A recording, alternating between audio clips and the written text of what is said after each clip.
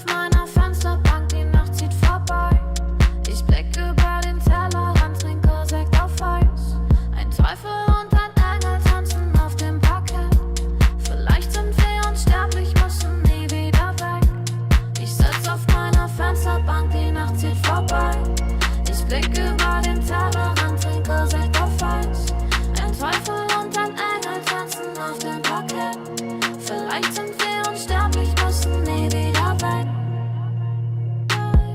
Big Park, Kippen und Drinks gegen Tristess. Großstadtbild, komm ich nicht weg. Kopf fragt, mach kein Pisstest, nein. Ich will nicht auf deine Party gehen, nein. Engel und Teufel tanzen schwanzig. Von deinen Lippen tropft der Chardonnay. Ich küss ihn weg, bevor du schlafen gehst. Ich sitz auf meiner Fensterbank, die Nacht zieht vorbei. Ich blick über den Tellerrand, trinke Sekt auf Eis. Ein Teufel und ein Engel tanzen auf dem Parkett. Vielleicht sind wir unsterblich, müssen nie wieder weg. Ich sitz auf meiner Fensterbank, die Nacht zieht vorbei. Ich blick über den Tellerrand, trinke Sekt auf Eis. Ein Teufel und ein Engel tanzen auf dem Parkett. Vielleicht sind wir unsterblich, müssen nie wieder weg. Faded auf den Wohnzimmerdielen. Baby, sag, wieso sind wir hier? Kann sein, dass wir den Boden verlieren. Wir heben ab morgens um 4. Ich sitz auf meiner Fensterbank, die Nacht zieht vorbei. Ich blick über den Tellerrand, trinke Sekt auf Eis. Ein Teufel und ein Engel tanzen auf dem Parkett. Vielleicht sind wir unsterblich, müssen nie wieder weg. Ich sitz auf meiner Fensterbank, die Nacht zieht vorbei. Ich blick über den Tellerrand, trinke Sekt auf Eis. Ein Teufel und ein Engel tanzen auf dem Parkett. Vielleicht sind wir unsterblich, müssen nie wieder weg.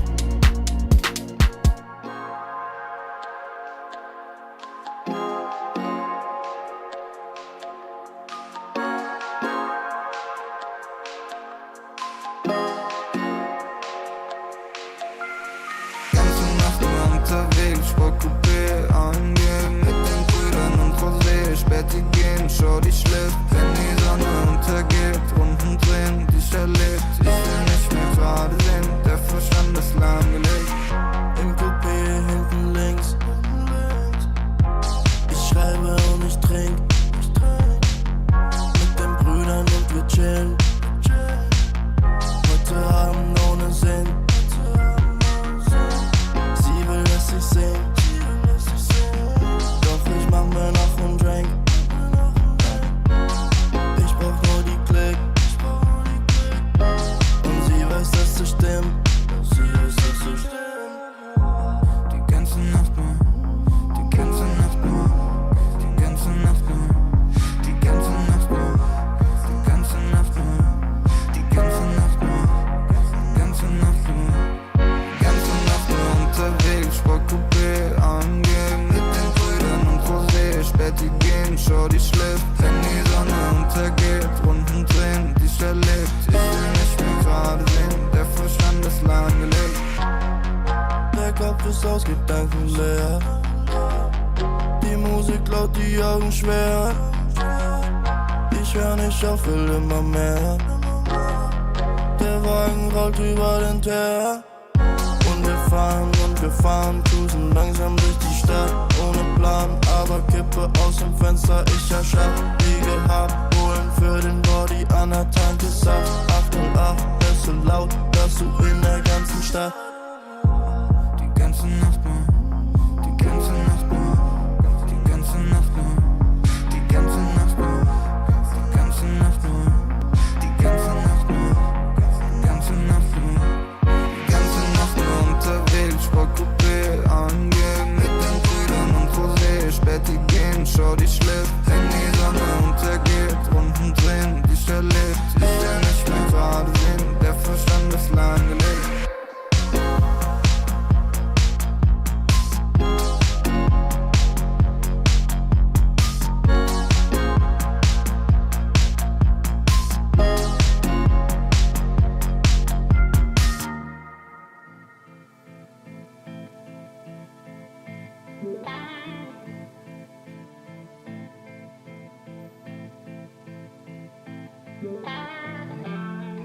Takes more than money to force a change. Takes more than time to heal the pain.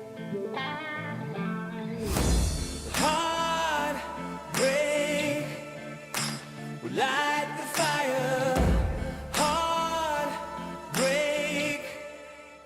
will light the fire.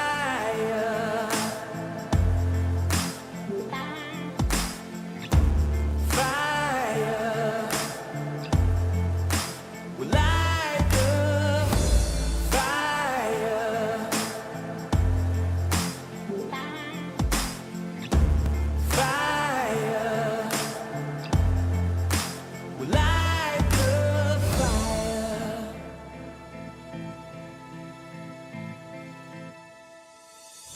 Takes more than money to force a change. Takes more than time to heal pain. Heartbreak will light the fire. Heartbreak will light the fire.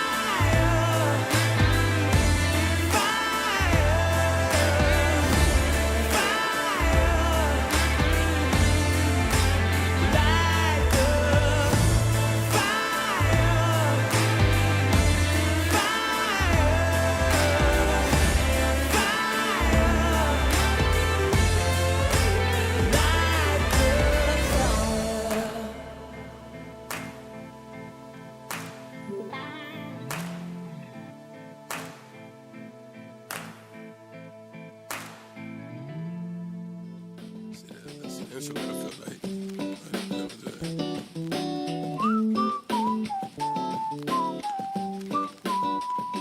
She be in the right place, always at the right time. Looking like a dream worth chasing. Her place and me in the nighttime. Trying to come through and I say, okay, okay, okay. What else I'ma say? Sucker for a pretty face, okay, okay. And she always get away when I say. I can never help myself, pretty baby. She like 2020, always driving me crazy. She like spending money just as soon as I make it. Even with the drama, little mama, my favorite. She come with finesse and stutter steps, everything fresh to the death. She ain't got a flex, she just say less. Come correct her, don't come at all. That girl done it all, run it all, window to the wall. Every time she call, it's a mission. It gon' be a trip, pay attention. I ain't even mad, she different. Just like sunlight in the distance, a little out of reach, ready made for the way. Cause the life is a beach, at least it's a mutual arrangement. If I'm being honest with myself, I wouldn't change it. Every time I'm with her, it's a mini vacation. Lose track of time like daylight savings. She be in the right place, always at the right time. Looking like a dream worth chasing. Her place and me in the nighttime. Trying to come through and I say, okay, okay, okay. What else I'ma say? Sucker for a pretty face, okay, okay. And she always get away when I say. I say what you have, she say what you got. I say what you need, she say what you want. I say what you on, she just say a lie. She could have the whole world on a string in a pocket. Stage dive with it in a mosh pit. Everybody watching, she don't care with gossip. She stir the pot cause she just a little toxic. She know she the plug and the charge in the socket. I would say it's love, but it's more catastrophic. Defies logic, a little obnoxious, but I'm so far gone like a Drake tape. Never had a chance in the first place. Maybe that's a mistake. I just had to know how her lips taste. Body talk letting her fixate this way. She know she my favorite escape. That's why she hit my line when it hit me in the right place, always at the right time. Looking like a dream worth chasing. Her place and me in the nighttime. Trying to come through and I say, okay, okay, okay. What else I'ma say? Sucker for a pretty face, okay, okay. And she always get away when I say it.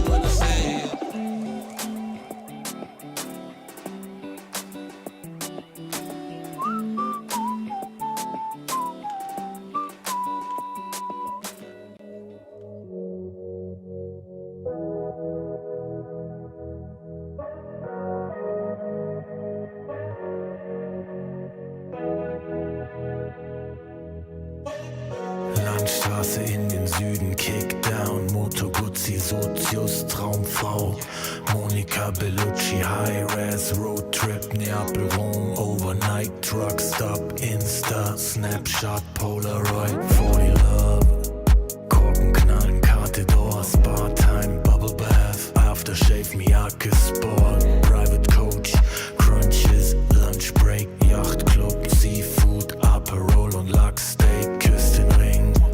Wir haben Erfolg, Millionen Dinge und dein Lächeln spiegelt in meiner Persol, Pilotenbrille, Holz knackt im Kamin.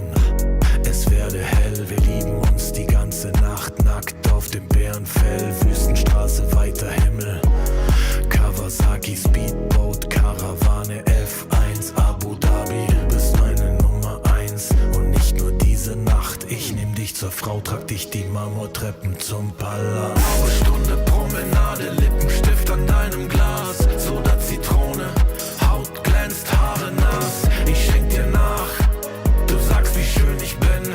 Ich küss deinen Hals und du lachst wie eine Königin. Leck die Lippen, ich bin dein bestes Pferd im Stall. Sind am Drippen, trinken Daiquiris aus nem Bergkristall. Schrimps und Limette, Monaco, Saint-Tropez, Dachterrasse, Whirlpool, Eiswürfel, Corbusier, Casino, Hopping. Die ganze Welt ist hier, Drinks für zwei, Champagner, Elixier, Traumpaar, Undercover, Americans, unsterblich, Grace Kelly, Cary Grant, allein unter Palmen.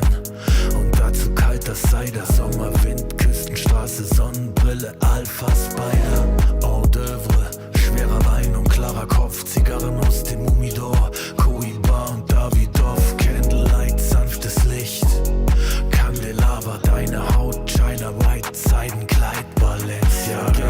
Was die Leute denken, wenn sie uns reden hören, Open Water, Seychellen, Hochseeangeln, Segeltörn. Du bist meine Nummer 1 und nicht nur diese Nacht. Ich nehm dich zur Frau, trag dich die Marmortreppen zum Palast. Blaue Stunde, Promenade, Lippenstift an deinem Glas. Soda, Zitrone, Haut glänzt, Haare nass. Ich schenk dir nach, du sagst, wie schön ich bin.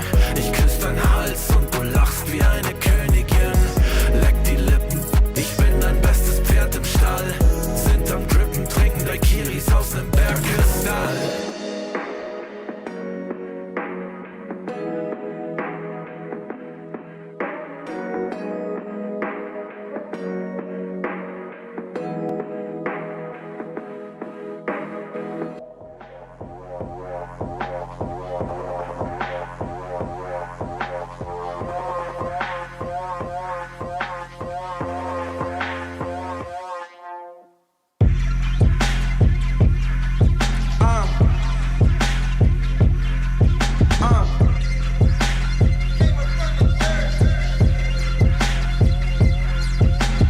Lanes in my way, they might have to get murked. Approach me with caution, might have to get hurt. I top up from the treetop, but I came up from the dirt. That shotty like a detox, hit the pump and go berserk. Yeah, I don't care. You might get found in the middle of nowhere. Approach me with caution, might have to get hurt. That shotty like a detox, hit the pump and go berserk. That shotty like a detox, hit the pump and go berserk. I think y'all in my way, so tell me which one going first. You end up in the hearse, you end up in the grave. That shotty like a detox, hit the pump and you enslaved. Hey, yeah, I don't care. You might get found in the middle of nowhere. Yeah, that shotty like a detox, hit the pump and go berserk. I think y'all in my way, so tell me which one going first. Scroll through my living room, chosen the pinnacle. I jump into the spotlight ever since I seen the hidden view. Move how I move, I don't know who you approaching. I'm Jordan, less suggestion, I don't need nobody coaching. All these niggas frozen, that's unusual. Every space I go in, that's not unusual. Approach me with caution, might have to get hurt. That shawty like them Reeboks, hit the pump and go berserk. That shawty like a detox, hit the pump and go berserk. I think y'all in my way, so tell me which one going first. You end up in the hearse, you end up in the grave. That shawty like a detox, hit the pump and you enslaved. Hey, yeah, I don't care. You might get get found in the middle of nowhere. Yeah, that shawty like a detox, hit the pump and go berserk. I think y'all in my way, so tell me which one going first. That shawty like a detox, hit the pump and go berserk. I think y'all in my way, so tell me which one going first. You end up in the hearse, you end up in the grave. That shawty like a detox, hit the pump and you ain't stay. Hey, yeah, I don't care. You might get found in the middle of nowhere. Yeah, that shawty like a detox, hit the pump and go berserk. I think y'all in my way, so tell me which one going first.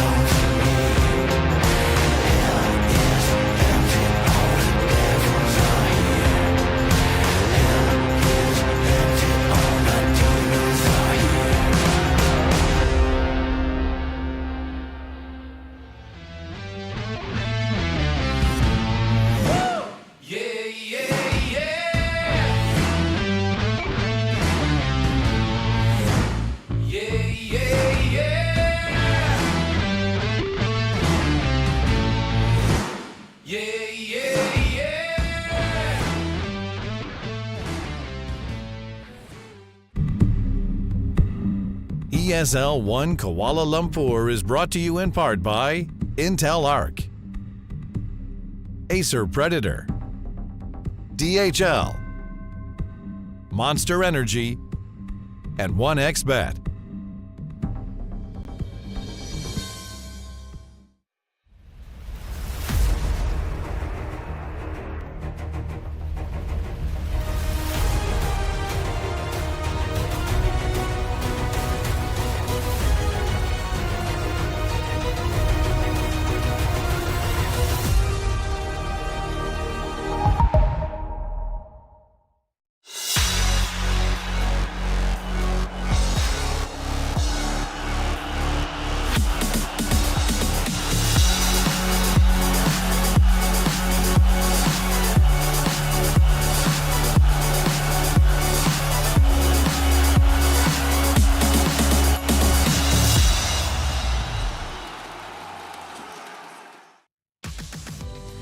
Good morning and welcome to this fantastic Wednesday here in Kuala Lumpur. And if you love esports, especially Dota 2 esports, today especially is good because if you love esports, you love competition. Competition is about obviously teams winning over other teams, which is great. Group stages, they're nice. Nobody, everybody gets to play everybody. Nobody goes home. Today that's going to change. And competition is all about eliminating and getting the better teams further down the tournament. And that's what's going to happen today because we started out with 12 teams. By the end of the day, we'll only have 8 left. It's a brutal world out there, but we live for this. We want to see this more and more. So we're going to close out group stages today. We're even going to have some upper bracket matches played today as well. So, fantastic day here. Of course, you are watching ESL 1 Kuala Lumpur 2023. We are powered by Intel, and yesterday was a great day as well. And if you missed anything, we got you covered with a recap of yesterday's games. With the repulsor, goes for it. No, he actually managed to get away with the Manta, and the stun turned up. He actually does side his blades. Darachi was getting a man fight that he's actually winning for once. The blades are cutting down Abed. What a fight for the carry of Gaming Gladiators, showing there is still some life. But he immediately turns, that's it, going down the walks instantly. And do they really want to still try and force something here, Liquid? I don't know. They're holding the high ground. Maybe see if G2IG step up into it. Again. He's going to be able to find it. JT, the 3-man RP coming in from nothing to say. Liquid, really an absolute shambles here. Now open up onto Monet. The opening stun, and there's the Poxy stay coming over. They've got the fortifications, want to keep the creep stay. There's the RP on towards Mickey. They force Mickey to the side, but Mickey will not survive. Taken out, Poxy to fall. This is going to be game over, surely. JT is heading in, looking for the grab. He's able to get the jump forward, gets the RP onto the two. That's beautiful. Skewers them back into the Ice Blast. The buybacks will come out straight away from Sable and Nisha and Mickey. But can they really fight back against this? Giving Farm Priority over to ATF as mid lane. JT does get caught out with a great avalanche toss, but JT gets the BKB off in time, and now the hand of God, and now the Echo! Oh, nothing to say! What a setup! Snaking and Malrine are both gone. JT, this guy, I don't know what it is, but he's always doing something special in every game we see. That's revenge. You couldn't kill the damage hammers twice over. There you go. That's a happy lad. You got him. Turns out the mouse is still working, John.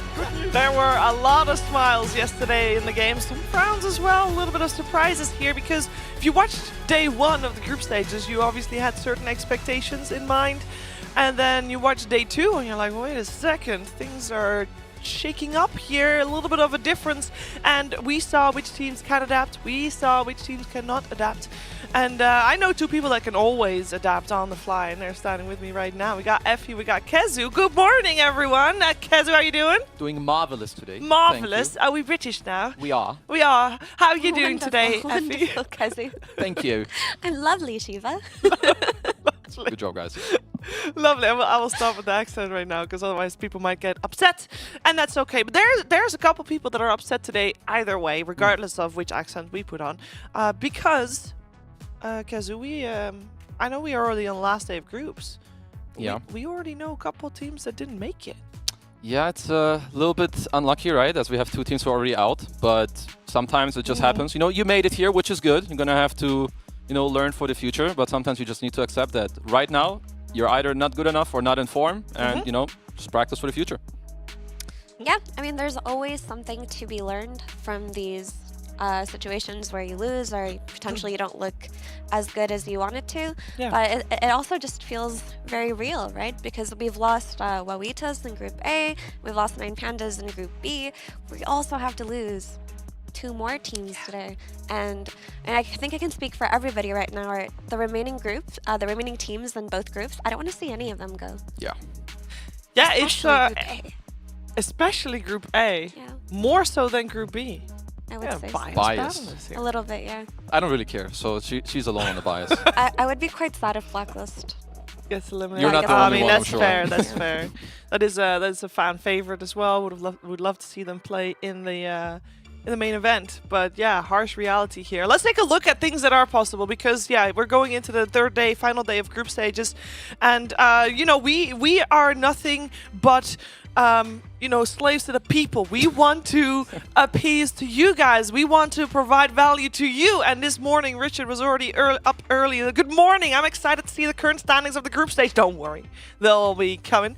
Of a hashtag ESL1 tournament. Can't wait for the last day of action. Let's see who will hashtag rise above fate and make it to the next round. Kuala Lumpur, you're in for an exciting day of esports. And you sure are. Thank you very much, Richard. And if you want to have your tweet feature, hashtag rise above fate. That's all you need to do. And yeah, those group stages, those group standings, here they are. Let's start with Group A and see what is possible on their end. Because yes, okay, Wawitas is already eliminated. That's fair. But as you can see, Kezu, there's quite a few possibilities still open here for the second team to get eliminated. Yeah, I mean, honestly, a lot can happen. Even at the top, you have both Azure Ray and Gaming Gliders who will play each other. And the teams below, like Bet Boom, Secret, they also play each other. If they go 2-0 while either of Azure or Gaming go 0-2, they're going to have the same score too. Then down bottom, you know, you have Team Secret, Blacklist Rival, you also play Bet Boom. Like, all these teams can kind of screw each other over and make sure that, you know, it's in their own hands to keep moving forward. Even Wawitas. When you're eliminated, the only thing you have left is spite. Take someone with you. Yeah. Trust me, it's true. I've been there. It just depends on who do they want to take down Secret that badly. Because even if, because Secret are at 4 wins right now and Blacklist are at 3 wins. So if they draw with Secret, Secret are still in a good position. They're going to have to 2-0 Secret and Blacklist are going to have to 2-0 Bet Boom. For them to be able to take Secret down. But there is still that chance. There is still that chance, and just sometimes we see teams just play better when the pressure is off to perform. So who knows? Maybe Wawitas will indeed make Team Secret's life a little bit more difficult.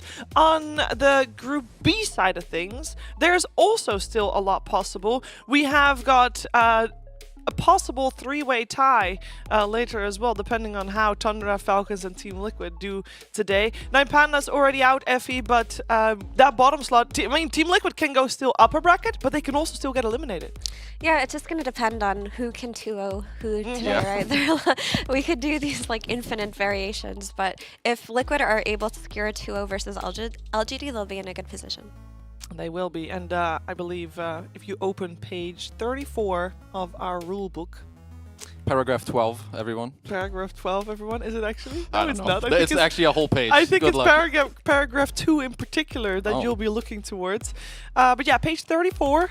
I hope that everybody has by now opened their textbooks on the right page and they will be able to read the tiebreaker rules, which basically, to make it very short, there are so many rules in place that there's a chance for 1v1 tiebreakers, but other than that, that's it. There should be rules in place to not have any tiebreakers, and if, perchance, there are tiebreakers needed, it's a 1v1 mid. And I believe last time we actually had a 1v1 mid. That was very exciting. This time around, same story. I mean, who knows? Maybe we'll have one. Maybe we won't, but that's just the way it is. And if you didn't want to be in tiebreakers, you should just play better. I know that Kezu earlier said, yeah, unlucky if you get eliminated. It's not unlucky, Kezu. You just get better. Just get good. Yeah, it's true. You know, sometimes you just gotta accept that the last days you sucked, and it happens. It does happen. It's hard to bring your A game to Dota all the time. And honestly, it's hard to even tell what makes a team suddenly pop off when they haven't been doing so well. It feels patch dependent. It feels, you know, maybe mood dependent. It's really hard to say, because when I think about a team like Wawitas, the players on that team are really good and they do have the international experience. But when you watch them play, it feels like something just isn't right there. They entirely crumbled and they look like a tier 2 team, even though they're all tier 1 players. It's similar with 9 Pandas, or at least the one thing I saw from them, they have great players, but when I watch them play, I think they have an identity crisis. And when that happens in a team, it takes more than like 2 or 3 days to fix that. And sometimes you just don't have those, but that's okay, because there's a whole system in place to get better as the year moves forward. And I'm of course talking about the ESL Pro Tour. Before this event started, before this ESL 1 Kuala Lumpur started, these were the leaderboards of the ESL Pro Tour points, where we have Team Spirit on top of the board with 2,400 points. And as you can see, I mean, it trickles down. There's quite a big difference as well in place there for example, between the 1st and the 8th place there. This event is an event where people can once again get points out of the system, and we do, I believe, have a little bit of an overview of how many points you can earn. We won't have a graphic of that, but that's okay. You can earn points, and by the end of today, actually, people will have earned points, because if you get eliminated first, you already know how many points you're going to get, so we already might have some changes. Also, the upper bracket series that are played today will also guarantee you some points if you win, so you also go up on the rankings, so we'll see how that goes.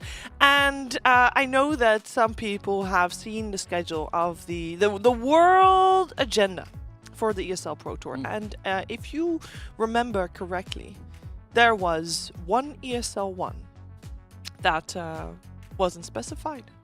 Didn't know where it was. It's just like ESL 1 Europe, I think it said. Yeah, where is it? You know, where? And Europe is big, so it's like, where is it gonna be? Well, we got a little surprise for you in the upcoming video.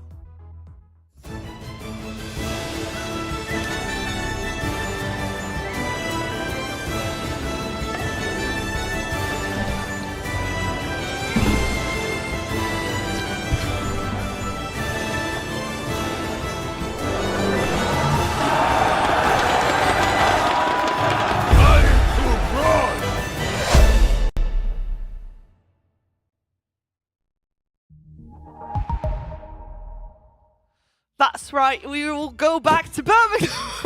I'm sorry. We'll go back to Birmingham for the ESL 1 Birmingham in April 2024. And very excited for that already, practicing my British accent a little bit more, as I'm sure Kezu and Effie will attempt to follow suit. Splendid. Wonderful. Absolutely marvelous, as I have never been to Birmingham, actually. Well, you Neither have I. Wow, we can maybe go together. No jinx. No jinx. I'm very excited that that ESL is coming back to Birmingham, because there's been ESL 1 Birminghams before, I believe 2, and I feel like, as far as European crowd goes, I feel like they were the loudest. I don't know if you guys, if you were watching from the sideline, if you can, you know, if you felt that as well. It's hard to compare crowds in general, but sometimes you just have to do it. I've heard the rumors. The of course, I haven't heard it myself, but I've heard that, yeah, they go crazy. They do go crazy. They are a rowdy bunch. Yes, Yeah. very on brand for Birmingham, I believe, as well. That's no flame, by the way. This is all good. And I'm very excited to see ESL 1 returning to Birmingham. That will be, of course, later on in the season. We're not finished yet with Kuala Lumpur, but I do want to have one final say about ESL 1 Birmingham. It is that tickets for ESL 1 Birmingham will already go on sale coming Friday. That is in 2 days. I did the math. It is. It is Wednesday. 2 days. It is Wednesday, so 2 days. Make sure to check that out. I believe even if you are thinking, oh my gosh, can't make it to Birmingham, but I would be able to make it to Kuala Lumpur this weekend, I believe there might still be a couple of tickets left, so make sure to check that out as well if you wanna be here in Kuala Lumpur this weekend to witness the spectacle that is unfolding before our very eyes. Now, of course, if you can't make it there, that's okay. It happens. You can still be a part of the broadcast in another way if you use a hashtag. That's right, like James did. To succeed is to win is to lose is to fall is to rise above fate. That's really motivational. Nice one, James. Good job, James. Honestly, I needed something like this back when I was coaching. That's the one thing I was lacking. You know, the motivational speeches, the sentences to, you know, bring people up. Yeah, from the big boy James. God damn it, what a at. The big boy James. It's a good one. And use hashtag rise above fate to also have the chance to get featured. And you could potentially, for example, tweet about who your favorite player is. That is what MLP did earlier. And it's JT. That is his favorite player of this tournament. And I don't think that he is alone in that.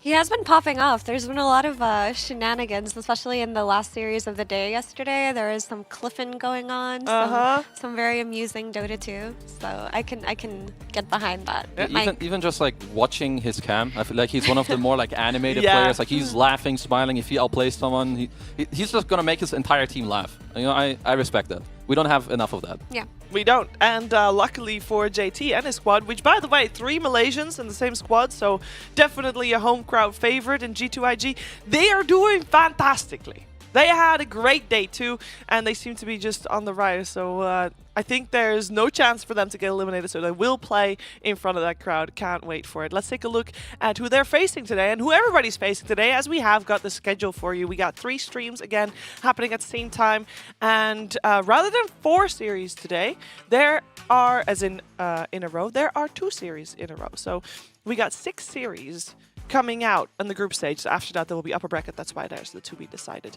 But on the main stream right here, you'll be able to watch Gaming Gladiators taking on Azure, and then later on we'll have Falcons taking on Team Tundra. Let's take a look at our Ember stream, as we've got 2 series there as well. Kazoo, we got Bedboom, Blacklist, LGD, Team Liquid. Any favorites? I think the first one, like Blacklist, they had a horrible day yesterday. If they want to move on, you know, it's in their hands, but they need to 2-0 Bedboom, which is not easy. So I hope they all had a good night's sleep, you know, a good pep talk yesterday, maybe a good pep talk before the games today, because they need the energy. I agree. That's the one I'm most nervous about, because, I mean, we are in KL. My voice. We are in KL, and it's an SEA tournament. I do want to see an SEA team play on the main stage, like a fully SEA team. And it felt like yesterday, they started off so well in that game 1 versus game in. Like, you got glimpses of what this team could be. And then after the throw, it all just fell apart. And I really feel like what we saw yesterday is not representative of this team. So just watching them go would be such a tragedy. It really would be. Let's take a look at Storm. The Storm stream will have Team Secret versus Wawitas, and we mentioned earlier Wawitas is already out, but who knows? Maybe this is when they'll shine and they'll pull down Team Secret with them. We'll have to wait and see. 9 Pandas will play up against G2IG, whereas 9 Pandas is already guaranteed eliminated, and G2IG, I believe they only need to win, they need to win 1 game. In 1 game, they will be secured upper bracket. So, at the moment, on paper, it seems like they'll definitely be able to get at least that 1 win out there. And even then, even if they don't, there's still a chance they'll be upper bracket anyway. So they're having a fantastic time. So all of that will happen over the course of today. Upper bracket, both upper bracket series will play today. So keep that in mind, that you also have to choose your favorite, because I believe they're happening at the same time. That is something to look forward to, but we are looking forward to our first game of the day. We're going to start things off with, as you just heard, Gaming Gladiators taking on Azure. And for that, we are going to take a quick break, and then we'll be back and we'll tell you all about it.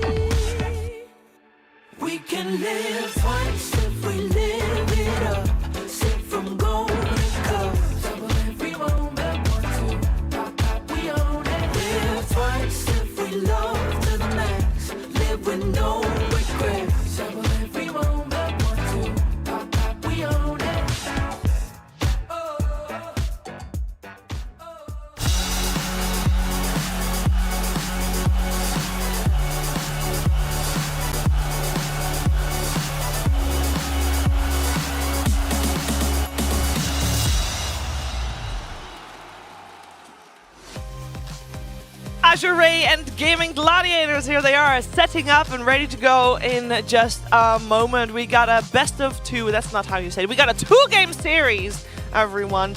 1-2-game series to decide what's going to happen to the squads, because both teams right now are 6-2 on their scores, which is very good, and only 1 win is needed for either team to guarantee upper bracket. So if they tie, they're sharing the love, they both get further, everybody's happy, but maybe one team has a chance of just, punching down a little bit, getting that 2-0 and making sure the other has maybe some chances of having to play tiebreakers or whatnot. Actually, there's so many rules that there probably won't be any tiebreakers, but maybe someone has to play 1v1 mid, which will be nice for us because we do like watching those for sure. But yeah, Azure Ray, Gaming Gladiators, 2-game series. Both teams have been stepping it up, and I want to focus first on Azure Ray here, Effie, because this is a team where a lot of people are like, okay, this team got invited, very nice, they did well at TI, but wait a second, what's this picture? Because I only see 2 people that were in Azure Ray at TI, in Lo and Tianming. Yep, we've got new additions in XM, Xinkyu, and XXS, but these players are no stranger to anyone who follows the Chinese scene closely. I mean, XXS was the offlaner for Aster for the longest time, and he was basically the king of Broodmother a few years ago. I felt like everybody was watching his replays and studying him.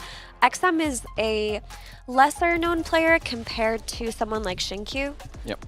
Or XXS, because he was bouncing around like the Division 2 teams last year, but we never really saw him tested at a LAN environment. He last played on XG, I believe. That was his last team.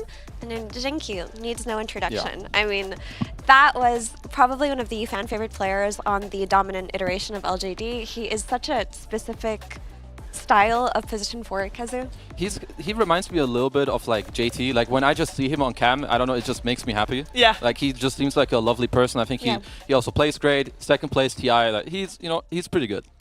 Pretty good. Pretty good. It's pretty good. I remember he innovates a lot of funny. He brought Coddle into the meta with 5 null talismans back when null talismans gave you spell. He was the person who innovated one-shotting waves with the null talismans, and he was playing it through position 4. And it's really funny because he's a playmaking 4 who plays ranged supports, like high magic damage range supports who also play makes. Typically, when you think of playmaking 4s, you think of people who play, the Earth Spirits and the Tusks. But no, this man is a very fun player to watch. He even busted out some POS 4 Zeus, I think, in his tournament. Pretty sure he's the only one to do that because no one wants to play Zeus. Maybe mid, but not 4. But he made it work. He owned, so all good. Yeah, I mean, this squad coming in with 3 different players. Oftentimes, you see a team shuffle up that much, and you're like, they're gonna need some time to adjust to each other and to really, click. It seems like this team really just has it all down already, and they start off with their base level being incredibly high. But when you're talking about a team with an incredibly high base level, you also have to mention their opponents today in Gaming Gladiators, because this is a team where, at the start of this tournament, Effie, we thought, they don't seem as good as they normally are, but they were still, their base level is incredible. Yeah, I mean, in typical Game fashion, they slow started the first day of group stages, but they really quickly fixed all of their mistakes in that day 1, and they showed us why they were the most dominant team in the last year up until TI Kazu. Yeah, I mean, this team is just, honestly, when they're in form, which, sometimes when they lose once, you feel like, oh, they're not good, but, it takes them one day. They know exactly what to do. They swap up some stuff like, okay, let's build auras, let's go together, let's help each other. I feel like they're like, if I had to fear any team in the first 10-15 minutes, I don't want to play this team. Ever. Yeah. They're going to play this chain, they're going to have some Lycan, they're going to kill my towers, they're going to kick me out of my jungle. So Gaimin, I think, they have to be the scariest team to face when you want a little bit of time to just chill and hit some creeps.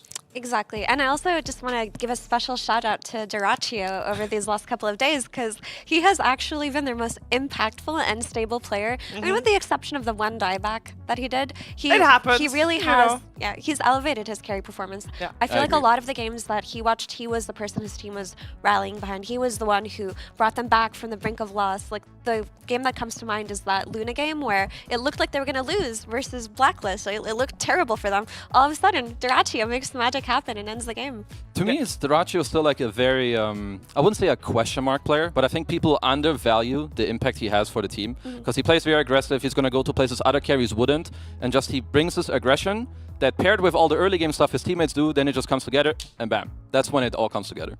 Yeah, Gaming Gladiators has had some fantastic moments, and well, we of course are gonna potentially have a lot of more moments of those in the upcoming series. And for that to happen, we need to get into a draft, and we'll do that after a break, where we'll leave you with some of Gaming Gladiators' better moments. Gaming Gladiators, a team that came out of nowhere and very fast became one of the absolute best teams in the world. They've looked extremely dominant this entire year, but sadly their dominance was cut short both in Riyadh and at TI, though they still managed good results at both events.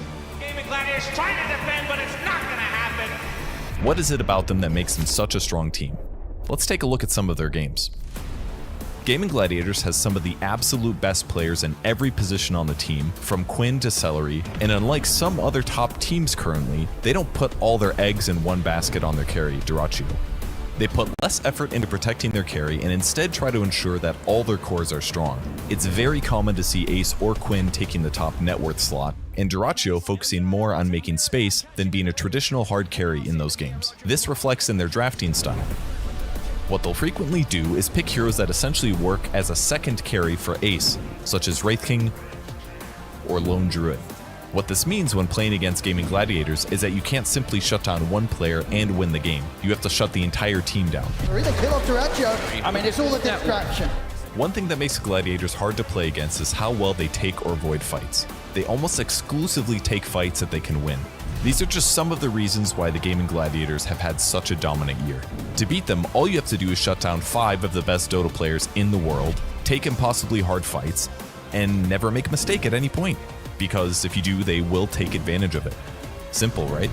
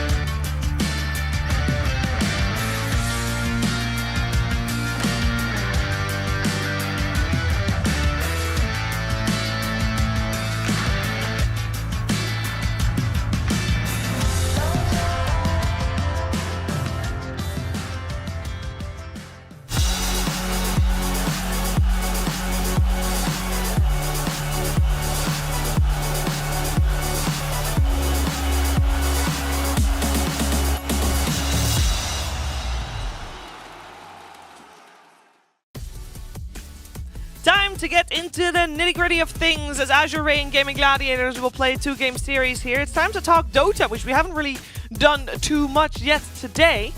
And I feel like we should update people a little bit here on which heroes to expect, because it's been 2 days, of course. We've seen already a little bit of a shift in the first few days, and I think we are witnessing another shift right here, because it was Grimstroke that was the most picked heroes, and we mentioned yesterday that was also because he just wasn't yet first phase ban material. But Kezu, seems like Azure has moved him up in priority here. Yeah, guess what? Gaming Gladiators, they want a 3-man mid. They want to go behind Quinn. Yeah, take out these heroes that they can just play through with him. Even take out his best hero where he will play himself with the Pango. So yeah, you just see day 3. Some stuff shifts. You see what teams are doing. Take their best stuff out. Screw them. Yeah, screw them indeed. But with that being said, there's still some things left in the pool that we do see gaming bust out when they can, like the Lone Druid, like the Spirit Breaker.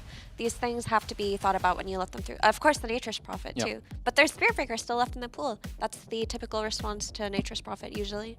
I do even think, just looking at team matchups, so Gaimin play very fast on the early and mid game, but I really like the heroes that Azure play themselves. Already naturally, they play carry Lone Druid, they will play mid Slardar, mid Earthshakers, and Lifestealer carry. These are all naturally carries that not only do they do well themselves and get gold, but they stop the enemies, especially a lot of the times in the lane. Yeah, and they're also one of the teams that's still extremely confident in their Brewmaster, who was one of the most popular offlaners during TI meta, but a lot of teams kind of gave up on him after some of the nerfs, but not Azure. They have first faced him a few times alongside Phoenix.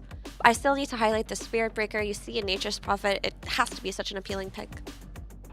Not for them. Not for them. I mean, Magnus has been doing extremely well. Yeah. The flex between mid and offlane has been abused by a lot of teams. And surprisingly enough, I've seen Magnus win matchups versus Lina, who feels like a hero who doesn't lose lane. I saw Nothing to Say completely handle. I feel like that is Linas only yesterday. Nothing to Say. I feel like that is just a Nothing to Say thing. I mean, have you ever seen a Magnus solo mid kill a No. Lina? No. Solo kill a Lina. He did that twice yesterday. Yeah. He's just too good. Because that is not supposed to happen, my friend. No. He did it twice. All right. Yeah, Not bad. I mean, this hero is just very appealing, simply because the stats are so good, the laning is good, the damage is incredibly high, secures your team fighting, gives you a lot of potential for plays throughout the game with a skewer. And also, we have to talk about the Magnus high ground defense. Yesterday, when Blacklist were playing this Magnus mid, the only reason they held into that game for so long was the skewers back into their high ground. And another added benefit that Magnus has is just a lot of heroes don't like playing against this hero. You don't ever want to play against Hard Lockdown or heroes who can put you out of position. There's a few heroes I would put in this category. A lot of heroes don't enjoy playing against Nyx Assassin or Ancient Apparition, Ulti.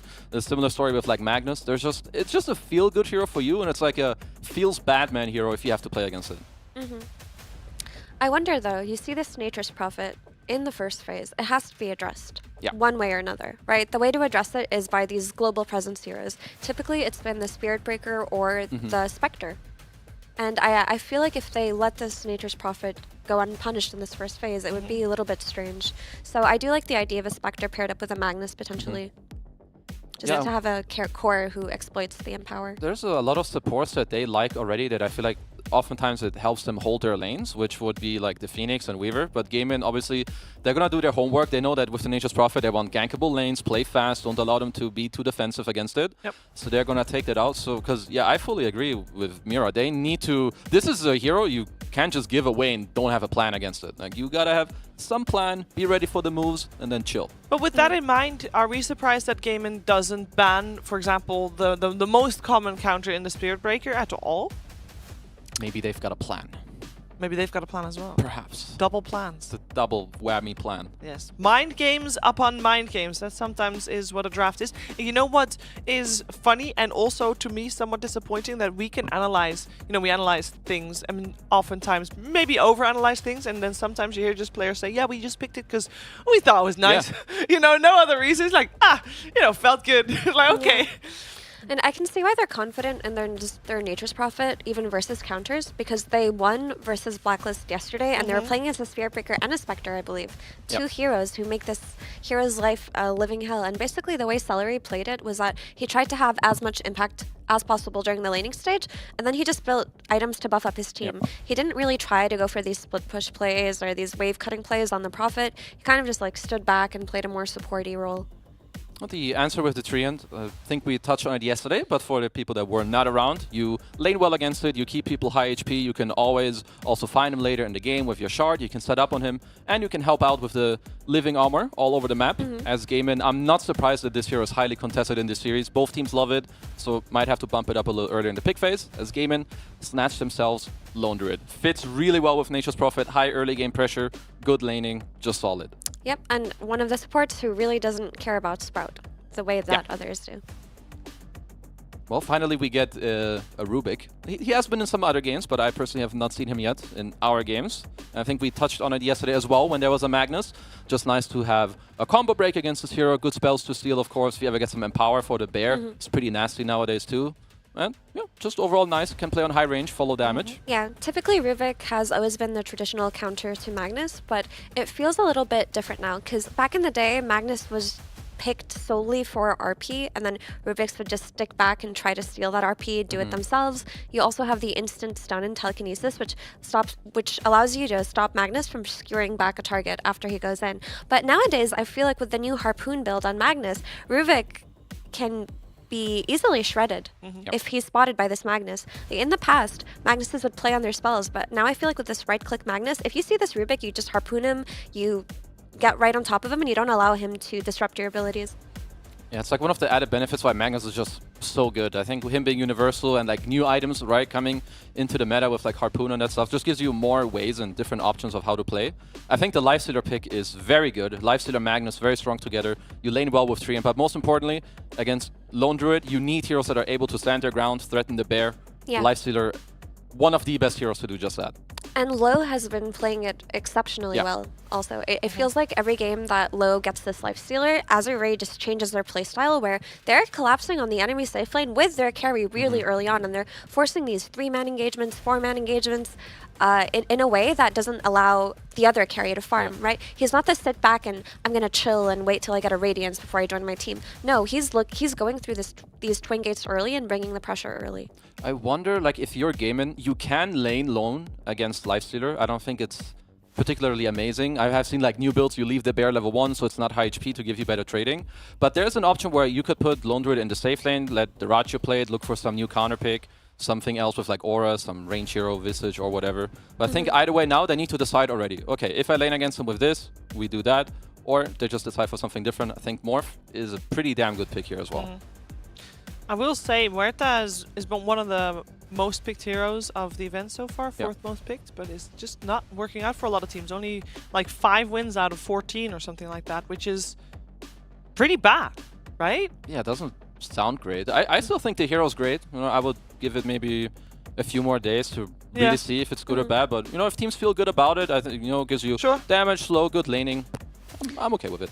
I think she's gotten a little bit figured out since TI, and also a little bit tweaked since TI, where she's not as strong, but she still provides you in the draft a lot of things. She provides you all strong laning support. She gives you scaling, which you do need on your supports in this patch. You can't pick supports who don't have a means to dish out damage in the late game, which is why Willow and Muerta have become so popular recently, and the flex potential is all for.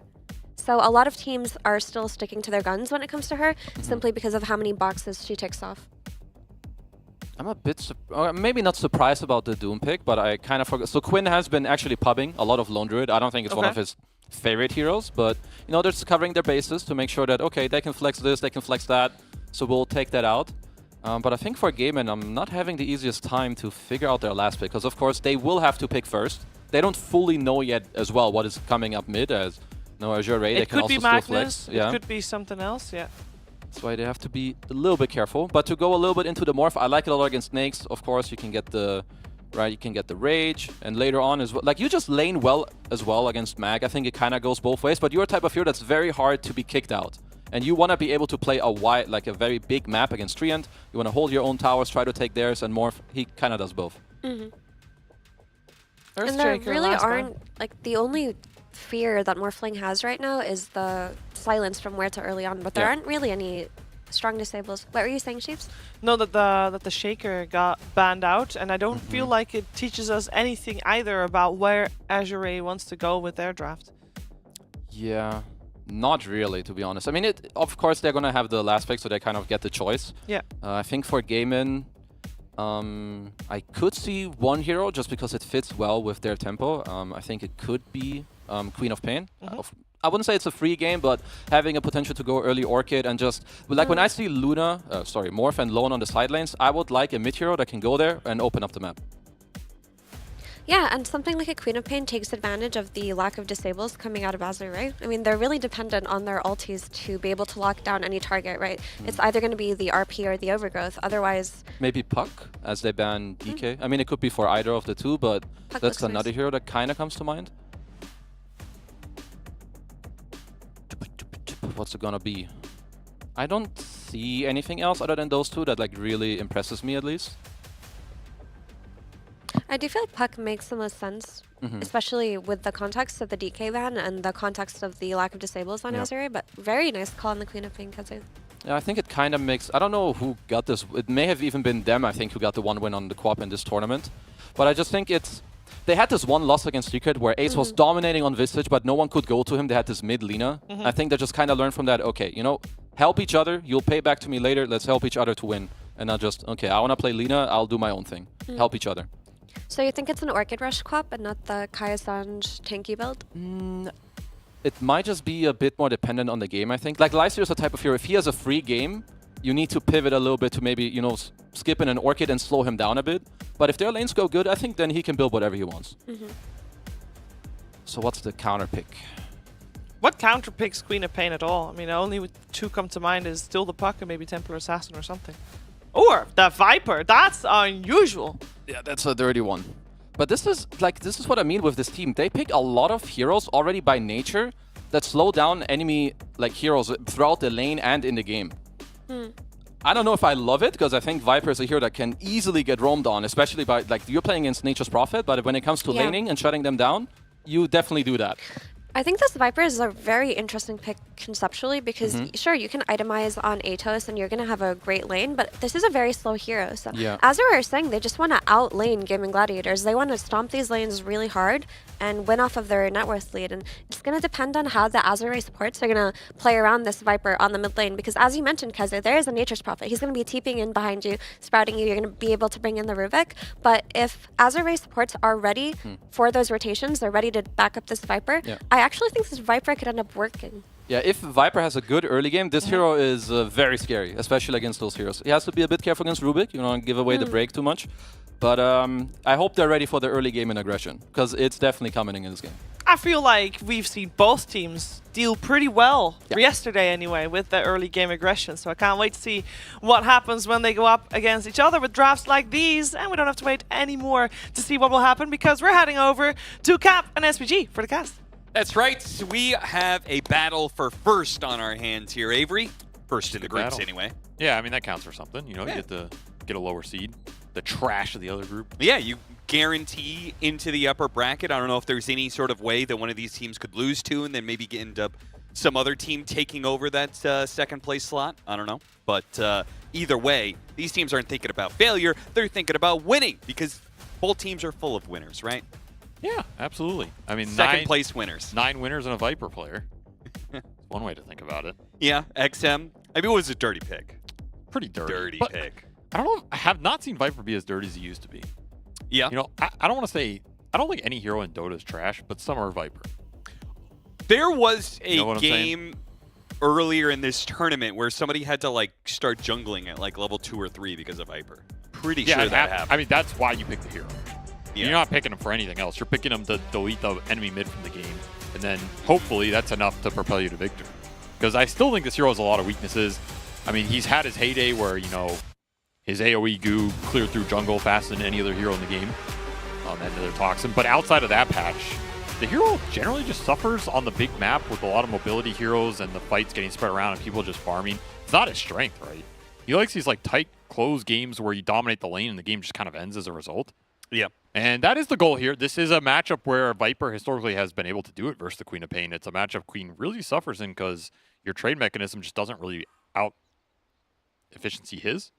The downside is Gaimin have some good answers to Viper in the team fights and in the game. You have the Rubik to turn the break around. You have Morphling to turn it around. In fact, Morphling and Rubik are two of the only heroes in Dota that use Viper spells against him, and they used to be classic counter picks to the hero. So you kind of picked it into your own counters from a stats perspective, which is maybe unfortunate, right? Because otherwise I think the pick would look a lot better here. But I am worried for the Viper in the mid-game fights where you just get broken, you get turned around on, and you lose your magic resist, you just get shredded.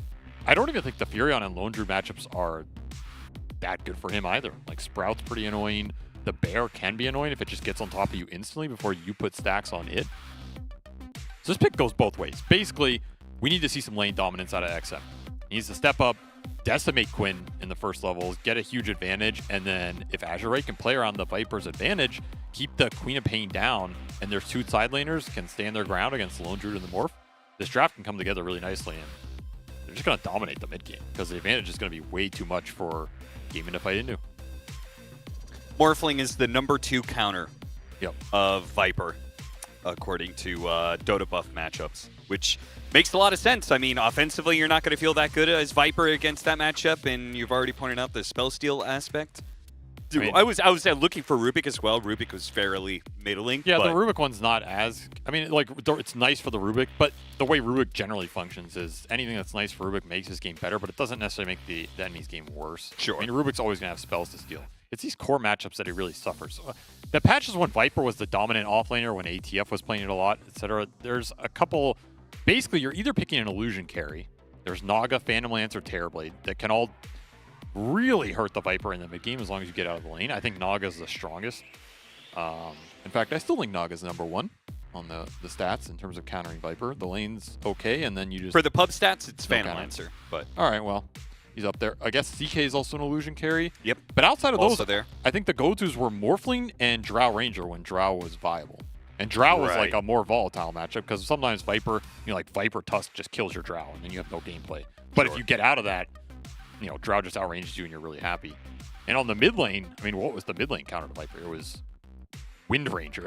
So that was like what people were trying, right? Wind Ranger, or you try and outrange him with like Lina Sniper type route. There was some Medusas. Looks like Invoker did all right. Yeah, there was a Quas Invoker matchup that was like okay, but it wasn't a great patch for Invoker. So it's an interesting hero. He has this like really weird matchups. It's a harder hero to execute than it seems on paper because people just think of Viper as you right click and then that's all you really do. The hero's simple to play, but he's actually kind of hard to win with a lot of times in competitive. Well, we'll see whether or not it can find success here because, again, it was picked earlier in this tournament. I'm pretty sure Mar actually played it in the offlane. So, here in the mid, I mean, it's been a while since... You guys ready for the mid 1v1 later today, says Celery. Is that in the rulebook? I know we had a talk about the rulebook earlier today. We had best of ones. There are 1v1 mids. Okay. Potential tiebreaker. So, Azure have a lot of faith in XM. They're saying that low is greater than Somnus. So I guess low is going mid in the 1v1, That makes sense. Throw your carry there. Why not? Maybe Jin-Q will play it. You never know. That's like Liquid. Apparently, Boxy's really good at 1v1 mids. They are very different, actually. But, I mean, generally... Dota would be more... We're going to remember we were talking about having larger rosters for Dota so you could have specialist players. Yeah. Imagine if we changed Dota so 1v1 mids was more of a thing. Maybe like the shootout in soccer, aka football. And you had like a specialist 1v1, Yeah, you know the problem with that? What's the problem with that? I'll give you 3 letters that are the problem with it. EGO, my friend. Every mid player has massive ego, so they're never going to let someone else go mid for them, in a 1v1, right? You think Quinn's going to let Tofu go mid in a 1v1? Well, Quinn oh, yeah, you got it, is a mid specialist. Exactly, but every mid thinks they're the best laner in the world regardless of the rule set, I feel like there's definitely got to be some mids out there that do not think that they're the best laner in the world. Okay, yeah, that's possible. Maybe excel at other aspects. But they don't care. They're still going to play it. Sure. And then you go in a random 1v1 mid tournament and Ice shows up and throws coal at your face and kills you. And you're like, okay, this is not fun. Yeah, I wonder how S4 would do in the 1v... We had a modern 1v1 mid tournament. How good some of the past champs. Oh, right? they would... S4 was... They would get handled. They would get handled? Yeah. laning is a skill that is dynamic. Like, laning's not a static skill. It's not like once you get good at laning, you're just good forever. Sure. It's constantly updating. It's constantly adapting. There's new items added to the game, new regen items, consumables. Sometimes Valve just puts an extra creep to go to the mid lane. Yeah, exactly. All these things change, and people are constantly updating it, constantly getting better. So I have no doubt that almost any top-tier player of nowadays would wipe the floor with any player from like 10 years ago, as it should be. Not that those guys are bad, but like, it's a very different game. The skill is relative, and as the game has become more popular and more money, people practice more and more and more and learn from the mistakes of the past. And nowadays, when you go back and watch replays just of 5 years ago, it looks like a very different game skill-wise. It's because it is. Are you still going to say that 5 years from now, though? I do think I mean, it's probably like logarithmic, right? I think the biggest gains in Dota were probably made in the first 5 years in terms of leaps up, right? Like, there was a lot to still develop, and there was a lot of room for growth. But then your gains become smaller and smaller percentage-wise. Like, nowadays, you're eking out, 1% gains instead of 5% gains. The man's to try missing and get a an key. edge. What happened to the key? He doesn't like those, man. I guess. All right, well, hopefully we'll be able to get these PCs back up online and get our first game of the day rolling. How have you been feeling about the group so far? Who's been standing out for you? Because we've only cast the morning games, so we haven't actually cast the later games. Chinese Dota for sure, right? Chinese Dota across the board? Yeah. Like, okay. I mean, people hating on LGD, but it's not like everybody has a great first tournament after a new roster, and I think Jiao will eventually get them somewhere over the course of a year, right? But I think the other two, between Azure and G2IG, they both looked really solid in terms of the synergy, the drafting, bringing some creative stuff to the table. I think Chinese Dota's looked a lot better right now with the recent shuffle than they have in a long time. Yeah. And I think people were kind of like losing faith in them to be able to compete at these lands. But I was thinking about like this land, who is the favorite to win it all at this exact point in time? It would probably be Gaimin on paper just from like results of last year. Yeah. But if you're looking at the gameplay, I feel like there's a lot of teams that can compete with them, give them a run for their money, and show up and do pretty well right now, right? It doesn't feel as Western Europe dominated at this event as some of the previous ones. Yeah. It's never good when one region is dominating. And so I think that bodes well for the rest of the year. Now, it could end up in the same place, right? I'm not putting like a huge amount of stock in that. Oh, Western Europe's dead and all these regions are going to dominate and whatever. But it seems a lot more balanced to me. Like, I feel like a lot of these teams are competing pretty well with each other. You have the MENA region coming up with Falcons and Quest that I think are going to be like Which helps with the Western competitors. European dominance by basically splitting that region in half. But you're still spreading it out. You have different qualifiers, different metas. You come to land, different teams are ahead or have to catch up, right? You're spreading out the experience of the veteran players. Like, that makes a difference over the course of time. You had some SA players that branched out as well, right? Like Whisper going to OG. You know, you're going to spread some experience and knowledge. It's going to go back into these regions. It helps over the long term. So for me, I think China coming back is very good for the Dota scene. I think them making a resurgence here is help boost their region's confidence. And I think it's a result of them bringing back some of these players like Jin Q, Ame's coming back, you know, and maybe some of that started with like that run from Azure Ray at TI.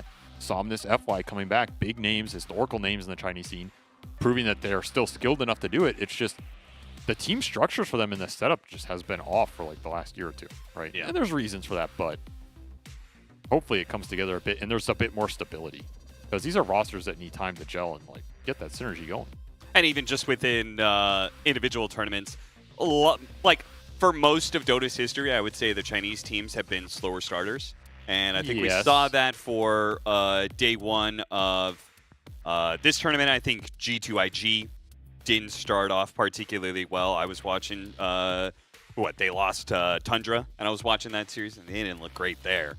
But they've gone on to then beat Liquid, beat Falcons. You know, they're getting there now. Yeah, and for me, I'm evaluating this not just on, wins or losses, but it's on the gameplay, right? Like, when you're watching G2IG play, I've been impressed by how fast they've gelled and how good some of the team fights have looked, the map play, the warding, all of these things, right? It just looks solid. Now, that doesn't mean you're going to win this land. Like, maybe they come 6, maybe they come top 3, maybe they don't lose it, they don't win a single game after this, but it's still a good sign because you're at the start of a new year. And you just want to have some promise so that people have confidence to build on that. And, you feel like you can compete. That's the biggest thing. Do you feel like you can compete with these top-tier teams? For a lot of times, it just has felt like a huge gap existed.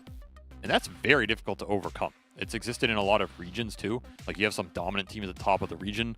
Nobody feels like they can compete with them. I think NA is like the best example of that, right? There were years where it's like who's competing with Shopify/EG stack in NA. Right. And you just get shit on in the first 5 minutes and you've Exactly. lost your lanes and you're down like 3K in the first 5 minutes. Like you don't really get to learn that much. Right, so you spend 5 years learning how to lane, and then you go to LAN, you get shit on in the mid game, and it's like, well, this was useless, you know. Not that I've been there, but it creates a sense of gatekeeping, and sometimes that just like hurts a region overall. 'Cause it's like, well, why would I even try hard if I'm just going to get gate kept? Not that anybody's gatekeeping people, but intentionally, right? But, you know, accidental gatekeeping exists. Things happen. Yeah. Regions rise and fall like empires, you know. Yeah. They come and go. I don't know. That's an interesting dynamic too. But I think the more players get spread around regions, the better it is for the health of Dota. And I think that's also a reason that C has sometimes underperformed at LANs historically, because I feel like a lot of the talent gets sucked out of C. Yep. But not a lot of people go to C, right? I think the only 2 instances I can remember that were like a Western captain or coach or something that went to C and tried to be there for a longer amount of time was outside of some of these random coaches. Was probably Demon. Yeah. On that TNC team that went to like the top 8 at TI, right? Sure. And Fly when he tried to join, I guess like the early T1 Talon roster. Yeah, when they had to go through open qualifiers and that bombed pretty hard. Neither of them really lasted too long, right? Yep. And I think it's rare that you have Western players going to C. I mean, it's also a hard cultural transition, both ways, right? There's like a reason a lot of these C players end up going back to C. But I think it is a factor for the region. Like you get it feels a bit more isolated to me. And I think it's hard for them to go on LAN and play against like Western Europe. Like how much experience do some of these C teams have with the Western European idea of Dota, their strategization, their drafting, this type of stuff? I just feel like, you know, Eastern Europe, especially China, and sometimes even NA just get more exposure to it because of like the mix of personalities at LAN, how people interact with each other. For example, at this point, I feel like NA and Western Europe, okay, I'm not saying NA competes with Western Europe, but a lot of NA players have gone to Europe and are working out successfully there. Yeah. I don't know if that's true for a lot of the C players who've gone to Europe to the same percentage, outside of some of the old ones like Mid One, for example. Yeah. I mean, Gabby went there and had like an okay run, but now he came back, right? Yep. And that's what makes this season so interesting is that we have C talent returning to Southeast Asia. And we've also got Taiga going back. So it's perhaps going to revitalize the Southeast Asian scene, though that hasn't worked out so far at this tournament. We are going to be back up online with a game coming up very shortly. Sounds like it's going to be around maybe less than 5 minutes. So we're going to take a short little break and come back with the game ready to go.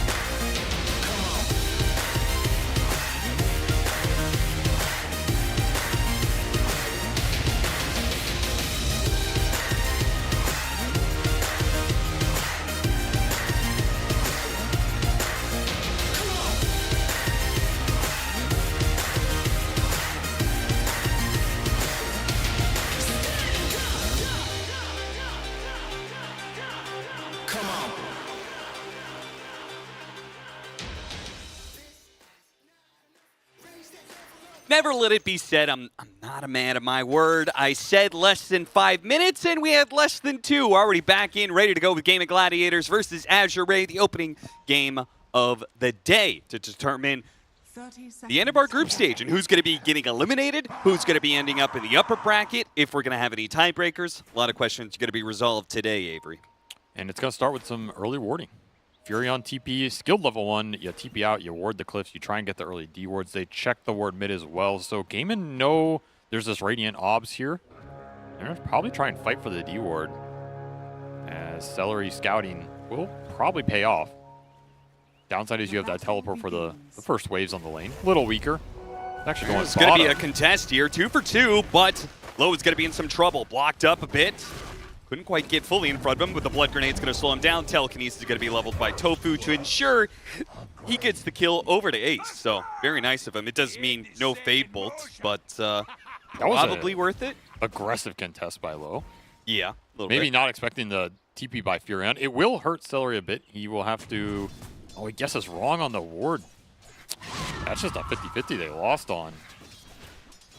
Interesting. I mean, the smoke out from Azure Ray pays off here as they save their early obs on mid. As we'll see how much it helps XM, because this is big for the Viper usually. The high ground ward for Viper allows him to just, orb walk you a lot more on the lane. That's why Gaimin were looking for it. Like, they smoked out, they teleported out, they were really trying to secure the vision on the mid lane, because it would help Quinn a pretty decent amount here as the lane goes on between like the 3 and 5. So not getting that's a pretty big deal. We'll see how much it pays off for XM on the later levels, as right now, just take Scream, try and shove the lane in as much as you can, and win these early waves while you have a chance to win them, because the 3 through 5 is not going to be pretty for the Quinn of Pain. Can't even say it right anymore. But it will help some of the side lanes here as, Celery battling hit against a strong lane top as best he can. And I'm curious to see how well Jin-Q performs as the tournament goes on, because I think he's had a very good tournament so far. I think this is the standout player for this team. When he's cooking hot. And Mort does another one of these, signature playmaker range damage supports that he can shine on. Yeah, we keep on going to the Muerta, and it's, not hard to see why when it gives you the kind of team fight that it does with the calling, but also it feels like I would have a sense of security as the game goes later, knowing I have a 4-position Muerta that basically becomes a kind of 2 position at some point in the net worth. I don't know how often that transition actually works out. Like, we've seen Muertas get farmed, but do they actually win these later fights? I don't know. I feel like I see it more often than not that they're like killing a core solo with their but damage. then I also feel like they lose the game. Yeah, that might be possible. Well, maybe I'm recency biased, but we'll see. I think it is a hero that can just pop off with the kill throw later. There's also this parting shot that is sometimes just ridiculously strong, but we don't see it in competitive a lot. Yeah, I wish it was played with a little bit more, because it is very interesting ability. And the Lone Druid lane dominance continues here as Lifestealer Tree, not enough sustain to battle up against level 1 Lift and a Bear. I don't know. This bottom lane has just not been played well by Azure Ray early. No, the fact that they lose a fight against Telekinesis. Yeah, with the Leech Seed plus a Lifesteal. Like, this lane's just not been traded out too well. They even had a double wave on them too. Like, this is just wrong, Sometimes that is Lone Druid, I guess.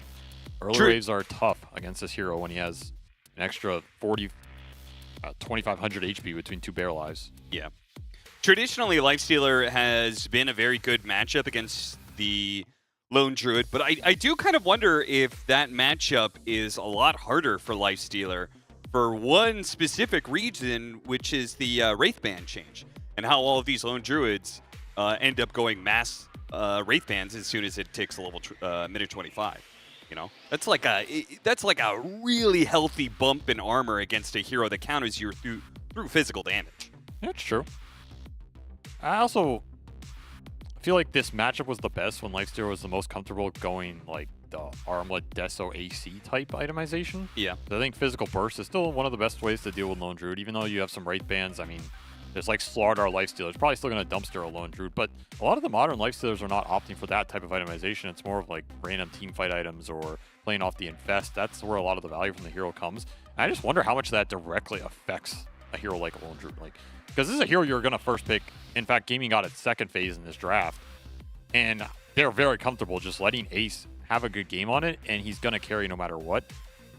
The only times I think Gaming feel bad with this hero are when his laning phase is atrocious. And they said in an interview, you know, Celery was like, well, Ace is a great player to play with unless he's having a rough game. Then you don't want to talk to him. I was like, okay, that's a little toxic, but, you know, what can you do? I've been there. That's a modern offlaner for sure. Like, I mean, that was his there's words, no by way. the way, not mine. Yeah, I know. I believe it. When he's having a rough game, you don't want to play with him. Okay. I'm just saying, like, 2013 offlaners, there's no way they could have that kind of personality because every lane was a bad lane. Yeah, but that's the thing. You know, that quote has come a long way, right? Because that quote 10 years ago, you know, I played with some people where it's like when they were having a good game, you still didn't want to play with them. So we've come a long way. You know, now when you're having a good game, you want to name any names or no? No. I'll think about it, but no. Okay. Either way, it does feel like I just checked it out. It's not even in the top 10, not even in the top 20 of counters to Lone Druid. It is way down the list. The Lifestealer versus Lone Druid matchup. He has an advantage, but it is barely an advantage to speak of. In this meta, if I'm trading Lone Druid for Lifestealer, I'd rather have the Lone. Yeah. I just don't think the hero is nearly as strong. So he does have Empower in this game, which is a pretty big factor. And again, like when you pick Lifestealer to deal with heroes, it's not usually in the one-on-one. It's about how the team fight plays out, the map plays out. It's a hero generally you can leave alone a bit more, so maybe it gives you more support mobility and you can affect other matchups. Things like this. This is what ideally you want to use Lifestealer for. And I've always thought about this hero as Infest is a huge spell for another core if you have one you can use. So like this game, if you ever infest his Viper and maybe he just becomes too tanky off the effective HP bump. That sure, can be a any big hero deal too. that has higher magic resistance or higher armor gets a big boost from just flat HP from Lifestealer. The most effective Lifestealer player I've seen is Matumba Man. And I think Liquid, he was one of the only people who was picking it in some of those metas, and he was very effective with it on Liquid. Not just because Matumba Man's a very solid player, but like he was using that infest to, you know, save 1 HP Mickey Pango or infest a lot of their right-click mids like Shadow Fiend or the Leshrac strategies, right? High damage mids benefit a lot from Lifestealer because he makes them innately way tankier, and I think that's one of the best effects this hero can have on the game. So if you're Azure Ray and you're going into this game saying, hey, we're going to have like an empowered Lifestealer, an empowered Viper, which, you know, not the greatest, but it's still decent damage. This Viper is our mid damage dealer in this game, who should have a good lane in Snowball. Maybe the Lifestealer has like a general effect in that area, right? And they're going to value it for that. But in terms of the vacuum Lone Druid matchup, no, Lone Druid has gameplay. He can get a Basher. He can get a Mjolnir. He can just take it to you. He doesn't care. You know, and the Magnus Viper duo is really sick. Nosedive into RP? No. Okay, well, I tried. Level 25 Viper. I knew you were going to say that. Becomes universal, and all of a sudden that empower damage gets like double. All right, you want to hear my bold take of the tournament? Yeah, I think the Viper level 25 universal talent is one of the most overrated talents in Dota. For how much it's talked about, I would not drop the meme hammer. Drop the hate hammer. You know, we have headsets on, so Avery can't drop the mic after that one. But I don't really think that was that controversial of a statement. I think it is. I think people think that talent's one of the strongest in the game, and I think on paper it is. Yeah, but I think Reddit thinks I think that. in actuality of how many games that talent changes from a loss to a win, I think it's very rare. Like I think you're either winning the game with level 25 Viper or you're not. I wonder if our friends at Lairth have the numbers for us. Well, the thing is that stat win can percent. also be inflated because I'm sure the stats for level 25 Viper are like mega skewed, you know? If you get to level 25 Viper, I feel like you're probably he's already supposed to win that He hasn't game. even gotten the numbers and he's already being defensive about it. I feel like the level 25 Hey, there it is. Pick rate, whatever. Yeah, win rate, 50%. Yeah, it's so not overrated. That good. That actually supports me. Yeah, But what I'm saying that's is, what I was saying. You shouldn't be defensive. It might support you. I feel like Viper is a hero where his level 25 talent could be like, you know, you lose your attack animation and like it wouldn't do anything. It could also be like you randomly get an item deleted, and I feel like the hero's win rate would still be the same. Okay. What if level 25 talent was like you get an additional item slot? I've been thinking about that a lot because of Nature's Prophet and having to carry a Quelling Blade all the time. you're going to take a level 25 talent to repurchase your Quelling Blade. I'm not saying that's what I would do with it. I'm just saying, you know, how Dota would change if you threw it. Now, this lane is... Yeah, this is, I mean, I don't want to, like, you know, sound extreme or anything, but this is a problem that might make your game very difficult. Wow, what an extreme statement. I have to apologize to the audience for the hot takes that are coming out of this man today. I mean, because whenever I say lanes are so bad that it might just cost you the game, people are like, well, the game's not over that early, you know? But I'm telling you, the way this lane is going and the way it should be going, this is a big problem because you are giving Lone Druid a massive head start here. You're giving arguably maybe the best Lone Druid player in the world right now a massive head start on a team that plays around him very well. And your Lifestealer has gone to jungle at minute 3. You know, Low he's playing Golem catch-up here with the Ogres in the jungle, and it's very slow. He has Gauntlets and a Quelling Blade, and he's level 2. So this lane is just gone from the game. It's gone. That was your Viper level 25 talent. My safe lane no longer exists. And considering the fact that they are so reliant on being able to win lane to get momentum there, and the mid matchup is going very well. 17 and 12, XM has a ton of denies over this Queen of Pain, a hero that is very reliant on experience to have an impact on the game. So that is going well, but it feels like you need to win more than just one lane. You need to kind of like get the ball rolling and just lose the lane this bad. Yeah. Like this lane doesn't even really matter too much for Azure because they have Empower for the Lifestealer anyway, but it can't go this disastrously. And right now it is an absolute disaster as Low just has no gameplay down here and there is nobody in bottom lane except, you know, Treant soaking XP. Okay. I guess you go Living Armor now and throw it somewhere else. But this is going to be a really fast diffusal from Ace. And this is going to be something that Azure are going to have to bring heroes to address. It's not impossible. Their other 2 lanes are going quite well. So, you know, XXS having a terrific time up top. Dyrachyo, he's suffering a bit, but he is finding some farm. And of course, Celery, get that courier. He wants to lead this lane, he can, but it's looking tough to do it. Hit him with the skewer to slow him down a little bit more. Blood Grenade lands, and they'll get that kill. Now, XXS may be in some trouble still because Tofu TP's on in, and they will trade out. Forcing a rotation, though, is something. Yeah, you release some of the pressure from bottom. Yeah, I'm not even sure if they could. It's not like they're going to kill the Lone Druid while the support is gone, and I'm not even sure if Lifestealer can comfortably lane. God, he's going to steal his Mind Stealer. Oh! Okay. I would have fade bolted it. Low's so happy right now. He's like, oh, thank God, dude. My game was over if I missed that creep. 20% of my net worth just flashed before my eyes. Please, no. Oh, there's that Living Armor coming into play. Could be really impactful because they are trying to make a move onto XM right now. He does have Fairy Fire and Magic Wand stacks, so it is not a very easy kill. Want the Power Rune at least for their troubles, but Celery's going to be chased away. Goes for the deny. Actually hits him with the Sprout instead, so the regen doesn't get any regen onto XM. Yeah, that would have been a very nice rune for XM. And by the way, this mid lane is not a disaster for Quinn at all. He's pretty much playing this damn well and like almost even in net worth. So I think it's just the levels where he's feeling it, right? Yeah, I mean, you're going to lose somewhere in this lane, but if he's even net worth on Queen, he gets to level 6, maybe you can kill this Viper even. You're really happy with that outcome. With the supports constantly rotating into mid, that is certainly a possibility. Like, this is the point where you want to be killing the Queen with support rotations, not maybe getting turned around on yourself if Gaming are willing to bring the numbers with the Furion. Are they going to be able to make this rotation in time? Are you too late? Tofu's making a run for it. He'll get there in time for the contest. This would be a huge steal if they get it. Yeah, shouldn't happen. Theory, Telekinesis is off cooldown, so Tofu, as long as he sees it coming, which he does, boop, throw him away. Well, this bottom lane continues to plague Azure a bit. And I feel bad for Low, dude. Yeah, you're not going to say that too often. Feeling bad for a carry player. Hey, they're people too. Like borderline. At least that's a good hero to jungle with. Got that going for him. And he got Broom Handle. So honestly, things are looking up, you know?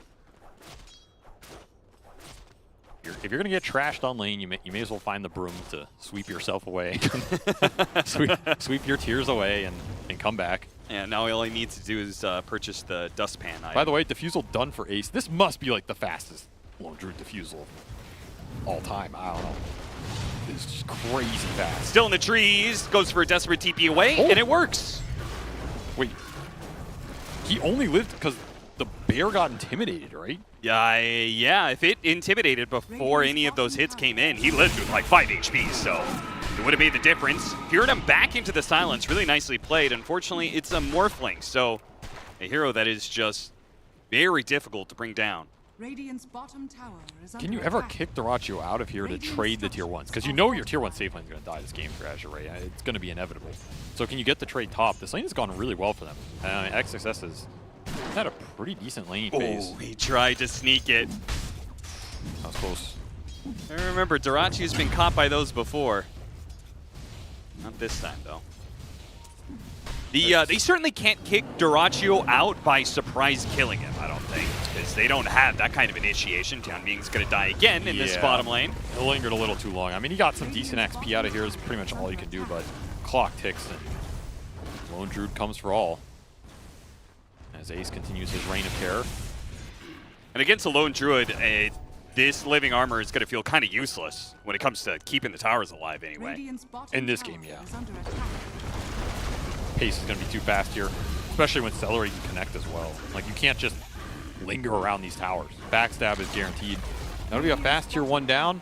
His net worth continues to escalate as Quinn's doing a little neutral creep stealing. Yeah. This maxed out Scream, he just needs to focus on farming since can't do much about that mid matchup. This is generally the gameplay, right? Just ignore the Viper. It's not like Viper's the scariest jungle hero. He's not going to take your tower. Just go make plays elsewhere if you don't want to interact with him and hope you get some power ins. This game is looking fairly solid for Gaming at the moment. Low's not level 6, so dangerous, but fortunately underneath the tier 2 and the leech seed, they can make the trade-off with the bear. Can we see that that pop-up again? How much gold did he get out of lane creeps? 260 compared to 2,600 on the Lone Druid. Oh, man. That's going to be like an all-time low. No pun. But, you know, like, that means he went to lane, hit like 6 creeps, and then never saw another for the first 10 minutes. Yep. The funny thing is his net worth doesn't look that bad, right? That's the power of jungle. It's not the worst. Okay, I know it's bad, but like, it's not like he doesn't exist. Yeah, jungling at level 2, you would expect a little bit worse than that. They are going to be able to kill the tree, but Quinn is going to try and protect the bear here. The bear is going to be dying, but they're going to get a lot of kills in return for it, as XM is going to be chased down thanks to the haste from Quinn. He makes it pretty easy. A 3 for the bear. 0.5, yeah. Ace is just way too big, man.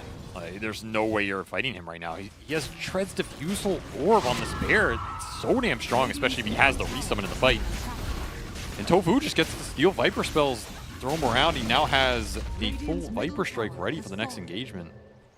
Very nice spell to have early. It's pretty scary. Yeah, this map is collapsing fast. And you got to remember, the whole time this is happening, Dyrachyo just gets to sit top.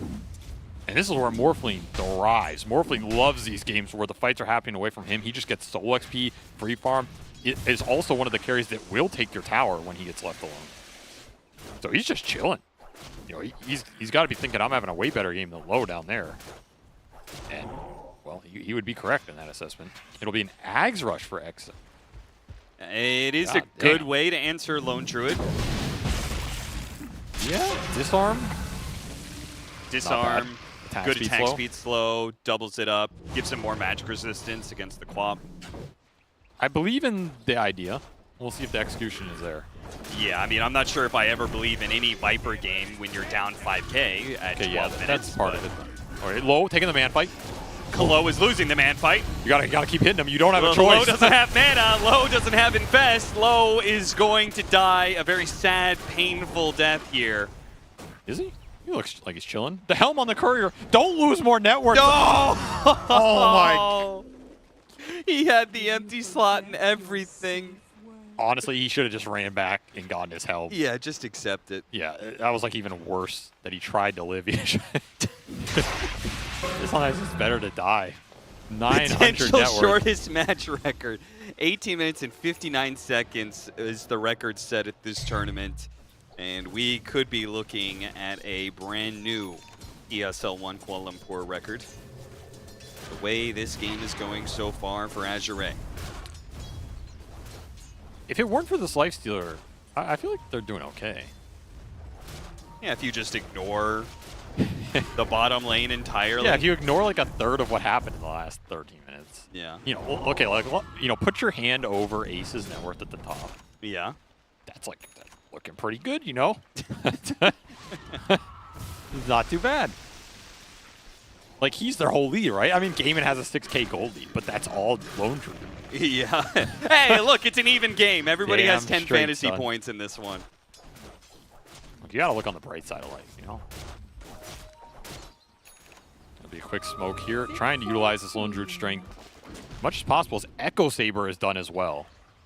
I like it when supports cut down trees to get better wards down. I think it's always a cool idea. It gets dewarded because they saw you cut the tree. Yeah, but, you know, that's bad luck. XM burst it down way too quickly for supports to come in and help out in time. They just simply have too many levels on Gaming Gladiators. Arcane Sonic Wave as well, so up again in 65 here. Yikes. And this is one of those spells that, okay, this Queen Viper match can suck on lane, but oh, honestly, we missed! Shin-Q knew that Dyrachyo was making a run for the Wisdom Rune. That's going to hurt. It gets worse and worse and worse. That's going to hurt. Well, it's the danger of Gaming Gladiators, man. They did it at TI, made that incredible lower bracket run by steamrolling over teams in 20, 25, 30 minutes, way faster than any other team was playing at that time, and they continued to demonstrate that as we saw earlier. Currently hold the record for the fastest game against Wawitas, but this game looking like they're going to demolish Azure just as quickly, unless something dramatic happens. The problem is that I don't really see a game-changing ability. Viper doesn't give you that sort of like big playmaking, right? It's Skewer and RP. It's Skewer RP. Blink is up for Entirely XXS. His game is still fine, but he's got to start making something happen, right? Yep. And you have to bring these spells together with damage. So it has to be the Viper Ags or the supports, and just go with the mag and hope for the best, right? Create the space for Lifestealer on the backside of finding the Lone Druid. The thing about Lone Druid is this hero can be as big as anything, but if you catch him before he ults, he does just instantly die, right? Yeah. So sometimes if you get a really good ward, you get 1 or 2 kills on this hero, you can come back. You can pop the big gold pinata. It's not impossible here. Azure will keep their composure, and they will try and find what they can on the map right now and equalize it. And just hope that Empower and some big RP gets them back in this game, as the Ags for XM is done. This will signal the big comeback mechanism with the nosedive. Just got to get a good fight out of it, and this is perhaps the fight that Azure will want to take. This tier 2 bottom, they will TP everybody, but the ward has been already getting a ward for himself. He's down. immediately going to be silenced. Sonic Wave, XM is going to get burst pretty quickly. He's rooted. He can't actually get off the nose side for now, but the Infest is going to be able to come in. That helps out a little bit more, but XM eventually does fall. Dyrachyo is still in some trouble, though. Healed up too quickly. He's actually perfectly fine. Got a little close there, but now it's going to be Gaming Gladiators just running over Azure and getting as many kills as they can collect. 2 for Ace.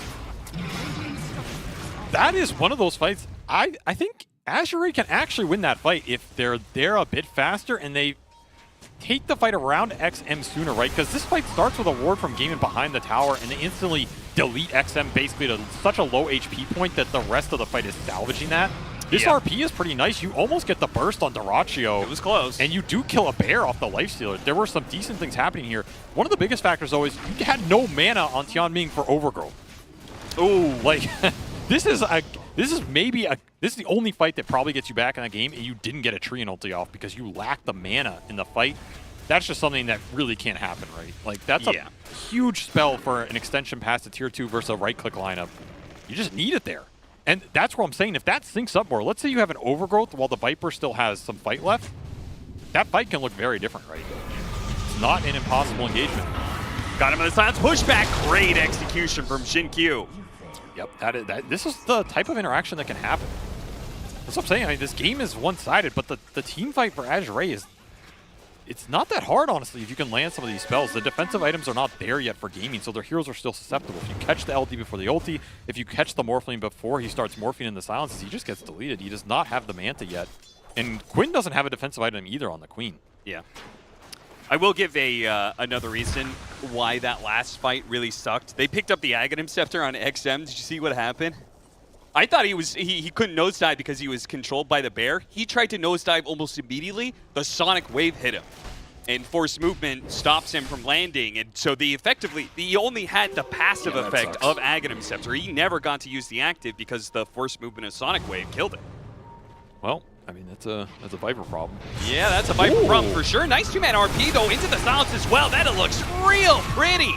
Azure bouncing back after a terrible laning phase and showing that, hey, we know how to play team fights. You doubted him. You doubted him. Yeah. You doubted the Lifestealer jungle strat, as this Orb will. The level 2 Lifestealer. I don't think that's a strategy. Well, it's working out here. I think that's... This game is looking, all of a sudden, not that bad. I think level 2 Lifestealer, that's repentance for the sins of a bad laning phase. I mean, they found the openings that I talked about, though, right? The silence on the Morphling before the Dispel and the RP on the LD before the ult. Yeah. And if you find those, you're just going to delete them. There's no saves on game inside. I also think their supports, this is the period in the game where their supports are maybe weaker than Azure Rays. Like, even though they have more net worth, even though they can impact the map a lot more, I think in the actual 5-on-5, their spells are not that impactful. You kind of need to get like a really good spell on the Rubik and like break the Viper back or steal RP or something like this. But if that doesn't happen, what spells are contributing to the fight that actually impact it? Like Sprout isn't doing much here. Nature's Wrath, whatever. This Overgrowth and the Calling are winning you fights right now. So if you can keep finding these types of skirmishes, you're really happy. And Ace's game got slowed down a bit. That's one death, but that is a very impactful death here as he's the biggest net worth in the game and Harpoon completed. Gaming do not want to get caught off anymore. They want to take the fight on their terms. Frankly, both Morphling and Lone Druid have the same weakness where you get caught off guard, your entire net worth goes away in a flash. Good catch, though, on XM. Oh, he just stolen nosedive on the Rubik. That is a bold move. It's going to get him killed. A 1-for-1 trade-off so far with the bear going down as well. No resummon for 60 here. Okay. I honestly think Azure Ray are kind of happy with that. I think so, too. Like, economically not the best, but it gives them a lot of time here because now Ace has no bear for 50 and he used ult for it. Huh? This is such a weird game. It's not normal, that's for sure. And honestly, the Lifestealer has been doing some work versus Bear. He kind of just walks in and kills ball. Yeah, I don't know if Tofu... I think it's one of those things that seems great in your mind until you're there. And you're like, wait, this kind of sucks. Yeah, guys, look how cool this is going to be. This bear dies fast, man. Yeah. It really dies fast. If you get some Viper stacks on and the Lifestealer can come in with Empower. He hits a lot harder than he normally would with this net worth because you got Empower to back you up. A big factor in this matchup, though, in the modern era of Lone Druid versus Lifestealer is being able to have the Shard. That has made a huge difference in some of these fights. The Lifestealer being able to put open wounds on the bear, both slowing down the bear, giving him a bunch of sustain, but then there's the threat of it bouncing over to other heroes in the team fight. This interaction's look quite good in the team fight. It's impressed me how good it's looked. I mean, I know it's like, well, it should be that, but honestly, it feels like Ace hasn't been able to use his position that easily, despite the start he was given. So back to farming. Got to get this Basher. That's one of the things that can sway this Lifestealer matchup. Probably the best itemization for Lone Druid here. Yeah, Basher, AC, those are big The timings. armor and the disable is what you're looking for. I guess one of the questions gaming are going to have to answer as these fights have swung back Azure Ray's way is, like, where's your sustained damage coming from in the fight if the bear dies? Is it just all in the Morphling? Because you have a Sonic Wave you can throw up, but it's not going to kill these tanky heroes. You have Infest, you have 2 strength heroes, Mag's pretty tanky, you have Tree and Armor Overgrowth, Leech Seed that can buy some time, and the Viper is Viper, you know? This hero's beefy. Stolen Empower will help. That's nice. Well, Furion does have Solar Crest and Pipe, so it's a lot harder to kill that bear, again, that helps. When they see the fight coming. And Gaming are picking up more damage items. So I'm talking about the sustained damage in the fight. It'll be Manta Diffusal for Duraccio. Looking for an early Disperser. Pretty interesting. Maybe just wants to help him. I mean, help them reposition in the fight, I guess, right? Yeah. The extra surge move speed pretty nice here with some Dispel. I can see it be pretty interesting, unconventional early itemization here for Morphling, but if he has an Aegis, being aggressive doesn't hurt. And you have that Pipe and Solar Crest to back you up on top of Quinn finishing an Ags on the Queen, so you have a lot more sustained damage now between all the AoE daggers going out and this Morphling just running through, burning your mana. This is where Gaming would now, I think, like to find the 5-on-5. These big items coming through looks a lot more favorable. It's just as low as about to pick up a Radiance, which is a big team fight item for Azure Ray. Yeah, by the way, he's the same level as Ace. Bet you didn't have that on your bingo card there, Austin. I did not. No. Listen, I'm not ashamed to say Austin, that I counted Azure Ray out here. No Faith Walsh. That's a terrible nickname. It's okay. We all know you're just biased towards Western Europe. Yeah, that's exactly what I want. More Western Europe dominance. My dream. RP straight up. Is this going to be enough burst damage? It is. Bye-bye Aegis. Yeah, did not do a lot for him here. They're going to try and still catch, however, with the Fury on Celery TP. TPing in aggressively to see if he can catch somebody, but they've got Skewer and they're Blake, just out of there. so no problem. XXS continuing to find these openings in the game. Like, it hasn't been some crazy, 10-0 game for him, but he is 2-1-1. I feel like it's a pretty damn impactful 2-1-1 given their position. As he found the big RP by their triangle on 2, and now killing an Aegis, slowing down momentum some more. Quinn aggressively blinks in. That might be regrettable, my friend. Yeah, I don't think you want to be fighting a Viper underneath a tier 2 that aggressively. This is not the same Viper you were bullying just 10 minutes ago. Bear on Lifestealer battle here with Duracho coming in. The mana's been completely burned out of low. He doesn't have a way out of this one. He's going to be stuck through Overgrowth. The Manta immediately popped out. The heals are coming through, but eventually it's going to rare out. Now XXS skewering in Tofu, trying to get some small pickups out of this one. Well, they are going to buy back for this one. Oh, they see an opportunity. They need the Lifestealer for the damage. Oh no, the Fear Shot missed. And Ace gets hit by the Skewer. XXS to the rescue once again, but they need to be able to blink to catch him still. Fast. He's outside of vision. They see him now. They got him with the Hurricane Bike and pull him back in. A buyback from low that was crucial in being able to turn that around. Very favorable fight in the end for Azure Ray. Yeah, they gained a lot of golden XP out of that, and maybe the real winner is XM out of all that. He just gets to sit there with Viper under the Nether Toxin. Everybody's hitting him. Everybody's proccing. He's slowing everything. Just a nasty place to be in. And again, it starts with Quinn over aggressiveness, right? Yep. Feels like he can poke and get away with it, but Magnus with Harpoon, one of the best catch mechanisms in Dota right now, and it shows its prowess in this fight as XXS just locks everybody in a pit of hell. The fact Low survived for this long too, he's Radiance burning everybody here, pretty big. Stolen overgrowth from Tofu, really nice here as it locks people down, but it's just not enough. You're in Viper land right now, and it is not fun for you. Yeah, we finally get to see the power of that disarm from XM against the Lone Druid. Works out very nicely. And they got 2 bears out of that. 2 bears into the Lone Druid kill. Oh, wow, that's even better. That is a lot of gold going in your pocket. 5 bears have been slain. God damn. This Harpoon has landed some big targets. I'll tell you that much. Look at the Train Protector somehow picked up one of those last hits. And as a result, he is closing in on a Blink Dagger. He can use the Mighty Minds buff. I will say Living Armor has been very annoying for Gaming to deal with in these fights. I didn't think Mighty Minds gave you mana regen. No, it's a wishing well. What a weird... what a weird thing in Dota. Literally nobody ever talks about. Doubt anybody really thinks about it ever. Guess who's the highest level in the game? Is it Low? It's your boy Low. He's started from the bottom, now he's here at the top. Wow. Doubters in shambles. Not in the top of net worth, but definitely top in experience, and XXS is not too far away. He's going to be joining him in that level 18 spot soon as well. That was also the Basher bear time, and it didn't really help the man fight too much, I feel. Nope. We'll see. Gaming, I feel like they're still kind of searching for answers in these team fights. Not that they're going that bad, but they should be going better, right? given their position. Yeah.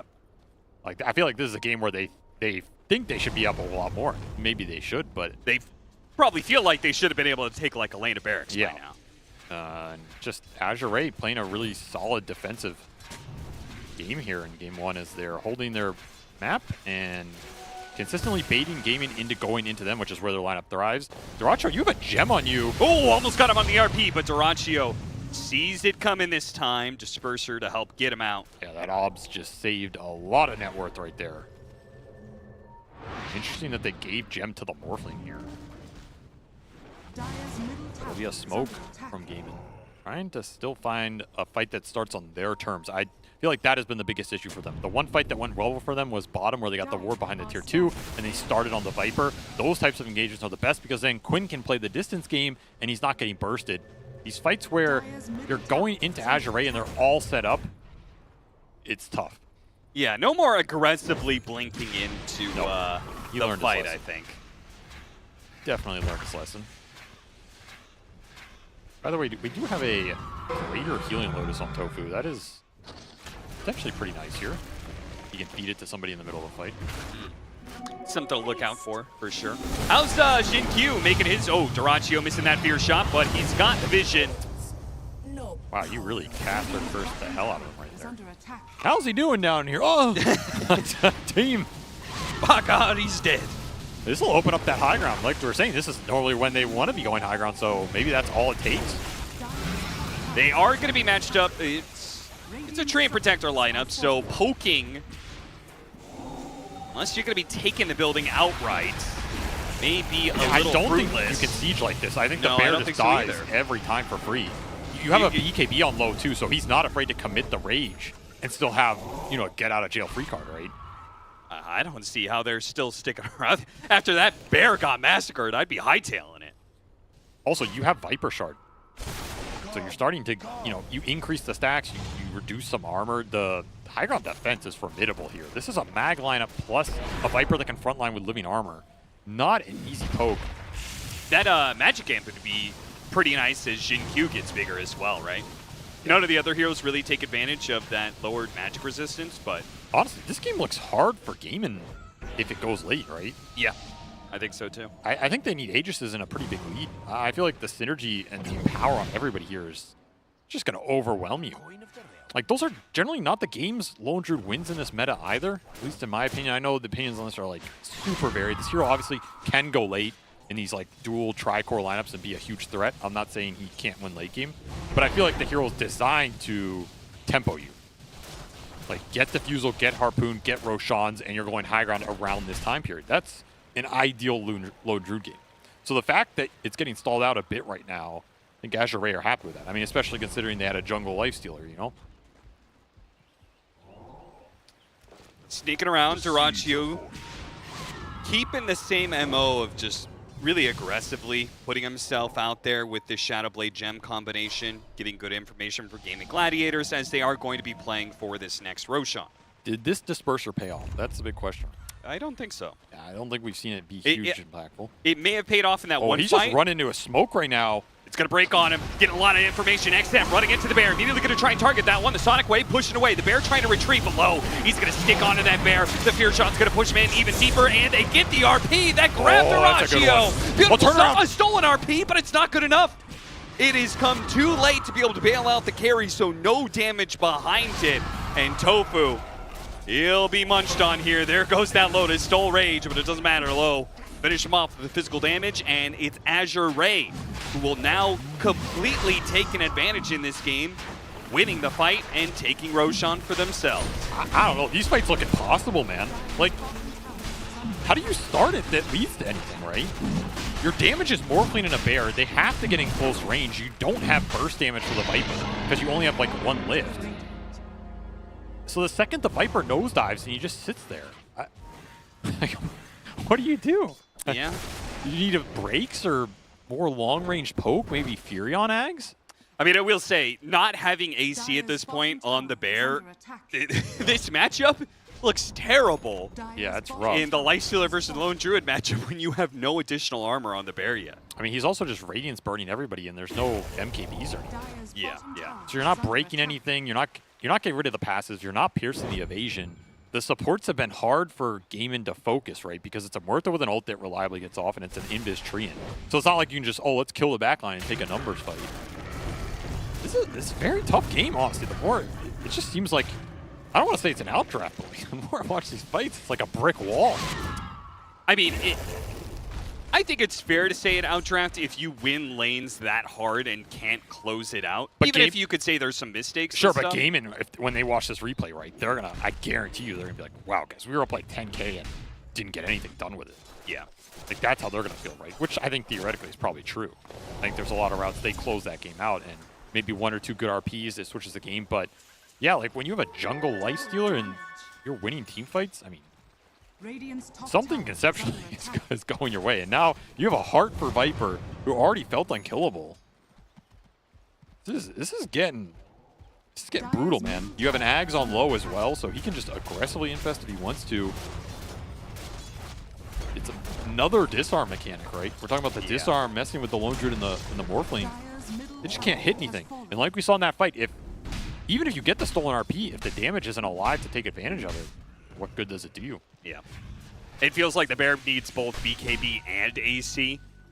He needs an AC, he needs an MKB, and he's going Ags. He's going Ags. So are they changing? Wait, he wants to buff the Morph, I guess, right? Top tower has fallen. Yeah. Interesting. Radiant's Isn't this mainly for, like, the armor, though? I mean, it's a healthy amount of attack speed that you're giving, I believe, so. But is Morph the... Oh, you're going to catch 2 here. That is rough. Yeah, that's a nice catch. Good catch by Tianming. Oh, blink away just before the Fear shot and a TP out. That works. All right. Really nice play from Tofu to get out of there, but you're still losing your Morphling. Roger just can't find his footing in this game. And what I was saying is, like, is Morphling the hero? Like, when you're in this game, you're watching these fights. If I'm Dyrachyo, am I sitting there going, guys, I just need some more armor and attack speed? Maybe. I don't know. I just don't know if that's worth 4K on the Lone Druid to get. Like, Vlad's and drums here from Celery, I'm all for that, right? Because you do need more sustained fighting power, but I think it has to come from the supports who... You just have to scale better right now. That's your biggest problem you're facing. We'll see if it pays off. It's an interesting itemization. Well, I think I could safely say that neither one of us is Lone Druid players. So Speak this for is yourself. all right. I'm looking forward to seeing you break it out in our Party Q games. Yeah, the last time I played Lone Druid, Slacks quit Dota for a week, so I don't think I'm going back to that. I will. I'll just wait and see. Maybe this Aghanim Scepter is going to be super sick. I can't say I've ever seen it in a professional match. Certainly not what I would have expected, but here it is. Skewer back in. Quinn able to make the blink away. No problem there. Thank God, Skewer. An opportunity, but Tofu that would have not been a nice able to grab. get it. That was a gem tree, and he almost skewered back. Yeah, that would have been a big one. This is still a good spell. This is a spell that can change the dynamic of the fights. If you get some like blink skewer on a hero, you can isolate them. Suddenly this ball isn't as strong. Majorets are going to get another bear kill here. Just keep Can't on do getting anything them. about it. Man, they have killed a lot of bears this game. Low. He was top of the XP, and now he's top of the net worth. The road to recovery has not been pretty, but it has been there. And they are up net worth for the first time in this game. Tremendous comeback. Off a game many would have rode off, but that is another reason why there should never be a concede button in Dota. You would have pressed it, Austin. I would have. You are a weaker man. If I was XXS, I would have been like, what the hell is going on in this bottom lane? But, I mean, shout out to I feel like he was the catalyst for this turnaround in this game. He gave them their only moves were some of the RPs that he had and got them through to the point where everybody else could start having an impact. I mean, he made 2 or 3 moves, but there were 2 or 3 very impactful moves on this game. Yeah. And now they're trying to get to this MKB. So the MKB on Dyrachyo, you know, that plus the Silver Edge, I can start to see some of this damage come out, right? If you can land some stuns in like a lift or stolen RP, maybe a decent Savage Roar on Sonic Wave, and Dyrachyo gets some time to actually hit people. Yeah. I can see the MKB plus that Silver Edge start to get there, especially when you have Vlad, Solar Crest, Boots of Bearing on Celery to back it up. There's a lot of auras on this Furion right now. A lot of auras. Oh, he gave the Aghanim Scepter to the bear. So it wasn't his Aghanims on the hero. Oh, okay. Which I think that just means that you're looking for more, like you feel like you can't take team fights straight up, right? And you're just trying to it's the push around. old LD Ags that'll rat up the map. Yeah. I guess that was always a factor. I just didn't really consider it because we almost never see that either, right? Yeah. But I guess that signifies that they feel this game needs to go late now, right? Yeah. Like 6 slots, everybody. They cannot end it. I think that is a fair assessment. Because you can't go high ground. Even if you get the next Aegis, how are you going high ground, right? Yeah. So I guess it is a healthy amount of armor he's getting out of the Aghanim Scepter when you go the Wraithband build as well. Because it increases the share by 35%, so. Celery will pay the price for attempted steal here. Damn. Havoc hammered him. Yeah. Havoc hammer Viper. He's going to nose dive in and then pull them all together. Yeah, I like it, actually. That's pretty cool. I mean, he has so much strength as well. Yep. Wait, what? Is that a first right there? Dyrachyo, he's going to battle it out here after support dies. Yeah, but he's disarmed. Yeah, that low. Making use of that Ags. They're going to turn back. Oh, got a bash. Quinn, he's dead. What was he doing joining in on this fight? He just had no game, man. I mean, every time he blinks into a fight, he just dies. So I guess he needs to stop blinking into the fight, but what else is Queen of Pain supposed to do in a way? Why did Tianping get a Mindbreaker, by the way? For the silence, bro. I guess. This game might just be over off that. Yeah. I mean, your building's going to melt to Power plus the Viper Shard. Yeah, they're going to be forced into some buybacks, surely, but they're already in a situation where they need more items. Dyrachyo got the break onto him. Manta immediately trying to back away, but he's invested, already taking so much damage. Telekinesis trying to toss away, but Tofu can't bail him out. He's dead, no buyback there. And without the Morphling, they frankly just do not have the damage. As the bear can't do anything, not against this lifesteal and disarm coming up from this Viper. And now that the bear's gone, and now that the water boy's gone as well, there's really nothing left in the elements for Game and Gladiators. They'll stick around for this fight, try and poke at some of these heroes. Another invest usage. Jumping onto Bear this time around, start putting the damage back into him. Easily getting these kills. Yeah, that's it. GG. Yeah, what an interesting game, honestly. Like I feel like this is a very frustrating game for Gaimin because this was going pretty much exactly how they planned it, right? Like lane dominance, they're probably thinking in 10 minutes this game is over. They have a jungle lifestealer. Yep. But none of those team fights felt that one-sided given their position, and they couldn't translate it into ending this game. That was another question. They were in a very good position, and that high ground still seemed impossible. Like, what are you doing going high ground here, right? I don't know. Yeah. Something either itemization-wise, or maybe you just have to play that game a lot more patient, close out the map more, not give up like those 1 or 2 bad RP kills. But hey, I think XXS, I think he played this game very well from a very tough position. Sometimes Dota's just about making like the 1 or 2 good moves that change a game, and I think he made those off of a game where his carry didn't exist. Yeah. Just brought everything back. So kudos to them. Azure Ray showed some decent composure here. I'll give kudos to you, Avery. You said they could make a comeback. You're describing how, and they managed to pull it off. Well, thank you. I appreciate that. Well done. For once, you're useful. All right, let's head back to the panel with Shiver, Kezu, and FD. Well, I am also very, very impressed. Obviously also with the commentary duo, but mostly with Azure Ray, because coming back from getting... Oh, I was going to say, they got destroyed. That bottom lane got trashed, Kezu. That was... We were talking, minute 16, we're like, Is Azure a team that calls it early? You know, should we think about heading back here? And they managed to bring it back in such a crisp, calculated way. It honestly looked like a near hopeless game for them. Like bottom lane didn't work at all. They were losing everywhere else. You had this Viper who in the start at least, didn't really do too much, but had like 1 or 2 good moves. They held the high ground, Gaimin overplayed. They punished them. XM on the Viper with the belly flop, like it looked way stronger than I initially thought it could.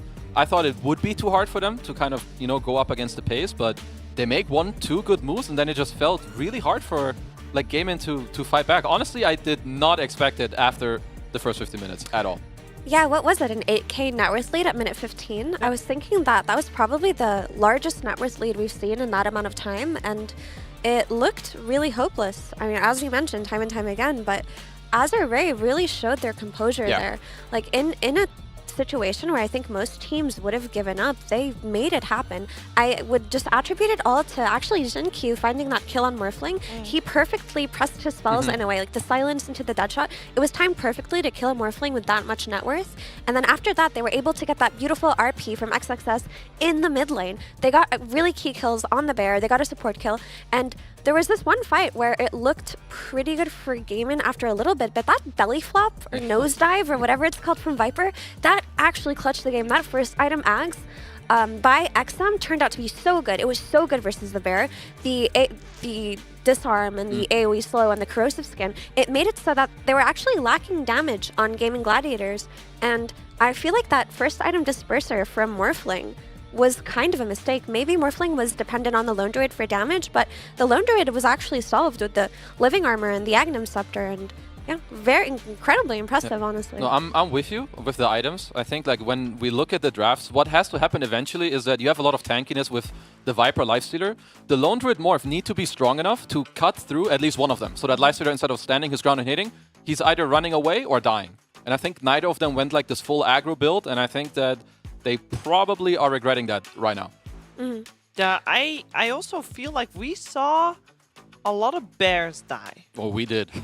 And, I mean, obviously that's not supposed to happen that way, but I felt like Azure Ray made a point to constantly keep that Lone Druid down, because you're right, it was Lone Druid that made us think the game was over. He was top of the net worth for the longest time at the start of the game, and just by taking out the bear, they could so easily just remove all the net worth from the game. I mean, I think that's also the beautiful thing. They play a lot of Lone Druid themselves. They know the real strength of the hero. It's not the hero, it's the bear. They also have this XM Viper where, other teams, they don't really know what's happening. What does this hero actually do? They know if they get to keep stacking on heroes, spitting on them with Viper, Logan just gets to stay on them with the Lifestealer. I mean, they're A-okay, and they showed that. They knew exactly how to come back in this game.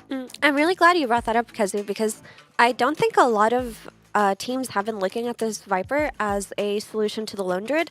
I mean, I'm sure that's not the only thing that went into it, right? It was a response to the last pick Queen of Pain from Gaming Gladiators, but the fact that they're willing to play a hero that a lot of teams think doesn't have that much competitive value because it's slow, it doesn't gank very well, it's pretty one-dimensional in what it does, they looked at it in a different way, and it worked out perfectly. I think Azure Ray, and actually a lot of the Chinese teams coming to this tournament, have been experimenting very hard with their mid picks. We've seen mid Slardars come out of this team also, and the fact that they are willing to try things that other teams have potentially given up on is very promising. It's incredibly promising. It is, I mean, it's especially promising because this is the last day of the group stages, and we still have, new stuff coming out, and teams apparently experimenting with seeing how the Viper plays out. And yeah, it was very strong. Now, we did choose for the Acer player versus player. We thought that we were going to be talking about Ace being so good and having such a great lane, and then being able to take over the game and win the game for his team. And we wanted to have the head-to-head of the offlaners because of that, and because of what impact both players brought to the table. But the story continued after that, Effie. And where do you want to take this comparison? Because do you want to talk about the early game where Ace did crush it, Or do you want to talk about the later game where XSS was the stable force that Azure Ray needed? I think you can talk about both because, I mean, both of these players did what you wanted them to in this game. I wouldn't put any of the blame on this game on Ace because he exceeded expectations and how much he destroyed that bottom lane. He doubled the net worth of Lifestealer around minute 4, and he forced him into jungle like when he was level 3, which doesn't really happen that often. And the camera wasn't actually on that lane, so I don't know why it went so badly or how, but I'll just attribute that to Ace outplaying the bottom lane. And XXS showed us why you want an offlaner like him who's capable of making the big plays, who's capable of casting his spells in a way to bring his team back from situations that look so dire. Yeah, like it's just really hard, especially in games where you're down by so much, to like kind of just bring it back. But you can see, you know, they're composed. He knows the other people aren't having a good game. So it's important for him to, you know, keep his own game good and eventually when the time is right, make that one strike and bring it back. Yeah, and there was this one fight where the one in the mid lane that after the Morphling pickoff, the second fight that they took, he got a really great RP off on the Bear +1 hero. I forgot who it was. But then he got the Skewer back on the Rubik, who also died. And then he also got another Skewer to cancel the TP of the Lone Druid in the very last second. Like everything that went well that fight went well because of him. It is, it's funny because we often mention that there's always a chance of a comeback when you have Magnus in your team, and I feel like XSS is just, you know, the staple poster boy of why that is a thing, why there is always a comeback. If you play that Magnus well, there, I mean, this is it. This is the comeback that we always talk about. And I will say that after, for XM, a Viper performance like that, because are we going to see that hero pop off more often, or was this very specific in this game? I think we can see it more often, but it depends. I feel like you need to be a little bit of a dirty player. You need to be like, you know, you need to have this Viper player who's going to be like, yeah, I want to play this one, because I think both wins right now is from them. Yeah. But other teams should be looking at him like, you know, there's something about this hero. And if you watch this game, you could very clearly see that. Well, with one win here, Azure Ray has secured themselves a spot in the upper bracket here for ESL 1 Kuala Lumpur. And Gaming Gladiators could still join them if they win the next one. And they could still join them after that as well, depending on the results of the other streams. And potentially very far in the distance, it won't be one tiebreaker. There's a tiny chance, who knows. But we're going to find out what's going to happen. Or maybe Azure Ray is just going to, you know, hammer it home that they are the top dogs here in Group A. But stay tuned to find out which one it's going to be.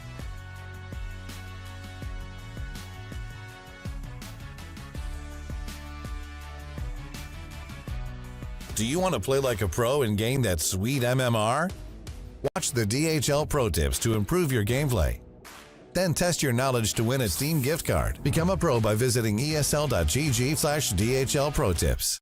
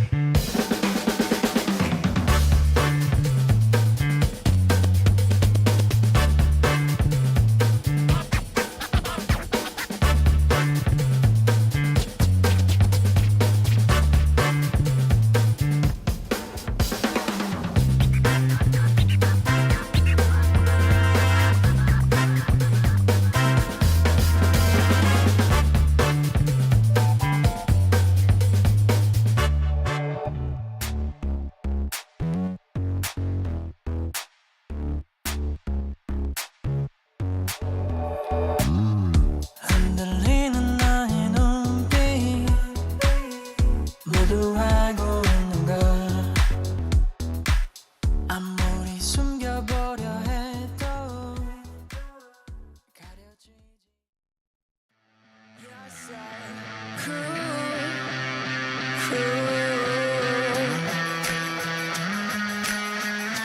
So stick around. You're so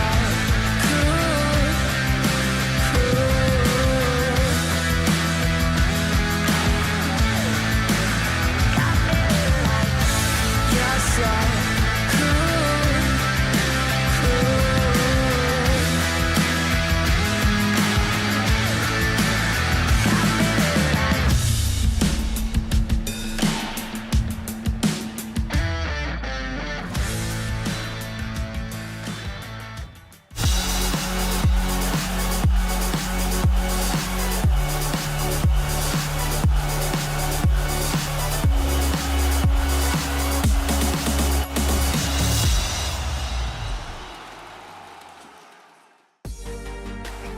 Game 2 of the top 2 dogs in Group A here at ESL 1 Kuala Lumpur 2023. Azure Ray and Gaming Gladiators are going head to head. Game 1 looked so good for Gaming Gladiators in the first, like, 20 minutes, maybe. I would push it as far as even say 25.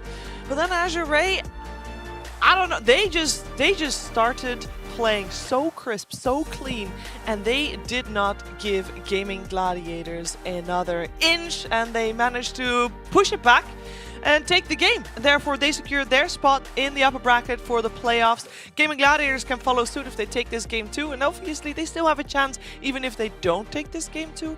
But I think for their own pride, because they're taking game 2, this would be a big one, because it's not going to be just us that thought they had this. I bet, like, for example, Ace is going to be, I mean, he's going to be pretty sad about that one. I mean, if you're up like 8 or 9k gold at 18 minutes, you look back at the game, you feel like, if we get to replay this and make some tweaks, I'm still heavily looking at, like, you know, the item builds and just knowing exactly what you need to do. Yeah. Of course, easy in hindsight, but they must have felt like this was our game to take. Yeah. But, you know, that just shows a great team. The ones that can come back from hard positions and bring it back to, you know, bring it to a W.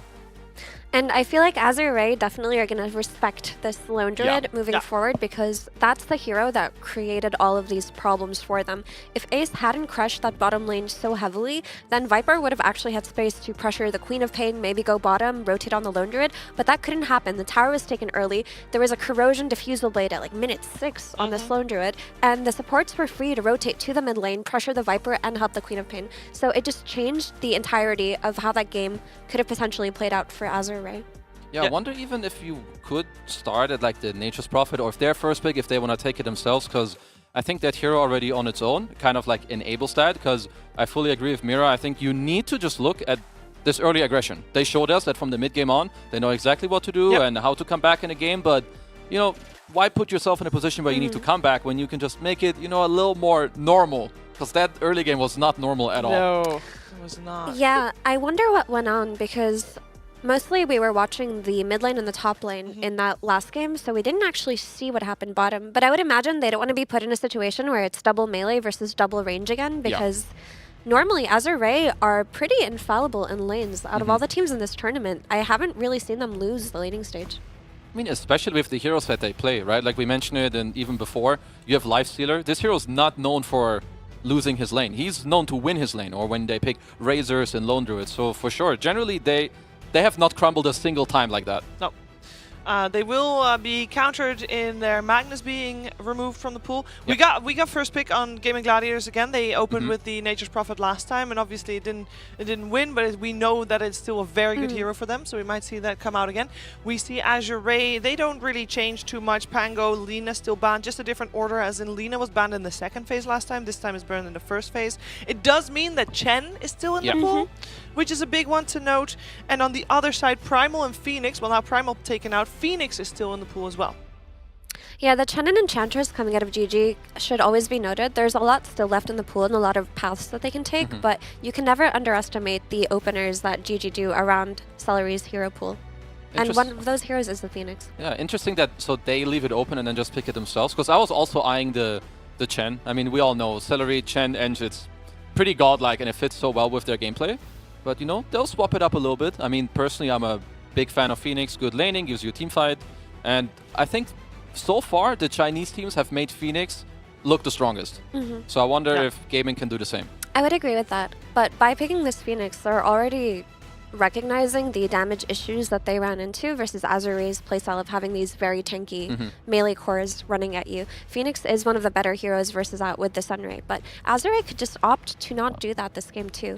And they respond with Silencer versus Phoenix. This is one of Phoenix's most traditional counters. If you last word this Phoenix online, you cancel his dive. You can also global to counteract a potential egg placed in a team fight, or you could global so you could cover your team while they're killing the egg too. I mean, I just love when, you know, I'm just going to say that they're both great teams, which we all know. When good teams play and they draft, and it's like, okay, I show you this, and we will take something that other teams don't because they just feel more free. They know how Phoenix works. They're going to pick Silencer. 90% of other teams, they wouldn't do it. But they know when this hero gets picked, you need to address it. You need to ruin this goddamn Birds team fight, and they do just that. So I love it. Yeah, it also shows how much extra freedom the drafters have in terms of just using the full arsenal of all the heroes of Dota 2 rather than just a select few that their players play. So it's just a show, indeed, of a great team. They can just pull everything out. As we got Brewmaster removed from the pool, as we were waiting for a couple bans more. One more ban coming out of Azure Centaur, also one of the tanky boys. This is actually so many tanky boys removed on the side of gaming. Yeah, because another thing that you mentioned, Mira, is I think some people underestimate, like, it's not just like the lane and overall the global. Like, a lot of times you have Phoenix, he's going to get covered by some Mars or Magnus, whatever it may be. But you said you can just global. No one is going to protect that egg until there's like a BKB Basher or a BKB Abyssal Blade or Lotus Orb to free you from it. So, yeah, I can't stress enough how good the Silencer pick is. The thing is, Silencer that comes out this early is easily punishable, right? It's a very squishy hero that gets easily spectered or easily primaled, or any of these heroes that have high damage outburst and high mobility, Silencer can suffer later on. So I wonder if gaming are going to take that approach. Yeah. There's another hero that comes to mind, which is something as well like any zoo hero, like Lycan, for instance. So I think the Mars is like a pretty nice cover-up. When you play against Silencer, you want to go in the backline and get him killed. Mars is pretty good at either going in for his team or also protecting his team in the backline. With some arena, you go BKB yourself against Phoenix. You know, this Mars pick might be a little inspired by Amar, who played it the other day against Phoenix and just made them look like fools. But overall, I like it. That's a really great point with the Mars covering these potential heroes that Silencer really suffers against. We do know that Gaimin are very capable of playing this Lycan. They played it last pick yesterday and it looked incredibly good. And you can't forget about this Broodmother. I don't think we've seen it yet this tournament, but this hero does come out in certain situations, and Mars covers for that too. So I wonder, I mean, if you're Gaimin, it's like the same. We all know Silencer's like a great team fighter, but his early game, it lacks a little bit. There are some heroes that I've seen other teams try to do. It's like Tusk, it can kind of go both ways, because later in the team fight, he also owns you. It means you can't save him. But in the early game, there's some teams that will abuse it a lot. You snowball on the Silencer with tag team, you know, take him out, kind of, you know, make him regret that they picked it. So I want to, because you can tell, Gaimin are not fully sure. They're kind of burning a lot of their reserve time at like the second pick. Yeah, whereas Azure seems to have things figured out. I mean, we didn't actually talk at all about Azure's coach, who's a really new kid on the block in Likas, if I pronounced that properly, which I probably don't. But I mean, this draft of Azure shows foresight, and they feel very comfortable with not using a single second of bonus time. It does, but I don't necessarily think it means that Gaimin are caught off guard in any way. I think they're just discussing which approach that they want to take. And they do end up going for Wraith King, which is a strong flex hero between both Durachio and Ace. But I would like to see it being played on Ace this game, because not only is it going to be a nuisance summons hero, but Silencer suffers very heavily, especially if he's being played on the Wraith King lane versus these skeletons. He can't do anything against them. No, I think the Wraith King's a great pick. He should just be in the offlane. You have the Ghost Push, you have the Skellies. You don't really care too much about global either way as Wraith King. If you get global when you're not going in, who cares? And if you go in, you just blink stun anyway, so you're kind of chilling. I think if I'm Azure, I feel like there's one hero that I would like a lot here. I don't know how much it is in their pool. It would be Alchemist. I think Alk is one of the best carries at abusing a Wraith King in the lane. Because of skeletons, you get way too much gold. You have attack speed against the egg. And when you play Silencer, who's most likely a 5, you need a hero that either can screw off to the jungle pretty early on, or you're just a strong lane. You know which hero I'm eyeballing right now? Because we saw it yesterday. Some teams are playing that Timbersaw mid. And I feel like it looked very effective versus Wraith King, but it's also naturally effective versus these zoo heroes like Chen. I mean, I don't know if they feel like they don't need to cover it too much. I mean, this is a damn good Timber game. The only thing is, if they feel like, okay, now on the next pick, can they counter us too hard? If they don't feel that way, you could jam it here. It's very good against these heroes. You have the Mars with a lockdown. You kind of have Silencer, who, the way I like to look at it is that in the early mid-game, Silencer gives your team kind of a BKB, because he silences your opponent, so allows your Timber to play more aggro. But, I mean, I guess maybe they're better. I mean, last picking your mid, it doesn't feel great, but you do know that most likely your Wraith King is in the off lane. At least it would make the most sense, so you could look to perhaps pick your carry here. Yeah, they overall last picked their mid laner previous game as well. True, worked out. Worked out pretty decently. Is there a chance the Silencer gets rotated to mid, or is that just not a thing? No. That's not a thing. Okay. That sounds pretty bad. But they could go for their stable carry, like a Weaver or something like that here, something that can just get on this Chen, get on this Phoenix. It wouldn't be too threatened by counterpick. I mean, there could be a potential Bloodseeker on 18 by Gaimin if they do that, but not that scary. There's a Lifestealer again. They run it back. Yep. Okay. This time not against the lone Druid, though, so hopefully he's going to have a better lane. For low, a little bit of a better game. Near by default, because, last lane was... it can't go much worse than that. Let's just not talk about it, because still, great Lifestealer game. Of course, you're good against the Egg. If, Chen gets some big creeps later, whatever, you just hit them, you get a lot, you lane fine against the Wraith King. So you can infest them and outfest them and then take them. There you go. Easy. You also have infest bombs with Mars later on, and you're always going to scale well versus the heroes on Gaimin right now. I guess also just comfort for Low. He's been making it look so good. I mean, if he can come back from that nightmare of a game one that he had on this hero, he's definitely comfortable picking into Phoenix and Wraith King. And I do think it's nice to have, Silencer is good against Phoenix, but you need heroes that will use this global to freely run in and hit the Egg. Lifestealer, of course. Rage himself, he has all the attack speed. It all checks out. Great Egg hitter. As Naga Siren comes out, some more team fight for Gaimin and Direct Show's hero sorted. I do think it's a very good Naga game. Mars is, I mean, I have seen it kind of go both ways, but generally I would say Naga is good against Mars. It's hard to spear the real one because you spear latches on illusions. You have the map clear as well against Silencer. He wants to take the fight he wants to. As Naga, you kind of make that really hard for your enemy team.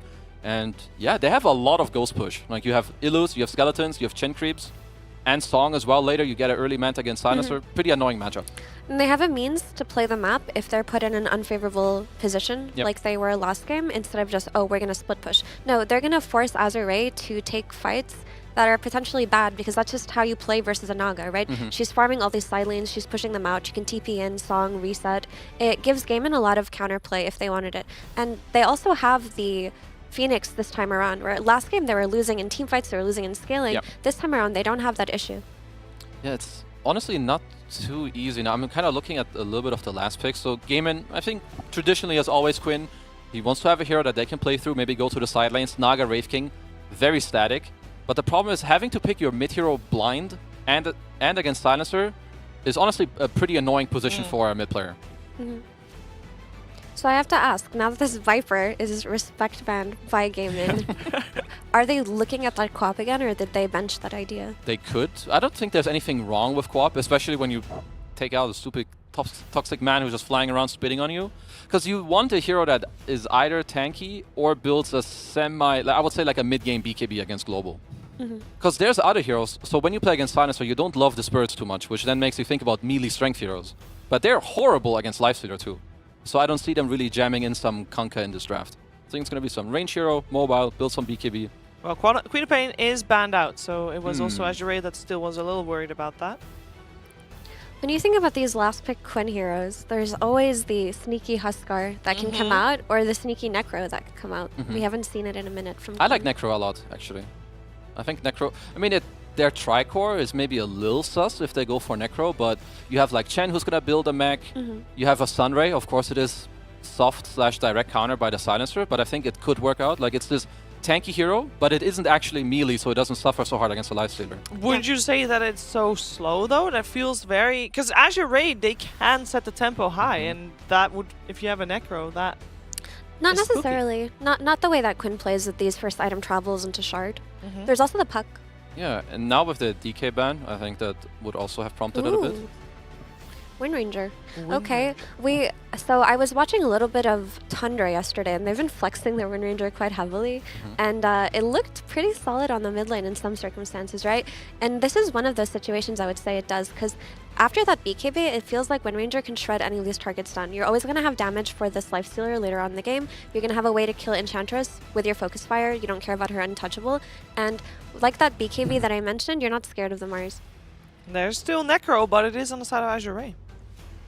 I mean, he has a lot of backup with like some Infest and the Global later as well, but I feel like Gaimin should be pretty happy with the last pick they got and the one that Azure Ray tried to go for to counter it all. I mean, Necro is very good against Naga and Wraith King later on, but I honestly think that this is a very good Naga game. Like, yeah, you have like some Radiance or some Heartstopper aura coming out, but once you have Heart with these auras, I don't think they have enough to cut through this Naga.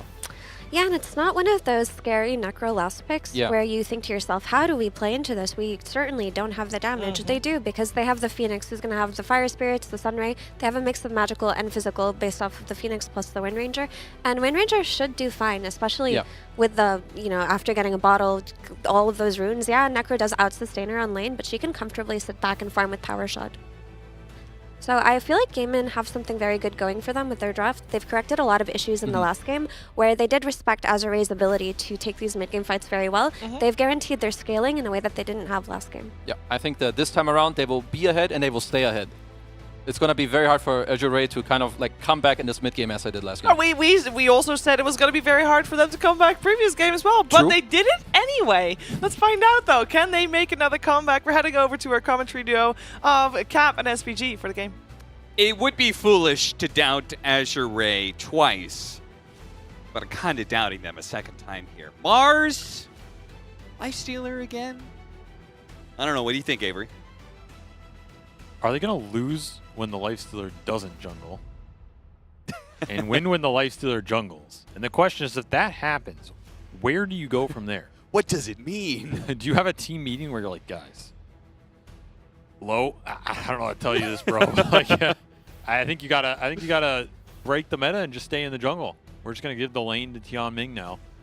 Yeah, we'll see. I think this does look like a pretty toxic Naga game. Not gonna lie. I think the Naga is gonna present some big problems on the lanes. You have two single target supports basically in Silence or Ench that don't really like having to deal with lane pressure the whole game. They kind of want to rotate, gank, get involved in skirmishes, get number fights going, and start stealing the int, pushing towers. Naga is just going to slow this whole game down, and I don't really see a way to stop that. However, in the ultra late game, would you take Lifestealer Necro, or would you take the Wind Ranger Naga Wraith King? I don't know if it's actually that one-sided. If this Necro gets really big, you don't really have a way to burst him down, right? I guess you can nullify him with like a Wraith King nullifier and Wind Ranger just kills him, but you do have Bulwark in this game that can be weird. You have an Infest that, could go in, disarm somebody, I don't know. Yeah. I can see Necro actually carry this game in like some weird world. If it goes like 70 minutes, 60 minutes, I think Necro just takes over. That hero's really dumb with like Ag's Heart stacks. Yeah, when you can't put... I think the going that late game, I think it's the Wind Ranger that's probably the scariest factor for you as Necro. Otherwise, this hero probably can just live through, and all that Aghanim's Heart damage over time combined with a Radiance on Lifestealer. Yeah, you could definitely win fights out. My biggest problem with this is the Naga Siren, as you said, pretty toxic against the supports. You also have the Aghanim Scepter against Lifestealer. That's going to be super annoying. So it's not going to be nearly as free in some ways of a Lifestealer game in some of these mid-game team fights, right? Probably, but I mean, it can't be worse than last game. So. No, I think the matchup was good for him in the mid-game. It was just the laning phase that sucked. I mean, no matchup now in I the think it's going to be the opposite. No matchup in the mid-game is good for you when you're like 5,000 gold behind and you went to jungle level 2. I'll guarantee you that. But yes, you have a fair point. Though I do think this Lifestealer Naga matchup goes both ways too, right? I actually think Lifestealer stats for that hero are pretty good. Like, it's one of the carries that carry players are not afraid to pick against Naga. Because I feel like if you get to the late game levels and like Mjolnir or BKB, this type of thing, Naga doesn't do anything. Like, yeah, you just go and kill his team. You can even man fight him if you ever get on top of the real Naga. I don't think this matchup's that bad. That's what I'm saying. I feel like Lifestealer Necro can out-carry a Naga in the very late game. But obviously there's all these other factors, right? Like Wraith King can get Ags Refresher, Wind Ranger might just be killing you. Maybe XXS has a tremendous game like he did last time. I just don't want to make it seem like this Naga is an end-all be-all in this game, because I actually don't think that's necessarily the biggest of their late-game problems. Yeah, but it's going to be a big mid-game problem, because, yeah, these lanes are going to get shoved in, and if you mess up on the map and you feed a big core kill away, then the Chen Wraith King lineup is going to take objectives really fast, and the game might spiral. That's how Gaimin like to play. Put you in a position where if you mess up once, they just take buildings. So once more, they have a lineup that can accomplish that task. Just a question of how well do the lanes go. And already, Low is still on the lane, so round of applause for him. This lane is already going tremendously better than last time, and yeah, I mean, having a ranged support definitely helps. Yeah, this matchup is also good, right? Lifestealer versus Wraith King, who has pretty low armor. You have an answer to Fire Spirits, so I imagine Low's going to be able to do just fine in this lane for quite some time. There might be some kill opportunity at some point in time just because skeletons are kind of busted, but expecting much better things for Low in the first 10 minutes of the game, that's for sure. This mid matchup is probably going to be more fun for Quinn than the last one, though still a matchup that Necrophos does win, I believe. And he's currently winning it too. 12-3 versus 8-0 from Quinn. He actually did pretty well in that last lane. That was a pretty even lane. The Viper was way more obnoxious in the fights than the lane for them. So that was kind of like the least of their worries. I also still think Necro is this hero beatable on lane? I think the only hero that beats him is like Lina or Sniper, I guess. Yeah, you gotta have some really long-range harassment in order to yeah, like punish this hero. Maybe these like weird like Shadow Fiend or Huskar. I don't. The Huskar definitely isn't. Maybe Shadow Fiend does. I don't know. But like generally, this hero just wins lane. If you don't have some crazy good matchup like that, he's gonna take it over. And this is a lane XM is going to absolutely free farm in. Wind Ranger does not stop Necro, so he's gonna be pretty big, which is a good sign for Azure, because I think this is a game where you want your Lifestealer and Necro to be as strong as possible to mitigate Naga's presence in the mid game, and you can get to the later stages. That one is going to go over to Durantio. Managed to outclick Jin-Q there just by half a second. Back to the mid lane, though. It should be a lane that Quinn is able to get farm in, too, right? Like, he may not be shutting down the Necro, but it's not like he's going to be shut down too much, right? Yeah, Wind Ranger can always get something. Power shot range creeps. Wind run your way to split the water. Yeah, you'll get something out of this, but I don't think he's going to be too happy over the long run. And you're going to have to think about this Reaper kill at 6, because XM should get it first. So if Jin-Q has rotation potential because his top lane goes a bit better, or the wave's really far back, I can easily see him make that Enchantress rotation to mid, because I mean, you have a Dispel for the Wind run too. It's a great support versus core matchup. Oh, he's being pushed away underneath his tower. Yeah, this is some pressure a little for sure. rough. I mean, to be honest, there's some karmic justice here. to Quinn losing to a Necro. Yeah, I mean, you can't play Necro like 8 times at TI last pick and not have it done to you at some point. You know? Quinn's like, God, this sucks. Who the hell would do this? What's wrong with this guy? Last picking Necro. That's my Quinn impression.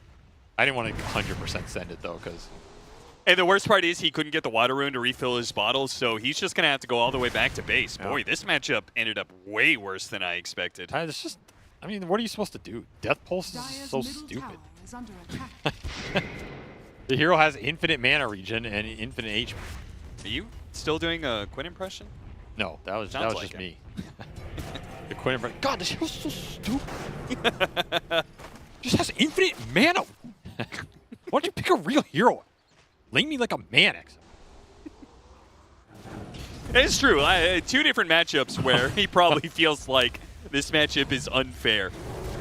I mean, I feel dive through Tofu. Nice pickup. Good first blood. Yeah, first blood was still on the table, so great pickup from Tofu there. Pretty late one at 5 minutes, but very happy to pick that up. And this is probably the lane that, I mean, Gaimin, I feel like they always want Ace's lane to go the best, but it's usually because he's on the tempo objective taker, right? And this is another game where I think this Wraith King gets really fat, and he can start to dictate some of the fights and the map movement, like a really fast Radiance. You're going to be happy. That's a little bit of a positioning error there. Yeah, Low gets some really good damage, and they straight up kill him. So yeah, they can pick up the silencer all they want, but Low is not to be trifled with in this matchup. He's got a Fairy Fire, so he's not afraid of taking this fight to Tofu. No rage just yet. Actually wins 0-2-2. A little bit surprised against the Phoenix he hasn't picked up early rage. I mean, you'd rather just have the skills for the faster farm in jungle, like even if you die, whatever. Yeah, I guess so. I mean, I guess you can like rage off a Ray Fire Blast. Maybe there was some merit to it. I could see it either way, depending on how you want to play the lane. But he did this build last game, so he knows what he's doing. Reaper is up here, so you have the level advantage, and there's rotation. Both supports, in fact. Oh yeah, they're gonna hit him with the purge. Banisher. This is perfect. A guaranteed Reaper Scythe kill. This is the biggest rotation I think Jin Q can make in this game. This is the most impactful one. You have the winning lane, you have the winning ult. Just make it count, right? This is what gaming like to do to their opponents when they have these last pick Huskars and Necros. This is exactly why. You have the level advantage, you save your catapult with this 5 to 6 minute move. Now you're getting a crap ton of tower damage. Can Quinn even TP back in here? And if you can't, you're just losing mid. Yeah, I think mid tower is gone. Beautiful move from Azure Ray on both supports, and of course that Banisher with an extra purge definitely helps. Yeah, this tower's just gone. Yeah, Siege Wagon's going to take it eventually here with the help of XM, who wants the last hit. See if the Siege Wagon kills it. Nope. Judged it perfectly. Jin Q is going to be caught by a gank here from Celery coming in from the other side, but XM is going to keep him healed up, and Quinn has to give up on this kill. If anything, it's going to be maybe the supports are going to die here. Tofu diving away. Is it enough? It might just be smoke. The smoke that doesn't stop it. But yeah, gotta review the mechanics there, but he does survive. Well, I guess he learned something today, you know. Oh, Azure Ray got double Wisdom Runes for that. So even if they don't get a kill, they still got a big win. That is a big payoff, and they're getting damage bottom on this tier 1 as well. This is a very strong early game for them, and what they kind of want in this game. Because again, the Naga is always going to find farm. They're not going to be able to really shut Dyrachyo down. He can stall this game out. Like, even if gaming are behind off mid laner, for example, whatever. Naga can stall the game, you can refine the farm. But if you're in a solid enough position where you can start forcing objectives and not get punished too hard, you're going to be really happy. Right now, Azure Ray are very happy, especially their supports. Both level 5 versus, level 4 barely for Celery here. It's been one of the slower games we've seen for his Chen. I'm not sure if it would have saved him here, but either way, that net is going to do Jin Q no favors. The Focus Fire is maybe not quite enough damage, but the Power Shot comes through. Finally, XM unable to deliver the heals, but does have a threat. The Game of Gladiators have to run away. He just didn't death pulse him. Yeah, he didn't even try. He was like, sorry, bud. Ooh, that is a big rune if he can get it. Yeah, nobody's running for it, so that is going to be a Necro picking up a very nice Arcane. If I'm Jin Q, I'm never ganking this guy's lane again. Guy gank for you, you don't even death pulse for me. Just stone cold, bro. I don't know. Yule's on the menu. What the hell is this? I mean, you got to respect it. XM wouldn't have had the mana for Reaper's Scythe if he saved his support, you know? Yeah, I mean, I kind of respect it, but like, at the same time, it's pretty BF. But not even to try. Either way, this Yule's is pretty interesting. I mean, it's a pretty fine big sandwich coming up here in this top lane. Azure Ray going through the portal to try and catch Dyrachyo. They do manage to get him inside of the Rima, but he got the sleep off in time. Barely. He's going to be able to walk away from this fight, but it's probably Azure Ray still taking control of the tower. I don't know. Game of Gladiators have 5 heroes in this fight. They going to get anything? They have to at this point in time because it's a 4 versus 5, surely. I mean, you don't really have spells, right? You have a level 2 Penitence and a level 5 Wraith King. Like, what are you going to throw your 80 damage Wraith Fire Blast in there? This is just not a fight. Brought 5 tried to get the deny, but it wasn't enough. Very awkward early game for Gaiman. This lineup's just lacking a lot of spell and fighting power right now, and it's putting them in an awkward position as low as just taking another tier 1. There's going to be 3 tier 1s dead by 10 minutes for Gaiman. Pushing back Ace, Jin Q taking over that bird, body blocking nicely. They can get him with the Reaper's Scythe before he can get Reincarnation. This is getting out of control. Game of Gladiators looks a little lost. Celery had to make a run to pick up the neutral creep, and he's going to die for it. Okay, he got the item. At least he got the neutral item, but... Yeah, but, I mean, this game is just absolutely crumbled. Like, the support, early movement from Jin Q, getting double Wisdom Rune on Tianming just set up these skirmishes so damn well. You're just missing... I mean, you're like missing 2 heroes on Gaiman, right? What is Chen offering you? What is level 5 Phoenix offering you? Not much. The XM will deliver some heals this time around. It's not going to be enough, though. All right, good little haste pick up there, and if you can get more... Yeah, you really would like that Necro here. I mean, Dyrachyo came in to try and make something happen. Oh, they got him inside the arena. XXS on the other side. Quinn bumping into the wall one more time. Should be a kill. Yeah, he's just going to be able to run him down. No problem. Xinqiu's there on the other side. Oh, he got off the wind run.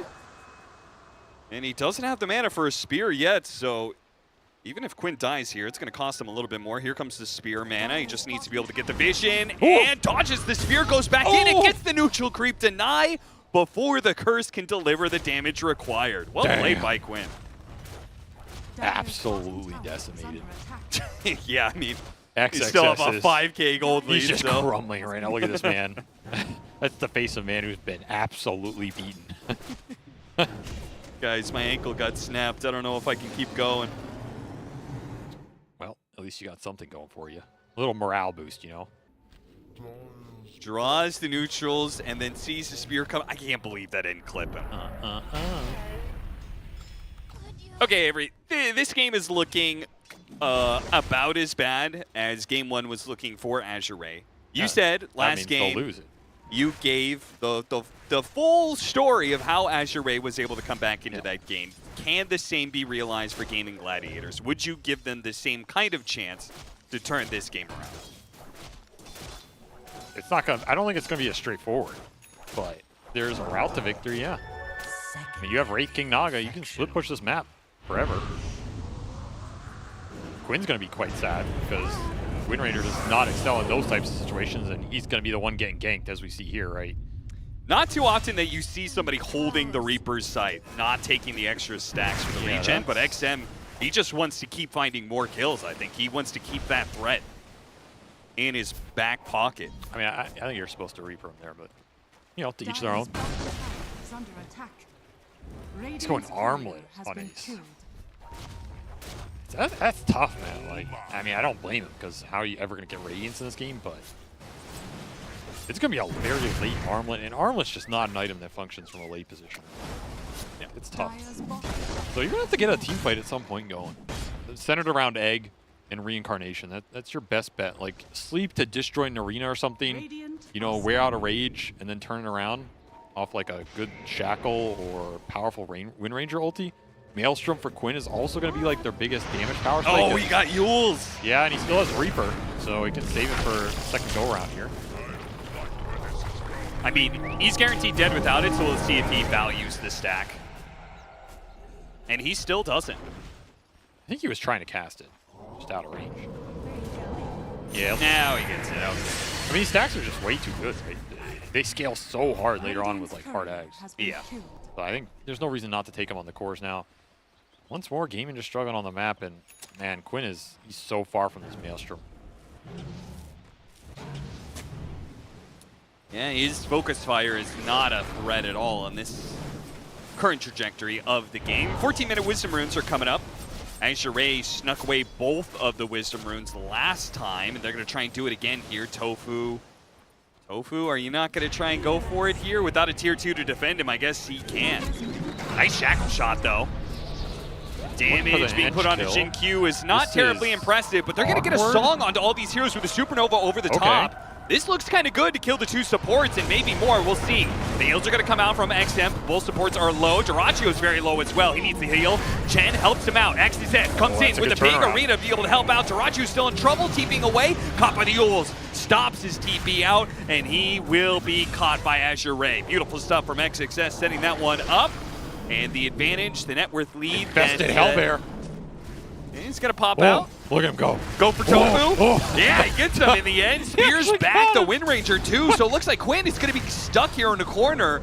His win run lasts just long enough to get him away from Low. Still going. God, yo, Low, chill. I know you were in the jungle last game. Relax, but like, man. Bro, you don't need to let you don't need to let that rage out. Quite literally. Have a little discipline. That's a nice turnaround from XXS. Right point in time, because this is, I mean, pretty much your best hope, right? The only awkward part about this is like you're wasting your Wind Ranger ulti on the sleep, but again, you bring in the Phoenix, you set up this Supernova. These are your teamfight spells going to work. You get 2 supports off this. Really nice setup here from Gaming to make something out of a game that is spiraling out of control. But the second XXS shows up, I mean, this is not pretty, right? And this Yules has paid off already. Yep. For XM. Yules is not an item we see a lot because generally it's just not that good in an even or behind game, but when you're ahead, it's It's a very powerful item. Gaming Gladiators get something small here. They can't fight low, but they can pick off certain supports. Dive away from Tofu, but with the bots in, and the Shard already picked up a fast kill onto the Phoenix. They pursue for more now. Ace is going to be the next victim. As he's slowed down by the God's Rebuke, and that's really all they need. The rest of the follow-up is going to be there. And the catch from Azure is come together really nicely in this game, making sure they get the extra kills so this game just can't get ratted out, right? Because if you take these fights, you get like one support kill, but Dyrachyo or Ace are shoving both your side lanes, you're not going to be that happy. So the fact they're getting these extra core kills on top is what's really going to build the lead right now. As Dyrachyo went for the Midas on the Naga, he's just going to try and play the gate game, go back and forth, get these side lanes out much as he can. Not really anything else to do. And getting close to his Maelstrom, huh? Yeah, that's not anymore. That's a tough beat. That's a really tough beat. Because if you get this Maelstrom, I mean, Windranger's kill powers with Maelstrom stays the same for a very long time. Yeah.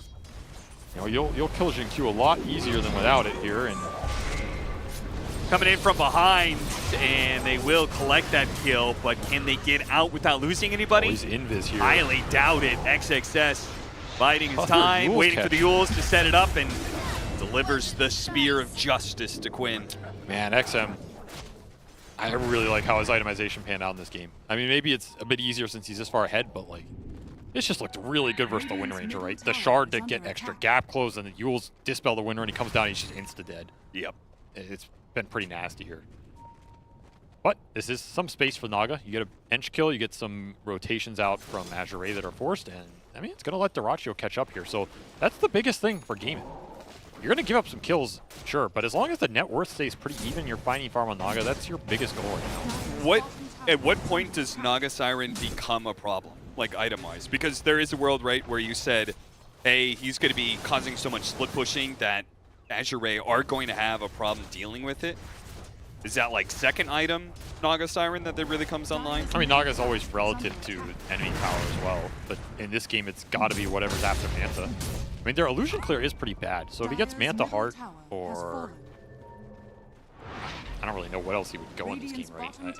I feel like the Orchid is just not going to be there to have any impact in this type of game. Got him inside the arena. Global Silence just to make sure that they'll win this fight. And there's no save for Quinn, no Song of the Siren from Dyrachyo to bail anybody out. But he will go back through the gate and push in bottom, which they're getting a tower off. Lowe's hitting a tier 3. Yeah, Lowe is living the dream right now. From level 2 jungling Lifestealer to high ground by 18 minutes. No the one's Lowe coming story. back. No one wants to come back because they're all split pushing. Look at him racking up that building damage. God damn. He's still just sitting here. Man's got no chill. Is relentless. Oh, they got the neutral creep denied somehow. Inside of that arena, there was a neutral creep somewhere in there that killed Quinn. Don't underestimate him.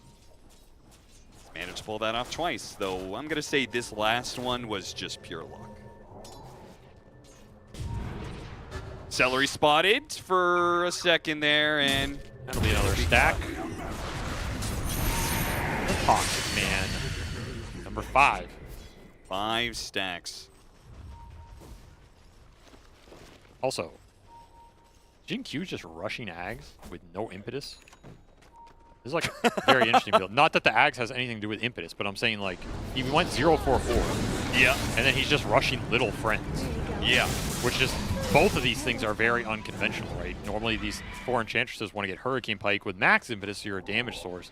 Instead, he's forsaken impetus entirely, and he's going in Ags that I don't think I've seen it once in like a year. I bet it is super sick against Wraith King. It is very good versus Wraith King. It's very good versus Chen. Yeah.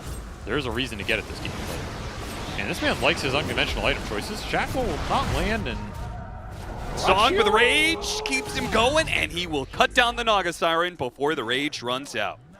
That's a big kill. Every Naga kill in this game is going to cement Azure's position more than anything else. Like, Dyrachyo just needs to stay on the map, needs to keep stalling this game out, because the other game and heroes are catching up a bit off his space, right? You're finding some items. You have a Vessel on the Phoenix. You're closing in on the BKB for Quinn. Ace ended up going back for the Midas over the Armlet. I think this was a very wise choice, because if he just rushed Armlet, I don't think you can do anything with it. At least this way, he's gonna pick up the farm pace a bit. Yeah, they just gotta kind of hope that Azure runs out of steam and isn't able to end the game. I just want to see this enchanting sax like shred somebody. Oh, celery. It's okay. Well, there's another tool there. The shard for the Phoenix is some extra damage. It's probably the one they wanted. Yeah. I don't think the Chen shard is going to change that much. Invasion from Azure though. Global Silence, they're going to kill the Phoenix. Not given an opportunity to get off the Supernova, they'll chain the Silence into the stun. Actually still managed to get it off. They left them. Yeah, everybody else was like, we just want to collect more heroes.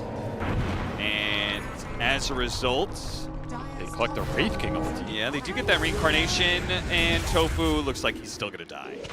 Meanwhile, though, Low actually takes some damage here. Bailed down by the creep with the Infest.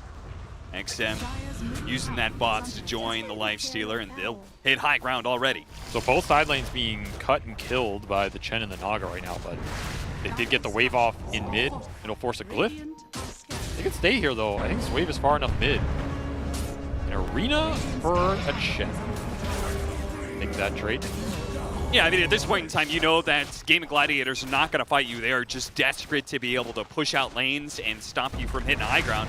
Azure doing everything they can to ensure fast kills and immediate building damage. I mean, you could see Low's priority when he was chipping away at that tier 3. He wants more than anything to, end it fast. Low's revenge. He's got a Manta now. Damn. I'm not in the jungle anymore. Yeah, these items are just coming too fast. The Necro and the Lightstealer are way too farmed right now. I will say, Low's made me a believer of Lifestealer in this series. I was not a big believer of this hero before this. He made it look good when he got dunked on. He made it look good when he dunked on them. Yeah, seriously. He's just been hitting buildings. Well, you got to fight you with this next Supernova in 25. Stall it out for that long. You're going to have to bring Dirachi for this fight, and he is going to Orchid on the Naga. So again, he wants to take the fight, but there's the Yule's Dispel. There's the Manta on low. You have to save this Orchid for a bit farther in. Got him on the roof, got him on the slow. Take away the wind run for a little bit. Quinn will be able to get back to safety here. This doesn't cost Azure anything. Like, this Heart Necro is just going to sit here until you kill him. Yeah, what did Dirachi comes back. All right, here's that song into Supernova setup.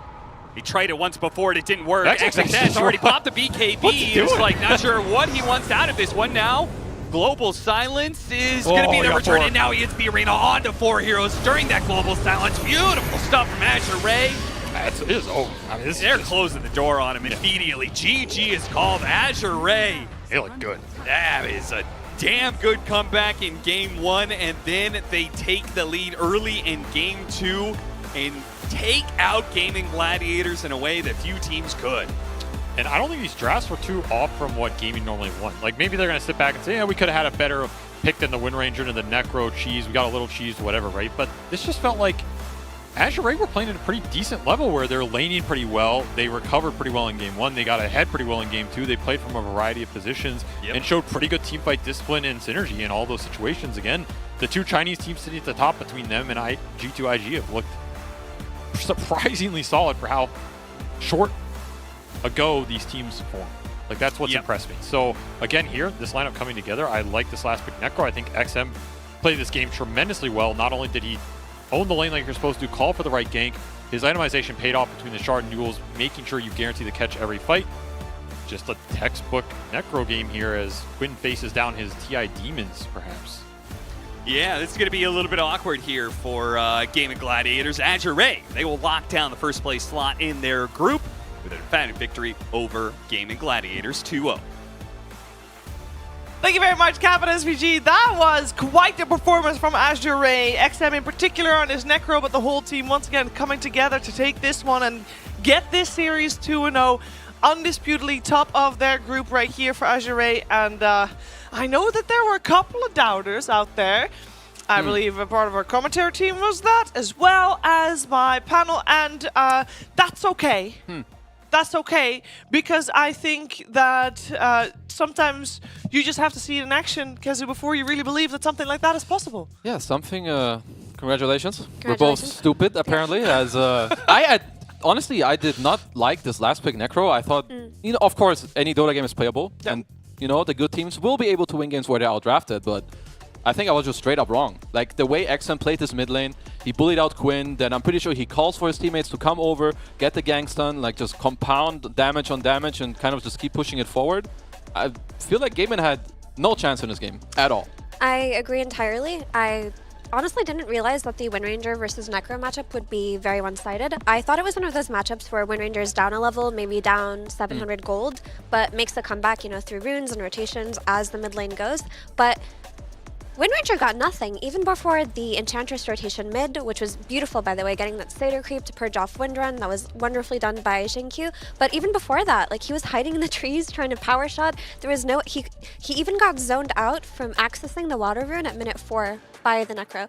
And it really turned out to be the problem in this game, because Chen was playing versus Enchantress in the top lane. Chen couldn't have that much impact because Enchantress is one of his natural counters on lane, at least.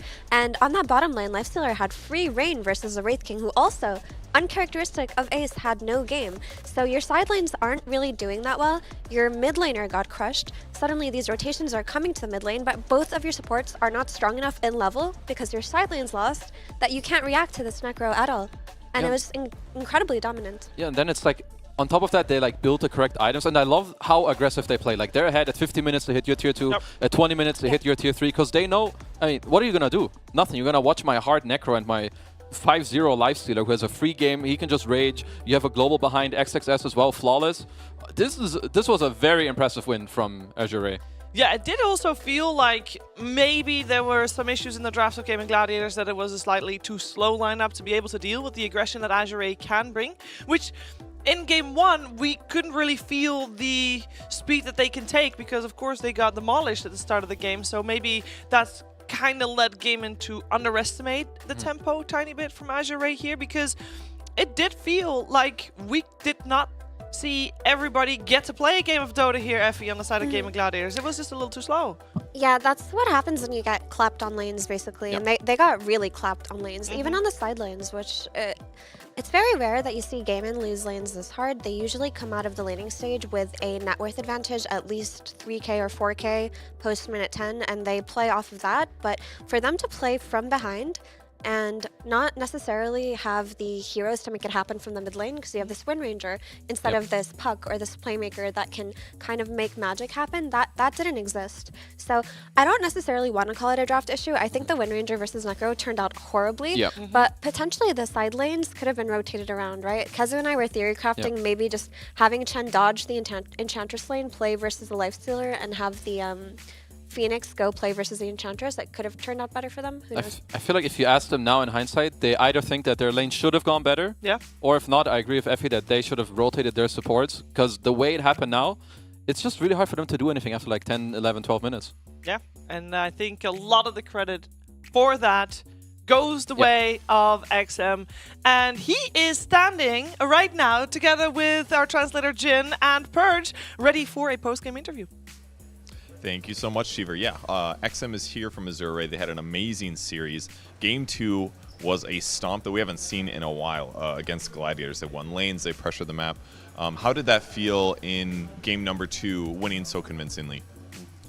首先恭喜你们拿下了GG 的这2把，然后尤其是第2场，你们感觉你们真的是很轻松的在碾压 GG 了，已经。就是你们是怎么做到的呢？就是而且这种感受是怎么样的？ 就是我们赛前就提前模拟好了，就想放他们城用小路打，而且他们就是选了那个骷髅王没办 NEC， 因为 NEC 实在太克骷髅王了，就打得很轻松。It was pretty much a draft issue, so we kind of baited a Chen pick because we were prepared to counter it with Enchantress, and then for some reason they picked Wraith King without banning Necrophos, and Necrophos just counters Wraith King so goddamn hard, so it's just the easiest game for us. Gotcha. And in game 1, very interesting game. Everyone watching it, at least on the English stream, we thought you guys were going to lose for sure. Viper's not popular, but you guys managed to win it. Can you talk about Viper's strengths and weaknesses right now, especially the Aghanim Scepter build? 就是第1场你们当时就是前期的时候打得非常烈，然后GG 当时占了大优，然后感觉都已经要碾压你们了，但是你们最后还是翻盘了，而且包括你们也选了一些不是那么热门的英雄，像毒龙，而且就是能不能跟我们讲解一下独龙这个英雄以及他的 A 仗的效果啊等等？你们认为独龙具体强在哪里？主要我的独龙比较厉害吧，因为独龙一直是我的绝活。就跟国外队，我跟国外队交手比较少。就在中国，就是大家不可能放我的独龙的，就我的独龙太厉害了。The truth is, Viper is my best hero, and it's not just my best hero. It is my absolute, trademark hero. Like because I haven't really played much on the international stage with against the other foreign teams, but in China, nobody would ever let my Viper go through because when I play Viper, I'm unstoppable. That's amazing. Can you tell me why you think Ags is good? Because I thought it was bad, but it seemed to work very good that game. 能讲解一下就是独龙这个 A 仗嘛？因为就是我个人认为，就是独龙 A 仗其实蛮烂的，没有什么用的。但是那一把好像你出了 A 仗之后就很强，就是怎么个理解的？就是因为以前独龙就是传统理念上比较怕那种物理系英雄，但现在有了 A 仗之后，他出了就是 A 仗反而是克制那些英雄了，就是有点那种传统的观念被打破了，就不太一样。因为独龙 A 仗就是那种团战吃技能，然后又能打伤害那种英雄。Well, traditionally, Viper has kind of been weak towards those kind of physical melee carries, where he's kind of weak towards the physical damage. But then once you get Aghanims, he actually counters those physical damage heroes. So it kind of changes the nature of the hero, so to speak. And so like Viper always traditionally has a role where he's the tanky kind of, he goes in a fight and he just eats up all the spells, and then he has a lot of magic resistance. And with Aghanims, he can counter more than just that. He can do more. He can counter all the physical heroes as well. Awesome. Well, thank you so much for the insight. I love Viper as well, so always happy to learn new tricks. And back to you guys is XM with Azure Ray. Thank you very much. Oh, I just want to once again reiterate what XM said about his Vipers. Like, if you guys were in China, people would never let me have this hero. If you knew, it's not just my best hero, it's my signature, like the biggest signature hero you can think of. Oh, I love that, and I think a lot of teams are not going to forget that going forward. So that was, I love it. There was a great performance, not just on his Viper, but of course on his Necro as well. As, Azure Ray coming in so hot here, Kazu, in the whole tournament. No, like for real, and it looks like he's really good on perhaps these tanky heroes. We saw it with the Necro. He plays other heroes like Earthshaker as well, where he's kind of like he's like an anti-mid player. I feel like he's gonna play these heroes that you don't want to lane against, you don't want to play against. It's gonna make it annoying for you. And honestly, they just look great, deservingly first place of their group. Yeah. I feel like this team kind of ticks every box that you would want out of a team. Like, based on what I've seen in these last 3 days, they do everything very well. They lane very well. In a way that you wouldn't expect. They're quite infallible in lanes. I think the worst laning stage I've ever seen them have was that game 1 versus Gaimin. Yep. But otherwise, they have these really fresh ideas. They're willing to flex heroes like Slardar to the mid lane. They're willing to play things like Viper when other teams aren't. And they have excellent spellcasters. Like, their button pressing is on point. Zhenkyu and XXS in particular seem to be these clutch players who can make magic happen. And then when you pair that up with a mid laner like XM, who has shown us how dominant he can be, and a carry player like Low, who's good at the aggressive carries like Lifestealer, but also the farming carries like Naga, you've got a recipe for an almost perfect team. Yeah, and they are showing it right here. They come on top of the group. And while we were talking, while the interview was going on, the whole Group A, all the dust is somewhat settled. As you can see, Azure Ray, top of the group. That is great. BetBoom Blacklist turned out to be a 1-1, which was for Blacklist not enough to move forward. They get eliminated here, and Team Secret got a 2-0 over Wawitas, and now you see Team Secret giving Gladiators, they're tied, and they also tied in their series, and there was some other rule that also turned out to be a tie. So I think everybody at this point should open another tab, and they should go to the Storm stream, because at that stream eventually will be a 1v1 between mid, 1v1 mid between Quinn and mid 1, and I'm very excited to see that. I will say I have seen mid 1 is not entirely on his game, but today Quinn wasn't really either. So I'm excited for this mid 1 mid 1 Quinn 1v1 mid. It's the 1v1 mid. I don't know what to expect. Like, I do. Okay. Yeah? I'll tell you what to expect. Because I did see Quinn in action in these 1v1s at the BB Dacha tournament a few months ago. He didn't win because the heroes are weird, but I will tell you, this guy is a nerd. Like, he has studied the ins and outs in every matchup, and he's considered 1v1 situations in terms of what items he's going to buy, when he should TP, what kind of region he should get. I mean, he's kind of nerdy about it in a way that maybe other mid players don't really think about. You don't think it's going to be an even battle then? I think he has the edge. Yeah, I think he's got the edge. No, I would agree with Effie that he has the edge. He knows, like, even when I played with him, like, he would help me a lot with my laning. And this guy doesn't even play offlane.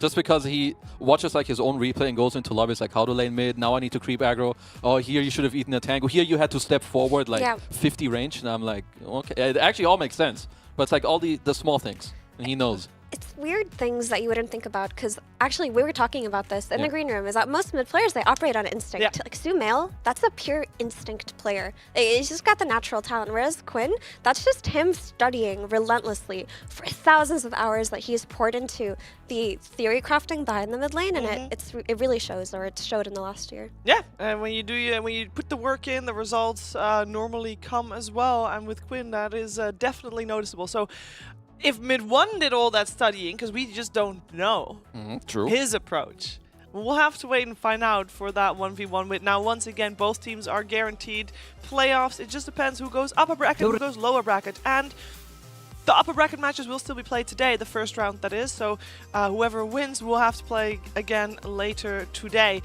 A lot of exciting stuff coming, and for Group A, the dust has settled. We're moving on for Group B. English is hard today. We're moving on for Group B.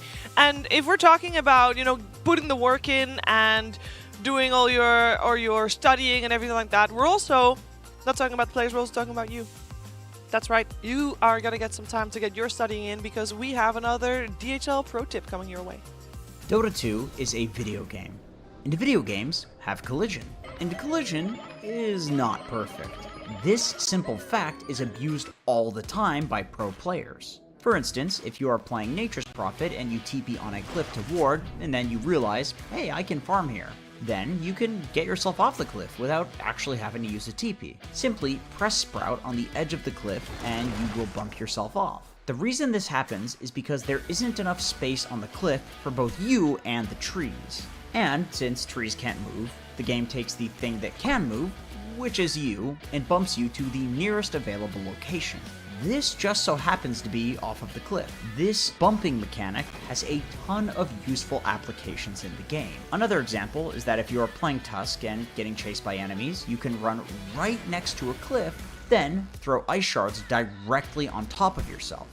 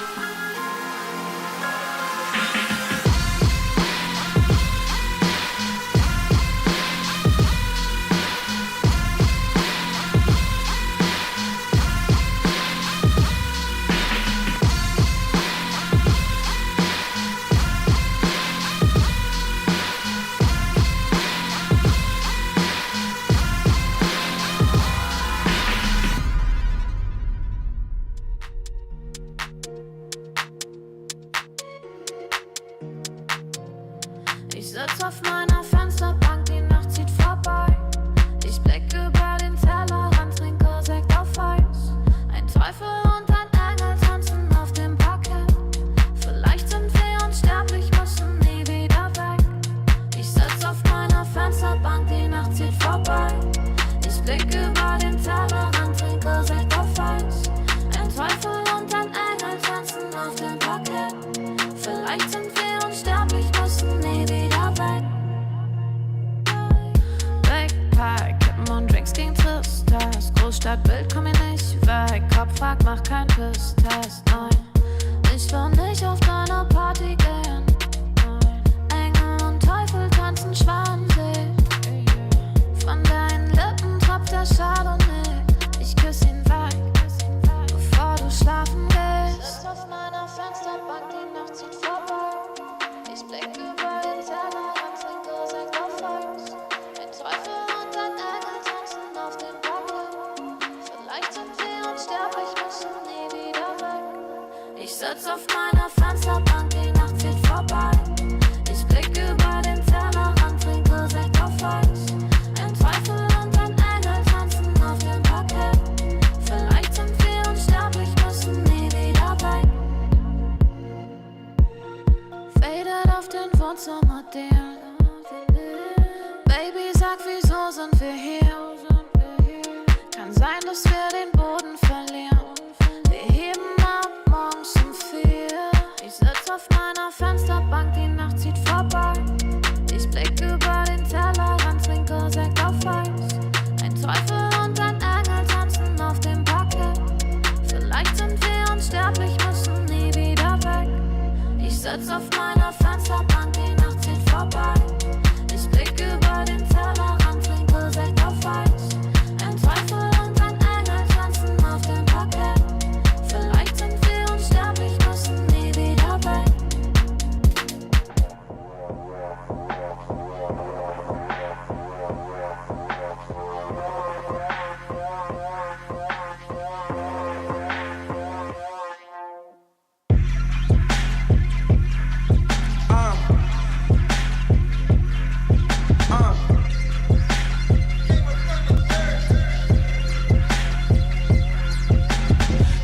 in my way, they might have to get murked. Approach me with caution, might have to get hurt.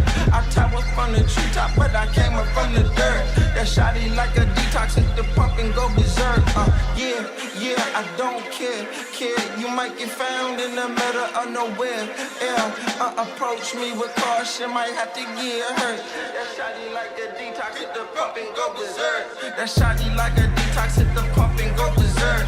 I think y'all in my way, so tell me which one going first. You end up in the hearse, you end up in the grave. That shotty like a detox, hit the pump and you enslaved. Hey, yeah, I don't care. You might get found in the middle of nowhere. Yeah, that shotty like a detox, hit the pump and go berserk. I think y'all in my way, so tell me which one going first. Scroll through my living room, chosen the pinnacle. I jump into the spotlight ever since I seen the hidden view. Move how I move, I don't know who you approaching. I'm Jordan, less suggestion, I don't need nobody coaching. All these niggas frozen, that's usual. Every space I go in, that's not unusual. Approach me with caution, might have to get hurt. That shotty like them Reeboks, hit the pump and go berserk. That shotty like a detox, hit the pump and go berserk. I think y'all in my way, so tell me which one going first. You end up in the hearse, you end up in the grave. That shotty like a detox, hit the pump and you enslaved. Hey, yeah, I don't care. You might get found in the middle of no. Dota 2 is a video game, and video games have collision, and collision is not perfect. This simple fact is abused all the time by pro players. For instance, if you are playing Nature's Prophet and you TP on a cliff to ward, and then you realize, hey, I can farm here.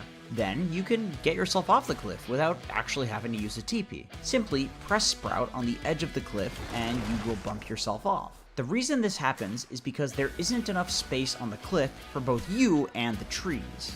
And since trees can't move, the game takes the thing that can move, which is you, and bumps you to the nearest available location. This just so happens to be off of the cliff. This bumping mechanic has a ton of useful applications in the game. Another example is that if you are playing Tusk and getting chased by enemies, you can run right next to a cliff, then throw ice shards directly on top of yourself.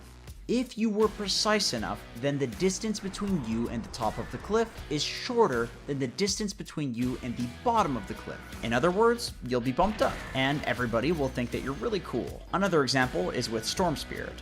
There are a ton of places on the map with unpathable objects that you can use to push you a small distance to save mana with your zip. The Ancient is one of these. If you're walking back to Fountain, you can get there quicker by zipping halfway through the throne, pushing you to the other side.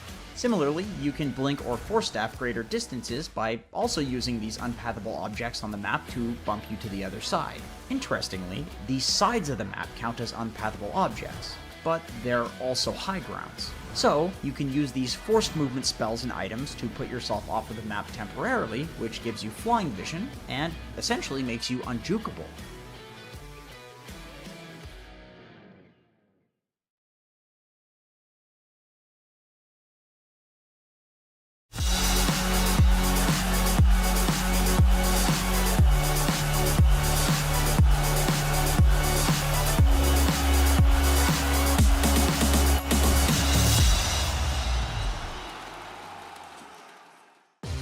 Oh, we learned so much from those DHL pro tips. I know all of you by now consider yourselves expert of all the nitty-gritty Dota 2 stuff, the intricacies of collision, drafting, pubs drafting, as we learned yesterday.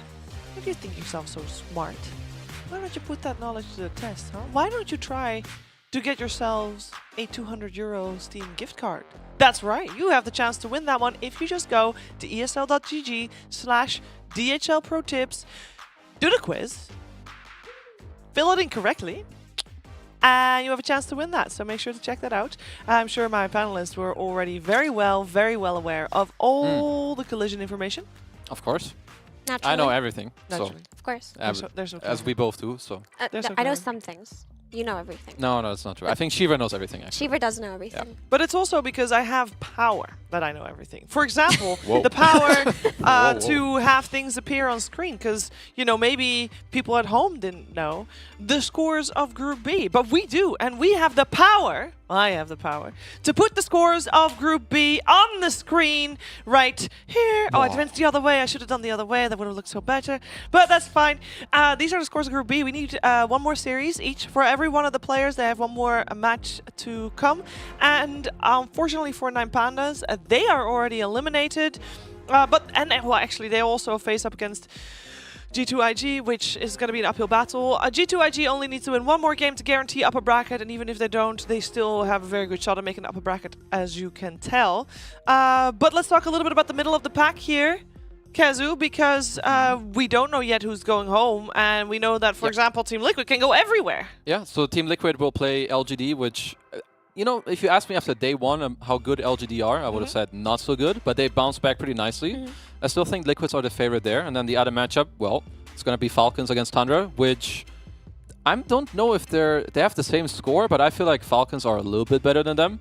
But they have surprised me all throughout, so honestly, anything can still happen. Anything can still happen, and we also know that if there are ties, they'll be played maybe potentially, depending on their head-to-head score and everything, in a best of one. Like, for example, I'm going to reiterate the tie between Quinn and Mid 1. Secret and Gaming Gladiators, they are tied for upper bracket, lower bracket, and we are going to see that play out in a best of one. I do want to point out that it will happen after group stages are done. It will happen on the Storm stream after the series between G2IG and Nine Pandas. So make sure to have that tab open, because that series, we don't know how long it's going to be, but that's the stream that's going to be on the 1v1 mid. So spread the word. I know there's been a lot of questions about that, but hereby spread the word. Storm stream, 1v1 mid, upper bracket or lower bracket. Now we are going to focus our attention on the series between Falcons and Tundra, and it is a very exciting series to talk about. Let's start by focusing our attention on the Falcons here, Kazu, because a fresh team. It's been a little while since there was a full fresh team formed that started crushing us straight away. I have very high hopes for this team. I feel like they have like this right recipe. I don't know why, but they're giving me some like flashbacks of the old OG where Miracle like first came into the scene. Like you have Skeeter and Snaking, TI winners, lots of experience. Crit, just a great +4. I think he probably has some like new motivation, you know, having been in the same team for so long. Now something new. 2 young kids on the block with Amar and Malrine. I feel like they have so much skill. If they can really help integrate this entire squad, I feel like they could be very big in this year. Yeah, and I want to highlight Malrine in particular as a player, because I remember he stood in for, I forget which team, Tundra. I believe he stood in for Tundra at one of the Dream Leagues last competitive season, and he looked so good. I mean, his mechanical skills are on par with the best of them, but he hasn't really quite had his big break on a team that worked out, but it seems like it's working out here. He's showcasing himself as one of those, you know, fresh, new, very strong mechanical mid players who can pop off, very Kiyotaka-esque. And he has his own interesting hero pool. Like, his Timbersaw is really good. It's on par with Amar's, which gives Falcons a very interesting flex that they've been experimenting with. So, I think, sorry, because I fully agree with what you're saying. The other cool thing is that, like you're saying, they actually share a lot of heroes with their mid and offlane. They do. It's the Timber, it's the Razor, and even when I play pubs with Malrine, he's not only very good, he's very funny. I would love this guy to be my teammate. Like, just pure vibes. And Malrine, as some people might know this, you know the former Creepwave squad, where, you know, ATF came from there as well. Chrysalis was in there, Fishman, Kataomi, and Malrine at some point also was a Creepwave. He also for the longest time had Creepwave in his name. He is just part of the, I don't know, the up-and-comer super stack, I guess, that it was. And it took him a little bit longer to break through in the end, but he is still here on the main stage and he is owning it. So it's super awesome to see that happen. I will say that Falcons, they started off this event 4-0. Fantastic. They had a little bit of a rough day yesterday, though. They went 1-3, which is not amazing. On the bright side for them, Tundra has suffered the exact same fate. They started the tournament out 4-0. Fantastic. And then they went yesterday 1-3. And I want to talk about this match, this lineup as well, because yes, this is a very similar lineup as they have played with in the past. Of course, the only difference is Immersion instead of Ari. This is Tundra, formerly Undying, formerly TSM, for people that have watched TI last. But this squad also started off incredibly strong. with just one new player, Kazu. Yeah, I mean, they just brought in now Emerging because, of course, they lost Ari, who was in their squad before. But I feel like they're doing great. They were not at TI, but they were at the Dacia tournament that you were at. And I think they did very well there. And so far, from what I can see in this tournament, you know, they're at least exceeding my expectations. And this team, formerly TSM, were steadily improving throughout the entirety of the last year. Like, yeah, they were competing within the NA region, so we didn't necessarily see them on the international competition too much, but towards the end, something really clicked for them. And I feel like the issue with this team in the past was that all of these players were very talented, but all quite introverted, or that's what I heard from the managers and the people on the team. And they were having issues with in-game shot calling. Who was going to step up to that leadership position? Because that just didn't exist for them. So towards the end of the year, it was more of a collaborative effort where all of the players on formerly TSM, now Tundra, learned to communicate with each other. We're all stepping up at different parts of the game. Tomato was drafting towards the end of the last year. I'm not sure if it's the same thing right now, but they found a formula that seemed to have elevated them, and I think they're still carrying it through. With the addition of Immersion, who is a traditional playmaking style for, that changes a lot of their drafting, because Ari was very good, but he had a very specific hero pool that formerly TSM had to draft around, but now they have more options with Immersion. They do have more options, and I also think that an important part of getting Immersion in the squad and also sorting out the vocal issues or the need for vocal players in the team comes a lot from the coach. And the coach of Tundra is Moon Meander, and it is Moon Meander that Purge was able to talk to, or not Purge, sorry, BSJ was able to talk to earlier today. Thank you, Shiver. I'm here with head coach for, I was about to say TSM, but we're here with Tundra, Moon Meander. How you doing, buddy? Doing pretty good, feeling pretty confident today. Okay, so, you know, it's a new season, but a lot of teams had a lot of big roster swaps, but for you guys, only one new player. How'd you guys go about finding Immersion as your choice? Well, Kasane had this guy in speed dial on his phone, so...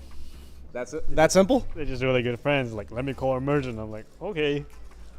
Well, so the DPC was kind of keeping people in one region, but you guys as a team have players from multiple different regions. How does this like affect you in terms of having no DPC with like boot camps, where you're going to be, how often you're going to boot camp, that kind of stuff?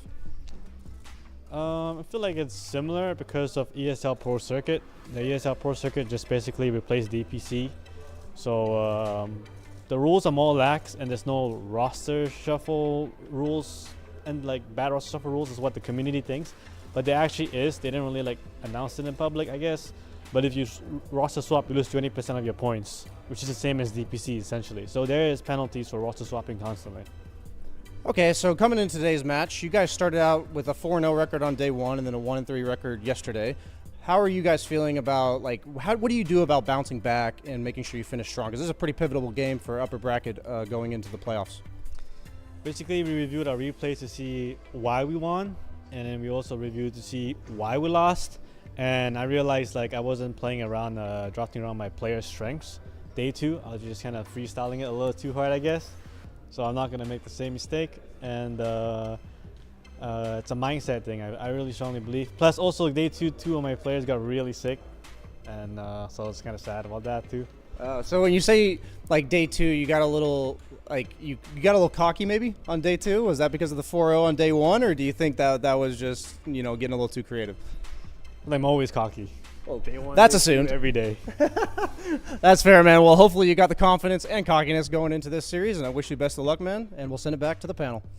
Thank you very much. Seems like the vibes are good here going into day three. And I think for both the teams, actually, maybe a blessing in disguise to have a little bit more of a rougher day two, because it helps you deal with losses and it helps you just bounce back. And it makes you maybe a little bit more prepared for what's to come, Kazu. Is that fair to say? Yeah, I think for sure. And there was another point that he talked about where, okay, how did they choose this new player? I think it's more common nowadays that you want like your laning partner, like you have vibes with them. Yeah. But, like even going back like 3 years, I remember talking to Tofu and he was like, no, I will never leave Ace. I will play with this guy forever. And I was like, what the hell is this guy on about? But then you look now, they're like some of the best dual lanes in the world, like some of the best players. So, you know, I think stuff like that and feelings and emotions, they go a long way. Yeah, and just that general chemistry really helps in the lane. We saw it 2 TIs ago for TI 11 with Secret when they made that miracle run after having a terrible DPC performance, after the addition of Resolution plus Zayats to that offlane, who were already friends, who already had that established chemistry. It just translates and carries into a team so nicely. So I'm really glad to hear that from Moonmeander, actually. I had no idea that Kazane and Immersion were good friends. Yeah, and it's showing so far in their results. They're having a good time, of course. Now, there is a lot of pressure to perform here in this 2-game series, and we're going to find out which one of these two teams will have the upper hand, the lead in Group B, as we are ready for the draft of Team Falcons versus Tundra Esports after this.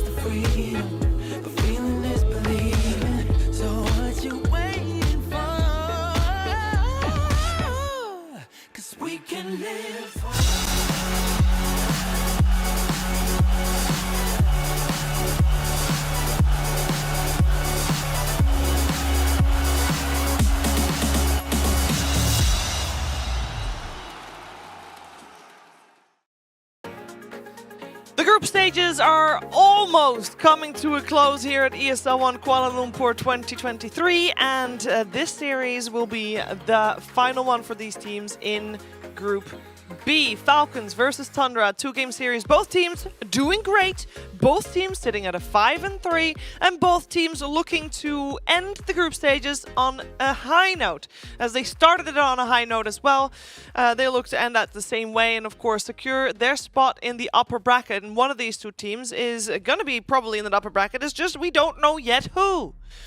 And we are in the draft here. Tundra on the Radiant side with 2nd pick. Falcons on the Dire side with 1st pick. We got Lone Druid and Wraith King removed. We got Razor and Slaughter and Chen removed. Meaning, still in the pool. I mean, it's a long list at this point. Do we really want to mention them every time? I'm actually surprised to see Mars banned. But I guess against Falcons, Kazu, you kind of have to. Yeah, I mean, this is one of, I think, like the new things with just having this many bans early on, especially in a tournament. You're going to like cycle through heroes because eventually you say, okay, X team is too good with a comfort hero. And with you having so many bans, you know, you can expand some of them on those. Yeah. Taking out the Mars against the Mar, and even Falcons, like these 3 heroes, I think Kasane as an offlaner, he's a dirty player. He plays all the Zoo heroes and he plays them incredibly well. Yep. So these 3 bans, they're very warranted.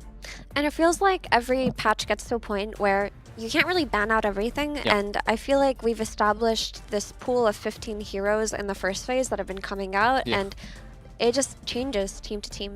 There's always going to be something let through, right? For example, the Spirit Breaker, that a lot of teams opt to ban in the first phase is here. Brewmaster, which gets banned versus a variety of Chinese teams, is also here. It just depends on who you're playing against. Yeah, and or like Magnus, whatever, you know, all these heroes are still in. I would say this time around, second phase, Spirit Breaker looks pretty goated for both teams, as both Weaver and Nature's Prophet hate to play against the Cowman. But overall, if we look at the picks, I think both teams very happy with what they got. Falcons, when Crit plays Weaver, their offlane dual lane has owned every single time. I think both Crit and Amar are exceptional laners. When you have a good lane, you have the freedom, Crit goes around. He is no stranger to being everywhere on the map. And you also can't forget the Weaver flex to carry, because Skeeter in his hands, it's also been very explosive. There was this one game where he just got a double rampage or something towards the very end. So this hero has been very successful in the hands of Falcons. Yeah, and I think overall, like, Weaver, or like when we go back to their carry, Skeeter, I think we said it once or twice before, but I think Skeeter works really well, and I love him as a carry player because I think he's very adaptable. He will go in first, he'll play the heroes he needs to do so that his mid or his offlaner can take over in the game. So I think the flex is something very important that Tundra need to be aware of in this game. Now the question is, do they address this Nature's Prophet with the typical counters in Spirit Breaker or Spectre? Because we did see a Nature's Prophet lit through earlier, but the Spirit Breaker and the Spectre were both ignored. I mean, the other thing is also that Tundra get to pick out of phase, and I feel like Falcons need to be... Like, they can't just bank on the fact that, okay, we're gonna pick Breaker, because honestly, Tundra could take it on their own too. They very well could.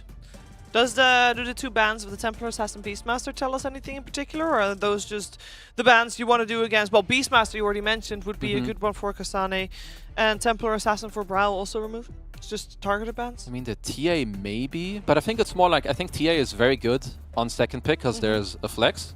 I think that you have already mentioned it a few times, Mira, and I think TA is overall just a... I'm surprised we haven't seen it more often. But maybe she gets banned a lot in exactly the slot. Well, I saw it a lot in certain teams like Blacklist, but unfortunately no longer with us. RIP. Sad. Yeah, but another approach to this Nature's Prophet could be the Treant that they're eyeballing. That does look pretty good. Sets up on the Nature's Prophet nicely, doesn't really care too much about the Sprout, scouts through the trees. That could be something that Tundra are looking at. It also gives them the ranged plus melee support duo. They ban out the Viper. See, it's spreading. Yeah. You only have to see it once. It's like, wait a second. I mean, I guess he has played it once. It was played by Falcons. Amar did play it on the offlane. So these are just, you know, targeted hero bans. So Tundra could take the Treant for themselves, or the Spirit Breaker for themselves, or they could just give it away to Falcons. I mean, I guess they haven't really played Breaker, but I mean, at this point, you better be playing Spirit Breaker. Surely all the teams here in Kuala Lumpur know how to play Spirit Breaker. Yeah, also, I don't want to discredit anyone, but it's, you know, not the hardest hero to play overall. But they'll go with the Kunkka. I do think it's a great hero. I would say perhaps slightly underpicked for my liking. You can flex it mid, offlane. I've seen some crazy people play it as support. Might be possible, but either way, just an incredible team fighter. Yeah, and X is a really good tool at catching the Weaver. Because he, you know, he runs away with max move speed, and it's such a nuisance to catch him. But X is one of those spells that's always going to be forcing fights and catching these sneaky, pesky heroes in the back lanes. There's the Pango with the Grimstroke, which is the most picked hero still of the event. In the previous series, we saw it first phase banned, but because there's so many tailored bans in this series so far, made it all the way through. Most banned, most picked. Perhaps a little interesting to see the Pango this early on, but apparently from what I've seen, like, Pango does better in lanes than I thought. I already saw this lane the other day, and I think Quinn kind of went even. I thought it was a Kunkka favorite lane before, but pairing it with the Grim, I think Falcons are pretty happy. Yeah, I still think it's a slightly Kunkka favored lane if this Kunkka is being played on the mid lane. I mean, there's always a chance to go for a surprise Lina or maybe a surprise Necro and just put the Kunkka on the offlane. But overall, when you have it with Inkswell, Inkswell just makes every rolling hero or initiating hero that much better. Okay, so I think the Centaur very likely just going to be a support with the Natures, which I personally am a big fan of. I think it's very good, very underutilized. The laning is incredible. The Necro, for now, I'm a little so-so on it, but I was the same in the last series, and then XM just went 10-0. Because, yeah, I think Grimstroke can be quite annoying for a hero like Necro. The silence is annoying, Inkswell overall, like having the shards run around. So I want to see it all come together with Tundra's last pick later. Would you rather have Kunkka or Necro mid if that's a Pango mid? Most likely Necro. I think Necro also, when you put him in the offlane, he becomes a lot more volatile to having his game ruined within the first 10 minutes. It does feel a little bit too early though, because we did underestimate it in the last game, but that was an overall last pick versus a Wraith King. Yeah, I'm perhaps a little surprised. I don't want to overanalyze it, but I think one of the strengths of having your Kunkka on that slot is the reason that you can still flex it until the very end. I think now that you show the Necro, it means that Falcons have a little bit of an easier time on their 18 pick by now, of course, picking the Lifestealer, which is very good. You see the Kunkka matchup.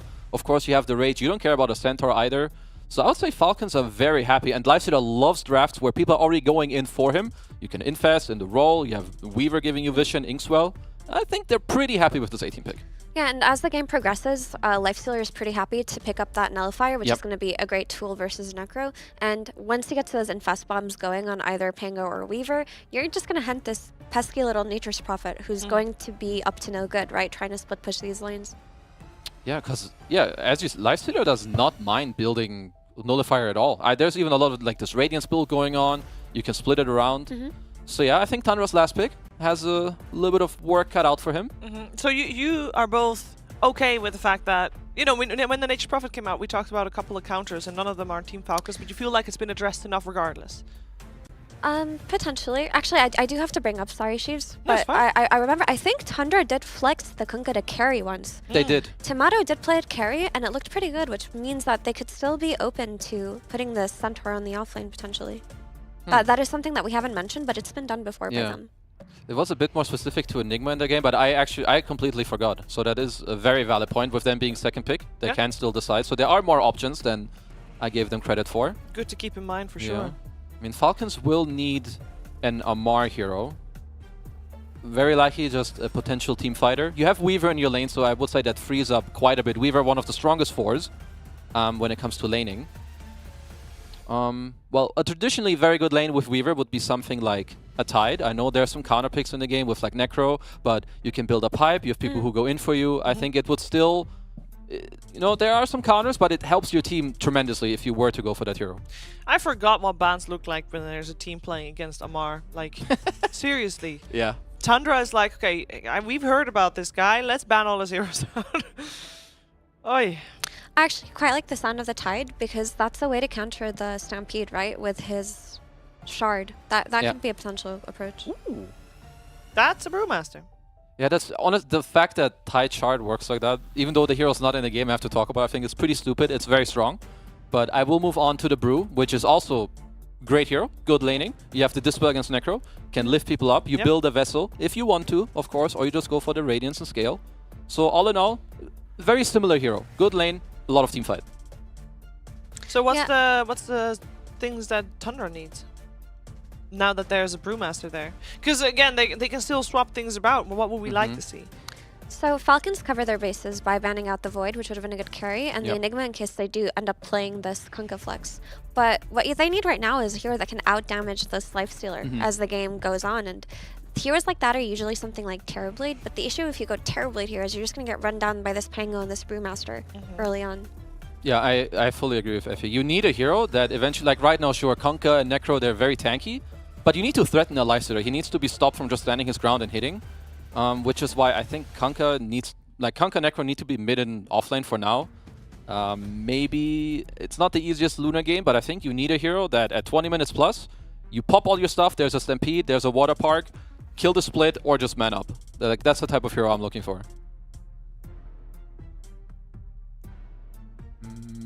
TA is out. Ooh. Juggernaut. Well, this one I would not have predicted. No, this is this actually at the moment is not the greatest hero in the meta, as people say. I don't think it's been picked very often either. It's not the greatest hero in the meta. It used to be the traditional counter to Lifestealer because you just Omni Slash him and kill him. He can't really do much versus that. But I don't feel that this Juggernaut is really enabled on this lane. Yeah, you do have this position 5 Centaur who could potentially set up for Blade Fury kills, but I feel like Brewmaster just changes his brew mode, runs away, lives through the Blade Fury, and just resets. Unless you're getting kills over and over with the Juggernaut in the early game, it's usually not worth it playing him. Like, I like the Jug idea perhaps against this, like against the roll. You threaten the Pango a lot, but I fully agree. Like Brewmaster, he can either go Wind mode and run away, Earth Stance and kind of man up. So I think these early minutes in the laning stage are very important, where Immersion on this Nature's Prophet I think he has to make stuff happen, or this mid game is very hard for them to straight up team fight. Yeah, fully agree. If they're not getting a few key kills on this Juggernaut early on to accelerate his net worth, because he's going to need the net worth lead really early on to play this game, and Juggernaut's lane goes badly or goes even in any way, I feel like it's going to be a very difficult game for Tundra. But they would put the center with the Juggernaut, correct? Yeah. Yeah. That doesn't really sound like a kill lane. But when the Natures comes, then maybe it does. But you can wrap around. And I guess Kunkka is a type of offlaner that you can leave alone, right? Yeah. Right? Yeah, it's okay. It depends on the first. You know, he's not like some old Enigma where he denies the wave back, but he's okay. He's gonna live. He might not get a lot out of the lane, but he probably should live. He better do his job, you know? Like, you hope it works. It's all immersion. Like in these games where you really depend on kills on the side lanes to establish your lead, that's when you watch the Nature's Prophet. That's when he has the most impact. He's got to make the kills happen. All right. All eyes on immersion. You heard it here first. But before you put your eyes on immersion, let's put your eyes on our commentary duo, because we got none other than ODPixel and Synerin joining us. Thank you very much, CBS. Looking forward to this one. We've got Tundra up against Team Falcons. Both teams looking pretty hot so far in the group stage. And this series, Syndrome, we should be able to find out which of them is going to be able to secure potentially that upper bracket spot. Off the back of these drafts, what's sort of standing out at you, and what's looking good, what's looking bad? We're getting some crazy stuff, really. This Juggernaut kind of coming out of nowhere. But as you were saying to me, probably one of the carries that was left in the pool that actually might work here. Yeah, I was listening to what the panel were saying. I was looking at what heroes traditionally are good against lifesteal that are even left, and there weren't really that many of them, especially against Brewmaster, right? So I actually kind of like the Juggernaut pick. I think it's out there. It's kind of high risk. The hero is... Because what are the polarizing. downsides? He either does really well or he just kind of falls flat, right? Well, why is that? Why do so many people not pick Juggernaut right now? He falls victim to a couple of things in general. One is being kited in fights, right? Which you could argue some melee carries in general do, but for example, someone like Lifestealer has a strong slow, PA has a jump, PL has a charge. You know, a lot of the melee cores have a way of gap closing. Jugger doesn't really have that. Sure.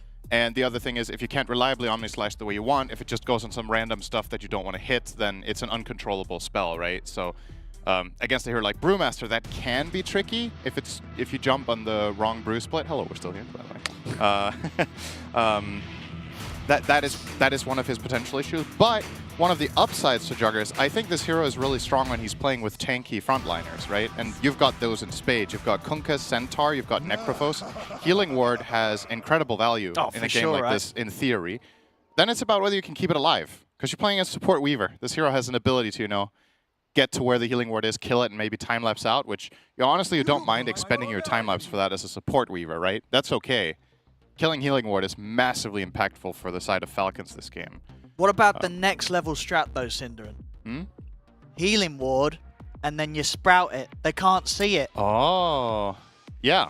You could do that. I mean, you actually could do it. You know, everyone's trying to Quelling Blade to get out of the sprout. No one thinks to get into the sprout to kill the Healing Ward that are hidden in there. That is true. You know what I mean? This is some big level stuff. We might see it happen. Yeah, I've seen some of the builds you do on heroes. I'm not surprised you came up with this idea. It sounds doable, but really weird.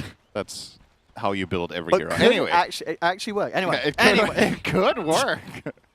I want to highlight one more thing about the matchups in this game, because I'm very familiar with this one personally. Kunkka against Lifestealer sucks. It's a really bad lane. Yeah. So I'm very curious how Tundra are going to handle that problem. I think the lane matchup of the Kunkka Nature's Prophet against Lifestealer Grimstroke is borderline unwinnable to me. So the question is, what are they going to do about it? Are they going to send the Nature's Prophet to try to help a lot in mid and bottom to try to alleviate pressure there? Or are they actually going to find a way of solving this top lane? I personally think Kazane has the hardest game out of anyone here.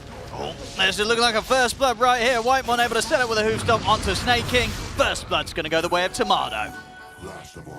And the rune split is 3 for 1. So 3 of them going the way of Falcons. Generally consider this a roughly even trade, right? You get 200 more gold than the enemy team from the bounty, but they got the First Blood and experience. Actually, fairly even is a bit untrue. This is a win for Tundra overall. The experience also coming in handy there when you get that First Blood experience. It's 100 experience, split it 5 ways here. Yeah, I'm keeping my eyes on top for a bit, because I think the first couple of ways for Kunkka are the best ones. When Lifestealer hits level 3, this starts getting really nasty. And his lane partner's Grimstroke. You're going to have to deal with Inkswell as well. Super strong. But yeah, right in the beginning, this is fine. I'm looking to maybe learn some tips and tricks here from how Kasane handles this later down the road. But for now, this is going to be fine for them. The mid lane matchup, I would assume, is very Necro favored. Just instinctively, you're playing against the melee hero. The way Pango usually fares in lanes is that he can like spam harass with Swashbuckle, use it to take range creeps, but Necro isn't going to care. He's going to out-heal everything you do. So I would imagine Bryle is just hands down winning this lane. And the bot lane, Jug, Centaur, kind of a weird one, honestly, this lane when you look at it. Weaver should be very safe here, of course, but yeah, probably just trading farm bottom is reasonable expectation here. No, for sure. And for Amar, obviously we're still in the draft, you know, many bans being thrown the way of his position. Do you think he's ended up happy with what he's been allowed to pick this game, the Brew in this situation? I'll say it this way. It's Amar playing Brew, so he's going to buy Midas, and he's going to go max Fire Form and hit stuff, because that's how he plays Dota. I was surprised to see him run this. I'm not sure how much he's been running Brew in general. It's not a hero I at all connect with this player. But obviously you're going to have to branch out, right? You can't keep playing the same heroes all the time if they're not strong enough, or the enemy team, like you said, is banning them. So yeah, curious to see his performance here. And what? Yeah, looking at the Jug build, so it is still the Battle Fury route you go. I think so. Yeah, I think the way Jugger remains relevant, he has to play like a greedy melee core, even though the hero has this fighting element to it that you can take advantage of with the healing ward. You need to cover your bases, because if you don't go Battle Fury, you pigeonhole yourself into like a very narrow timing where if anything goes wrong, you just lose all momentum in the game. So I definitely think it's just a gimme here to go it's just sort Battle of Fury. exciting to see, right? Because is there any other carry right now that is going Battle Fury as an item? Anti-Mage? Oh, sure, okay, Anti-Mage always buys Battle Fury, but outside of sort of that, it's just not an item that you're really picking a carry to buy, right? Right. So it's quite unique. It might also be one of the reasons that Jugger isn't so popular is exactly that he has to do that, whereas some of the other melee carries can go other items and have a faster impact. I guess another hero that comes to mind that you could compare it with would be Faceless Void, who doesn't go Battle Fury, but rather goes like either Maelstrom build or something like that to keep his farm up. But Jugger just really, he farms a lot faster with Battle Fury than he does with Maelstrom. So the hero takes advantage of really good base attack time, so you clear camps really fast with Cleave, and Mana Region's very nice on him too. We're going to see the TP over from Snaking towards the mid to try and help Marine against Brawl. He was beginning to dive in. Brawl's also going to receive backup from Immersion. Swashbuckle from Marine comes across the two of them. Put the Mango, another shield crash. They're going to be able to come out on top of this trade. They'll take down Brawl first. Immersion, he'll have to TP out of that one. So good response, Snaking, making sure that Brawl doesn't get away with that. Same time down bottom, an attempt for crit. They'll find him. Unexpected kill there. But yeah, if you use Shikuchi offensively and then get caught by a stomp, you're definitely going to die, but not a lane I would expect to see a kill in on that particular hero. So well done there with Tundra on the punish, but just as good from Falcons. Getting the mid kill is huge here, because again, this Pango lane against Necro is going to become an absolute travesty for them if they don't help him out, and getting that rotation in from Snaking. In addition to Nature's Prophet rotating unsuccessfully, that's almost makes it a double win, right? Because you freed up the top lane a bit. Kasane doing quite well for himself, but I think now is when it's going to start getting difficult. With Lifestealer approaching the phase boots, he's going to constantly run at him and hit him. He's going to get probably 2 points in Ghoul Frenzy and just stick on the Kunkka in the lane. And sort of to that note, is that necessarily going to mean that Immersion might have to stick around in this lane more so than he really wished to as a Prophet? See, that's what I was wondering, but I honestly think the way these first few waves, which is where Kunkka has the best chance in this lane, they have gone so well for Kasane that Immersion might have the luxury of playing up here very little. I still stand by. I think Kasane is going to end up losing the lane eventually, but he's doing so well for himself that this might just be good enough. In the bottom lane, Crit trying to make the aggressive move again over towards Whitemon. Whitemon desperately trying to get the bugs off him, can't do so in time. Whitemon goes down, Immersion TP's over, both Crit and Amar incredibly low. Crit's going to be fine as he Shikuchi's off into the tree line, and by looks of it, Amar's going to be able to walk out of this one alive as well. So unfortunately there for Tundra, another situation, and for Immersion in particular, trying to make these moves with the Prophet, but not quite getting away with getting anything in return. It's kind of ironic, right, that there's been 4 kills in the game, and we talk about Nature's Prophet being this early lane game dominator, and he seems to be the only one not involved in kills on the side of Tundra so far. So he is showing up to the right plays, and I would argue it's at the right time, but just unfortunately just a little bit short both times. Mid lane, Could be a potential play here. Malrine has hit level 6 and Snaking is thinking about it. And trying to set up here with the Ink Swell. Nice reaction from Brawl though. Backs off just in time, and he himself does have the 2 support backup on the side of Tundra. Power in. Well, got a Malrine. It's a haste. Opens up some potential play for the Pango. Actually, immediately going to put it to use here and rush up top. Yeah, Kazan is in big trouble here. It's going to be able to get the torrent down onto the Weaver, holding back Crypt for now, but deep with the Rolling Thunder coming in, Marine easily able to find the angle onto the both of them. Comes crashing through twice to take down Kasane and both Immersion. Falcon making quick moves, and Marine, great stuff here with the first power in. Yeah, you cannot wish for more impact out of your mid Pango than this minute 6 in this lane matchup. This is actually a full-on dream beginning for that hero, considering he laned against Necro. He will lose half his tower. Of course, nothing comes for free in Dota. It's always a game of trade-offs, but yeah, if I'm Malrine right now, I'm completely stoked with how well this early game has gone. Time for Wisdom Runes. Always keep an eye on that with Nature's Prophet. On the bottom, you know, Amar knows his limits. He knows he can trade with them, and the two of them aren't going to have anywhere to sort of stop him going for those TP out plays. We'll see in terms of Wisdom Runes. Crypt was able to take it away from Tundra, and of course Immersion was able to TP over and take Falcons away from them. Yeah, it was a good attempt there from Kasane to try to hit a Torrent on the Weaver and then get their own Wisdom Rune as well, but the 1-for-1 trade does happen. Would have been huge for Tundra to get both of those, of course, especially as we've already covered Immersion. His levels aren't looking too hot. He just got the Wisdom Rune and gets level 4 at 730, so quite a lot of ground to cover here. You look to the enemy supports, Weaver's almost 5, Grimace 5.5, and your own Centaur only level 4.5, so a decent experience advantage on the supports, and we know those early level 6s can make a pretty big difference. It's a bit of an awkward move here, really, from Tundra. I think Kasane, they wanted to try and approach mid, see if they could get a setup around the boat, secure Braille, a scythe kill, but as it is, Falcons, see how set up they are for this. In terms of the 8-minute power rune, it's going to end up being up on the top side, so nothing for Marine to find yet. There's 4 heroes surrounding him. It doesn't matter, though. He's able to pop the Rolling Thunder, take out Immersion. I mean, Tundra, can they do anything in return here? Braille's going to have his eyes on Marine. Marine even thinking about going up to the high ground for Whitemon, but he will hold back. Just once again, that Falcons seeming to be a step ahead of Tundra. Tundra trying to make some sort of move, but it's just not happening for them. Yeah, this Pango is a really big problem for their lineup if he has a good start, right? They don't have heroes that deal with it. They don't have really good hard lockdown. They don't have any silences, so he's playing with a lot of freedom in the fights. They tried to X-Mark Torrent combo him, but he just got off the Rolling Thunder and didn't care.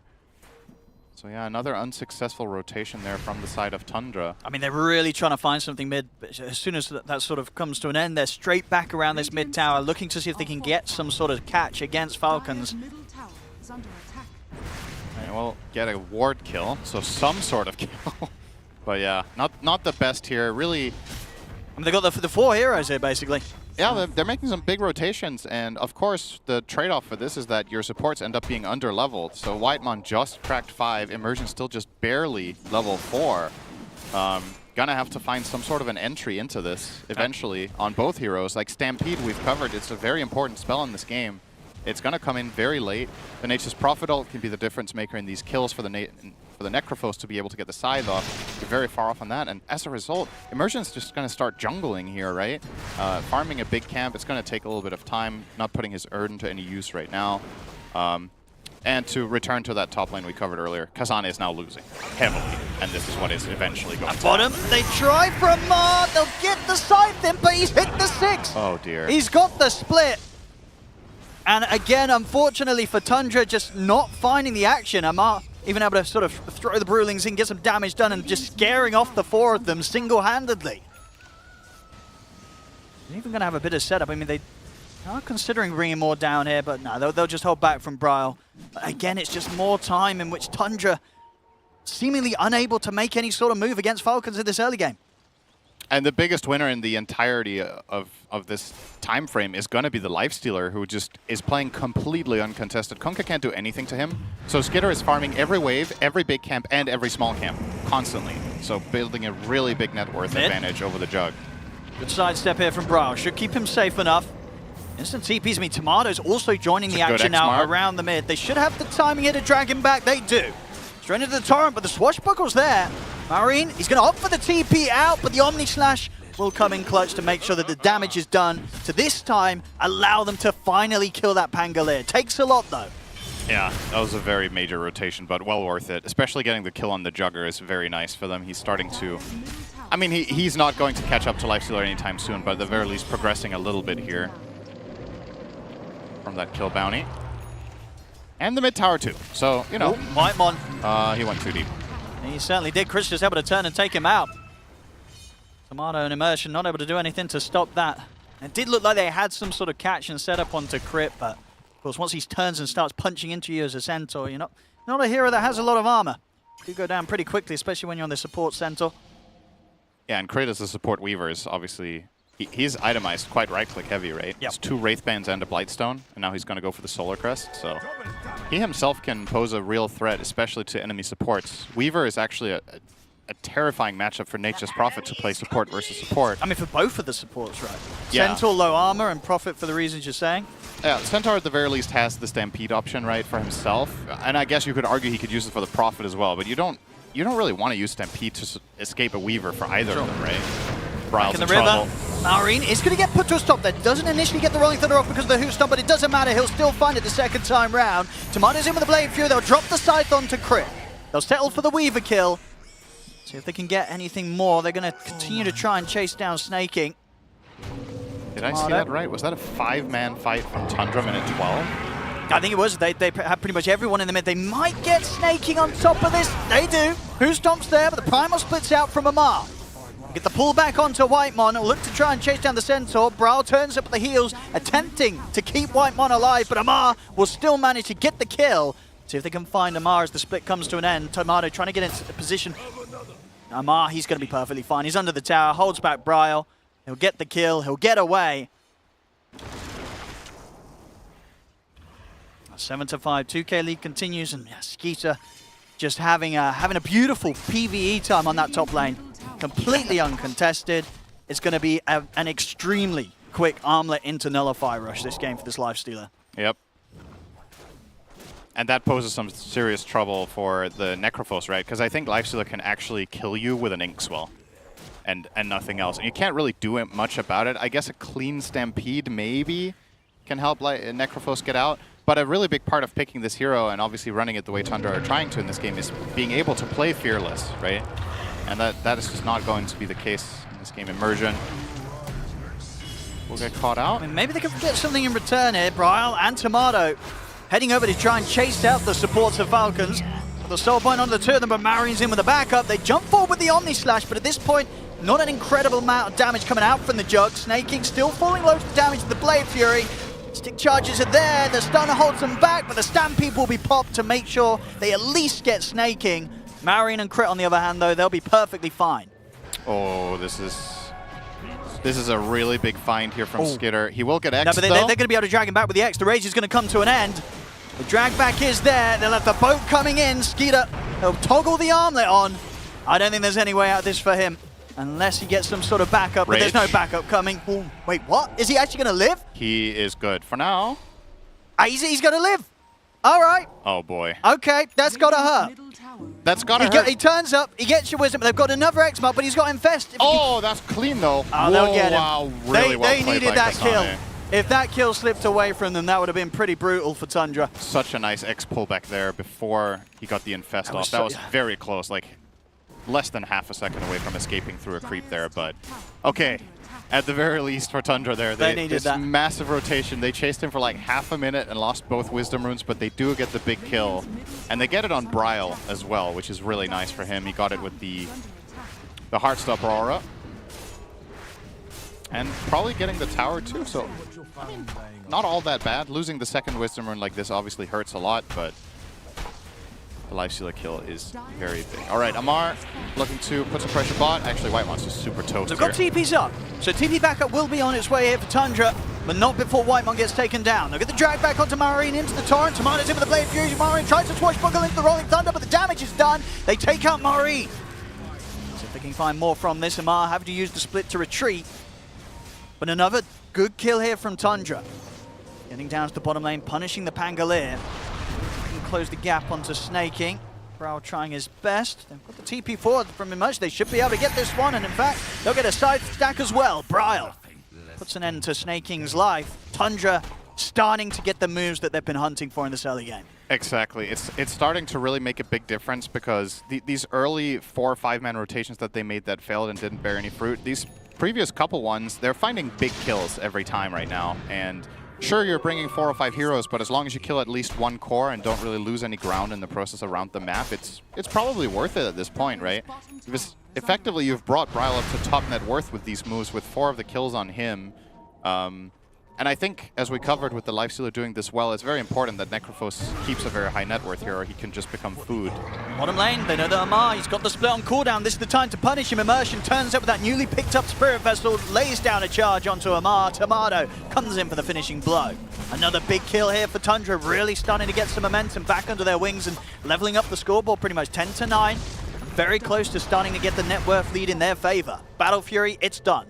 Yeah, this is a really good timing in general for their lineup. You know, you're looking at the other side. Lifestealer is not strong yet. He's waiting on that key item. You've got the Brewmaster who went Midas into Sacred Relic, so he's missing his timing for now, right? Like, the Dire team, Falcons just need like a couple more minutes to get there and get all of their things online, and you can try to punish that really hard as Tundra right now by using your Kunkka Axe that you just picked up. You've got, you know, the Nature's Prophet rotation, as you mentioned, with the Vessel, which is very powerful in this moment. These next 5 to 10 minutes, I would love to see Tundra just play like super aggressively around the map, just really take initiative and not let Falcons get comfortable. Because ultimately, when the Radiance is up on Brew and Lifesteal has the Nullifier, their game plan gets a lot easier to execute. Actually gonna make a move themselves here. A little bit surprised to see this smoke at this point from Falcons coming out with Lifesteal this close to... Actually, did he just get the Nullifier? It should be on the it's way on the out. courier. Yeah, it's on the way. It checks out then. Then it makes a lot more sense. Yeah. Okay. Getting delivered as they gate to bot. Might just find us a little Whitemon snack here. Well, who's finding who, really? Because Tundra themselves, they do have fair few around. Whitemon, he's going to be able to react straight away with a Who's Done. Torrent to follow up onto Snaking. Malorine will turn his attention over towards Immersion. Skeeter pops out. Malorine's actually going to bail out here. Actually cancels the TP, decides to stick around a little bit longer. They'll get the kill on Immersion, but they do lose Snaking themselves. 1 for 1. Prowl trying with the chase down over towards Crit. Amar is here, and Split is back up. A bit of a juke around the trees. Really Finally, awkward. they catch wind of one another as Amar is going to lead in with the Split.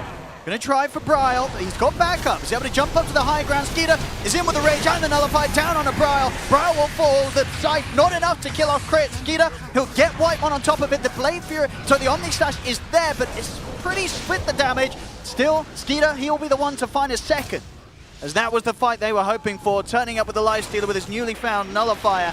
Getting 2 kills, maybe more. They dive the tower, in onto Tomato. He's out of mana. Skeeter should be able to take out another one. They'll try and top him up with the Legends, but it's not enough. He's gone. Triple kill for Skeeter. It's a team wipe. Falcons, they turn up and do exactly what they hoped to with the Nullifier Rush on this Lifestealer. I mean, this is just textbook using your timing, right? This item makes every difference in that moment. If they don't have this Nullifier and they make the smoke play, I don't even know if they win the fight, but with this one item, they're able to just absolutely assassinate Bryle here in the river. He even has an Arcane Rune and almost his completed heart, right? This hero is usually, in this point in time, is very tanky and hard to deal with, but immediately Lifestealer connects on him and kills him in like 4 hits here. Just look at this, just absolutely wailing away at him. Did he even have Rum buff there? I think he might have even had Rum buff. Still just, maybe he didn't. He just died way too fast to even notice.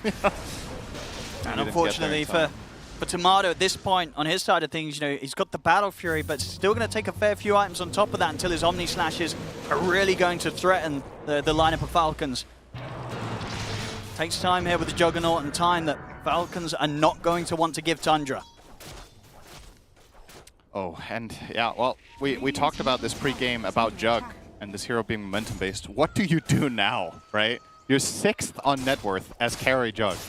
This hero is not a 6th on net worth hero, I'll tell you that. It's rough. He wants to be top 3, if not absolutely #1. And of course, every hero wants to be #1, but this hero needs it more so than a lot. And covering this distance to the Lifestealer is going to be really, really difficult. And he's their only true hope of killing the Lifestealer as well, right? We talked about that in the draft.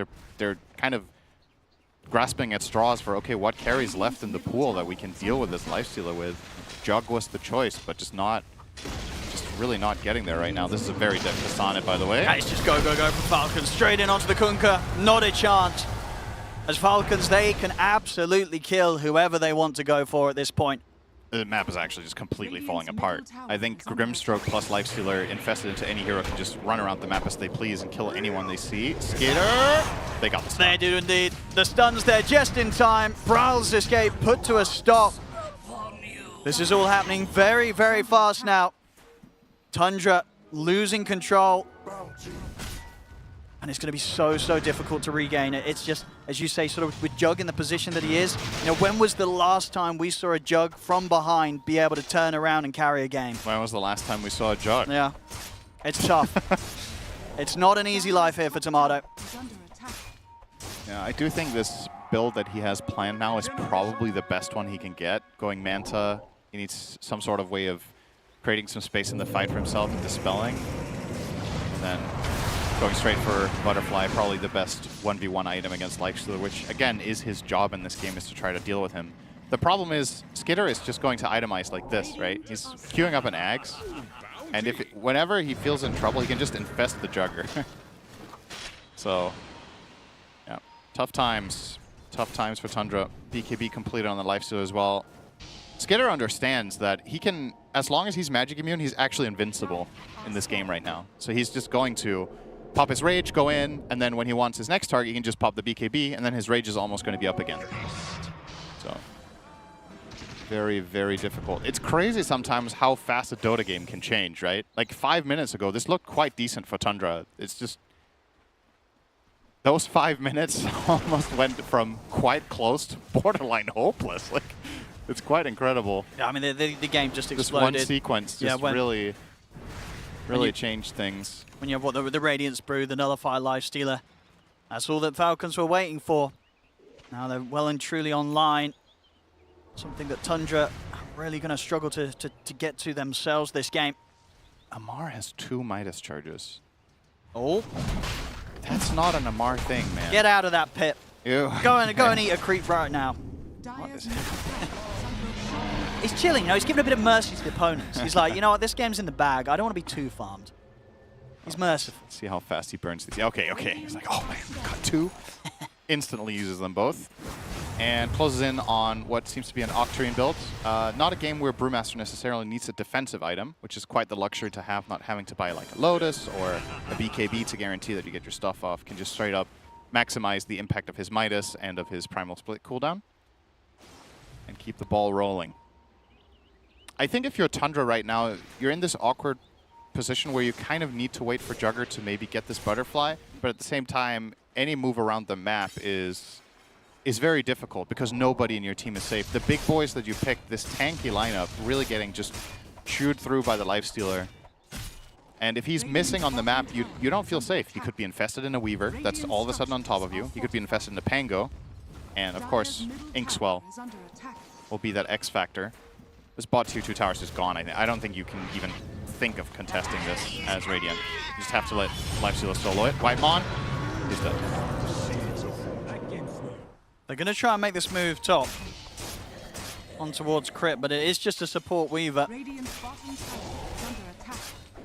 And one of that they won't even be able to find. Crit, it's out of the way. They're even TPing over, trying to block off his escape. It's a lot of effort put into trying to find this pesky Weaver, but they're struggling. They've got a Torrent out, but Crit, he knows the perfect spot. He's out of there. And unfortunately for Tundra, it's just further time wasted. Or maybe, I mean, they're still trying. Can they kill him? They've got the dust. They will. Okay. They'll finally take him down, but it takes so much. And it gives so much space, of course, to Falcons elsewhere on the map, pushing in on towards the tier 2 down the mid. I wonder how long that kill took. It was well over 30 seconds, right? I think so. And yeah, tier 2 is gone, but that one was falling anyway, right? So with that perspective, like this tower was dead, you at least get a kill, you maybe get to push out a little bit on the waves and buy yourself some time for the Jug, so. They will also reap themselves a Tormentor here. We'll go to Tomato the Shard, so. Let's remind ourselves, giving you more move speed during Blade Fury and allowing you to get attacks off, which is, you know, it's a pretty decent Shard if you have the right items for it, which he doesn't yet. What were the alternatives? Who else could have even got it? I guess the Centaur was the only other player that didn't have it, and that one would have been worse. So I think Tundra probably pretty happy with that one. Also, Tundra, they really want crit. They got him the once. I don't think they're going to get him the twice. TP backup's coming in. In fact, Crit's considering turning. He's going to have the backup of Snaking with the Inkswell. It's going to be Falcons ending up getting the kill. As you know, even if they do get crit in these sort of situations, I don't think Falcons care too much. As Amar, he's having all the time, you know, the time of his life really. He's managed to put a stop to Bryle's escape once more. They have to stampede. But from up in the air, Maori's coming in with the backup. The two of them can really play around with this Necrophos. There's even further backup coming in. Skeeter's ready to head over. The Nullifier's laid down on towards Bryle. Trying to use that extra bit of movement speed here from the boss to get away, but Skeeter's in on top of him. Bryle will fall. As Kasani, see if he can get at himself. I mean, Maureen's able to block him off with the swashbuckle jump forward. Amar sends him back up into the air. Buys time for Crit and Skeeter to close in on him. Jump forward up to the high ground with the swashbuckle and the shield crash onto not only Kasani, but Emergent as well. Soul finds out, linking the two of them. It just doesn't stop here for Falcons as Tundra continue to crumble. That was honestly just an exceptionally beautiful setup play from Amar and Malrine there. I think everything about this is just so clean. Like, the communication to recognize that you can make this play while your nearest teammate is like 4,000 range away, and you get this close to the enemy base, is really knowing the limits of what you can get away with here. And it turns into a really crazy chase, but at no point in this does it feel like Falcons are in any danger, despite their Brew ult almost running out here, the lifesteal having used in his rage. There's just, again, where's the damage from Tundra, right? Juggernaut just isn't ready yet. They will use this to punish them to the maximum extent. They get a full mid lane here, as well as the bottom tier 3 before finally backing off. That's rough. I mean, during that fight as well, Crit was able to treat himself to finishing off the Deso. So they have that extra pushing power coming in from the Weaver as well. A golden thread. Smoke up from Tundra. They've got to try some drastic measures to get back in on this one. Looking to join up with Tomato. He's close to his... In fact, the Butterfly's on its way out. Has managed to finish his item. Oh, Malrine breaks the smoke, gets full info, doesn't get caught. Okay, they still get the jump, actually. They should get snaking. They certainly will. At the same time, Falcons, they will not be afraid to fight 4 versus 5. Amar, he'll just walk straight into this one, pop the split, he's ready to go. The Omni Slash comes out, but it bounces very unfortunately over towards, I believe, one of the ancient creeps. So not exactly what Tomato was hoping for there. Bryle is completely gone upon by Skeeter with a BKB and the Nullifier. It's 3 dead, soon to be 4. They get the setup with the Rolling Thunder from Maureen over towards Kasane. 4 dead. Tomato, the last one left alive, and probably not for long. Crit, Maureen, they're chasing him down.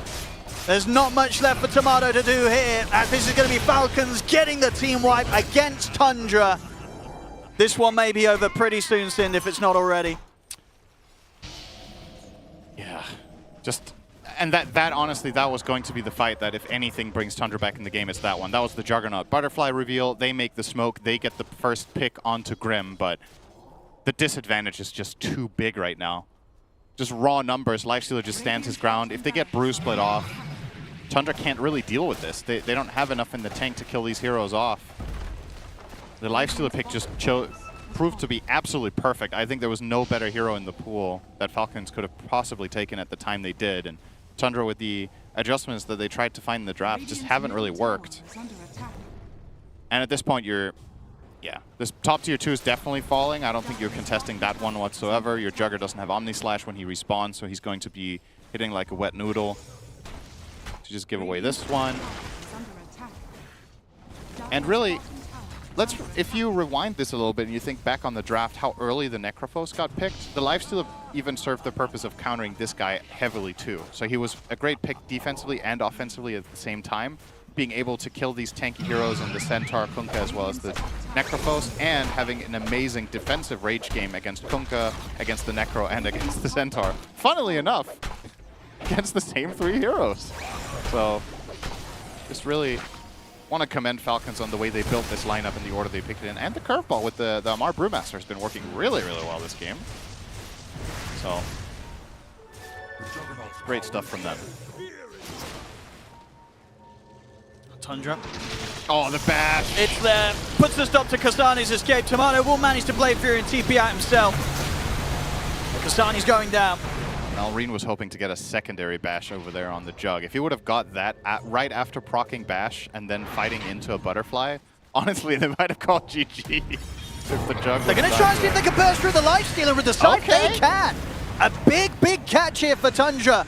Currently playing 21k down. They get the kill. Skeeter's gone, snaking as well. Mallory's going to try and see what he can do pretty much on his own against the four of them. He's buying time for the remaining Falcons to turn up. You know, Amar and Crit are here to fight as well. The Sprout, hold back Amar for now. Tomato falling very low on mana, almost completely out. Jump forward from Malrine. I mean, even with 2 dead, Falcons might still be able to make something happen here. The swashbuckle out of the 2 of them, but the Sprout's back up. Malrine, he's going to opt for the TP out. He's got no further place to play in this team fight. He's away. And Tomato does stay alive. Despite being out of mana, they couldn't get the damage done. The evasion from the Butterfly definitely helping out to make sure that Amar on his own can't deal with the Juggernaut. So Tundra, keeping things alive here. It's quite telling that Falcons feel like they can fight there, right? It really shows you how they interpret the game state. They have a dead carry and a dead position 5, and they still wanted to run in and fight them 3-on-5 with the rest of the stuff they had. And they still want to. We'll see Falcons now starting to come in with the respawns. They get the Washbuckle Bash onto Immersion. They'll turn around with the Sprout, but Crit should be able to come in and make sure he picks up a Deso stack. BKB also done now for Crit. Amar, 25 seconds until splits back up. Yeah, so incredibly beefy to go on, not really a target that Tundra's going to be able to take down anytime soon. Amar's free to walk wherever he wants. Those were basically, let's keep in mind, those were basically the perfect conditions for Tundra, right? They found Lifestealer alone, so they got an Omni Slash on him. Jugger had DD, and they got Reaper off. So all those conditions combined allowed them to kill the Lifestealer. When those spells are on cooldown, they can't kill Lifestealer or Brew, right? If they don't have Omni and they don't have Reaper, I think Tundra should be happy with what they got there and try to set up similar conditions once again. And maybe there's a world where they could do it on the Brewmaster instead of the Lifestealer, because I think that's easier to execute, because you're going to at least catch the Brewmaster with your setup and your stuns, and then maybe try to burst him down and then deal with the Lifestealer down the stretch. Especially now, when he's getting an Aegis. You're not killing him twice. I just don't see it, so... Time for plan C, if you can call it that, maybe plan F for Tundra. Going straight down, quite far down the list of how they would have liked this to go. Let's see. Is there anything on the docket that could change things? So Kunkka's working on a Hex, which is very far away. Necrophos has been very quiet. Still only has the Heart Travels, just nothing really. BKB's on something coming out that will help. It's an item that you kind of have to buy because it's the only way you solve Nullifier, but it never feels good having to buy BKB's second item on Necrophos. Because sure, you might be able to stay alive, but are you going to be able to use it offensively, or are you just buying time to then eventually still get killed off when it runs out, is the question here. But I do think it was the best possible item Brawl could buy, so I agree with the choice. It's just... it's like the lesser evil, basically. They're going to try and go again here, Tundra. Smoke up. Eyes on Amar. Do they want to see if they can burst through this Brew? They'll try. Who's got to open things up? Have they got the damage? Side comes in. Torrent as well. They've done it. They're taking out Amar. We'll see what subsequently happens, though, because Falcons, they're still tempted to fight back 4 versus 5 here. They take out Whitemon. See what more they can find. Skeeter in over towards Brawl. Brawl pots the BKB. Will get away. Immersion will not be as lucky. He'll fall. They'll turn. Tomatoes attempting to fight back. They'll buy back with Immersion. Tundra, they know that this is potentially their chance to take even more here. As Skeeter gets pulled back by the tidal wave. Snaking's focused down. Tomato, he's got the triple. He's over towards Skeeter. Skeeter with a rage, attempting a man fight against Tomato, but he'll lose it the once. He's lost the Aegis. Tundra, they're setting up for round 2. Tomato in onto Skeeter. Have they got the control here to deal with his life stealer? Skeeter jumps in towards Malrine, but the X-Mark perfectly done so. Over towards Malrine, but it won't be able to drag him back, in fact. I think it was on the Lifestealer, but oh, it was on the Lifestealer, you're right, he jumped in. The visual of it follows the Pango, but he doesn't get pulled out. So maybe if he'd gone for the Pango, might have been able to have a chance there. So that unfortunate. That would have been a next level play, anticipating that he's and that's going what to I expected, you know. Yeah. But it didn't happen. I think maybe Malrine, first of all, Malrine there knows the X isn't on him, and if he knows that it is, there was still potential roll-up dodge. Oh, that's so true. that wasn't even a guaranteed catch, but honestly, really well played by Tundra there, right? This is what we're talking about. They're taking down these big targets. I think what you need to do as Falcons now is you just need to not offer up either Brew or Lifestealer standing on their lonesome. I think if you protect these heroes with a little bit more, even if they're just next to each other, I think they both live, right? They just need to split the Omni Slash and then get a little bit of help from a Grimstroke Dispel, and they're probably fine. Yep. But yeah, a couple of good finds for Tundra, at least keeping the game alive here. They didn't really gain much in the way of net worth, but you got to consider with the conditions that they had and that they were fighting into Aegis, that is pretty much as good as it's going to get there. Getting the Brew kill, getting the Aegis out of the hands of Skitter opens up for another possibility to maybe pull off the same play again.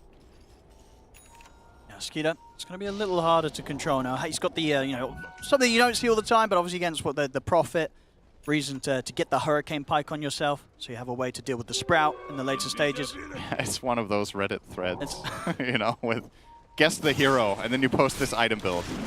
It's 'cause you need something, right? You don't want to be sprouted 36 minutes into a game.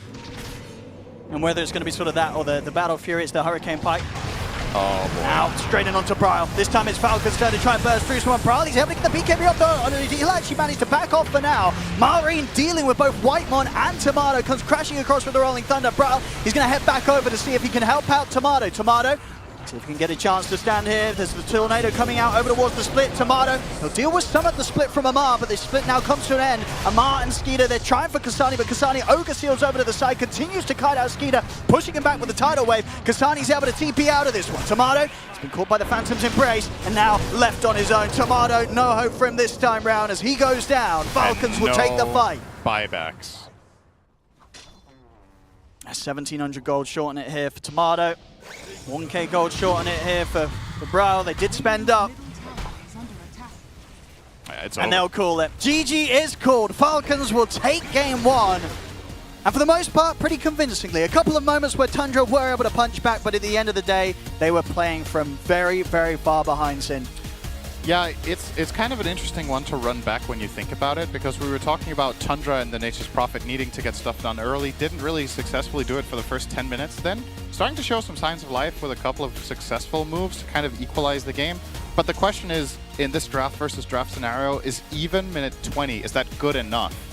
And then they lost one fight horribly, and everything went down the drain, right? But perhaps the conditions to begin with that they managed to get for themselves 15 minutes in just didn't cut it, you know?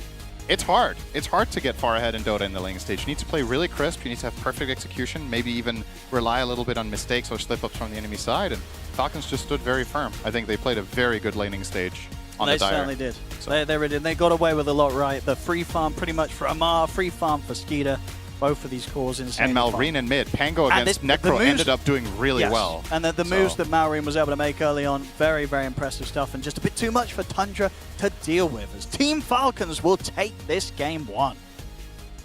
Thank you very much, Odie, Pixel, and Cinder. And yeah, that was a firm performance from Falcons. They did not really allow Tundra to make a comeback once they had their grasp on this game. I'm joined by Effie and Kazu, and we're going to break this game down and tell you exactly why things happened the way they did. We ended the panel, we ended the draft by saying, Effie, we would keep all eyes on Immersion because there was a lot of pressure on him to basically win all lanes for his team. Yeah, I mean, I thought that the Nature's Prophet moved quite well. He did what he could. I saw his presence in all 3 lanes at some point. They did manage to secure first blood for Tomato. They did get a couple of kills on the bottom lane. But did it really matter when even outside of those kills, Juggernaut was getting completely crushed by this Weaver plus Brew lane? It really felt like this Weaver had way too much impact. It was just a free Weaver lane. And we saw later on that Weaver had triple Wraithband, Blightstone. He was just doing a lot while the Lifestealer was just free farming in the top lane. They didn't need the Lifestealer to rotate at all. Like, Skeeter was able to just farm and hit his timings because this Weaver was doing the physical damage that they needed so early on. And this is, I don't know how, but it's kind of a common trend that when Crit gets Weaver, he's just destroying the lane. This is a free lane for Weaver. There's no way anything's going to happen to him. Then he goes Solar Crest, he goes Desto, he helps his team, they all play well together. Malrine, they said it in the cast, they said it after. He held his ground, then they play through him because like the supports for Bryle, they're a little like awkward. Nature's Prophet outside of the laning stage doesn't really set it up for you. Support Centaur, he's gonna stampede you, but I feel like it stops there. Yeah, I mean, he did show up mid on Immersion on that Nature's Prophet to try to take out Malrine's Pango, but at the same time, Snaking, because the top lane went so well, was able to also TP and help the Pango there. And they actually won a trade that maybe could have been a little bit game-changing for Bryle if they managed to get the kill on Pango. But Bryle did end up losing that trade in the mid lane, and it felt like that set a pace for a snowball. With that being said, it did feel like Tundra did have a lot of ways to play the game, but Skeeter, when he finally joined the game and got that first item nullifier, it popped off. Once that brew had that Radiance and Lifestealer showed up with a nullifier, this Necro that was finding its way around the game using the best boots of travel to the best that it could was completely shredded by Lifestealer. Yeah, and like I just love exactly like all the stuff that is going on, because the thing is, we had a series earlier today.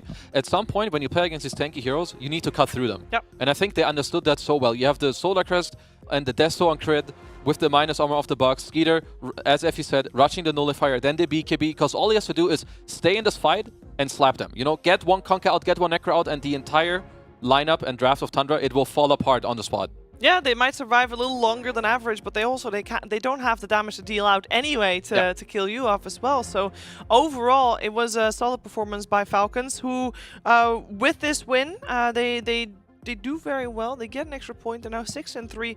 Not 100% guaranteed upper bracket yet. They need to win another one for that.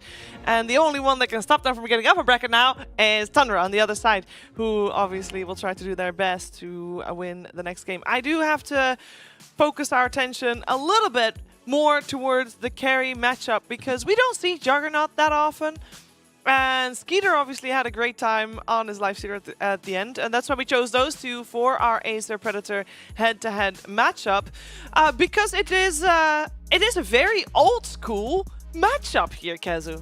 Yeah, but I just think it's not the same anymore as it used to be. Me and Mira were also talking about it. Like nowadays, Lifestealer, he builds different. He has more attack speed built in. He can man up easier. Sometimes you can even buy an Aghanims later to like get out of the Omni Slash or whatever it may be. But overall for Skeeter, I think like there's a reason this guy is a TI winner. Because if you itemize differently on Lifestealer, the chance of you losing this game, it drastically goes up. But he knows exactly what to do, clutches it out, makes it look easy. That nullifier came at exactly the perfect time, because that fight looked like it could have gone either way if Necro managed to live through the initial burst after the dispel by Brewmaster. The fight that I'm talking about is that one near the bottom lane where Lifestealer TPs in and shows up. But I mean, that being said, Tomato got the kills that we were talking about in the early game, but the actual CS he was getting on the lane was not there, because even though there were a couple of kills that he managed to get, Lifestealer was ahead of Juggernaut in net worth by 3k gold after that laning stage. And if you're playing Juggernaut versus Lifestealer, you have to be leading in net worth. You want to be ready to join the fights when you can shred through this Lifestealer with your Omni Slash. And unfortunately, Jug got to that point with his Butterfly and MKV much later in the game, when everybody on Falcons had so much farm already. This Weaver needs to be respected. I'm sick of seeing Crit playing Weaver. You know, he plays it so well. You stop giving him a dual melee lane. Like, you're asking to get clapped. Yeah. Like, nothing else is going to happen. Well, we talked about this during the draft, though, because the amount of bans that you have is limited, and Effie mentioned that there's like about 15 heroes that are good to get, and therefore you got to pick and choose carefully, and we saw a lot of targeted bans towards Amar, and the Weaver just his first phase picked. Like overall first pick, so if you don't want to play against it, you gotta ban it, and that means you gotta let something else through, and that just starts, you know, getting a slippery slope at that point. There is also one, for me, elephant in the room that I feel like I have to address, because oftentimes at the start of the day we talk about, oh, these heroes have been doing well, these heroes have been doing well. Well, I want to point out that Lifestealer has been picked 9 times so far. I don't actually know on the other games that are going on right now, or might have just finished, they might have also been in there, but without those other 2 games going on, 9 Lifestealer games, 8 wins. Kezu, at what point do we have to, like, you know, ring the bell and say, hello guys, Lifestealer, maybe it's time to start banning him or addressing him more thoroughly? I don't know, I think this hero's pretty good. I don't know what changed. Obviously, other teams are going to have to catch on to it. Yeah. He lanes well, he owns the tanky heroes, and not only that, when other people go in for you and they get gone in the fight, you can infest and help them, so it's not like this type of carry who has to farm forever. Like, if he comes online, he helps your team, and the thing I value the most, he slows down the enemy team and the enemy offlaner. And I think right now, it is so important to do that. Yeah, it's just one of those things where you start picking a hero to respond to a certain meta hero. And in Lifestealer's case, it was a response to Lone Druid. Teams are theorycrafting, how do we deal with this? Let's just try Lifestealer and kill the bear with this hero later on. And then if it works out, you try it in other situations. And then one team looks really good at it, like Azure Ray, and other teams look at it and think, hey, maybe they're onto something here. And that's what's happening with Lifestealer. I feel like the stocks are just going to go up. It seems to be doing a great job. Falcon stock going up as well here with all these wins. And we're going to find out if Thunder can join them at the top, you know, tie the score once again. Or maybe we're going to see Falcon take this one 2-0. We're going to have to wait and see. We'll be right back after a break with the draft of game number 2.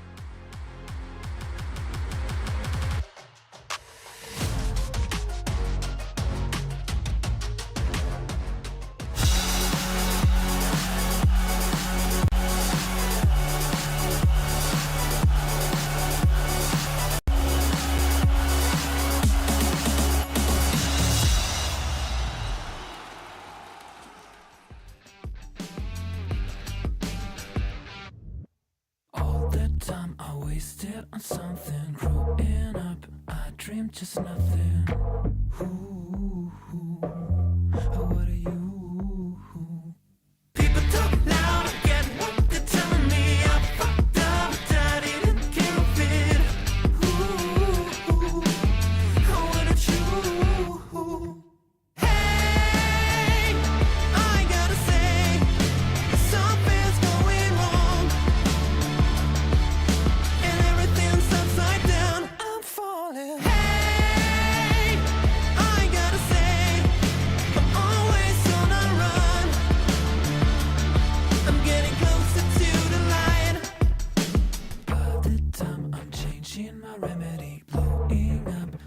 Sick and tired of this. Ooh,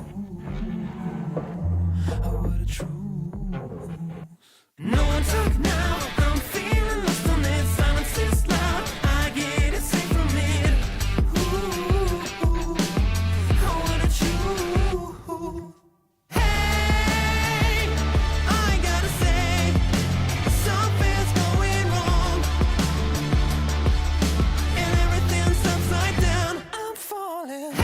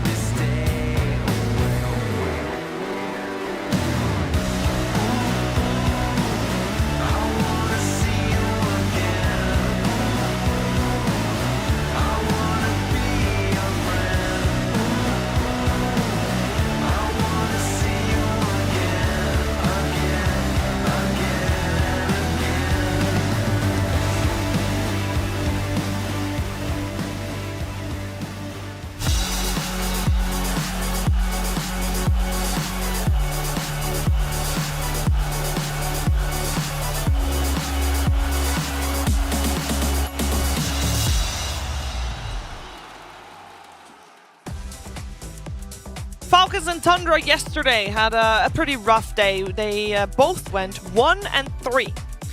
And when we look at that a little bit more in depth, we also see who they lost to, or who they tied with. And the 0-2 that both teams suffered, Falcons lost 0-2 to G2IG, whereas Tundra lost 0-2 to Team Liquid. And I kind of feel like one team was able to recover better than the other to the 0-2 they suffered. I felt like Falcons was obviously, as easy to say, we saw one game and they crushed it, you know, maybe a little bit recency bias here, but it did feel like Falcons, they just picked up where they left off, Kazu.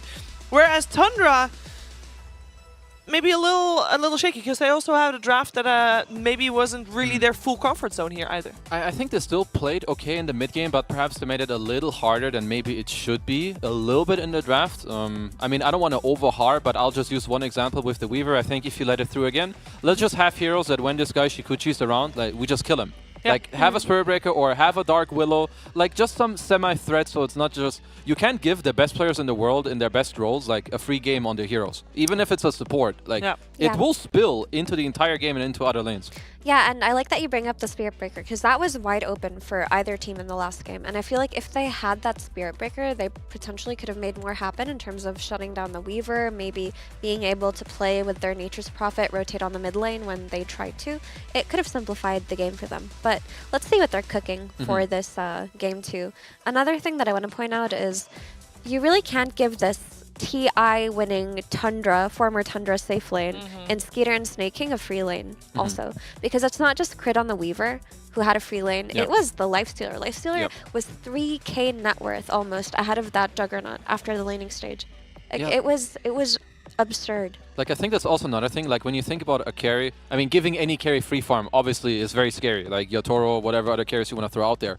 But Skeeter and the entire last year when he played in Tundra, he's very good at maximizing. Like, you can leave him alone very early. Now suddenly Grimstroke TP's mid, goes bottom. And that's what I'm saying. It spills, even though the map is very big. Your map can get shut down very quickly nowadays in Dota. Yeah. Before we head into the draft of game number 2, also a quick update that we now know the 4 eliminated teams from ESL 1 Kuala Lumpur. Wawitas is out, Blacklist is out, 9 Pandas is out, LGD is out. Oh no. Oh no. I thought they could do it. They didn't. They did not. Oh. Of course, it was with LGD elimination. It was Team Liquid that took a game of them, and they only needed to take one game to make sure that they weren't eliminated themselves. Team Liquid still also is looking for that 2-0 in the series they're playing right now against LGD to try and, you know, come even with potentially, if these two teams tie, if Tundra takes game 2, then Team Liquid can also still wedge themselves in that in a 3-way tie with them. So we'll see if that plays itself out. But of course, a lot of that is depending on Tundra, because Falcons could just end that right here. They could just make sure that there's no ties whatsoever in Group B if they smash it again. There's still hope for Liquid fans, that's for sure. It's very sad to see LGD go, because they looked like they made a recovery yesterday, and they had some really exciting ideas. Also, Kazu, I said "oh nar" and you didn't say it, so I'm quite betrayed right now. I think it's just because mine isn't as good as yours, so you know I wanted to keep it in the spotlight. Okay, that's fair. For context, Twitch chat, we have been saying that a lot in the green room. One of the many things we can say. I was going to say, we say a lot in the green room, and not everything will be making it to the broadcast, but that's one little tidbit you get right there. Look at that, Mira. Effie, there's a Luna first pick. Wow, she made it. 4-10. She's doing great. She's not doing well. No, she's doing much worse than I thought she would be. And picking this Luna versus the Slardar is quite brave, because conceptually Luna has always been good against these melee heroes, but Slardar functions differently because he can run her down. Like, the way that these Slardars play on lane is they pair it with a very aggressive support, and they... If they get a couple of kills and they get the snowball going, suddenly Luna's just... She has to go to the jungle early on, and you can't capitalize on what makes Luna good in the first place, which is her stable laning. I do think that this first phase Slardar, we saw it once, and it got destroyed, but that wasn't a game or in a team where they aren't as open to flexing it. I think Tundra will be open to flexing the hero, like potentially to other roles.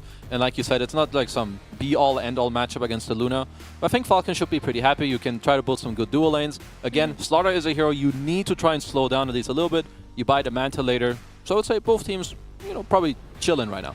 Yeah, they've been flexing the Slardar on Tundra to the mid lane with Ryle, and the team that does this best, I think, from what I've seen, has been Azure on their mid Slardar. It just looks really good. There is a strong concept here in, you know, having the entire river as a Slardar, and of course these rivers make you stronger, but the issue is when tech like this comes out in Dota, you still haven't figured out what's good against it mid. So you're susceptible to getting Lena'd, you're susceptible to potentially getting quapped or something that can punish you on the lane. There's a few other heroes we see sometimes. Like, I think now if you're Falcons, I want to address this Slardar. So I don't think Luna is enough. There's probably other heroes you want to go for with potentially, you know, some Phoenix as a 5 down the line, or maybe a Tusk. Or but then Weaver. Sure, but then you also need to cover it in mid. Since they're second pick, they get to choose that later. But yeah, for now at least you get the crit Weaver. At least for now, Tundra already have a semi-answer. You ever get on top of him with Slaughter, Blink Bash, Haze, Stun, take him out. Get him out of here. Sounds so simple. Yeah. They should just do it. Yeah, why didn't they do that previously? They didn't have Slaughter Shiver. Fair. Right, we got a Centaur and a Pango removed on the side of Tundra. We, of course, did see that Pango in the previous game, and it was pretty scary, let me tell you that. We also saw the Centaur, actually, previous game was pretty scary as well. Was it a little less scary? Yes, it was a little less scary. But that's okay. Removed either way. We get a Spectre ban coming out there as well. Yeah, good protection for Luna, right? You don't really just want to have all these heroes on top of you at the same time. There's Slaughter, Spectre comes in. But Tundra need to start thinking, you know, you need at least 1 or 2 supports that come out here. Still, I would like some more catch and some more, you know, stuff just against Weaver to make it nice for you.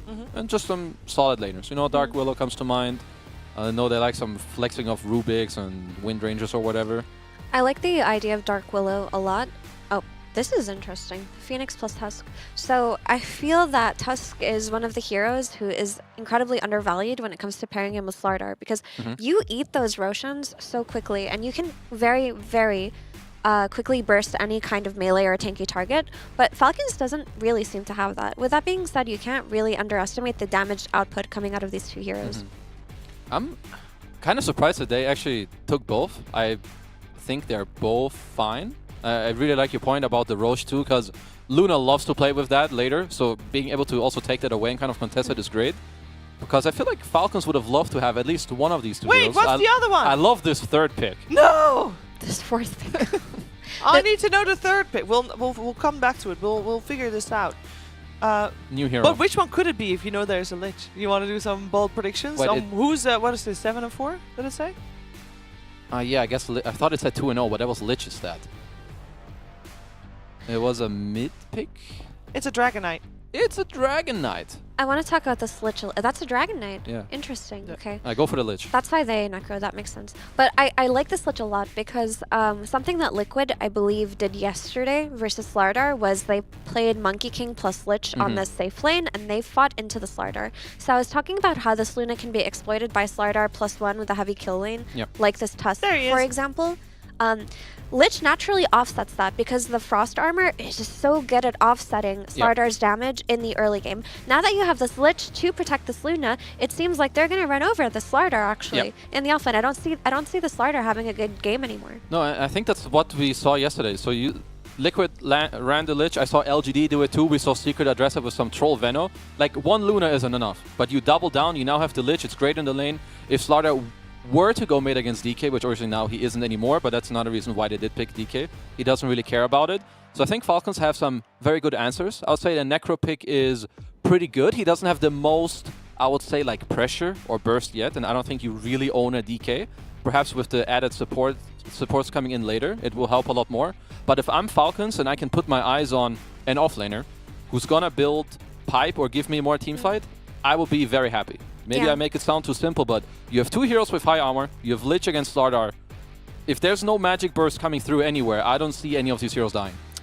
Yeah, I mean, on the other hand, I actually wanted to say that I like Tundra's draft right now because now they have something to take advantage of the tag team outside of objectives like Roche. They have the ability to shred down this DK with the amplified damage from Slardar, with the tag team coming out of Tusk, and of course the Sunray coming out of Phoenix, and the Reaper Scythe coming out of Necro. They have solutions to burst this DK. Killing this DK is not going to be difficult for Tundra whatsoever. DK, they can definitely they can kill him plenty of times early on. I do think for Phoenix is not a good matchup for DK, but I would say in the mid game, if they can get through it nicely, honestly, this Lich Shield will be very annoying. I wonder if Tundra can somehow find a way where, I mean, maybe you get a hero who's gonna build Nullifier at, you know, like a decent time, because I think this Lich Shield is too good against Slaughter and Tusk, so that's something to value. Unless you want to go for maybe some hybrid type carry on Tundra. You know, you never know. Maybe some Muerta. I don't know how easy it is to pick that hero blind. JK, it's a Huskar. That is a Huskar. Could they do some... Is it a safe lane Slardar? Yeah, that's what I'm like thinking. It then. So it's safe lane Slardar with offlane Necro and then mid Huskar to take advantage of the DK mid. Is that what's happening But here? is the DK even going to be mid? I mean, I would imagine it is. You could because run they it on the they ban offlane. out 2 heroes. Like Tundra is still expecting a different mid hero because they ban out Lina and Viper. I mean, I suppose that's true. But either way, you have solutions for the DK in the Huskar and the Necro both. True. I suggested it once before. It's sniper time. If you want to do some swap around, I don't know if you have to, because I agree with you, Mira. I think Tundra right now, they're on the train of this is a Slaughter safe lane. Huskar is going mid to destroy the DK. Yeah. And make him want to quit the game. So I think if you're Falcons, they should be toying with the idea to swap it around. Amar has also played DK offlane plenty of times. Yeah, it's not like he won't be able to do that. Yeah. Even if you flex the DK, how well does DK do versus the safe lane Slardar? Because I think that safe lane Slardar, in theory, should be able to beat up the DK. I mean, I guess you have to consider the Weaver versus Phoenix matchup. I mean, I guess Weaver will probably... There is a sniper! Woo. It does make sense. We have seen it plenty of times before where... I mean, because now Tundra need to choose. They were probably like, we're so smart, we picked this Huskar and we have these options open. But now, any of these 3 heroes you put mid, they don't enjoy getting clicked. Can you do that again? What did I do? What are they thinking right now? That they were so smart. And the sound before that? You know, we're so smart, we can do this. Yeah, but yeah. no, you pick the sniper. Now, none of your stupid heroes enjoy to go middle. Yeah, So Malrine, he's going to be happy. They put the Necro back middle because of the sniper, which makes sense because I feel like Huskar does get bodied by sniper. So now you're playing a safe lane Huskar. And back to the offlane Slardar, which I feel got solved already by the Lich plus Luna lane. So this sniper pick was brilliant by Falcons. Okay, I need... Tomato has got to pop off. He's going to lane against DK, right? With all the flexing that's going around. Yeah, so he has to pop off. He has to destroy Amar. Because otherwise, he's going to get pew-pewed by a sniper and they lose. I would also just look at the Slardar from Kazane. If he can somehow make something happen on his lane, like if they can make any kill happen on either Lich or Luna and he can get a really early timing on his Slardar, the game changes because if you have the Slardar to play with, then your Huskar has time to farm up and recover. And you'll be able to potentially, you know, blink on that sniper, get on top of him, get a few kills. That could really change the game around. But it's a hard lane for Slardar. Early game and then to take the Aegis. Like Effie was saying earlier, they need Tomato Aegis and go. All right. Again, all the onus is on Tundra to play in a certain way to be able to deal with everything that Falcon has. All right. Sounds like Tundra has got their work cut out for them, and that means our commentary team has got their work cut out for them as well. OnlyPixel and Cinnamon. Thank you very much, Steve. Yes, so exciting stuff happening at the end of that draft, right? And we get the Huskar coming out. They feel that they sort of prepped it with the bans and with the Viper and the Lina. And Marine says, well, I've got a sniper that I'm ready to play. And with that in mind, this Huskar is having to go to the safe lane. Yeah, it's. I think it's fair to say this is not ideal for Tundra. I don't think this was what they were planning. This is kind of a... They're gonna deviate from their plan out of necessity, not because they want to do this. And that's already... That already is quite troublesome when you're going into the laning stage. This doesn't mean that they can't win their lanes, because they can, but the end result here shouldn't be as good as what they were expecting during the draft. So now it's a matter of exactly what the panel was talking about, I think it's mainly about getting Tomato into the game. Huskar is a very hit or miss hero. I personally don't like it as a safe laner because I think he really needs levels. And sharing that, a big part of this hero's impact on games and why it wins is that it wins its lane and snowballs. And in this case, it might win its lane, but can it still snowball as hard when it's like 2 or 3 levels lower when you come to the mid game? Are you going to be able to get the Aegis at the same timing? And also, if you're winning your lane, you're shutting down an off-lane DK. You're not shutting down, you know, a mid-lane hero that you would have maybe slowed down the progress of that couldn't make rotations to side lanes for that reason. So a lot of the time, I know this is like a long monologue about Huskar, but I think it's really important because it's such a specific hero that its win rate isn't even that ridiculous in general in Dota history, right? In this tournament, I think it's 4-0. It's 4-0 here. Yeah, but in it's this group because so when far. you pick it against, say, melee mids that are dependent on levels and rotating to find their game impact, and you shut that down. Because those have all been games, right, where it was played mid, right? You just it didn't get really, bullied out of the lane. you just really ruin the game flow of the enemy team. But if you're playing it in the safe lane and you're winning that one, it just the overall impact on the game is so different in nature that I think even if Tomato has a great game, I mean, look I at wonder this here. if it's even good for Huskar in general, you know, to be played in the safe lane. So I feel like we'll learn something today in this game. The matchup with Tusk sounds really strong. I think this is a very good dual lane if you do have to dual lane the Huskar in the safe lane. Tag team is great. Huskar's good at attack speed when he gets Berserker's Blood, and yeah, I think they'll be doing well up here. Mid lane, Sniper against Necro should be an interesting one. Honestly, don't have very much frame of reference for this. I feel like Sniper should do very well with a couple of levels, but right in the beginning, Necro's probably fine. And down bottom, Phoenix Slardar against Lich plus Luna. Lich Luna should be having a field day here, right? You're playing double ranged against Slardar. You have Frost Shield. You have a lot of damage. Yeah, I do think overall Falcons are looking pretty healthy with the way this is set up. I mean, and when you're playing Huskar in the safe lane, does your build-up change, or is it just exactly the same? Because I imagine you can't really afford to get any real farming item on this hero, right? No, surely you have to buy Armlet, right? You have to buy Armlet and an upgraded boot, probably. Maybe you can go with brown boots. Yeah, I would imagine the build is the exact same, just that you hit the timing later and you have fewer levels. Kurt's really trading with Tomato here. He's happy to do so. He's got a fair few tangos here ready for the lane on Crit. Very happy taking those trades. See in the mid lane, so far, Brawl definitely doing a good job on the CS against Malrine with the first few waves. I'll see if that does change as the levels start to come in for Malrine, and he's going to have that increased amount of damage that he can trade back at the Necrophos from a safe distance.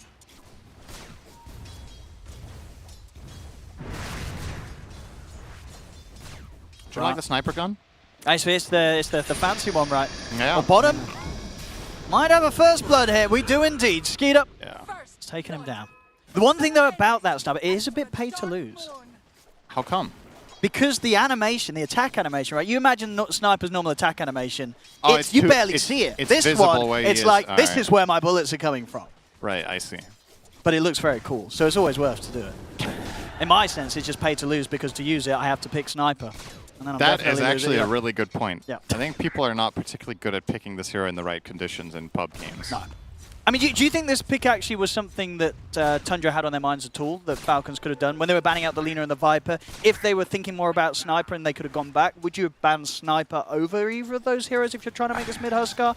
Or is it kind of a lose-lose anyway with that sort of point, with those three heroes left available? I honestly think Sniper is the most manageable of those three for their lineup, so I don't really mind it. But the question is, if all three of them are good enough, should you even have taken this approach to begin with the Huskar, right? But we'll come back to that when we see how this game unfolds. They should get Top crit lane, here. Crit's They dead. trapped him in with the shards. Marshall. He was thinking about trying to take down Tomato in return, but he does the maths and knows that he won't have enough damage quite to trade favorably with Tomato, so he'll hold back.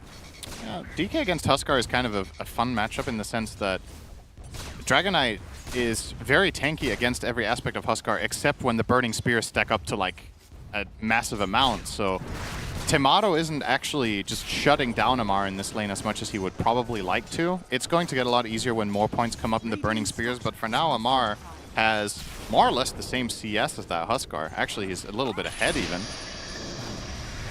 So he should be feeling very happy about this result on the DK.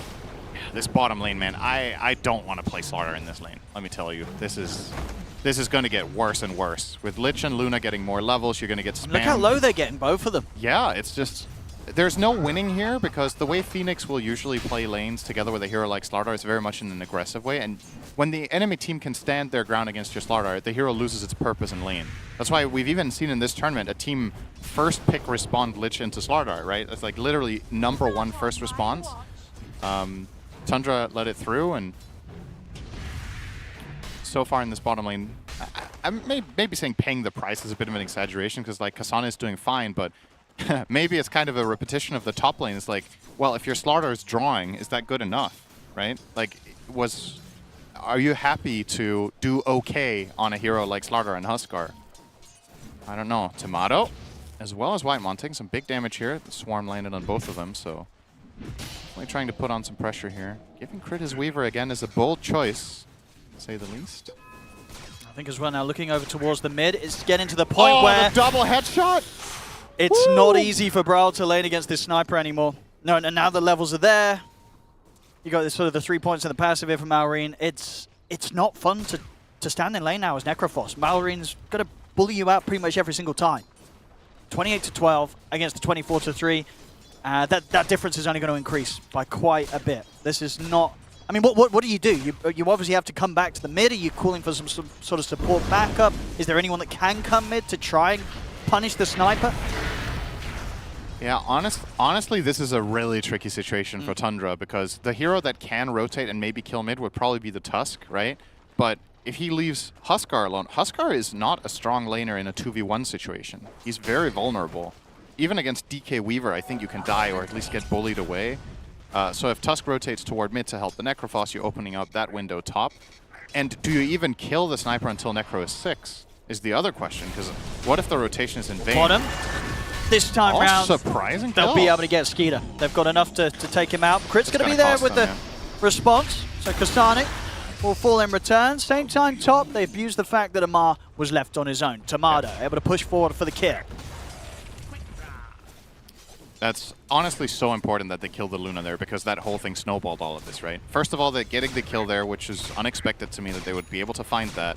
And then that rotation in turn, or that forced the rotation from Weaver, leaving Amar vulnerable. So all of that was like one snowball effect that kind of salvaged the laning stage for Tundra that was already starting to look very weak. Now they solved 2 side lanes in one fell swoop, kind of. So that's pretty big for them. Necro's still not too happy, but he can get there. Crit's going to see if he can get over to the Wisdom Rune in time for a potential steal. See who's able to click it quickest. It is going to be Crit. So both Wisdoms going the way of Falcons. Yeah, that pretty much offset everything they just did. And in the mid, they've got the side. Marine, can he bring down Brawl with him? He can't. Brawl and Whitemon, they'll get away with the kill. Clutch. Bottom. Kasane is going to try and turn back in with the crush. Crit nearly picking off Immersion behind the tower. In fact, does so with the bugs. They should have the chance of getting both of them. The 3 of them surround Kasane. Falcons making sure that good things happen now on this bottom lane. Crit having a great time once again, as he was on the Weaver in that first game. He's being an absolute menace. And this is a really good timing for the rotation as well, because you have the siege wave. So you're actually starting to do a pretty big dent into this bottom tower, losing about half of it. Tundra trying to make a move of their own. And they can go again bottom. They've got the pull here onto Immersion. Oh boy. And as soon as he's back to the lane, he's going to be going back out of it. Another kill hit for Skeeter to get involved in. Snaking dice to the tower. Okay, well, bit of a trade-off there for Tundra, I suppose. And as a matter of fact, Tundra will be the ones getting a tower here. So Tomato will take down this entire top tower without a siege creep, but just by nature of being Huskar with an armlet, this is bound to happen. I mean, and as sort of a safe lane Huskar as well, once you've got this armlet done, are you sort of sitting in this area of the map, or do you move yourself over to try and pressure other lanes? How do you try and really abuse this sort of timing on the armlet as you want to as a Huskar? I don't know, I'm not a disgusting Huskar player, so I wouldn't know. And if I had to play Huskar, I wouldn't play it safe lane, so even less. I think you probably, in this game, you probably need to keep farming a lot, I think. So kind of playing it a little bit like we saw the Lifestealer of Skitter play in the last game. Push out the lane, do the hard camp, even do the small camp as well. I guess you also have the luxury with taking this top tower of accessing the enemy Ancients, which can be a little bit dangerous, of course. Actually, Tomato dies! Oh! Amar just... That was solo, right? Yeah, I mean, I was even... While you guys were watching this on your screens, I was watching it and I was in disbelief that he just got away with that. I mean, talking about people doing on their own, we might see Marine be able to take out the 2 of them. He's taken out Immersion. Can he bring down Whitemon as well? The bash is there. He needs a few more headshot procs. He's going to get the backup of Skeeter. He will fall, but not before he takes out Whitemon as well. Does mean that Skeeter's caught in a bit of a tough spot between Kasane and Brawl. The scythe is up. The Tundra will end up getting the cleanup on that one, taking out both the mid and the carry from Falcons. This game is something. There's like literally tons of plays happening that kind of, it almost feels like shouldn't be, right? There's just so many, yeah, it's just chaos. Huskar gets solo killed by Dragon Knight top. He gets stunned as he is armlet toggling, I think, and then he died. I think that must have been what happened, yeah. He died to an attack from the Elder Dragon form poison. And then this whole situation with the sniper play turning out this way, it seems a little bit unpredictable right now which way this is going. And all in all, I guess that's good for Tundra because the laning stage was starting to look kind of grim for them and they managed to break things open quite well. And yeah, while Kasana is not having the greatest game on Slaughter, maybe it's a game where Slaughter doesn't have to come up that big. As long as he can get a dagger off. They're diving in for Skeeter. He's looking very dead. Tomato heads over with the twin gates. Make sure there's no chance for Skeeter. And straight back top. I kind of like this. Like we talked about, Huskar needs to farm, but you know, if it's a gate move, this is a very minimal investment of time to get a big kill.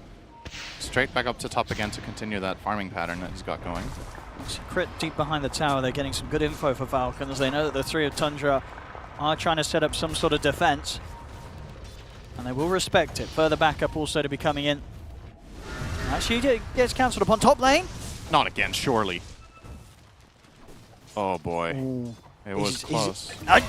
It was happening. All right. I mean, at that point, it's happened twice. I don't know if you want to come back up here, right? If Amar's able to do this with the dragon form, a little bit of tick damage over time. I mean, to put it bluntly, that's just not good enough. You know, like you can't have your safe lane Huskar get solo killed twice by an offlane Dragon Knight. Amar's game is insane now. He's almost top net worth. He's he pretty much got his Midas stuff. He's level 9.5. Huskar's level 7. Like, I mean, fair enough, he's almost level 8, but like, these solo kills are just way too impactful. I think the first one, he got the stun into Breathe Fire kill, and this time it was a failed toggle, right? I think this time around it was the Elder Dragon form poison that did him in. We've already covered how the side lane Huskar was not plan A, but if he even starts losing the lane to offlane DK, the Tundra lineup is very vulnerable in terms of timing. Ryle. Didn't quite catch him with the blood grenade. Even so, may have been all right. Ryle will live. Top lane, they're going to try and make a play with the two of them. But the stun's there. He'll try for the TP out, but they have the snowball. Amar, this time, will be dealt with. As Tomato, he brings in a friend. Whitemon there to help out. The tips per minute in this game is pretty high. Coincidentally, every situation that has involved a tip has had Amar in it. Whether giving or receiving. But that's how it is though, right? If you want to give, you have to be able to take it too. See around the mid. Crit. Yeah, easy time lapse. Oh, good shots? Well, no backup. Oh, nobody else is coming. Kind of an awkward spot here. Now, Tomato, he might get caught out by this wraparound. He's farming pretty deep on the top lane once Skitter again. bot as well. And indeed, it's going to be both carries going down in harmony. Top and bottom there, Tomato and Skeeter both taken out. But with sort of the nature of the heroes, probably continues to be a bit more painful for the Huskar. Yeah, that's what it feels like, right? Is that you look at the Tundra lineup and the timing that this strategy is trying to play for with Huskar Necro as a dual core, it feels very mid-game centric. So if Luna and Huskar both die in trades a couple of times, I think the Luna is the hero that's going to do a better job at recovering through Ancients and just an overall slower pace of game.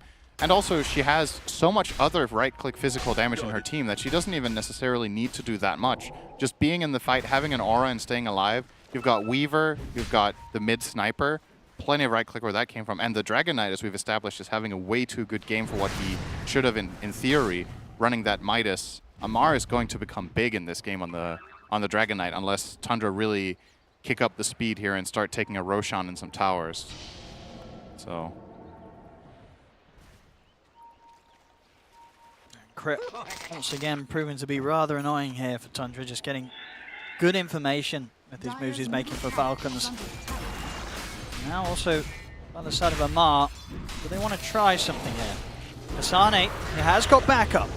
See them ready to turn and fight Tomato, he's there, they jump straight over towards Amar. There's a bit of a bait there, works out perfectly for Tundra. That's a great punish.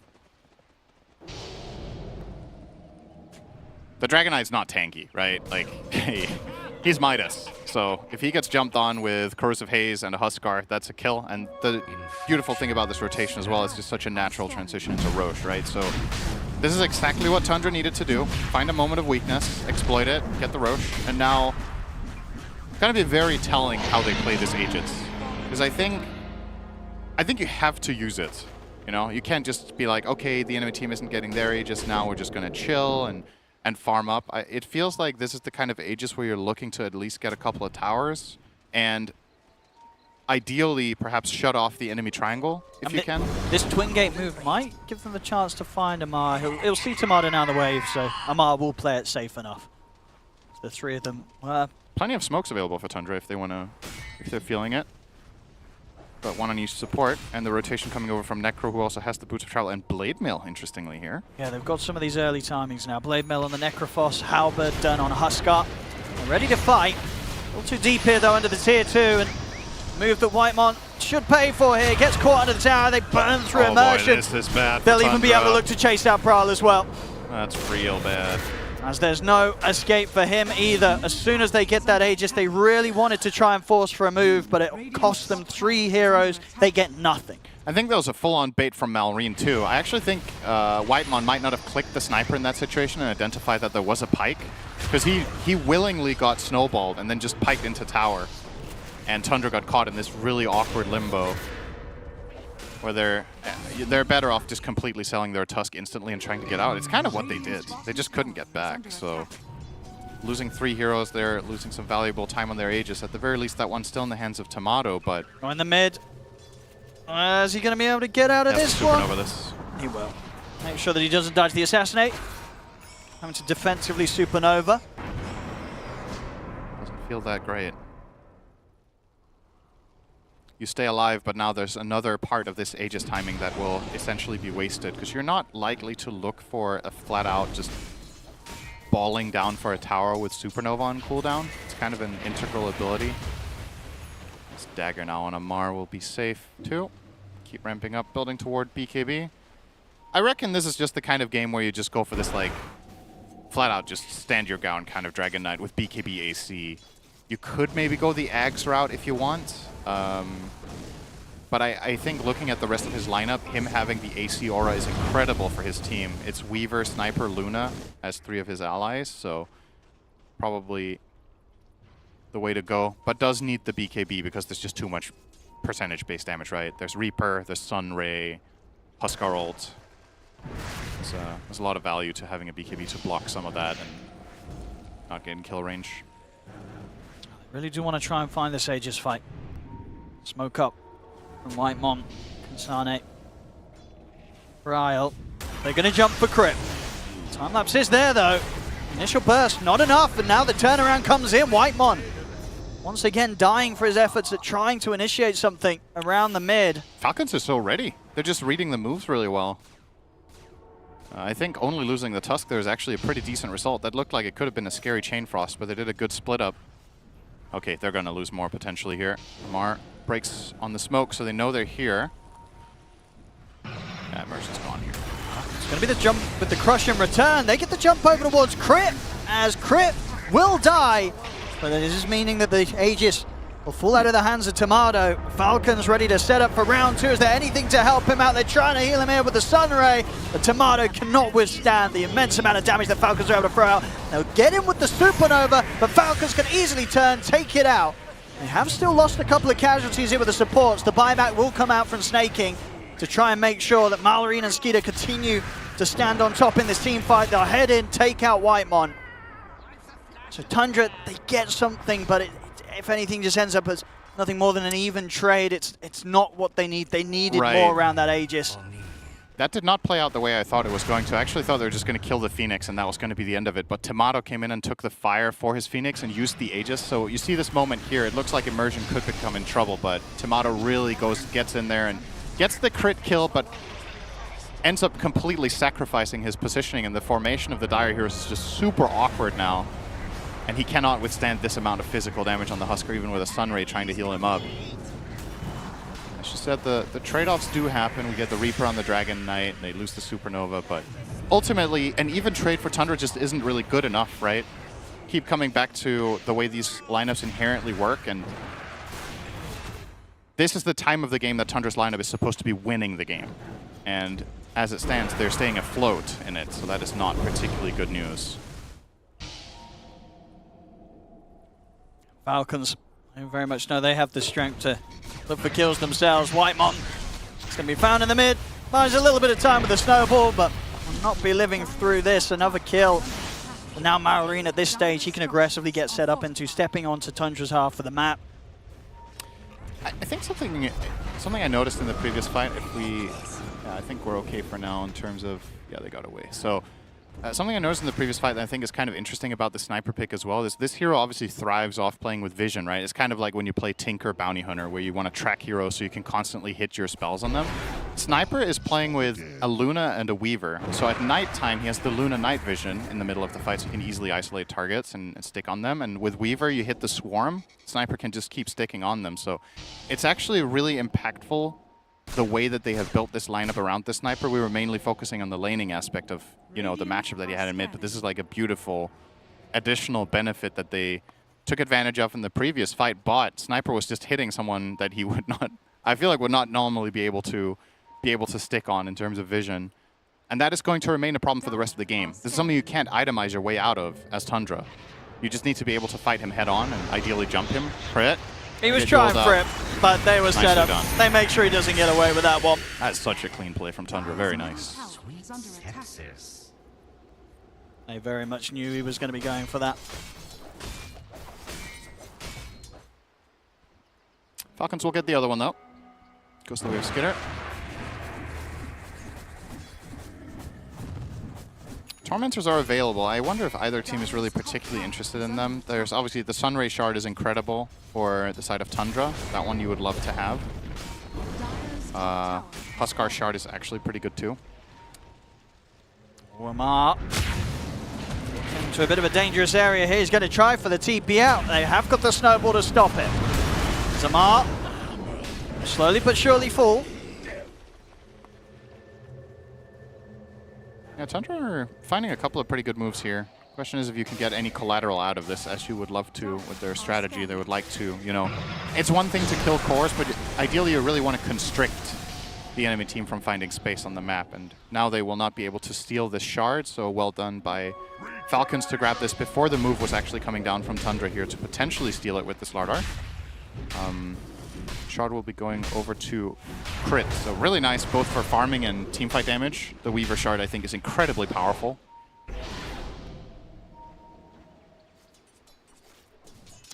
For Tundra, at this sort of stage, is it just a case of waiting for the next Roche before you try to sort of make any of these moves around your Huskar? Probably. It feels too high risk to just straight up go for a tower without an Aegis. But it also feels like the next one has to really count, right? You're not going to be satisfied with burning the next Aegis to do okay in a fight. Crit. He's got the time lapse. And he's also got the backup. Marine's here. A situation where Whitemon, he's rolled in a bit too deep. A couple of his snowballs in this game just have not been that great. And they're trying to push for more. Jump up from up. At the same time, Kastani's able to get in on top of Marine. Tomatoes in as well. The BKB closing the gap and on the sniper. They've got the Reaper snipe. They take out the sniper. Excellent position here with the egg on the high ground, but it isn't going to be enough to allow Tundra to take this fight. Is the damage too much from Falcons? Tundra, they had to throw everything into killing off the sniper, but they cannot get anything else, and they lose every one. And they're also going to lose the tier 1. And now the question is, are you also going to lose Roche? He could respawn in 5 seconds. If you're lucky on Falcons and you scout this area, you might just be able to sneak it right now, but let's see what the timer looks like. Oh, that was the guaranteed respawn. It wasn't when he could respawn, I'm sorry. But they didn't check it in time, did they? They're not checking the spot. They will now. Now they'll go over, and indeed, once they see that, they'll certainly want to take that away. Oh, boy. Yeah, if Tundra doesn't get this, my win expectancy for them is plummeting right now. This was arguably the most important objective of the whole game, was getting Roche number 2 for Tomatoes Huskar, and that will be denied. Well, for Falcons, hopefully it won't actually be denied, but... And it's just sort of a question of what can Tundra do that was different to that last attempt of the fight, right? Because a lot of things seem to be all right with the way they set things up, right? They get the jump onto the sniper, they throw everything on him, they take him out. The Phoenix is supernova on the cliff. It's a good spot. But it didn't matter. They could have, first of all, chosen not to take it after Whitemon died, right? That was the first thing. So I understand that it's tempting and that you feel like you have to do something with your hero, so I think it's easy to say in hindsight they just shouldn't have done it. Because they must be feeling the same sense of urgency that I am with their lineup, right? That they're like, okay, this is when we should be strong. If we're not good enough to win these fights, then we're just not winning, right? So I don't mind them taking the fights, but it's just really difficult. The Frost Shield is making things very hard when they jump that sniper. He survived for a really long time on Malrine. And naturally, when you do go in for these kills, you're going to be clustering up. So the Chain Frost was really big. You got, I think, the Swarm on multiple heroes. Eclipse was obliterating them. It's just hard to initiate into this Radiant lineup without having multiple BKBs, and as it stands, you only have the one on the Huskar, so the other heroes just got wiped off the surface of the earth by spells. Put their eyes on him in the mid, but they won't go for the jump upon him. Hit the scan, they know that there's backup behind him. Settle for the push onto the tier 2, fortification to come out, and a TP over Brawl. He's ready to potentially start the defense. Whitemon also ready to join him. Further TPs to be coming in.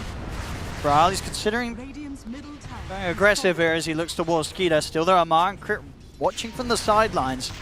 Have the Aegis and the cheese on Falcons. They're ready to fight if it goes on. And Kasani will try and get the jump on a Snaking. Snaking's able to split away from them. Whitemon will get taken out. He will manage to make sure that they bring Snaking down. But at this point, Tundra, do they still want to fight this? Tomato's going to try. Jumps in over towards Malrine, but Malrine's able to keep the distance. BKB's up from Amar. Falcons, they can kite out the Supernova. Brawl throws the side down onto Malrine. Malrine will get another shrapnel out, but he will finally fall. They get a couple of kills. Not a bad turn of events here for Tundra, considering the fact that they were fighting into both the Aegis and the cheese. With the crush out onto Crit, they'll find themselves a third kill. Excellent fight. Really good fight from Tundra. The way they ended up setting this up, and with Brawl having this much freedom afterwards to come through, I actually thought that fight was going to go terribly wrong after Sniper got the Pike off on Huskar before he got BKB off, but they kind of stabilized it well, dragged out the fight. Necrofox got to do a ton of damage just walking through them, getting a good Reaper. Yep, that call me surprised. I did not think that fight was going to go that well, even though they traded straight away support for support. Getting the Lich out of the fight is obviously pretty big. He didn't get Chain Frost off, but Radiant's bottom tower not quite enough staying power there for the side of Falcons, so we'll see if Tundra are able to do this again, because of course, despite the outcome of the fight, still 8k gold behind Falcons. Not with the same straight up ease of scaling. We'll find another pick-off on Snaking. Mardo here should be able to solo the Tormentor. Yep, so that's a shard for the Tusk. Not the best one, but you know, everything, it adds up. They kind of cut the lead in half just now by getting those kills and then getting the Tormentor, so very good news for the side of Tundra. On the side of Falcons, Amar will be finishing his AC in about a minute and a half, probably. Talked about how big that item is going to be for the overall flow of team fights, so that is going to be a major upgrade for them. Shard's tries to jump in, but straight away the turnaround's there from Falcons. He's just getting punished so hard on this Tuskar. Every single time he has a little bit of a misstep on the Tusk, they just kill him off immediately. His tally is now up to 8. At the very least for Tundra, there are no additional casualties, just a simple Tusk kill in the end of the world. And Tomato gets this time to potentially finish up an AC as it looks. Getting that before the Ags, so recognizing the similar thing that we saw from Falcons, that this is just an incredible Cuirass game, and it is for both teams. It's very nice for his Slardar to have the AC in the team. It's nice for him himself. He needs the armor, so don't mind it. And even opting to go for the Ogre Seal Totem on Huskar as well, right, in his options. You could have imagined that there were other potential pickups here, but really recognizing that mobility here is going to be the name of the game. He needs to be able to stick on targets. When he ultis in on them and they get force staffed away or pike or whatever, having that seal totem to cover the distance can be big. Whitemon again. They're going to find him. Oh, God. It's a tough life out there. He can't catch a break this game, poor old Tusk. Yeah, being a Walrus is not the best when you're playing against a guy with a gun. It's not really fair, if you think about it. Being hunted all around.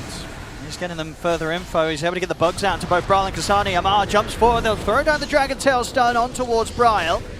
Skeeter stepping up. Brawl still incredibly tanky, of course, with this heart, and he has the backup of Tomato by his side. So Falcons, they'll hold back. Dire's middle tower is under attack. Settle for the tower. Skeeter getting the push on down the mid. Aghanim's now done for Brawl, so a good amount of damage he's going to be kicking out with his Heart Aghanim's combo online. Dire's middle tower has fallen. Maybe even thinking about fighting back Tundra. Seemingly in position to try and go for something for the back lines of this fight. They'll get him with the jump, but it's not towards the illusion. A bit of an illusion bait there, successful from Skeeter, causes Kasani to make a failed initiation, and now Maori's in with the damage. Kasani's trying to run, but the assassinate hit, it's coming in, takes him down. Crit, time-lapse to jump away from the efforts of Tomato. They can go for more here, Falcons, to get the pull back onto Braille. Tomato considering if he can do anything to help out, but Braille surrounded by the 5 of them. Skeeter picks up the double. Falcons, they get the clean kills, and Tundra, they can't do anything this time to stop them. What a great illusion bait. That really set the tone for the entire fight, because Kasane sees this Luna and he's like, all right, we're going to commit to this kill. And obviously when you go on your Slardar with these items, you're not getting out again. So he went all in to kill an illusion, essentially, and the fight just completely fell apart. The presence of mind from Skitter to make that play in that moment is very impressive to me. So they sent in Amar. And it's believable too, right? Because the Dragon Knight is jumping. He's straight up jumping the Necrophos and stunning him. And usually that feels like a wasted stun if you're not going to commit on him, right? Because he has Heart, he has a lot of regen, he has Ghost Shroud that you need to get through. So when Dragon Knight does that, your instinctive reaction as a player is they're going hard to kill this Necro. So that has to be the right Luna, right? And it's just an illusion. So it's just a complete fake-out play from Falcons. That was, for me, the play of the game right there. Just really cool stuff. And they reap a big reward. 3 kills, one of them being Bryle, who was starting to have a monstrous streak there, building that up. I say that, it was a killing spree, but he was 9-2, okay? That's good enough. Big kills. And I think that play in itself paid them 6k gold. Not bad. They're getting a lot of money, especially on the support. You know, Crit, once again, really picking up the farm. And obviously a very different build to last game, but perfectly done so here to really deal and counter this Huskar, this Necrophos. He's pretty much got his Nullifier done. Yeah, that's such a big item. The fact that his other cores don't have to buy the Nullifier means they can get even more efficient items, because he will always be able to connect it. He doesn't even need to get the hits off himself with it. There's a taunt. See if it's enough. It is. It is. Nice kill. Not quite able to get the time-lapse off there with the stuns and the crushes. Yeah, it's kind of awkward when Huskar gets his ult off on you, because you can't time-lapse when he's mid-air. Then he's just going to fly on back over to you and get the taunt anyway. So you kind of have to tank through it and hope for the best, but Kasane was there with the cover. Once the taunt expired, they had to crush and haze and take him out. So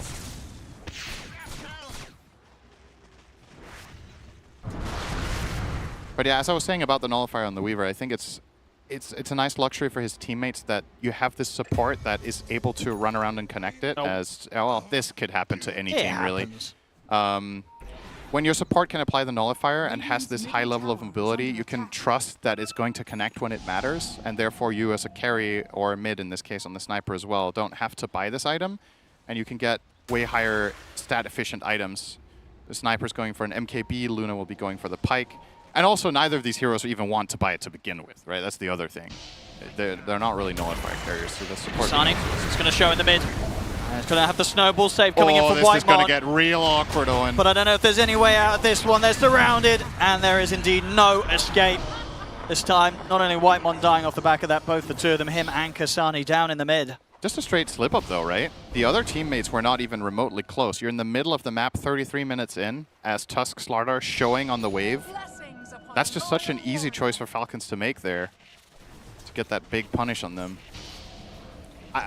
Just by nature of how their lineup works now, Tundra, I think, have to play incredibly tight. I think they really need all their heroes in the fights together and not take skirmishes. Ryle tried to come over here to see if they can get something done. Tomato there as well. They make the jump over towards Skeeter. They do get him, but it will cost them all of their lives. And Roshan's up. They may have killed the carry, but I don't think it takes a rocket scientist to work out that that was not worth sin. I'm a little bit dumbfounded by this move to begin with. They also flat out 3-on-5. I mean, high risk, high reward, I get it, but... I mean, did they just not expect the full squad to be there? Or? Perhaps, but this is the most obvious place on the map to be right now, right? It's Roche time. You're playing against a Huskar lineup. You have a lineup that's more than capable of taking it yourselves. I think Tundra was expecting to run into trouble there, but maybe they just thought they were stronger than they actually were, or maybe it was the case of, okay, guys, Hail Mary, we cannot possibly give them this Aegis anyway, so we just hope for the best when we go for this play. But yeah, it's fair to say that if Falcons have any sort of decent formation there, they will never lose that fight 5v3. So, and they obviously did. If anything, getting the Luna kill there is honestly pretty decent. Yeah, this is just straight up getting out of control now. Falcons, 25,000 gold lead. Yeah, I mean, they just got the free pickup here for Amar. He's now got his Aghanims from that Roche. Yep. Giving this him, this very impressive looking amount And of net worth on the graph. Yeah, okay. Dragon Knight with 30k net worth, huh? Oh. That's fine. Well, he tried. Tried to get the steal on the Wisdom Rune there, Immersion. Doesn't get it. Now the high ground push. Radiant's top tower is Most under imminent here from Falcons. Tomato is stepping outside of the base. In fact, he's thinking about going for this. A very desperate attempt there from Tomato. Will it work out? He's put the BKB. It will not. He is gone. This is just... I mean, that... Now it's just falling apart, Owen. This is just complete. I mean, they might even be able to dive in for Bryle. Crit's got him with a nullify. They're going to get him as well. That may be that. As this bottom set of racks will almost certainly be taken. It's 4 dead on Tundra. If they know there's no buybacks, they could throne, actually. They could take this tier 3 and straight throne in time. Yeah, I think they might. All right, over to the tier 4s. They're ready over. to close this one up. The fortification will be there. See if Tundra are able to pull together one final fight. Maybe looking like unlikely that they'll get the time to do so. Still with his 40 seconds, the Tomato's dead for 50 seconds without Bryle. Immersion, Kazane, they're going to try for something, but they get jumped first. Straight away over towards Immersion. He's gone. Kazane has to BKB and run back to the fountain, but it is over. GG is called. No doubt about it here today. Falcons, the strongest squad, as they take this series 2-0 against Tundra. Yeah, in both games, Tundra showed some pretty good signs of life in certain moments, but I think you're right to just say, like, Falcons just a level above, right?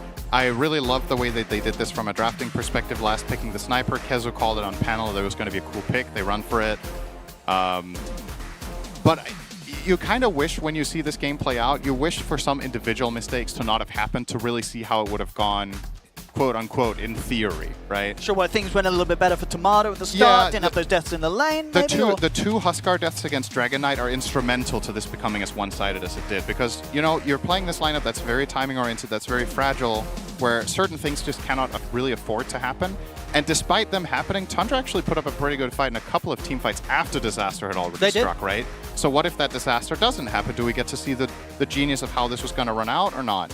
A little bit to be wished for in that regard. But yeah, Falcons, great game from them. Great on his Weaver once again. Feel like that's a player-hero combination you just maybe don't give away anymore. I think so. Sort of 2 times, very sort of different scenarios, different kind of focus on what he needed to get done in both of the games, but in both of them he absolutely achieved it, right? First time around, he's going to go for this early Deso, and then this game, getting a very good time, one of the faster times on a nullifier when you are a support, and doing a hell of a lot here for the squad. But there we go, ladies and gentlemen. This series today, Team Falcons will take it 2-0 against Tundra. Thank you very much, Odipixel and Cinderin. 2-0 for Team Falcons also means they're guaranteed upper bracket. They will play again today. Actually, on this very stream, you're on the right place to see more Falcon action. They'll go up against Azure Ray. It also means that Tundra will be in the lower bracket. You'll see them again, but not today. They'll play again once we're actually in the main event with the crowd in front of us, so that will be very exciting. Looking forward to that, but let's first talk about how things got to this place, because we said, okay, you know what, Tundra's lineup, they need to bring the action. They need to really do a lot of moves and make a lot happen, and then for a while they did. It did look decent for a little bit. Yeah, I mean, definitely when you look at this draft and how it played out, you'd think that they got completely caught off guard by the sniper. They had to pivot their Huskar to the safe lane, and they needed their Slardar to get a few kills. And they did manage to do pretty well. I think all things considered, Bryle from the mid lane got what he could, Kazane got what he could. Tomato, with the exception of the couple of deaths, did manage to make something happen later on, but it just wasn't enough. I feel like they had to play a perfect game on the side of Tundra, given how the draft played out, for them to win this, and that just didn't happen. Also, a special shout out to Lich, because that frost armor was very, very difficult to play around.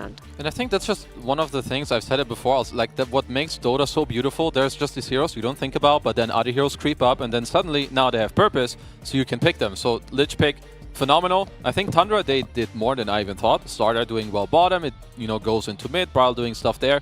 But yeah, I think those two solo devs that Timado had, they're this is like it's the illegal territory. Yeah. But in his defense, I'm pretty sure what happened is you get caught off in the draft, you're like, okay, you know, screw it, I'll play the Huskar, you take the Necro mid, so you take one for the team, but sadly it shows in the game. Yep. Yeah. And there were some signs of life where the fights looked very long and drawn out, and that's where Necro really excelled. Yeah. But because this Weaver was having such a good game too, suddenly that Nullifier was online. And even in that fight, when they were able to kill the Luna on the side of Tundra, it doesn't matter because the Weaver came in with that Nullifier. They killed everybody else, regardless of the Luna dying first, and they got the Roshan right after that. And at that point, the game was impossible for Tundra.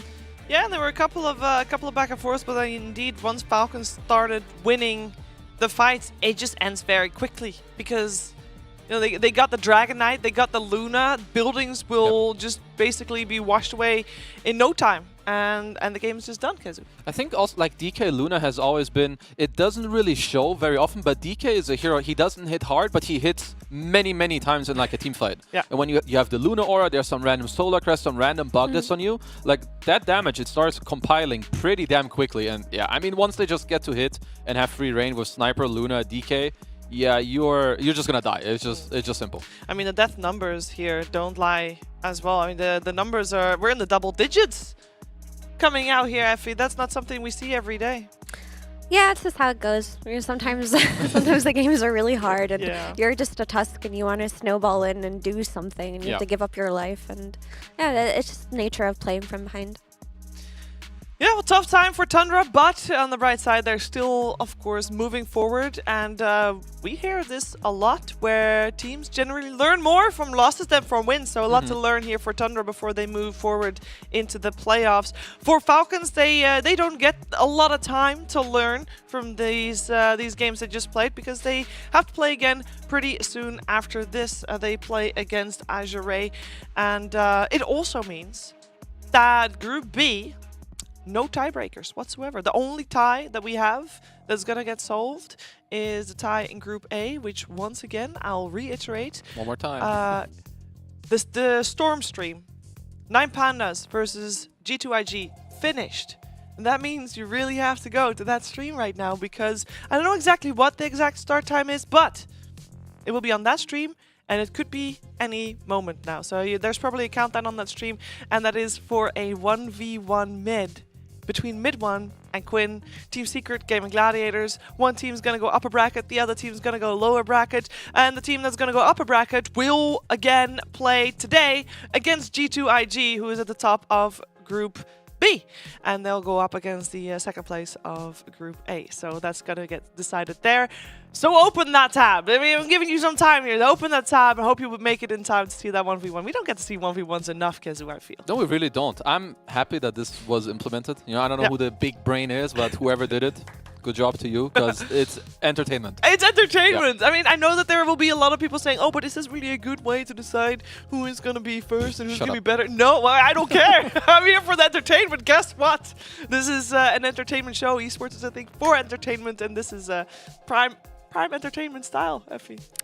I think we could solve all of Dota with 1v1s.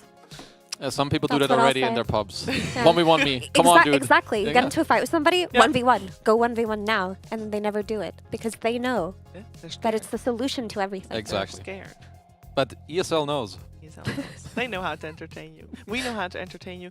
We can also entertain you by, just closing out the group stages here, because those were the matches for the group stages. And I think when we're talking about the group stage and the results of them, in terms of surprises, I think for me, Effie, the biggest surprise coming out of the group stage is to see G2IG at the very top. I mean, obviously, we know that this is a squad that does well, but being on top is something different altogether.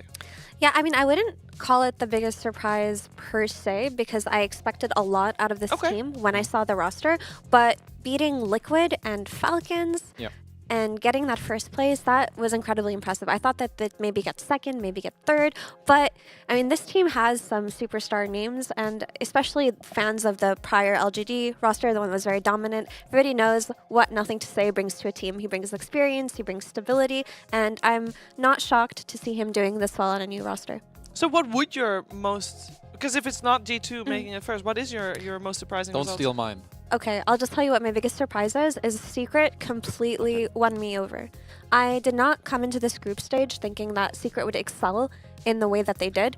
I didn't think they'd bring the innovation that they did. I thought that they would just be, you know, fighting for their life, trying not to get eliminated, but now they're contenders for potentially upper bracket, and that's just really impressive. You know, the rise of Puppy, the return of Secret, the DPC was holding them back. Yeah. That was, It's true though, like Puppy, anytime there's no DPC, he's like on top, and then there's DPC, it's like something just doesn't work out.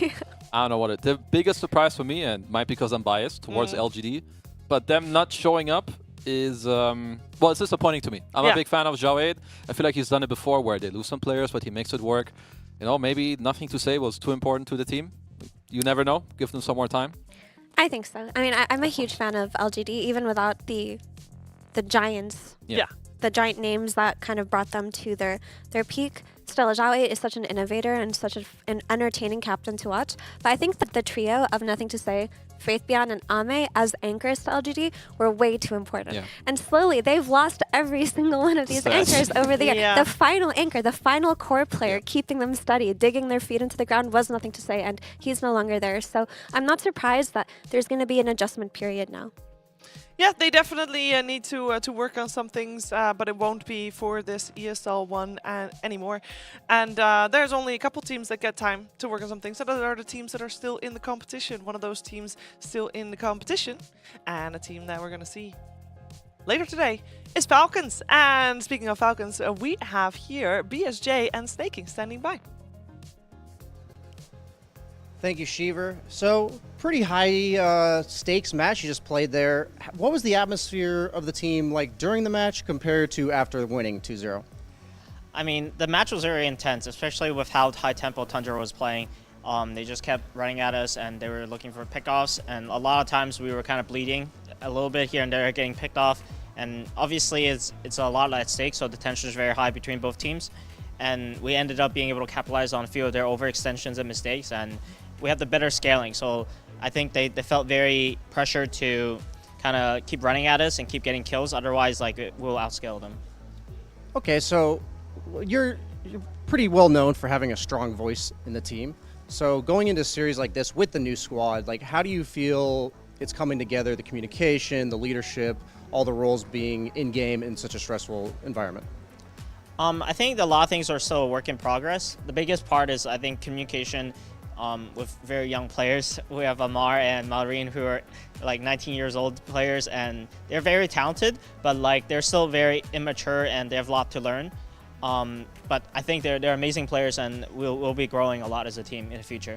So you're having to rule with a bit of an iron fist, or how do you keep these young guns in check? I'm never really an iron fist type of guy, so I think for the most part I just try to be reasonable with them, and they listen pretty well. And I think Amar gets a really bad rep for being toxic and like hard to deal with. But I think in a team environment, he's actually a lot easier and very, like I would in fact say it's very easy to work with. And it's just like a different view when that you see him when he's on your team. Yeah, and I'd say it's important for us to all note that you guys just had a very important win, but you don't have much time before you have another very important match. So in Pro Dota, sometimes you have a week to prepare, sometimes you have like less than an hour. So like, what's one of the most important parts about preparing on such short notice for your next opponent? I think it's just a lot of it just looking over the drafts and seeing what the enemies likes to play, and just having like openers ready on what we choose to play against and what we think we'll get. And I think the important thing is we just have to stick to our fundamentals and what we're good at. I believe you're going to do just that. Thanks for joining me, Snake King, and we're going to send it back to the panel. Thank you very much, BSJ. Thank you. Snake King. You good? I'm good now. Oh, good to hear. All right, I want everybody to pay attention to the timer on the bottom right. That's right, yes. Cool. 10 minutes from now, so when it says 17-18, that's when the best of one. Or sorry, that's when a 1v1. It's also, is the 1v1 a best of one, or is the best of 3 1v1? Open the rule book, everybody, page 32. Page 34. It's 34. Page 34. Either way, the 1v1 starts at 17:18 on the Storm stream. So now you got an actual start time to deal with it. I know it's a funky number, but there's reasons for that. Don't ask me. It's just the way it is, and we like to keep you on your toes. So 17:18, 9 minutes from now. 1v1 mid. Quinn mid one. Tune in. For us, we are gonna, as I said, wrap up the group stages. So that means we are having our final 8 teams. Here they are. We have them all lined up with Liquid, Gaming, Falcon, Azure, G2IG, Tundra, Secret, and BetBoom coming out here. And yeah, I mean, it's pain in our hearts. I think FE seeing some of the teams get eliminated, but the 8 still win. This is very exciting. Yeah, I mean, these are the teams that fought through the group stages. They are the ones who deserve to be playing on the main stage. And I feel like now that it's over, the group stages are over. And of course, there are upper bracket series being played today. But after that, they're going to have some time to unwind after playing so much Dota. And they're going to study, which they haven't had the time to do. They've been playing nonstop, but they haven't sat down and looked at replays and draft prepped. So we might see some entirely new ideas coming out of the teams that we watched in this group stage on the arena days. I mean, that like it happens every time. Even just one day, it can be enough. Like right now, you have some new heroes popping up. You know, teams get 1 day or 1.5 days, however long it may be. You know, some random dude is gonna cook up something you've never seen before, and boom, catch him by surprise. Easy 1-game victory. Got him. Viper mid. You should have watched apparently, the China you know, region. Come on, XM crushes with that hero. I can't wait to see him pull it out again, perhaps against Falcons. I actually do think that's going to be a fantastic series. Obviously, the G2IG series versus either Secret or Gaming is going to be great as well. But I think if I'm going to have both, I'm going to have both streams on, but there's always one that you pay a little bit more attention to than the other. And it should, for me, it's the Azure Falcon series. Keza, would you agree? For me, the same, but only because I'm a Falcons fanboy. Ooh. I don't know if it has, because I think both matches are great, but I'm just, I'm a biased panelist. Is this for right now? Yeah. Yeah, I will agree with that, but for the opposite reason. XM has won my heart today, especially after that Viper and after saying, how did you not know about my Viper? The Viper trademark, guys. It isn't just my best hero, it's my signature hero, and everybody would have banned it against me apart from these idiots. He didn't say that. But that's what it felt like he was saying. Yeah, he meant it. I love the quiet confidence in that, and honestly, he wasn't a player who was very much on my radar, or I didn't get to see a lot of him, but he completely popped off today. Azure are looking like a team that ticks every box, and I'm excited to see what more they can bring. Yeah, same.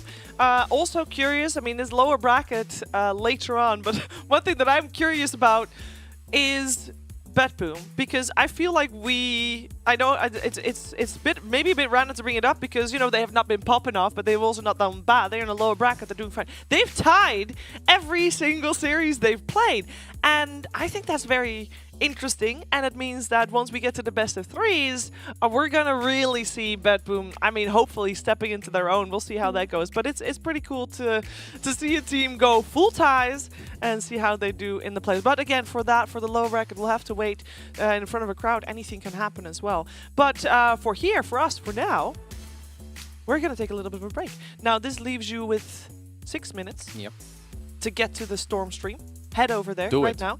Of course, keep an eye on this one as well, because we will show Azure versus Falcons right here on this very stream. There will be another stream active as well with the other matchup, but of course that one can't happen until the best of one is done as well, because that decides what's in the upper bracket and who the opponent of G2IG is going to be. So for now, head over to that Storm stream and keep your eyes peeled right here for more ESL 1 Kuala Lumpur 2023.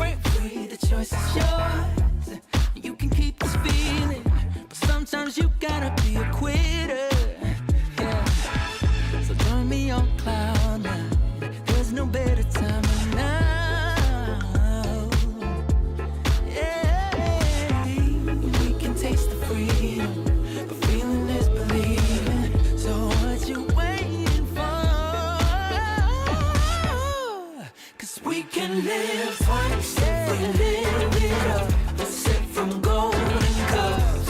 Every moment, 1, 2, pop, pop, we own it. Live twice if we love the max. But live with no regrets. Every moment, 1, 2, pop, pop, we own it. Hey. Oh, oh, oh, yeah.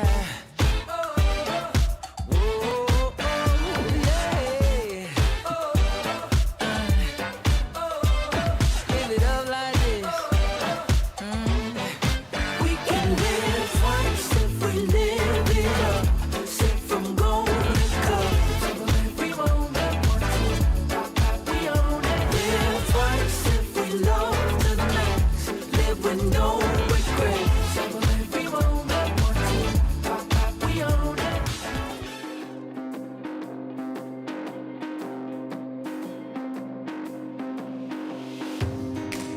I'm becoming all that I can be.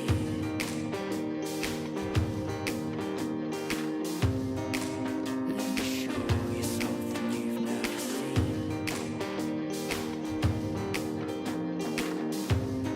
Time to get up and dust yourself down.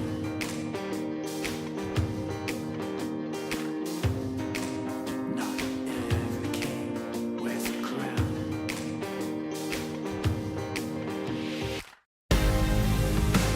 So take me to the finish line, 'cause you're never gonna stop me trying. Yeah, what's red is never gonna die. So take me to the finish line. Take me to the finish line.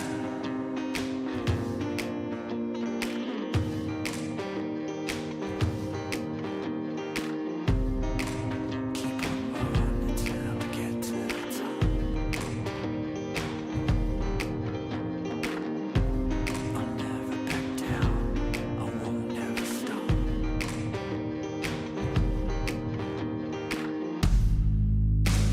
Take me to the finish line, 'cause you're never gonna stop me trying. What's real is never gonna die. So take me to the finish line. Take me to the finish line.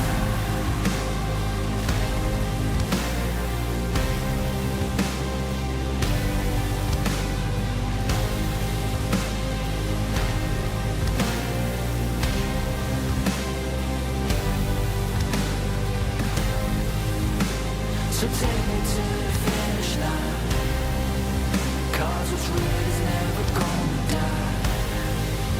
Yeah, you're never gonna stop me trying. So take me to the finish line.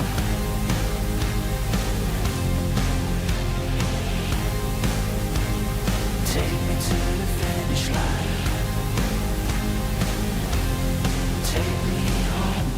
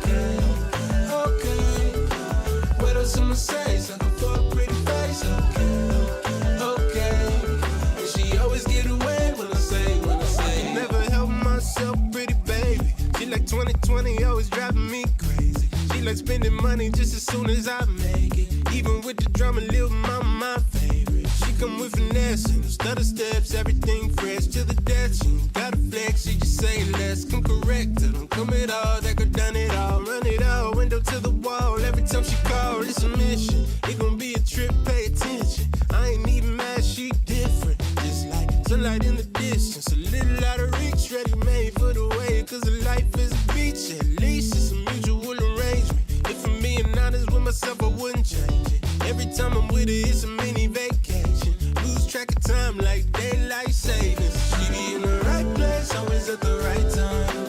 Looking like a dream worth chasing. My place and me in the nighttime. Trying to come through and I say, okay, okay, okay. What else I'ma say? Sucker for a pretty face, okay, okay. And she always get away when I say, I say what you have, she say what you got. I say what you need, she say what you want. I say what you on, she just say a lie. She could have the whole world on a string in a pocket. Stage dive with it in a mosh pit. Everybody watching, she don't care with gossip. She stirred a pot cause she just a little toxic. She know she the plug in the charge in the socket. I would say it's love, but it's more catastrophic. Defies logic, a little obnoxious, but I'm so far gone like a Drake tape. Never had a chance in the first place. Maybe that's a mistake. I just had to know how her lips taste. Body talk letting her fixate this way. She know she my favorite escape. That's why she hit my line when it hit me in the right place, always at the right time. Looking like a dream worth chasing. My place and me in the nighttime. Trying to come through and I say, okay, okay, okay. What else I'ma say? Sucker for a pretty face, okay, okay. And she always get away when I say it.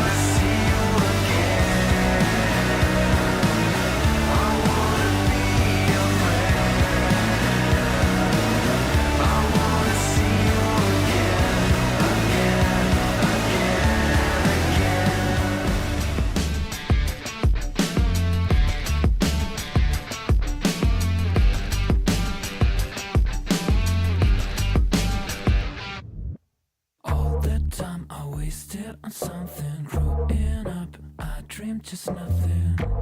Ooh, what are you? People talk loud, I get what they're telling me. I fucked up, I didn't care of it. Ooh, what a true. Hey, I gotta say, something's going wrong, and everything's upside down. I'm falling. Hey, I gotta say, I'm always on a run. I'm getting closer to the light. All the time I'm changing my remedy, blowing up. I get sick and tired of this. What a truth. No one talk now. I'm feeling lost on it. Silence is loud. I get it safe from it. What a truth. Hey, I gotta say, something's going wrong, and everything's upside down. I'm falling. Hey, I gotta say, I'm always on a run. I'm getting closer to the light.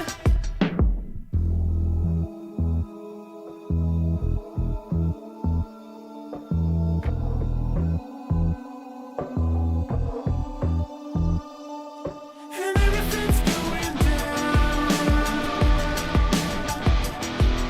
Yeah, everything's going down.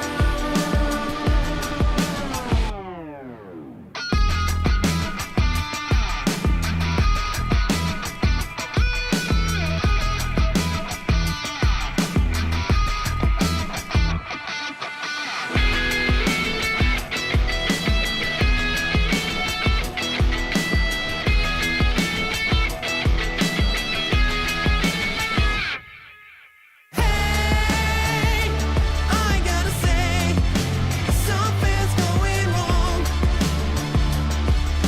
and everything's upside down. I'm falling. Hey, I gotta say, I'm always on a run. I'm getting closer to the light, and everything's going down. Yeah, everything's going down. And everything's going down. Yeah, everything's going down.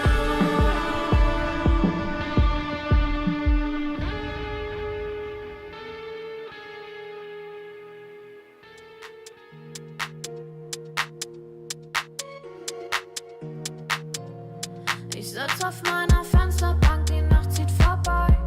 Ich blick über den Tellerrand, trinke Sekt auf Eis. Ein Teufel und ein Engel tanzen auf dem Parkett. Vielleicht sind wir unsterblich, müssen nie wieder weg. Ich sitz auf meiner Fensterbank, die Nacht zieht vorbei. Ich blick über den Tellerrand, trinke Sekt auf Eis. Ein Teufel und ein Engel tanzen auf dem Parkett. Vielleicht sind wir unsterblich, müssen nie wieder weg. Big Pack, Kippen und Drinks gegen Tristesse. Großstadtbild, komm hier nicht weg. Kopf fragt, mach kein Pisstest. Nein, ich will nicht auf deiner Party gehen. Nein, Engel und Teufel tanzen schwansee. Von deinen Lippen tropft der Chardonnay. Ich küss ihn weg, bevor du schlafen gehst. Sitz auf meiner Fensterbank, die Nacht zieht vorbei. Ich blick über den Tellerrand, trinke Sekt auf Eis. Ein Teufel und ein Engel tanzen auf dem Parkett. Vielleicht sind wir unsterblich, müssen nie wieder weg. Ich sitz auf meiner Fensterbank, die Nacht zieht vorbei. Ich blick über den Tellerrand, trinke Sekt auf Eis. Ein Teufel und ein Engel tanzen auf dem Parkett. Vielleicht sind wir unsterblich, müssen nie wieder weg. Faded auf den Wohnzimmerdielen. Baby, sag, wieso sind wir hier? Kann sein, dass wir den Boden verlieren. Wir heben ab morgens um 4. Ich sitz auf meiner Fensterbank, die Nacht zieht vorbei. Ich blick über den Tellerrand, trinke Sekt auf Eis. Ein Teufel und ein Engel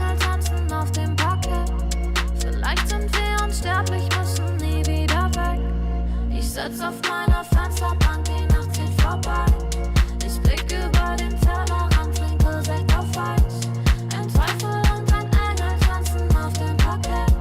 Vielleicht sind wir unsterblich, müssen nie wieder weg.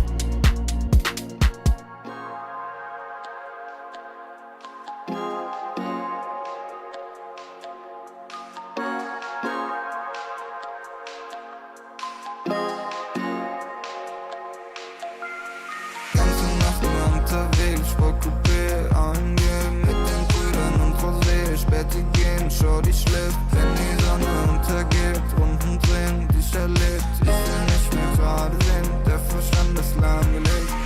Im Coupé hinten links, ich schreibe und ich trink, mit den Brüdern und wir chillen, heute Abend ohne Sinn. Ich sing, doch ich mach mir noch einen Drink. Ich brauch nur die Klick und sie weiß, dass es stimmt. Die ganze Nacht nur, die ganze Nacht nur, die ganze Nacht nur, die ganze Nacht nur, die ganze Nacht nur, die ganze Nacht nur, die ganze Nacht nur.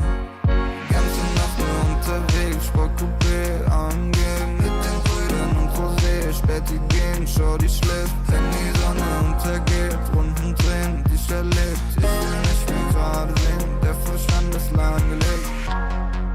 Der Kopf ist aus Gedanken leer, die Musik laut, die Augen schwer, ich hör nicht auf, will immer mehr, der Wagen rollt über den Teer. Und wir fahren, cruisen langsam durch die Stadt, ohne Plan, aber Kippe aus dem Fenster, ich erschaff, wie gehabt, holen für den Body an der Tanke Saft, 808, ist so laut, hörst du in der ganzen Stadt. Die ganze Nacht nur, die ganze Nacht nur, die ganze Nacht nur, die ganze Nacht nur, die ganze Nacht nur, die ganze Nacht nur, die ganze Nacht nur. Unterwegs, Sportcoupé angehen mit den Brüdern und Rosé, Späti gehen, Shorty schläft, wenn die Sonne untergeht, Runden drehen, die erlebt, ich will nicht mehr gerade sehen, der Verstand ist lahmgelegt.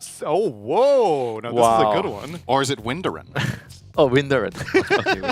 Okay, Friends, what did you think of that 1v1? It went according to my expectations, probably. I think in that matchup and on that hero, I would give Quinn an edge. And he kept building small advantages until it ultimately... I mean, it was a pretty close kill, to be fair. I think he had an uphill miss, but he because had an of that neutral death, though, which, I mean, I think if he walked all the way back to base and TP'd, it would have probably been too far gone anyway. Yeah. So he needed to, mid one needed to die just to get back to the fountain quicker. I mean, would you have preferred SF against Queen of Pain rather than SF against SF? I think it's just hard to find a truly fair matchup. Yeah, right? but you obviously you can't do it just one game, you know. You have to do like a BO3. Exactly. If you want to do something like that, you need to play both sides of the matchup and then have a tiebreaker after that. So like, let's say you had let's say you have Quap versus Puck, or a classic one, which isn't fair anymore, right? But let's say Quap versus Puck. You want an asymmetric matchup, not the same hero. The same hero one should be the tiebreaker in that case. So you could technically you could do SF or Queen versus Puck, then Puck versus Queen, and if each player wins one, then you tiebreaker SF on the last one. Interesting. Essentially, if you don't have a very fair matchup to begin with, then you're probably going to end up with the SF versus F anyway, right? That's true. Yeah. So it's like but it's a classic one: SF against Quap or Quap against Puck. Yeah, but they're not really that fair, are they? I don't know. The matchups are advantageous. Problem, right? It's gotta be symmetrical. Perfectly symmetrical combat solves everything. Trant versus Trant. It also solved how we managed to get the bracket completed because of that tiebreaker. That meant that Game and Gladiators was able to move to the upper bracket, which means that they will be facing off against G2IG.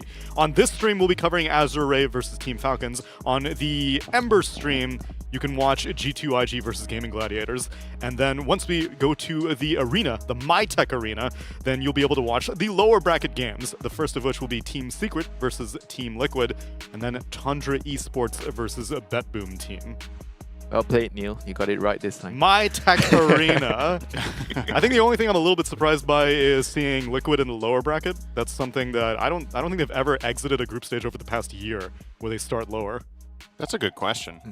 I don't know if this is the first time, but yeah, it's been pretty rare. They've been getting consistently top 3 in their groups at least. But yeah, this time third isn't enough even, right, to start in the uppers. Exactly. So it is a little bit of a different format. You need to be in that top 2 to start uppers, but yeah, they're a team that can bounce back, obviously. I think that matchup is actually going to be really interesting. Secret Liquid? The Secret Liquid one. Yeah, I think so. Yeah. It's like in terms of names, it's a classic, but it's been a while since... the rosters are quite different. It's been a while since it felt like Secret would have a chance in that matchup, right? So that's what's interesting to me. Because we saw that matchup in the Western European DPC many times, and Secret was just kind of clinging to dear life. This time it's going to be different. Liquid look like a wounded animal now. It's time to pounce. I hope so. This is the chance for a resurgence, and it also means that at least mid-1 the Malaysian gets to represent on home turf.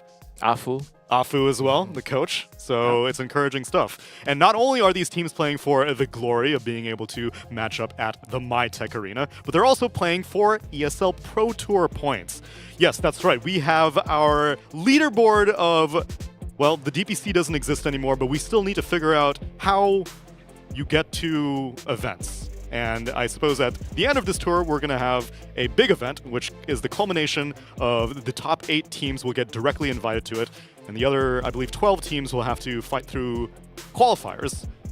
What you see on the board right now is the current standings of the EPT ESL Pro Tour Season 2 leaderboard, with Spirit topping the charts. Obviously, they won TI, but that doesn't have much bearing. The main thing is that they won Dream League Season 21. So they have 2,400 points. BetBoom, you see an asterisk by their point total because they can no longer gather any more points. Wait, actually, there's a lot of teams that can't get points anymore. No, they can still get points. My bad. It's the other way around. Yes. BetBoom can still get points. Gaiman can still get points because they are still currently playing in this tournament. But OG and Entity, Blacklist Rivalry, LGD Gaming not able to participate. And then 9 Pandas at the very end are also another elimination from this group stage.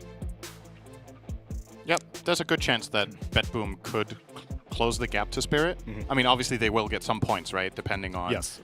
For being top 8, you should be getting points. Yeah, top 8 will give you 780 points. And even 12th place got some points. So 9 Pandas got 210 points, as did Wawitas Tagazes. And then Blacklist and LGD got 420 points. So that means that the score we saw on the board was the amount of points that teams had post Dream League. So that means right now... No, I think it also added whatever they got from the end of this group stage. Okay, so BetBoom have 780 included in that. No, I think it'll only add once they have a final placement. Okay, so currently they're at 1,600, and at the minimum they'll get at least 780 more on top of that. Yeah. So that means they're essentially tied for first. Yeah. They're like 20 points behind right now. Got it. Okay. Did I do the math right? I did not. They're at... They'll be at 1,600 plus 780. That's 2,380. Yeah. And Spirit had 2,400, right? Yes. Yeah, okay, I got it. Well I got it. I got you covered. I don't know if we've fully determined, I mean, much as how the DPC was very nebulous until like the third major, no one really knew what like the point threshold would be to qualify to TI and stuff like that. But I oftentimes remember that we would go to the third major and be like, oh, you remember that DPC league where if they got third place instead of second place, then they would be able to directly qualify for TI. So every point matters from the very beginning. Yeah, that game you threw, you know, that particular game, you had a winning position and you decided, nope, let's actually try to play one more game. Which may be something that Blacklist might look back on, because they have been eliminated out of this group stage and they were against Gaiman. Oh yeah, where they kind of threw a game. Yeah, 1 point would have actually guaranteed what tiebreaks for them at least. I think so. I think they were 1 game short, right? Yeah, 1 game short. Yeah, they could have got a tie with BetBoom for 4th in that group. So we could have seen what Abed against GBK. Oh, speaking of ties, BetBoom only got ties. I just realized. Only won once. They got 5 draws. Yeah. Which was enough to make it through the group stage, but maybe that means that in a BO3 environment, they would have won every single time. Yeah, who knows? or lost every single time. Meanwhile, though, we are actually going to get a chance to see a team that we have not gotten a chance to watch too much on the mainstream. It's Azure Ray. They got to cover one Azure game earlier today, but now we're going to see them in a BO3 environment. Which at this point, Sind, now you can tell me the roster. Yeah, you really threw me under the bus yesterday. And I was like, I'm really not surprised these guys are going, oh, well, tell me more. Then tell me why you weren't surprised. I asked you yesterday at the end of the day, I was just like, are there any results that take you by surprise? You said you're not surprised by Azure, and I was surprised that you're not surprised because this roster seems like it was kind of slapped together at the last minute, and I wouldn't really consider any of these players superstars either. I mean, I respectfully disagree with that. I think, for me, multiple players on this roster are stars in my eyes. I think, I mean, Jinkyu really made a name for himself, right? He would be the main one, yes. I would say XXS has been a Chinese, for me, has been a star staple of the region for years at this point. So, like, those are probably the 2 standouts. You've got, I would say Lu and Tianming have gone up in stock in the last year, probably. And XM is maybe the least, I would say by the Western audience, has the least known player in this team. He has always been playing on the academy team. He's like a very high-skilled individual mid player that just hasn't really had that big breakthrough in the same way. He had, I think he had a stint as a stand-in at one point at LGD at some point. I want to say a year or 2 back. One of the lands. Yeah, he stood in one time, but yeah, I mean, I look at the quality of the players is there. So then it's one of those things, okay, you go in, it's a new season, you mix up 3 players, is it going to stick or is it not? And in a way, it's like, if you're surprised that this team is doing well, why are you not surprised? Falcons is doing well, which is also a total new mix. Right? It's like, you just have players, you throw them together, they get time to practice. Sometimes it works, sometimes it doesn't, but like all the building pieces of each of those individual teams are there. So. I mean, the benefit is always when you have all new players playing together, there's no baggage, you know, there's no emotional baggage or past memories, and everybody just gets to play freely. And you often associate that with a honeymoon period, maybe 1 month, 2 months, you know, before the first big challenge comes and the players start to reveal some emotions, and then you have to see if the team is able to deal with it. Which I suppose for Falcons, the main challenge came yesterday, because day 1 of group stage, they went undefeated. They got a 2-0 against LGD, and they got a 2-0 against Liquid. And then day 2, they split against 9 Pandas, which was a little bit surprising, because 9 Pandas has not been doing great at all. But ATF attributed that to him kind of throwing on Timbersaw, supposedly. And then after that, then they got 2-0'd by G2IG. Right. So Falcons had a rough day yesterday, and then today you saw them get a 2-0 against Tundra. Yeah, I think it was fair to say yesterday that the 2-0 or the 0-2 that they had against G2IG was against a better team. A team that potentially is better or is at least looking like a favorite to reach a top 3 placement. So if you disregard that game, they've had more or less, you know, close to a flawless group stage. They would have been able to. I think the game against 9 Pandas was probably more surprising that they lost a single game there than losing 2-0 to IG, for me, that is. But yeah, they're looking hot too. I think this is a series that could absolutely go either way. And I wonder if Falcons' experience playing in their group against G2IG is going to be a help here. Because against they're both Azure. Chinese teams? Yeah, because I think the archetype gameplay that G2IG and Azure Ray have and the way they draft and the way they approach the game is quite similar. So at least you have that experience. And it obviously goes both ways, but I think the style among the European teams is maybe a little bit more different individually from team to team. So perhaps the experience Azure Ray has isn't going to be as relevant going up against Falcons as the other way around. Yeah, I guess Azure's European opponents were Secret and Gaimin. Yeah. Which I would consider to be a different... cut from a different cloth than Falcons. Gaming, I feel like, has some similarities with Falcon. They like to play the map, you know. They don't really stick S5 too much. They like to, you know, farm everywhere they can. So I think there are some similarities. It's definitely going to help them, you know, being able to play the other European teams. I still lack some familiarity with Azure Ray, but thankfully, we got a chance to speak to Lo a little bit earlier about his expectations for this series. Thank you, Neil, as I'm here with the carry player for Azure Ray, Lo. First off, how you doing, buddy? 首先 Lo， 你现在感觉怎么样？挺好的，现在感觉。 I'm feeling pretty good. Okay, so speaking of pretty good, in the game 1 of your series earlier, we saw XM type in all chat, Lo more than Somnus. What was that about? 就是前面你们对战 GG 的那个第一把里面，当时你们的中单 XM 他打了一句就是 Lo 的比那个 Somnus 更强，你对这句话有什么看法？因为在 Summons 直播的时候，我跟他 solo 影魔直接把他单杀了，这句话肯定是没有问题的。Back when maybe you was streaming, I had a 1v1 Shadow Fiend solo mid against him, and I solo killed him. So there's absolutely no issues with that statement. So does that mean if your team was in the tiebreaker 1v1 mid, I know Somnus isn't here anymore, but would you be the player playing SF in that 1v1? 因为现在这个比赛当中，如果你在加赛的话，你这个加赛就是1v1中单影魔嘛，就是你们的战队会选你上去打吧？我应该会让 Time God 上，不然的话我上他不是太尴尬了，让他发挥一下自己的实力。I'll still let XM God do it because you know if I'm the one going up there, then it would be awkward for him. I'm kind of like it would be like taking his job away. Gotta leave some room for him to shine, you know. Yeah, absolutely. You can't carry every aspect of the game. So speaking of playing carry, I'm loving that I get to interview a carry player today. Lifestealer. He's absolutely one of my favorite heroes, and I'm seeing you're picking him a lot. What do you think of him so far in the meta? 就是小狗这个英雄也是 BSJ 他个人最喜欢的一个英雄之一，然后就想问你，就是作为一个1号位选手，你对小狗现在的看法，在目前这个版本里面是怎么样的一个定位呢？感觉他的 A 仗比较超模吧，然后就是 B 仗以后的战斗力比较强，比较适合我们吧。I think first of all, I feel that his Aghanim Scepter effect is a little bit overpowered. And just after he gets his armlet, he becomes really strong. So like there's a timing window where he is. There's a timing window really early on where he's strong, and I think that fits our playstyle a lot. Okay, and so Skeeter also plays a lot of Lifestealer, the carry player you're going to be playing in just a second here. How important is it that both the carry players have like a shared hero pool when it comes to like drafting for you in a series? 就是你们下一场对战的那个 Team Falcons 里面，他们的1号位选手 Skeeter， 他也是很喜欢玩小狗的一个选手。然后就是你对，就是如果你对战的对手，就是如果他的英雄词跟你很接近、很相似的话，你对这种对阵有什么看法呢？这就比较有意思了，看硬实力了呀，看着打。I think that's where it gets interesting. It depends on how well each player are able to adapt to each other then. Awesome. Well, I'm looking forward to seeing how you guys adapt playing against Team Falcons. I wish you best of luck. And we'll throw it back to the panel.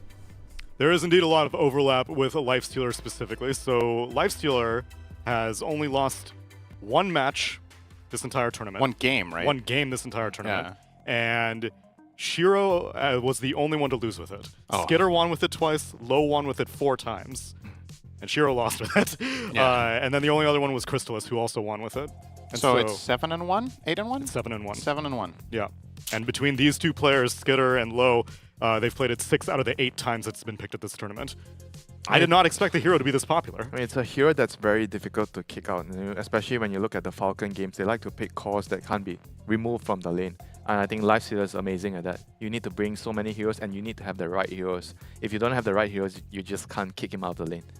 It's also if you think about the meta of what offlane heroes are popular right now, Lifestealer has a good inherent matchup against a lot of them. Like, some of Lifestealer's traditionally bad matchups would be against either Razor. certain ranged heroes. Like, Razor is banned a lot, especially against Falcons. It's It just is. banned, right? So then Lifestealer, they don't have to worry about that matchup. Case in point. Weaver is usually a bad matchup for Lifestealer. You're playing that or it's banned, so that's also out of the pool. And then maybe some certain ranged carries, or perhaps something like Ursa. Ursa's unplayed, so you're not going to face that one. There was a time when Ursa offlane was actually a solution to Lifestealer, not being played either. So this Monkey King? It just feels, Monkey King could perhaps be something you could explore, but for the most part, Lifestealer's bad matchups just aren't particularly popular, and his good matchups are. So melee then- offlaners like Kunkka, for example, are awesome for you to face. So then why wasn't Lifestealer more popular at TI? I think cause was stronger. Like, So then there was CK. Yeah. CK was definitely much stronger. That was a bad matchup. And essentially what ended up happening, right, was that Lifestealer might have already been good in that patch. It's just there were multiple other heroes that were just too good in the patch, right? So even if the hero technically is good, if you imagine TI but with 10 bans per team, maybe Lifestealer would have been one of the most picked heroes of the tournament, because then all of the ones that he fell right behind would have also been banned out, like right? Bristle and CK. Yeah. So some of those matchups that were just too tough to deal with. I want to see like support matchups that are good against Lifestealer, like AA, Trian, all these kind of heroes. It might actually be useful against Lifestealer here. I agree. I think solving that hero from a support position is really powerful. Classic solution to Lifestealer once upon a time was Shadow Demon, I want to say. Shadow Demon. I don't know if that's really that good now, especially if Lifestealer is just starting to pivot to Ags. He's weaker in the lane also. Jump in. Like, you want to pick a hero that can solve him, but also be strong in the lane. That's why I suggested the Trian. Oh, speaking of Shadow Demon, it's actually banned here by Azure. A lot of the Lifestealer counters, you mentioned the Razor's banned out. Obviously, you're playing against Falcons. Falcons take out the Weaver. And first pick of the Pango from Falcons, and Azure respond with the Primal Beast.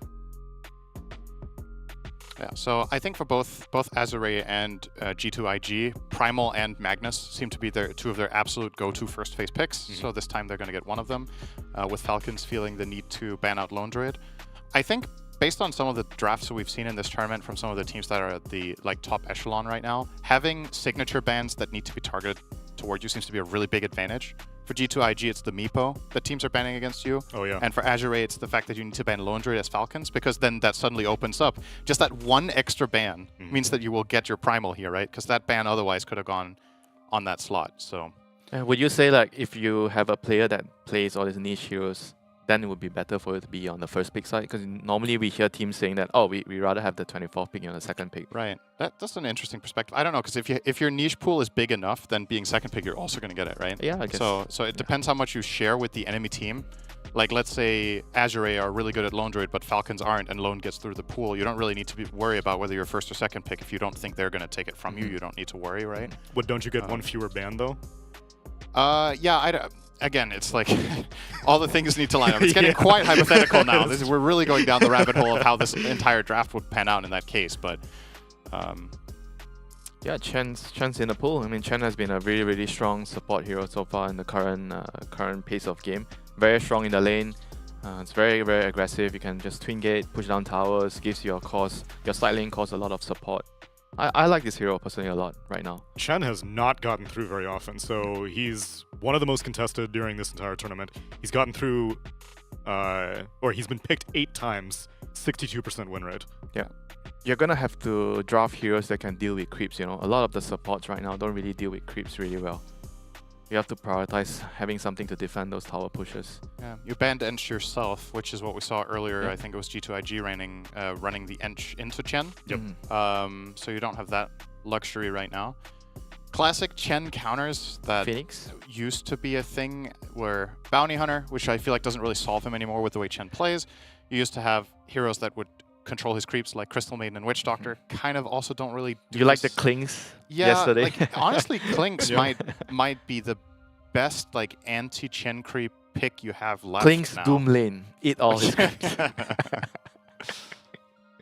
I mean, that could work. I actually wouldn't mind seeing Klink's is actually deceptively good against Pango as well, because during team fights when you use your skeletons and Pango is rolling, you hit the roll. The roll is just taking a lot of passive That's damage. true, So if you do pick a 4 Klinks and you go a slightly minus armor related build, it can actually be annoying for Pango too. I would actually like that hero here. I don't think it's a bad idea.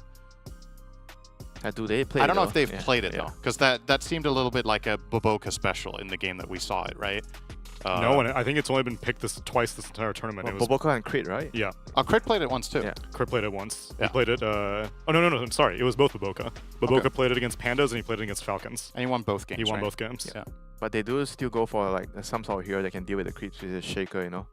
The mid Shaker, I assume, would have a very, very good matchup against the Pango in the lane. It's a lane that Shaker is just going to easily win, and you're going to be able to move around the map, defend the towers, and make sure that the Chen doesn't take down any part of the map easily. Is there any world where you pivot here and get Shaker a bad matchup and play Amar in the Pango? I think he has played it historically. I remember at one point, was a game or two, that I saw him play, or do you think offlane Pango is just not? I mean, it's not that good, but if you have a reason for it, like if you want to pick a Necroforce or a Queen of Pain to win the lane, then maybe I think it could be an option for you. It looks so insane to watch Lifestealer in the draft. 8-1. Yeah. It's like, Heroes popping off. And we covered why. And he's against some counters here, you know, in the Primal. Primal ult pierces Rage now, but you don't really have anybody that kills the Lifestealer during Rage. You have one enchant totem swing. They're gonna have to show it in the next pick, the 18th. We're into position 4 probably coming out here. There's no faces for it. I mean, there's still like Terrorblade. I think Terrorblade matches up well against Lifesteal. That's also a Lu hero, right? I think he likes Terrorblade. There's Naga Siren was exactly that was coming to mind. The Falcons have the Pango, so maybe they feel like they cover that decently well. But they're gonna go for blank with a 1 and 3 score.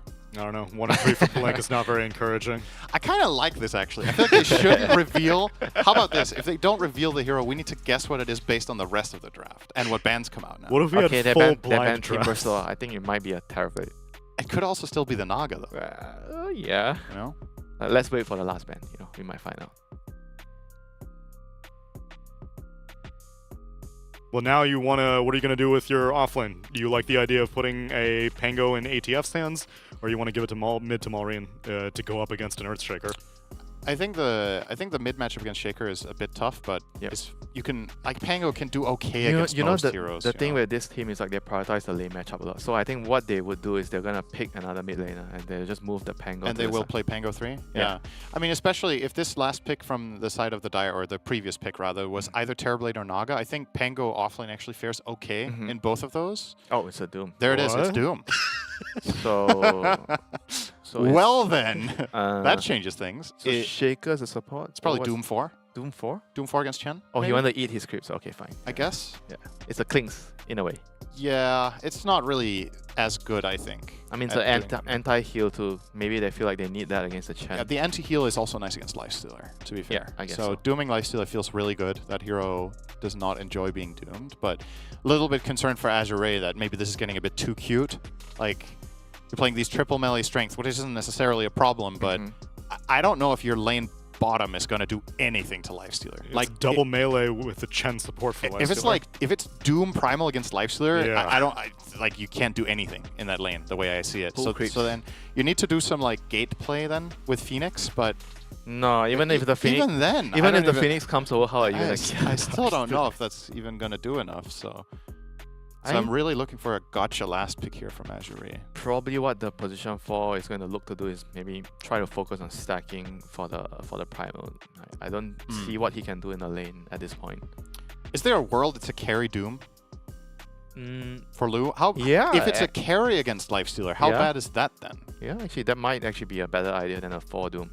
Because you pick it at 18, right? Normally when your first pick, your 18 pick is your win condition hero, your crucial core hero, you know. Right. So that actually might be the case here. In which case, you still want a support for Azure? Can you put Primal 4 and get a better lane match against Lifestealer? Perhaps kind of ban out the Viper here. So they are anticipating a mid Pango still. And Falcons are anticipating it to be a support Doom because they ban out carry Luna, carry Naga. I think with all the options we've gone through, I kind of like the carry Doom the most. I like that too. I mean, I would pick a Skyraft because the silence is good against their cores, against the Pango, against the Lifesteal, and then it gives you a gang combination with either the Earthshaker or the Primal Beast. Could see that. Oh, okay. Nope. Okay. Bloodseeker. This is a carry that theoretically can do quite well against Lifestealer, especially when you get, I guess, when you get Shard and you get BKB and you can stand your ground and just fight him with. But don't you feel like the Lifestealer doesn't care about the Rupture? He's just gonna stand and fight or infest somebody. Yeah, I don't think Rupture plays much of a part in that matchup. It's just like which melee carry is left that we feel like can actually just fight Lifestealer one-on-one and just stand there and hit him until he dies. I think Bloodseeker can fit that bill. I think Rupture's more of Pango's problem now. Yes, yeah, I guess exactly. so. I mean, Yeah. the Pango counter is definitely a part of the pick here, but I don't think if they picked Bloodseeker here because, oh, we just need to solve Pango, I think that is a bit too Pango too doesn't, simple to think of that way. Pango is not gonna be the only problem you're gonna have here. But when I look at Azure Race Draft, I kind of like it still, right? There's a lot of random AoE damage to give you Thirst, get it up and running. Phoenix does a lot of AoE damage, Primal Beast, Shaker with an Echo or well-placed Fissure, Scorched Earth, like all of these things. The reason you often see Bloodseeker played with Zeus isn't only because of the Blood Rage synergy, it's because Zeus does a lot of damage, and then you ramp up in the fight. Gonna be a really interesting dynamic, you know? The other team has heals. You have Chen, who might go mech, right? Then you've got mech plus Hand of God to offset the initial damage and not let Bloodseeker get there. You have a durable hero in Dragon Knight as well as Lifestealer that are going to be hard to drop low enough for the Thirst to come in. I actually feel like it's gonna be like hard for the Bloodseeker. I'm not really sure what they see in this Bloodseeker that can allow the whole team to, rally around him and maybe close out the game. I'm a stats guy, Neil. Okay. Lifestealer's 8-1. He is. Bloodseeker's 1-4. I saw that. Stats don't lie. But have they played against each other? I would be surprised. Because if they haven't, maybe Bloodseeker is the magical solution that has only been picked against the wrong heroes, but not against the best carry of the tournament. And this will be the one. Let's see, Bloodseeker... No, never mind. I don't think Bloodseeker has won any games. I thought it said 1-4. Yeah, it did. I'm not sure. Let's just assume that it has won one Maybe game. he won the 1v1 mid. I missed that one. I missed that too. All right. Based off of the, I guess the Bloodseeker pick, because that was you were looking for a gotcha, and that was not really a gotcha. I don't know. I find it a bit hard to say right now in this patch how well that's going to work. My biggest question mark for the Bloodseeker is actually the Chen, is how much he's going to ruin the Bloodseeker's performance in this game, because I think the lane is going to be fine. The lane matchup is also... I don't think he's going to be fine though. He's playing against a DK. I think the DK will be okay in that lane. I think they both farm. But DK is going to farm more, I feel. Perhaps. It's like, the way I see it, Bloodseeker either loses lane by getting overwhelmed, so he can't hit creeps and heal back up, or he just draws, right? Like, I don't think Dragon Knight's the kind of hero that overwhelms you. So I think he'll be able to sustain. They both will. Yeah, it's but gonna then be kind of like then two the heroes. Chen is going to gate over and kill your tower and kill Perhaps, you. yeah. That's again, it's the Chen, right? That's going to unlock this game, I think. Well, thankfully for both these teams, it's a best of 3, so you're allowed to let one game go by because we are getting into bracket play, and we're getting into it with our caster, this MLP and John X Fire. Well, thank you so much, Tsunami. We will get into it. Round 1 of the upper bracket here, Jonathan. Falcons versus Azure. You've seen the drafts. What are you thinking? I think it's very different. I do like what Azure is trying out here. I mean, we've got Primal Beast and Bloodseeker. It's a good old trick with Pulverize and Rupture. I mean, to hinge your entire draft in that, I don't think that's the point of it, but it is some decent damage coming out. I do worry about the lanes for Azure. I think the Falcons definitely came out with much stronger lanes coming into this one. Just this DK pickup up against Bloodseeker, it does not feel great for Bloodseeker. We've seen this one multiple times before. Does Bloodseeker ever feel great, though? I mean, how many times do I have to say Bloodseeker's trash before these pro players get it? I mean, there's a timing to it. It certainly does feel like in the games we've casted in the past few months, it hasn't felt great. Yeah. And this game, it doesn't look like the smoothest ride for the Bloodseeker. I think what Azure is looking for is probably a little bit of tempo. You hit this Maelstrom BKB timing on Bloodseeker. That tends to be when you join these fights. And you've got at least this Primal Beast that can try to buy out space. Maybe you can get the connection out with a Shaker when he can set up. you just kind of stall for that Maelstrom BKB timing. Even if the lane is slow for Bloodseeker, we've seen that timing be pretty decent as long as you've got control in your jungle still to farm. Absolutely. It's going to be a 2-for-2 trade on the banner runes. Nice even start here between these two teams. As you are looking at the odds, John, it seems as though Falcons are favored. Which is interesting, because I would have assumed Azure Ray would be the favorites going into this game. One, perhaps based on the draft, I suppose we could all make the argument that Falcons arguably came out with the better draft, but Azure Ray obviously looking to try and prove us wrong. If you did ignore the drafts, John, would you assume Falcons are still the favorites if the drafts weren't in front of us? Just based on the teams themselves, the rosters? Based on how they've performed in group stage, I would say I'd figure out closer odds. I think it's fairly close for both sides. I think it's harder to say because this is our first cross-group fight right in the upper bracket. Yeah. So I think it's a lot more open. I think Azure Rays had a little bit of a rougher ride. Falcons look a lot more dominant when they have been dominant, but they've also taken some losses that it feels like they shouldn't have. And we'll see if that plays a factor in as we are taking a look at those lanes. You've got that Phoenix Bloodseeker lane here for Azure Ray up top with Lo and Tianming. And you do have Amar and that DK and crit on the Muerta. This is a very straightforward lane coming out here for the side of Falcons. You've got a good front line for this Muerta to start playing from behind, line up some dead shots.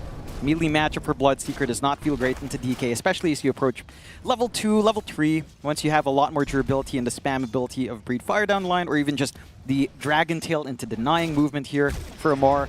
It can be impressive for the Bloodseeker. For now, Lo is holding out, and that is some good news as a Bloodseeker. Again, that timing for Maelstrom, at least some initial farm to go into the jungle is very important for that timing. Yeah, absolutely. Of course, you're having a look at the bot lane as well, Snaking and Skitty here against XXS and Xinkyu, and it does seem like a bit of a rough game, rough laning stage here for Azure Raid, at least in the off lane. Like, you're not really going to be able to slow down the lifestealer Chen at all, I'd imagine, here with the Doom ES, but you might just be kind of happy securing your farm and getting the XP up.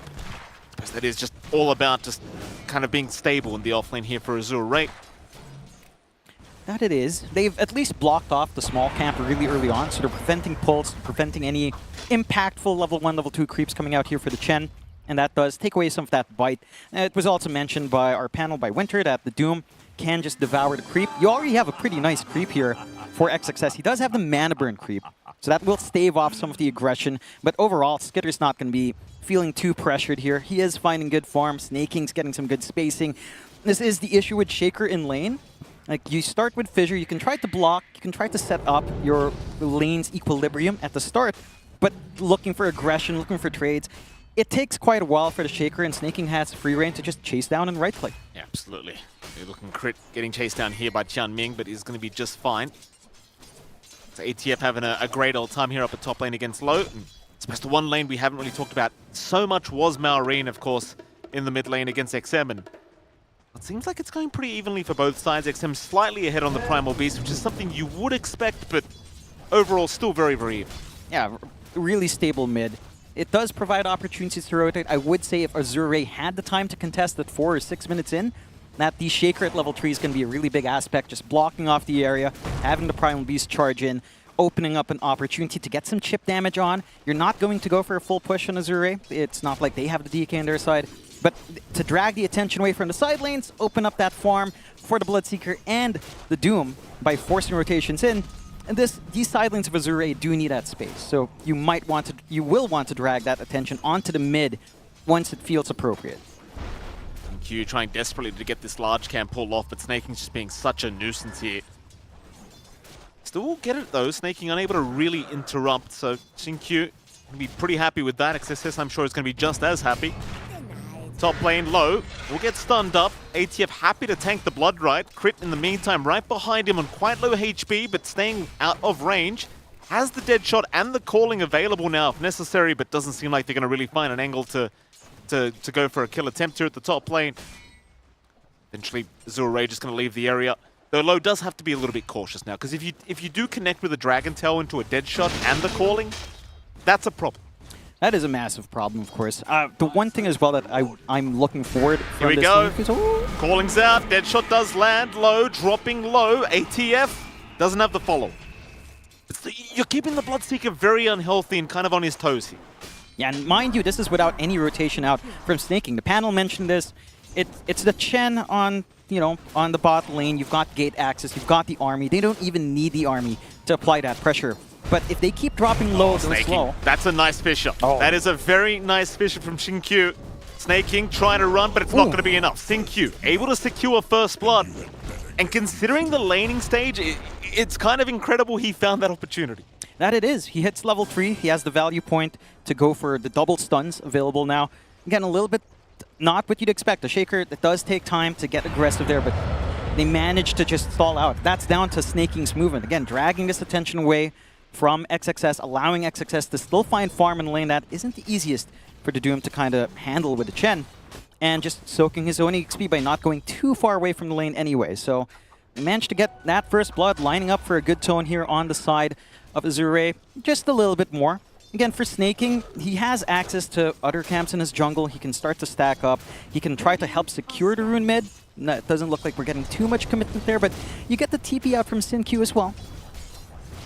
You certainly do. Mid lane, maybe a bit of a fight to break out. Shield rune was picked up by Xinkyu, so just going to ensure that Maureen is unable to pick it up for himself. So 0-1. ATF top lane in a bit of danger, but he's a pretty tanky boy. It's kind of the thing. Like, you've got Bloodseeker Phoenix. Chances are ATF is not too threatened by all this harassment being dealt his way. Double brace to build up. Level 2 Dragon's Blood. Pretty hard to kill the guy off. Bottom lane though, Skidder. Oh, he'll cop a Fisher here from Xinkyu. XXS going to be on the chase as well. Skidder, no help around him. The blood grenade's going to land. The onslaught flying through. And Skidder is going to go down to XM. That is really not what you want to see as a Falcons fan, John. Skidder was the highest CS on his team and the one guy that was having a decent lane, really, and now he just dies. Yeah, they get a good read, right? Snaking's not showing up. He's not harassing anyone out with creep, so they know the Chen is camping in the jungle. They have that opening to charge in. Again, it's been a little bit... the Chen has been like the question mark that the panel was talking about. Can he rotate through the gates? Can he get some aggression? Doesn't quite come out. Low, I mean, he's still on the hunt here. Crit, could he find him? Low, gonna run right past. Oh, Low! Unfortunate. ATF still gonna get caught on the Dragon Knight, so you won't mind too much, but certainly a very good trade for Falcons, and well, props to Crit. The man did not give up on the chase, and it does pay off. And that blood grenade comes in handy. You still get a trade coming out for Azure, and that is a much more important kill for Azure to find. You've got this Primal Beast leaving mid alone. He needs to make this time worthwhile. He finds 2 kills across different lanes. You sacrifice your own core, but it's really this Primal Beast that's going to get that tempo up for you anyway. This Bloodseeker's just going to farm either way. So despite that trade, XM's going to be very happy. He's building up. He's at least getting some more durability. The raindrop should help him sustain through with a little bit more aggression as well. And they can start to give a little bit more space out elsewhere for EXP, as Chen Ming does fall. Caught by Snaking by the Twin Gates. Sort of pick up there for Snaking. Even the creep's getting involved here down at this bottom lane. XXS having to juke out a stun. Skidder in the meantime, a little bit threatened there by the Doom potentially being thrown out. Does end up animation cancelling. Looks like Snaking is going to move his way up towards the top lane through the Twin Gates, but he was scanned. Thing is, Low has not moved yet. Still farming the small camp if they could find an angle. Problem is now Azure Ray is bringing the cavalry in.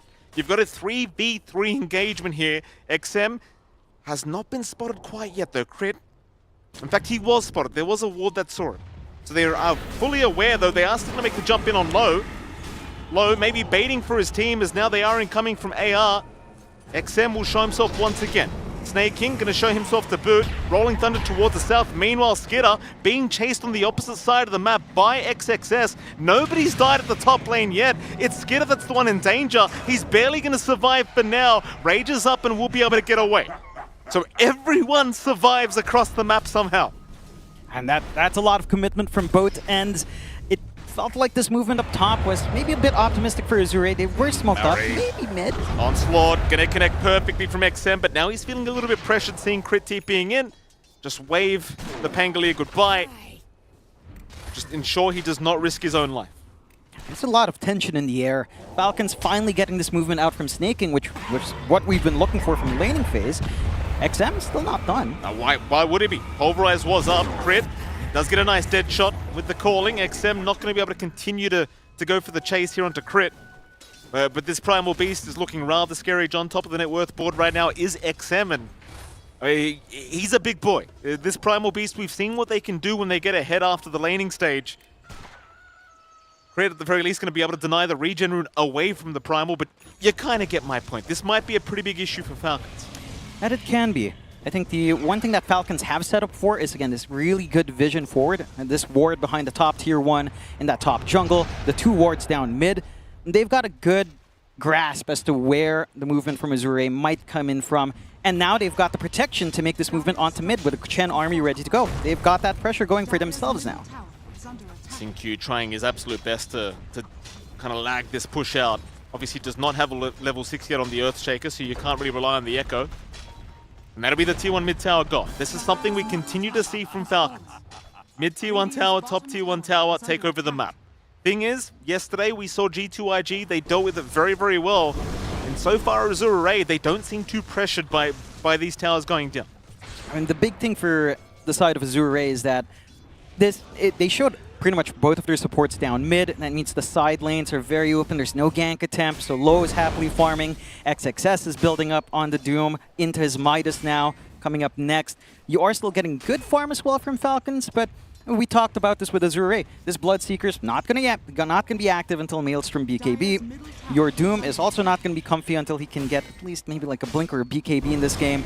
And that's just a lot of time that Azure has to mitigate losses. You give away mid, but they still have control on their side lane tier 1s. They're not looking to push. They will have to defend these next tier 1s though if they want to keep that farm pace up. And they could. I mean, they've got plenty of farm and XP here on the side of AR. Like, it's kind of the key to beating these kind of high aggression push strategies from Falcons is just winning out the laning stage. And here we go. AR prepped to try and fight this time around. They will not reveal themselves within the smoke though. They see that the defense has worked out. Instead, Crit is going to cop a Fisher from Xingqiu, but he wants to get out of here. Not really feeling. Yeah, not the block that we're looking for. Angle not good for XM. It's still keeping all of these heroes mid. Like, you see them move forward there. The side of Falcons are also kind of grouped around.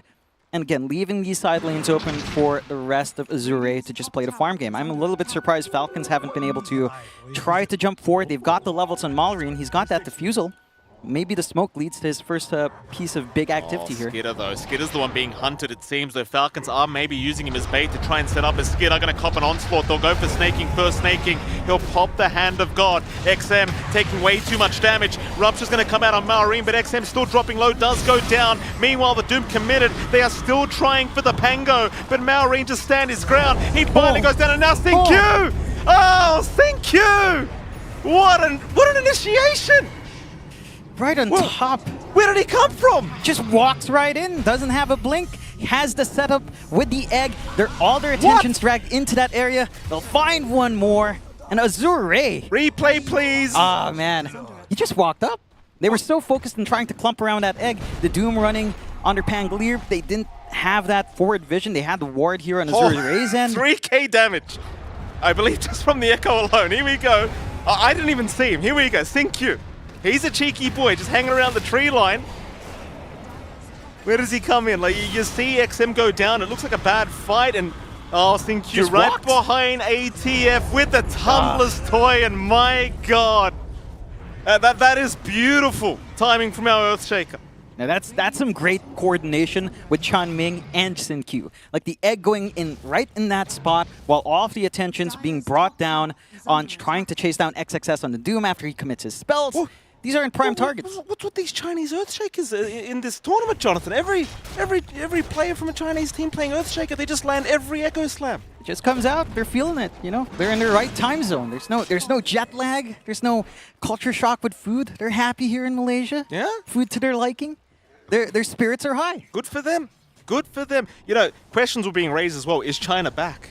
I'll tell you what, John. So far, they are looking very back. They certainly do. I mean, you've got G2IG, you've got Azure right now. They're looking going good. For the upper bracket. Don't forget the Uncrowned King, Jonathan. Announcements were made. Onto the Chen they go. XM's going to find another, it seems. A snaking. We'll go down. Maureen around the area, but we'll end up retreating. Obviously, no opportunity for him to really capitalize on.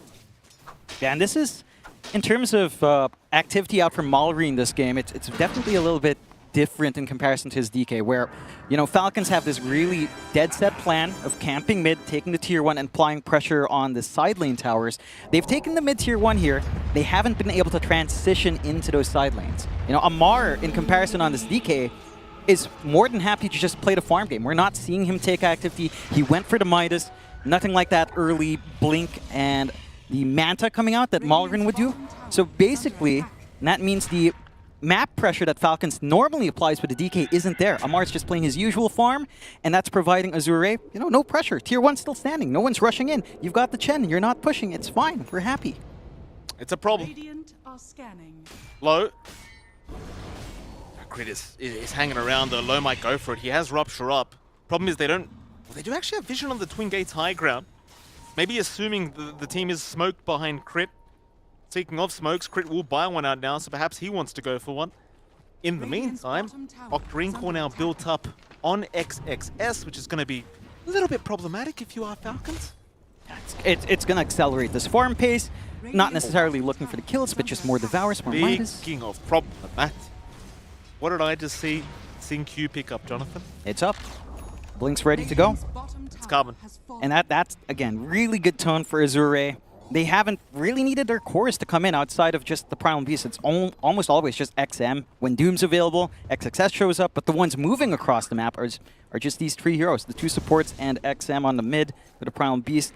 We'll see if they'll force it out. I mean, you've got the fresh BKB as well in XM, so he has no fear. When he sees that Pango rolling around, if you don't have Rupture, you can also use the Pulverize. You see the Life Stealer, you don't care. Oh, bottom lane, bit of a fight breaking out. 3 on the side of Falcons, though. It seems like AR do want to leave the area because they only have 2. Though they do drop the egg, XXS. He does have the Doom. He'll commit it as well. Malrine, he's going pretty deep for this. And here he comes. SingQ. He'll pop the Echo. That'll be crit down. It seems like Malrine is not making it out either. Oh, AR. They take our Phoenix. Take whatever you want. Doesn't matter. We're still going to win the team fight. Snake and gone. Skitter, don't look back. Just get the hell out of there, Skitter. It's not safe. It's not safe. They have Pulverize? They do, but they can't close the gap. Oh man, this is getting a little bit scary for Falcons. They're losing way too much map space. They're losing way too much of these engagements. It's Azure, again, just running forward, and with how mobile, how durable they are right now, you're not ready to show up here with Skitter and his damage. He doesn't have that much protection or HP to withstand this burst.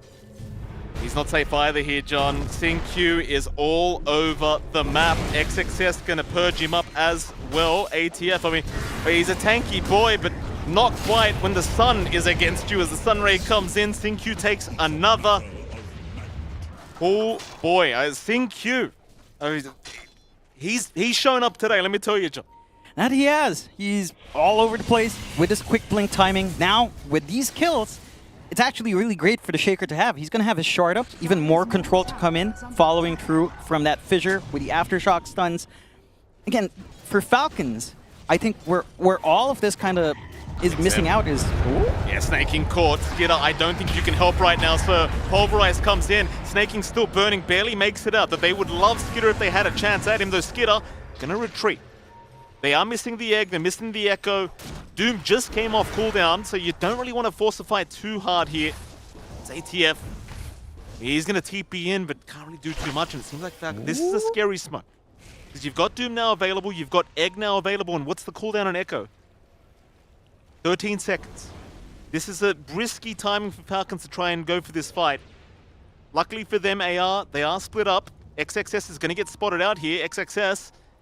Still a hard target though, he's sitting at 2.3k HP instead. They're going to try after SingQ, though SingQ being rather sneaky himself, though they should eventually see him. Run of a toss out here from Crit. Fisher committed by SingQ, but they are going to find a nice kill. SingQ gone, Skitter to take that one.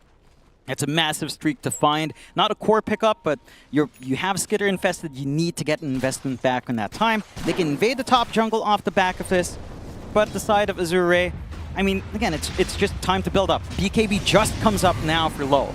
So now it's the safe point as they do commit the Doom out here. Possible for a possible trade, it seems like, as now Crit is going to go down. So they do find a bit of a trade at that top lane here for Azure. And Azure, they are grouped up mid here with Low and XM, so it seems as though they want to try and maybe pressure the mid-tier 1 tower just a little bit. I mean, you do have a BKB now up on the Bloodseeker, so naturally Lowe's going to be rather confident to force a fight. Xingqiu, there's the Echo. Oh, Snake King, he's alive for now. Xingqiu maybe getting a little bit too excited, but XXS is going to move in, and Snake King is just trapped.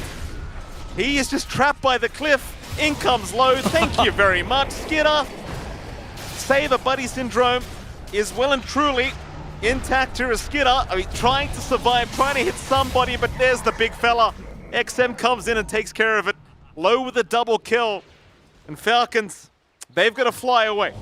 Yeah, they've got to get out. Xingqiu right on the edge. ATF not looking safe either. Pops the dragon form, but it doesn't matter. It's too much. We got full Spirit Vessel out, cutting off his regen. And this is the issue for Falcons, right? Like, we talk about this tempo, we talk about what they like to do with the DK. It's the fact that right now Amar is not able to do anything. It feels like a 4v5.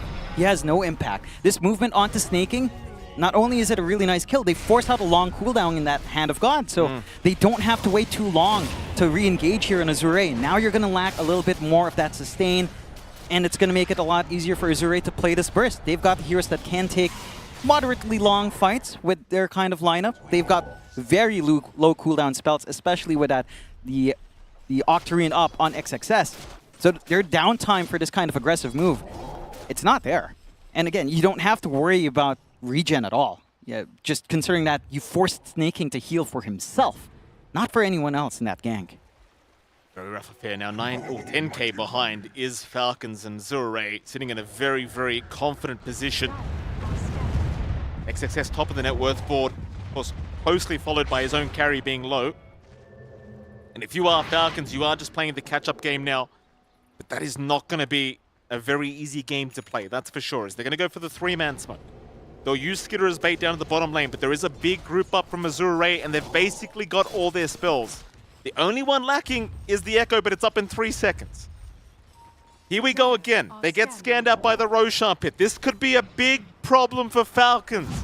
They've got to be careful. Azure, they know exactly where they are. Falcons, can they read this movement? It seems like they will for now. They'll get onto the Twin Gates high ground. AR, they'll get the wards down. Both sides have plenty of vision around the area, but neither one sees each other yet. In comes XXS. He might reveal himself first. That'd be a great target to jump on if they could burst him down. But AR, they're going to go after the Phoenix instead. But XM is in with the Pulverize out. They catch the live Skitter, and the Doom is also committed. Skitter, he's got no gameplay. Skitter, though, he will go down. Skitter is gone. Malrine ruptured up, trying to TP away. Mid-rolling Thunder does barely make it. But now the rest of the team are just going to get destroyed. ATF is gone. Crit is going nowhere. Xingqiu says, no, sir. You will stay here and you will take it. I mean, that's all off the back of trying to jump and burst down this Phoenix. They get this blink on ATF, they get the infest play, but even the Phoenix isn't that easy of a target to go for. They just don't have burst with DK Lifestealer. They jump out, the control comes in, and the positioning of the side of Falcons, they weren't ready to back them up. It's only the two heroes. There's so much blocking their way, the ramp, the gate, the trees.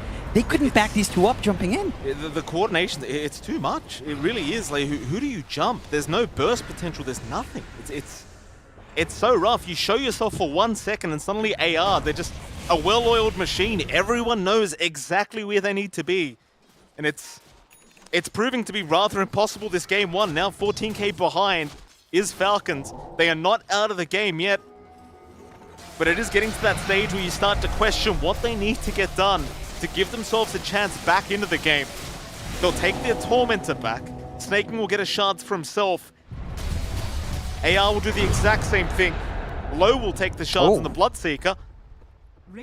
How does that happen?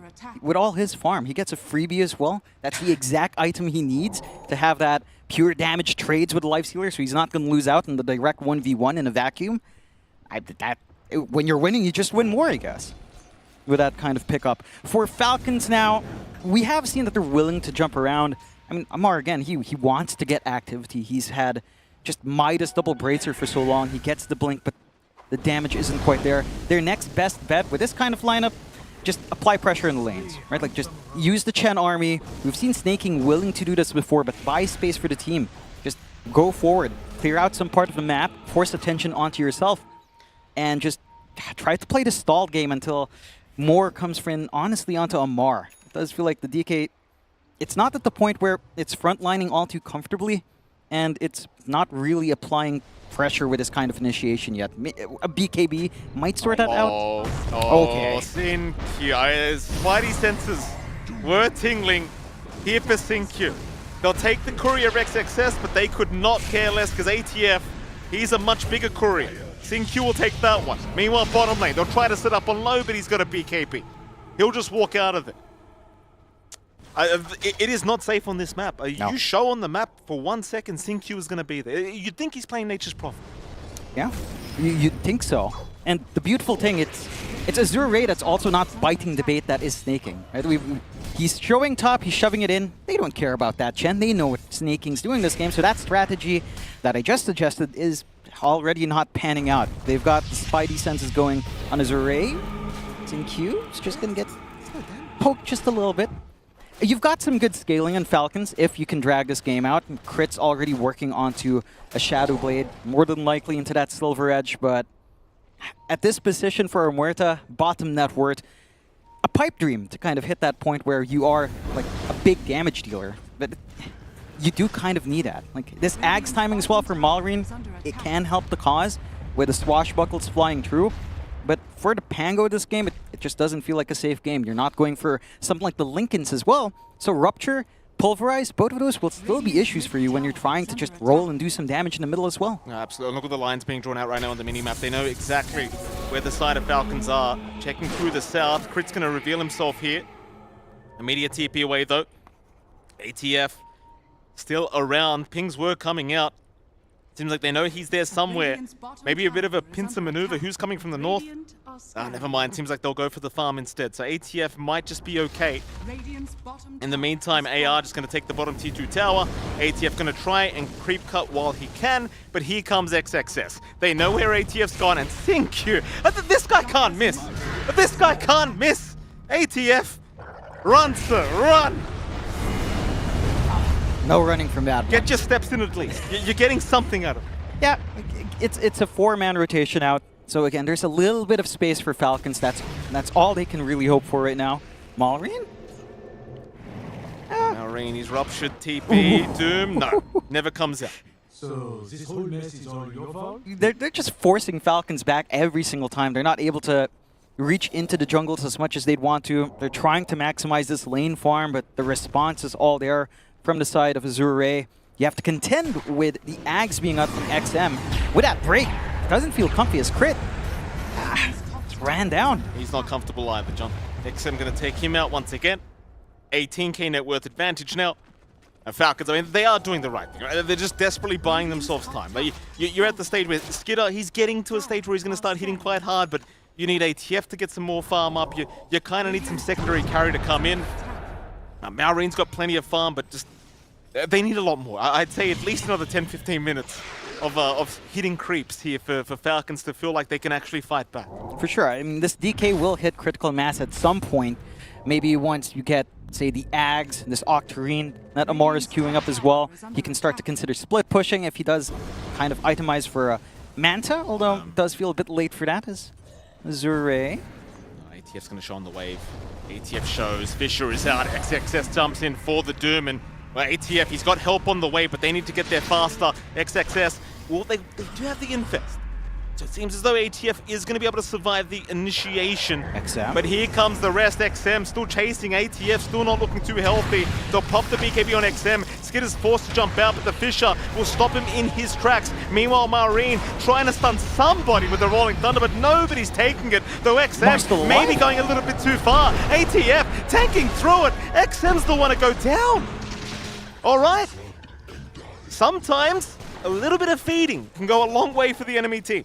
That it does. The rest of his team backed off. They just left? Yeah, they just TP'd out. And a little bit too keen on our Primal Beast to chase down. I mean, with the Infest, with the regen, I mean, they pop Hand of God as well.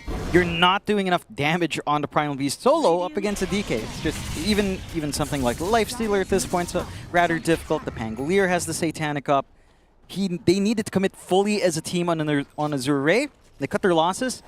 It's a big pickup for Falcons, and this will allow them to get some forward vision out again, or at least some good wards to give some control back to them on that bot jungle, which they have been missing for a while. Still, Fisher this time not gonna lie. ATF and Crit will both be able to run. Still a bit of a chase, I believe, going on, but they do give up on it. Towards the south. Oh, Skidder. Farming. Low. I believe Maeve saw him there for a second. Bloodrider is going to give the vision. Skidder still has ATF around if he needs an Impest target, and it seems like he will be able to just outrun the side of Azure Ray. Meanwhile, mid XM is hanging around alone. They're going to try and go for the gank attempt, but they missed the swash. Unfortunate. Yeah, we're starting to reach that point now for that next Roche coming back in. You do have good control down bot for Azure Ray on the daytime Roche if the respawn is fast enough, which it should be within that timer. Falcons trying to smoke out. Could try to give themselves some space build up into Roche if they find this successfully. XM, be very careful. There's 4 heroes right on that high ground. In fact, I say 4, it's actually 5. They'll jump in. XM, he's a huge target. He's gone. Azure Ray, though, they're still coming up from the backside here with a big smoke. Do they want to fight with that? Oh, there's the echo. Sin Q. He does it again. Crit is gone. ATF in trouble. ATF just burning alive in the back. Maureen runs the low, going, Doom out, catching Skidder, a refresh from XXS. Maureen at least going to eventually get the Rolling Thunder away as they're still trying for Skidder. And Maureen, with the Rolling Thunder TP, is going to be able to walk away. So a 2-for-1 trade. You lost XM to start, but AR, the confidence. It's like, we don't need XM. We'll go in as 4. Don't worry about this Primal Beast. I mean, it's the confidence. It's SinQ finding these angles for these big slams as well. It could have gone a lot worse for Falcons. Like it lined up just enough that they could pull out, cut their losses. The Hand of God stalling it out. No, don't. Oh, they're going to try. XXS, maybe the one to get caught out here, though. He does pop his BKB and run. Low's going to move in. Maureen, he's melting real fast. Maureen's gone. Low though. Oh. Low is dropping low himself. He is down to boot. All right, Falcons, this is the fight they're looking for. That's a good trade.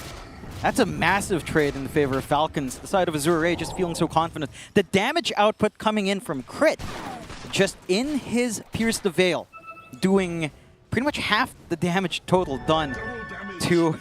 That's a lot of damage. Too low. It's a ton of damage when that BKB isn't up. So you have to respect this Muerta, even without too many items, just a little bit more attack speed. You get that Gunslinger proc onto one hero with no one else around. The DPS does build up. And now, somehow, Falcons, from finding that, do have Roche control, right? Like, that was the entire point of that smoke out. It looked a bit shaky. They cut their losses. They find this forced movement out from Azure Ray. Now they have Roche. This is their ticket back into the game. There's a scan. I don't think they're going to be able to contest. I mean, you don't seem to want to... Oh, I say that TPs are coming in. TPs are coming in, but they've got to be very fast. SinQ, he's going to show himself, but I think they let this one go. Roshan, it's too low now, surely. And there it is. Skidder will take it. AR, they could still try to force a fight in this area. Just go for the surprise fight. Maureen's going to show himself very confidently down to the bot lane. Swashes away, though, but they know exactly where they've gone. Towards the south, Falcons, I mean, they are grouping up as 5. They're predicting this movement from AR. XM? Oh, they're under vision. They're right under vision. They'll jump in, though. XM trying to bait for his team, but he's been caught again. XM is down. Perhaps not the start they wanted. Double Doom has been committed. Skidder is one of the big targets. Now SinQ right in onto the Lifestealer, locking him down with the Sunray out. And Skidder is going to get denied. He did have the Aegis at the very least. So XM, at the very least, is still down to boot, which means that AR at least get the Aegis, and that'll be enough. They get everyone else out of it. It could have been way worse for the side of Azure Ray if they forced their hand. The one thing about Azure Ray is, in these prolonged fights or in these re-engages that they have been forcing out, especially in the last fight prior to this, they are a little bit reliant on some fairly long cooldowns for the most part here. So he's got the Echo Slayer. SinQ, he's doing something. He's hanging around, looks like he'll go for maybe a creep skip. be able to get away. In fact, he'll just TP back towards Falcon, not risking his own life. Meanwhile, Falcons, they've got a dire torment. Snaking will be able to survive through. I believe Snaking was the guy that died yesterday with the Tormentor, so I got a little bit worried about the guy for a sec. He's learned his lesson, staying a little bit further back, not copying as much. Again, off the back of that fight, they've got some room now for Falcons to equalize map control, take some tier 2s. They've got the push ready with Amar. He's got the Manta as well. So very low committal pushes coming out from the DK to apply some laning pressure, shove out the lanes, chip damage onto the objectives. They've changed location. I mean, Amar is still carrying Skitter around. On the hunt, no vision up top. I mean, just a little bit of a check. This is some time being committed. The side of Azure, they are going to be ready to go shortly. 20 seconds away from the edge. Chan Ming should be looking to group his team up and force the issue, knowing that Aegis was taken. If this falls apart for Falcons, it's going to be the side of Azure that can start knocking on some tier 2s.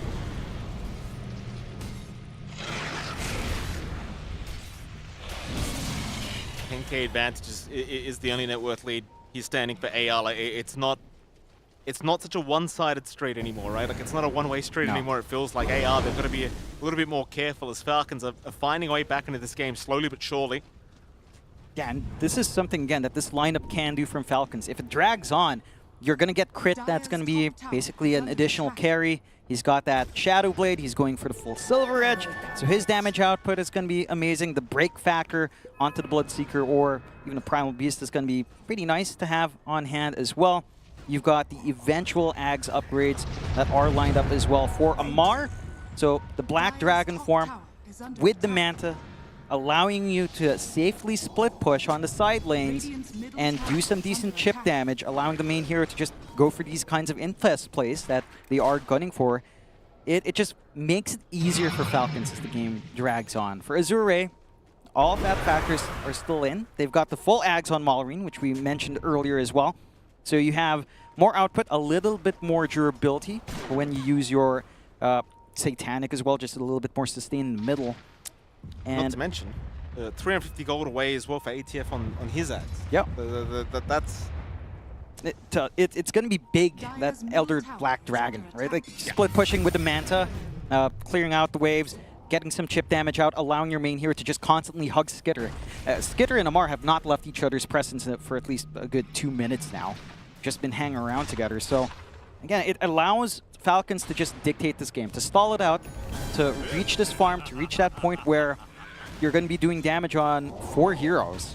As crit starts to scale up, as your damage on Amar and the durability starts to stack on here.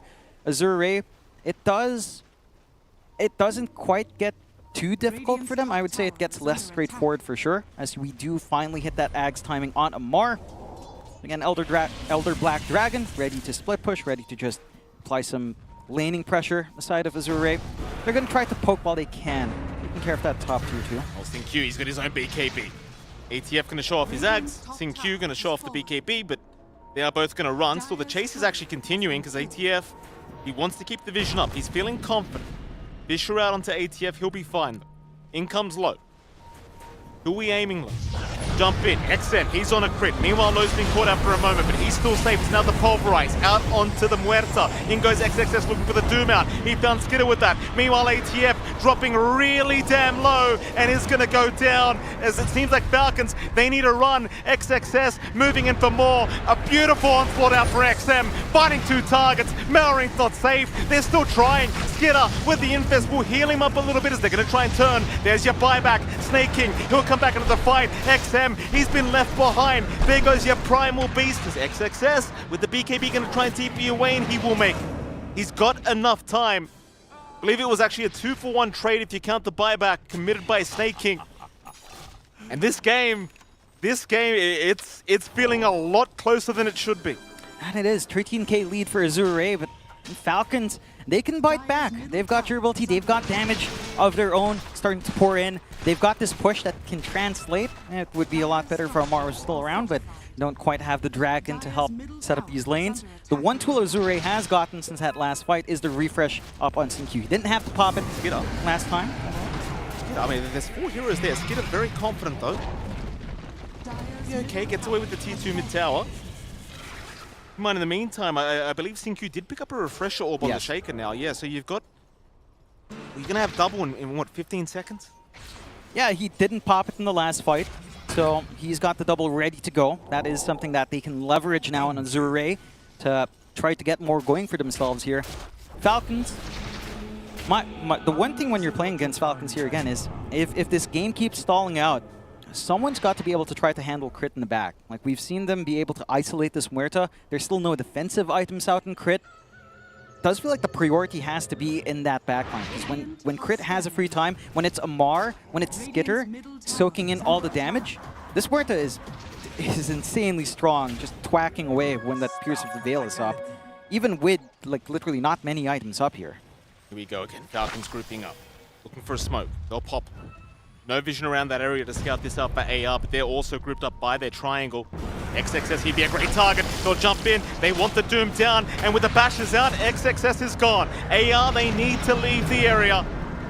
Without those double Dooms up, it is not a fight they want to try and take. And Falcons, they might have an opportunity to think about high ground, or they could even think about Roshan if it's an early respawn. They've got a lot of options. With this debt on XXS, I mean, he bought out the plate mail, no buyback, so if they did want to pressure onto the high ground, you wouldn't have to worry about the Doom for a fair bit of time. And the lanes aren't quite fully shoved in for them to fully capitalize on that, so they'll just go back, take control of this triangle, make use of that ward really nicely, soak up even more farm, get that build up. We are going for the full Hurricane Pike here on Amar, so just a little bit more catch, a little bit more reach as well for the Dragon. And you're hitting a point where you're just going to have the disables ready. Skitter will have this a stable disable with the Abyssal coming up. You have some ways to mitigate that on the side of Azure. A couple of Lincolns have been up, but more options will always feel good here for the Falcons in trying to simplify this game.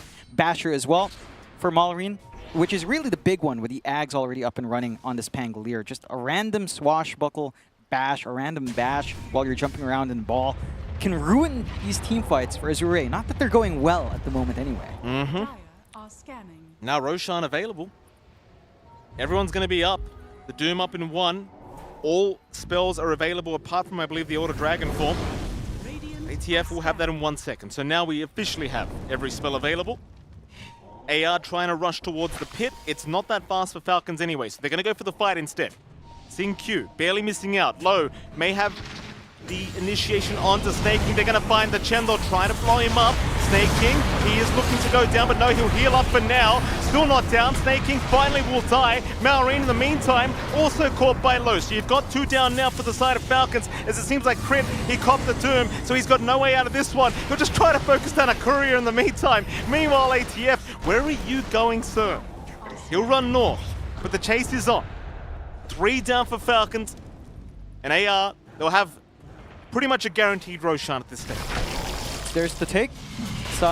The side of Falcons, not much you can really do right now for Amar outside of just split pushing with his Axe, Dragon form. And the dynamic duo of Amar and Skitter still not separating themselves, but a really good angle for Azure to find. It looks like a lot of commitment onto the Chen, but again, it was a little bit cut off from Falcons in positioning there. Just not close enough for Amar to find an angle with Skitter in. And with this Roche coming out for Azure, an opening to knock onto that last tier 2 into the high ground. And the high ground hold of the side of Falcons, it is there. You are a lot more reliant, it does feel like, on the Pangolier roll, maybe isolating with a good jump in from Amar. So it's on Malrine and Amar to kind of find some openings once the siege begins. If that is something that they'd want to contest, probably the tier 2 mid going down first, and just the farm to rack up. Falcons, they need some buybacks to be ready on hand here. Just feels like without that many buybacks on hand, it's going to start to get risky into the high ground. We've only got really 1 on Skitter. That's a problem. I mean, I suppose if there was one hero you want the buyback on, it probably is the Lifestealer right now, but preferably a little bit more if you can. So, of course, we do have the Ags up as well on low now, off the back of the Roshan, so one of your favorites coming in. I know how much you love to talk about this. The barrier's nice. It can be a bit griefing, you know. We've seen Arteezy in the NADPC. Ask them, how do you feel about the Ags? I leave it on. I don't know what's happening. I die. What did Arteezy do to deserve that, John? Well, he's not even here. Exactly why I can say that. He's not going to stare me down the elevator. Love you, Artur. No, see, Low, he's fine. He's not toggling it on randomly. He's good. Bottom. They found somebody. It's actually going to be XXS jumping in with the Snaking. Snaking going to try and go for a bit of a cheeky run, but XXS just going to follow him down. So the Invis is going to save for now. Snaking actually juking out very, very nicely. Still ticking away as XM is going to have a look around. Cannot find him. Clips himself, but XXS eventually will catch him. Yeah, does a full circle around, you know, looks around, realizes, oh, I left my car keys here. Whoopsie daisies. Takes Snaking out.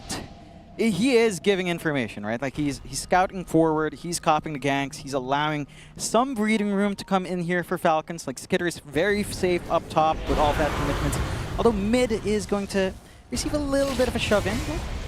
Oh, Rupture committed. Who have they got? It is going to be Crit by the seams of it. Crit dropping extremely low, and XXS just getting the job done. But in goes Skitter.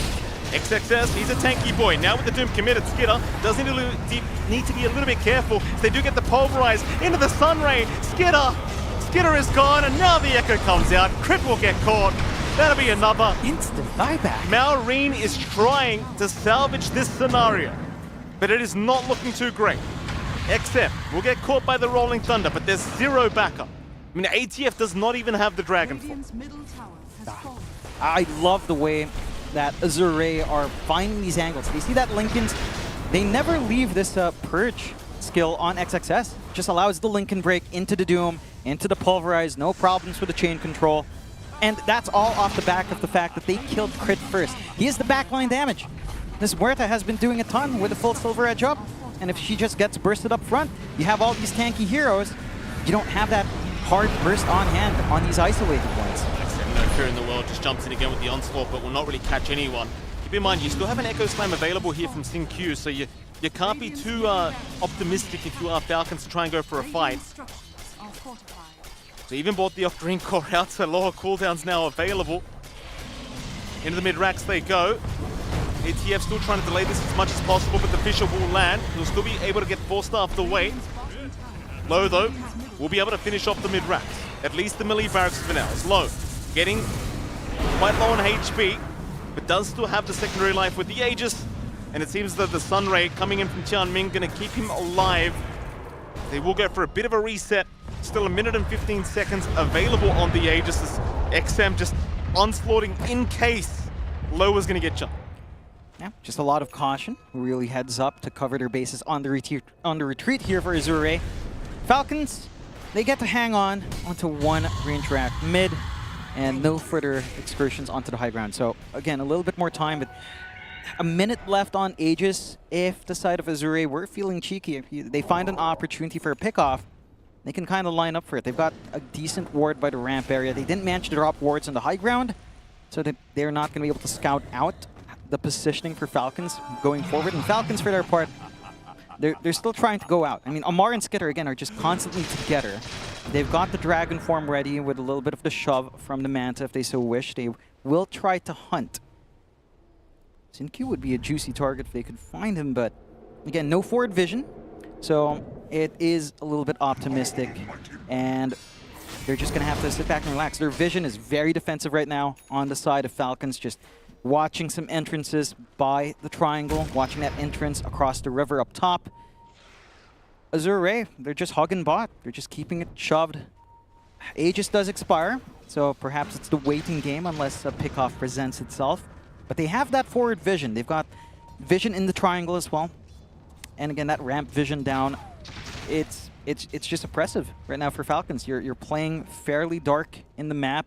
You can't get as much push out as you'd want with this kind of lineup. And Azure is just choking you out. Every single time they've shown they've gotten jumped like this. They found somebody. XM, he's going to onslaught in. Skitter, looks like he wanted to fight. Echo Slam out onto ATF only, but SyncQ, he will refresh now and dumps the other one. Double kill for Low. Right in the Radiant Triangle. Falcons getting caught with their pants down, but thankfully, they do at least have buybacks on these two heroes. Though they do seem to need to commit them, I think. they've got to commit them. They still have tools available on Azure for the follow-up They're fight. going to find XM. That'd be a great start here for Falcons. XM still alive. Onslaught away. There is no way XM gets out of this. Maureen trying to chase. XM will finally go down. But how deep are you willing to go, Falcons? They've brought back on 2. They have gotten 2 kills for themselves, and it seems like that's going to be about it.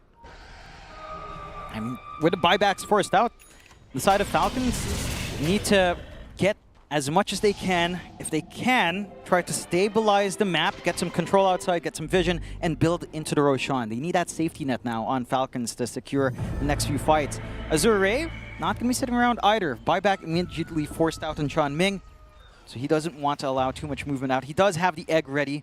He wants to be around for the defense.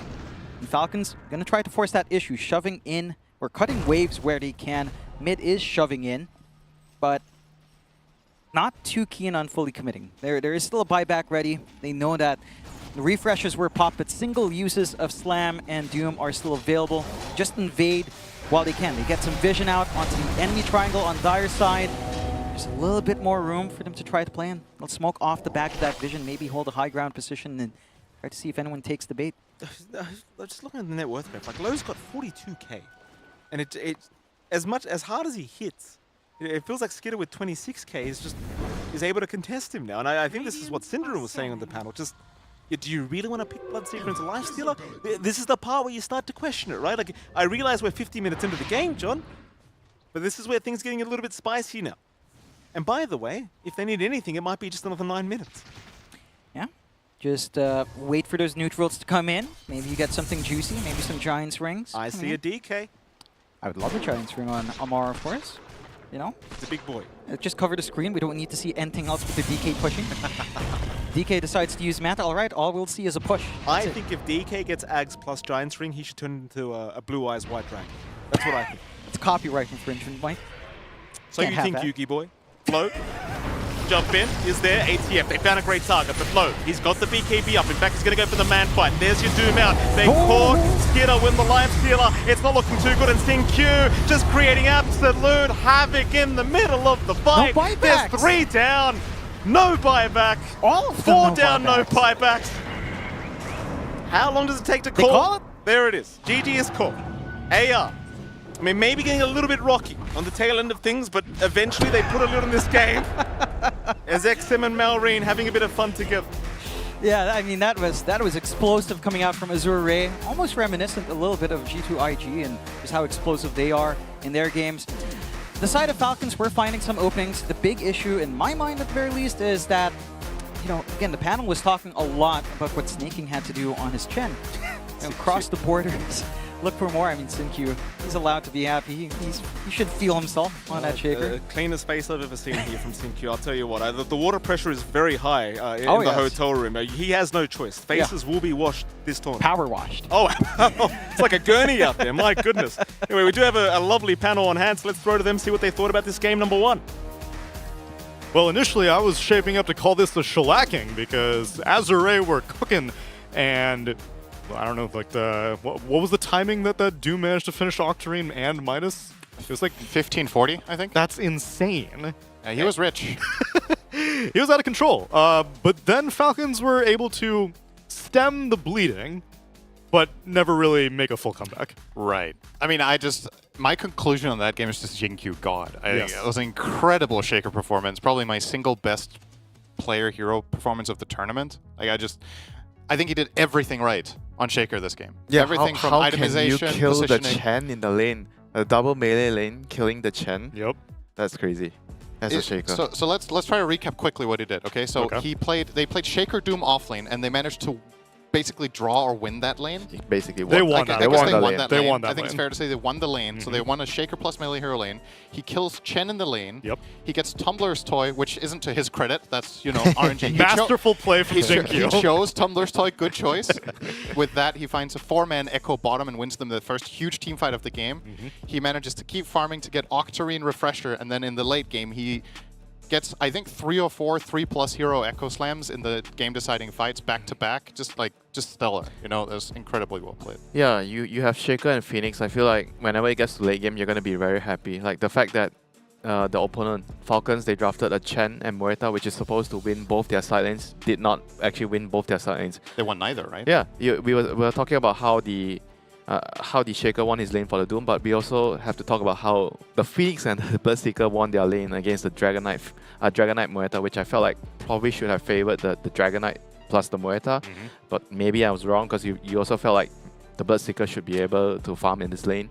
Yeah, I think it's a lane where if Bloodseeker and Dragon Knight just play 1v1, I think maybe Dragon Knight has a slight edge, because he's going to stun Bloodseeker and deny range creeps, right? But in the dynamic, if Bloodseeker gets ahead at all, Dragon Knight poses no threat to you. You have a bit of a base damage advantage. You're just last hitting constantly. And it's the supports, right? Muerta should out-trade the Phoenix. Yeah, that's what you would think, right? Yeah. I think there's a lot of like finesse to a lane like this, where you need to really maximize fire spirits whenever you have them. What we saw was essentially Chenming was bullying out Crit at 2 key moments in the laning stage with fire spirits. So they were kind of fighting off on the side, and then Low was just completely destroying ATF on CS. I think at one point ATF had like 5 and 2, and Low was 13 and 8. Yeah. And when you have that advantage, it really compounds very quickly, because then you get experience advantage, you out level, therefore you have more damage, and you get the first item faster than a Dragon Knight, and then you're just winning it on your own. He kind of caught up after they got the wave near his tower. Then he hold the wave there, and he slowly denied and came back in the lane. But at that point, it was already quite late in the laning phase.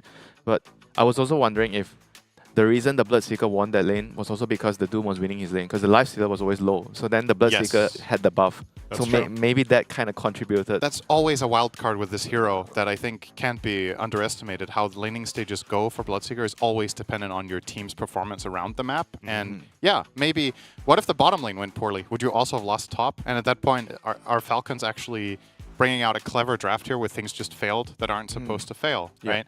To their credit, they made this game way more competitive. I thought they were going to lose this minute 30. I thought it was just going to be flat out over. They were getting run over. The enemy team had an insane late game. You could even argue for just calling GG. It's like, okay, is this salvageable? But they made it look doable for 15 minutes where I just flat out wrote them off. So credit to them for even making this a competitive game with how rough that looked in the mid game. Yeah, they did a good job like splitting the map, like getting some pick-offs with the Dragon Knight, especially in one fight where they were able to pick off Tianming on the Phoenix, and they kind of won that fight. Yep. So I felt like those were the opportunities that they had, and they took it, and that gave them a chance to maybe come back in the game, But unfortunately, at the end, it was just way too hard against the Phoenix Shaker. And this may be one of the rare times that we actually saw Falcons play Dota past like 40 minutes. Because most of their matches that we've seen have ended like at the 40-minute mark at the latest. This one pushed a little bit further, and it gives confidence moving forward that they do have late-game chops.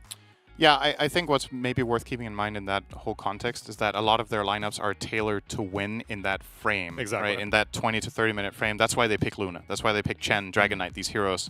So their ability to go late game is good, but the question is if they should ever, if they're going to consistently start meeting opponents that can bring them there, do they need to readjust their drafts to actually match in that phase, right? Because I feel like the writing on the wall in this game, are you really going to win late game with this support to against Shaker, Phoenix, and then a Doom that gets like 6 slotted? I don't know if it's realistic. It's kind of like you need to outplay your opponent too. You can't it's not a level playing field, so you need to overperform almost to win those games. So I think if they can consistently win games at 30, keep drafting like you're doing, right? But now you're starting to meet the big boys, right? That have this all figured out, and maybe you need to make the adjustments. I mean, this is when you need the coach to tell you why did you lose this game. Is it because of having the right draft, but we just didn't play the lane well, or we just played our heroes to maybe 80-90%, but it wasn't enough. We couldn't win with the early game heroes, and next game we just have to draft more scaling heroes so that we can play the late game. I think Aframush may be slightly out of his depth for that one because he wasn't even fully expecting to even be on the comms for these drafts. But it's growing period for Falcons, and it actually gives us the chance to put their players under the microscope because we got our Acer Predator head-to-head looking at the off lanes and what may be one of the roughest ATF scorelines I've ever seen. 1-11. And this is on a DK also. This is a hero that shouldn't really die that much. Remember yesterday when he said he was feeding when he was 14-8 on Timber? How about this one? Yeah, tough times. And I don't blame them for being confident in their Dragon Knight. He played it just earlier against Tomato and actually managed to, fully recover a lane with DK against Huskar. I think ATF is very proficient on Dragon Knight, but in this game, it just wasn't really that good of a DK game, which again begs the question, you last picked this hero, right? So was that just a bad read? if you last pick any hero and this is your scoreline, something went wrong. Either it's a bad pick or your player underperformed. But I don't think he played bad. I think, based off of what you guys have been saying, I think the Chen Lifestealer lane spiraling as bad as it did just had a domino effect on the rest of the game. Because a lot of what you guys were describing in the laning phase was also kind of contingent on maybe Chen gets to go through the twin gate. Yep. He never got to really leave He conveniently. died. Yeah, he fell died. in the lane. Like something happened in the first 2 waves because when I was watching at 1 minute 30, the DK he was already struggling. So something must have happened in the first couple of waves where it resulted in the Bloodseeker just having a huge lead over the DK, and he just struggled from then on. And also maybe it wasn't even the bot lane losing first, you know, maybe it was just that like kind of happened actually, right? It That happened happened after, you know. Yeah, but I also like what you were saying that maybe Lifestealer being perpetually low is what made life so easy for Bloodseeker, because we were also a little bit skeptical. It was like, oh, he didn't take any points in Rage. Yeah. Why is he taking so many points and in then Feast? he died to the Primal Gang because he didn't have Rage. But maybe he needed that point in Feast because he was constantly low, and he was like, dude, this Bloodseeker is thirsty as hell up here. Can you get your HP back so I don't get rolled in this lane? But this is where I'm trying to wrap my head around. How are you constantly low against Shaker Yeah, Doom it's when you have double melee. Chen with you, right? That's the thing where I feel like you need to really just watch that lane for 5 minutes to truly understand what happened. Both when you watch a lanes. broadcast like this and you're moving around everything, it's like one of those that is like really great to just do a deep dive into, because just from a theoretical standpoint, I don't think the lanes overall should have gone this poorly for them. I would agree with that, but even more credit to Azure Ray for pulling it off, right? It's Definitely. not. It's easy to criticize. It's hard to do. So impressive stuff. Impressive stuff out of them, but they have to close out an entire series because, like I said, we're on BO3 territory here in the bracket, which means that we've got a job to do. And I may actually have a job for you as well, because we've got Slacks with some DHL things for you. Is your life a mess? Have you devolved into full gamer gremlin status? Well, get your stuff together and go get yourself a job. Perhaps an IT job over at DHL. That's right, my friends. It can get better, and it will. So apply today.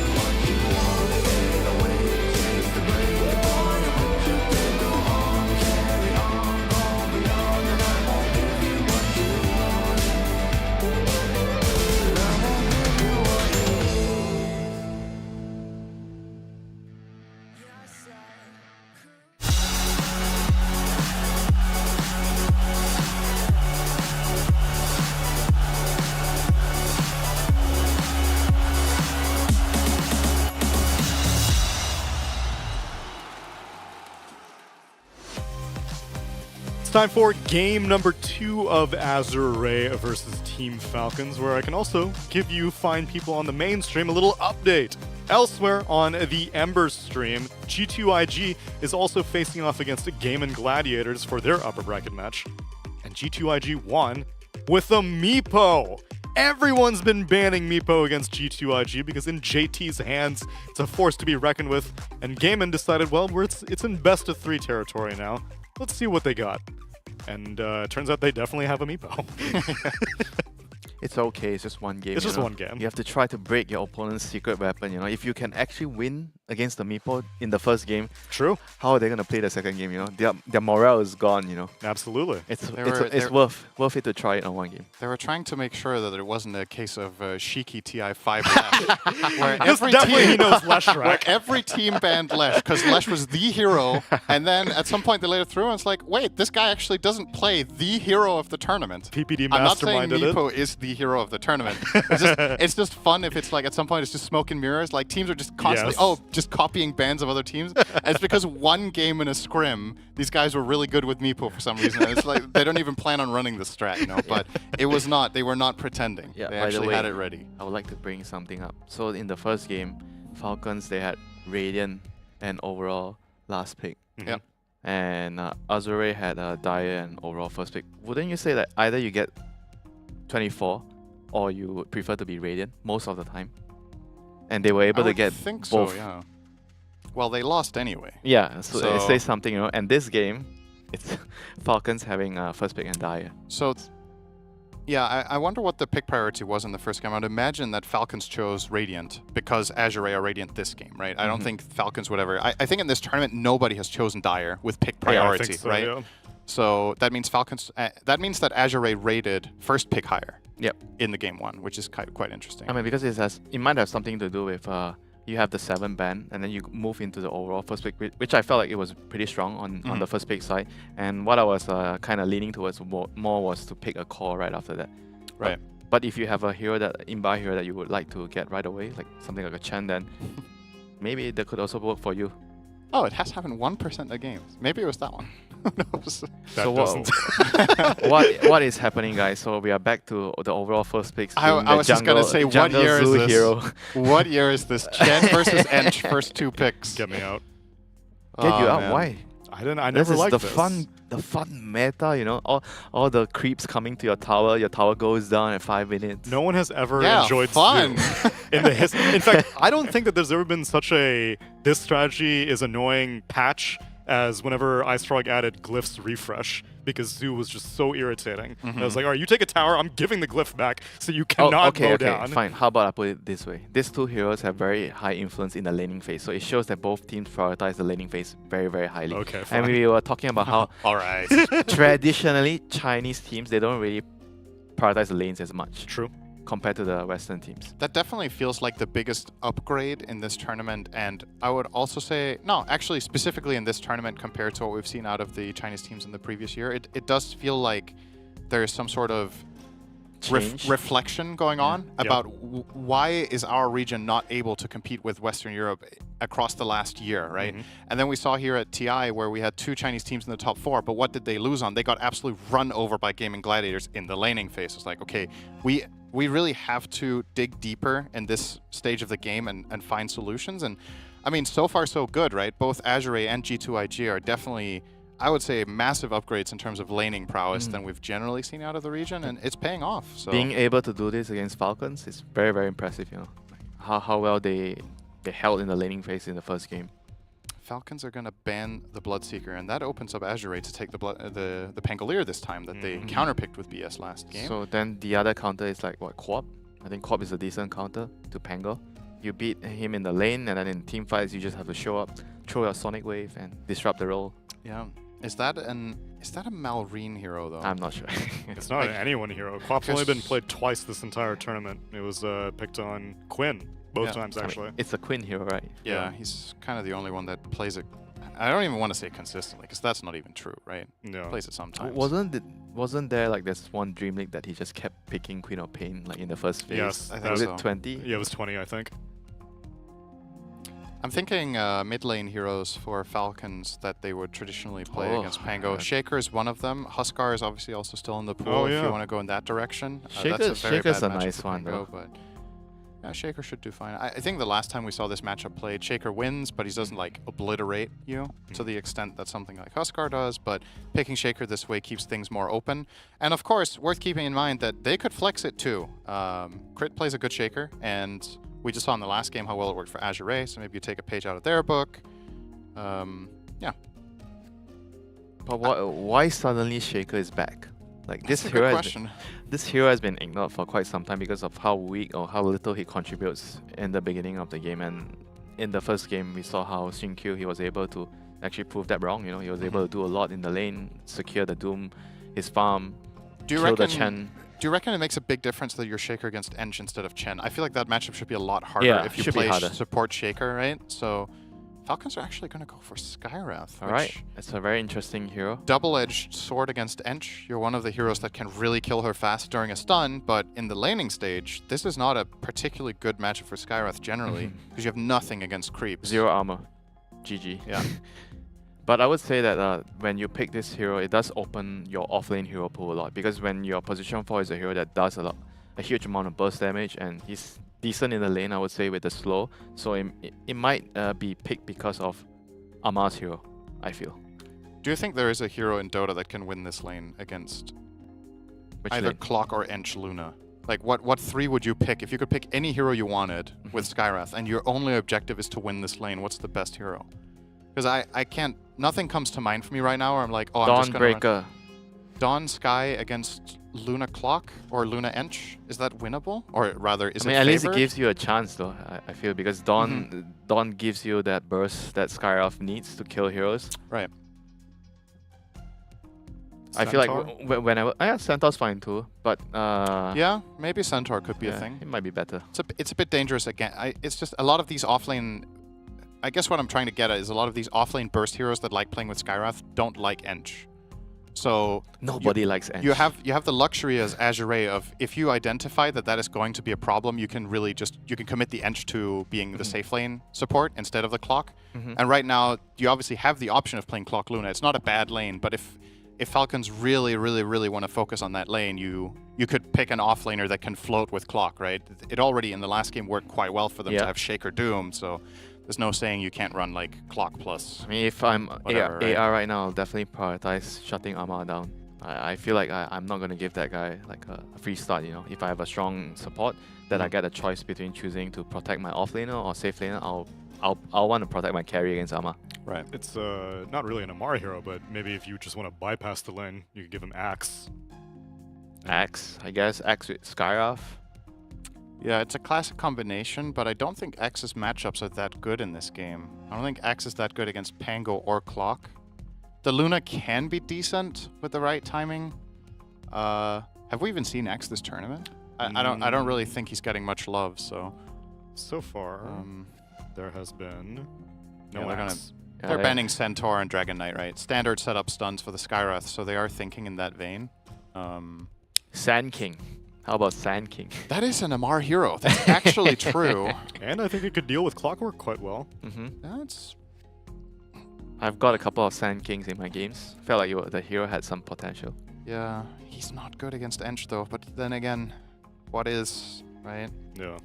I mean, you think of what Spectre needs. Spectre needs an offlaner that can set up kills and defend towers. That's tanking, you know. Yeah, that's true.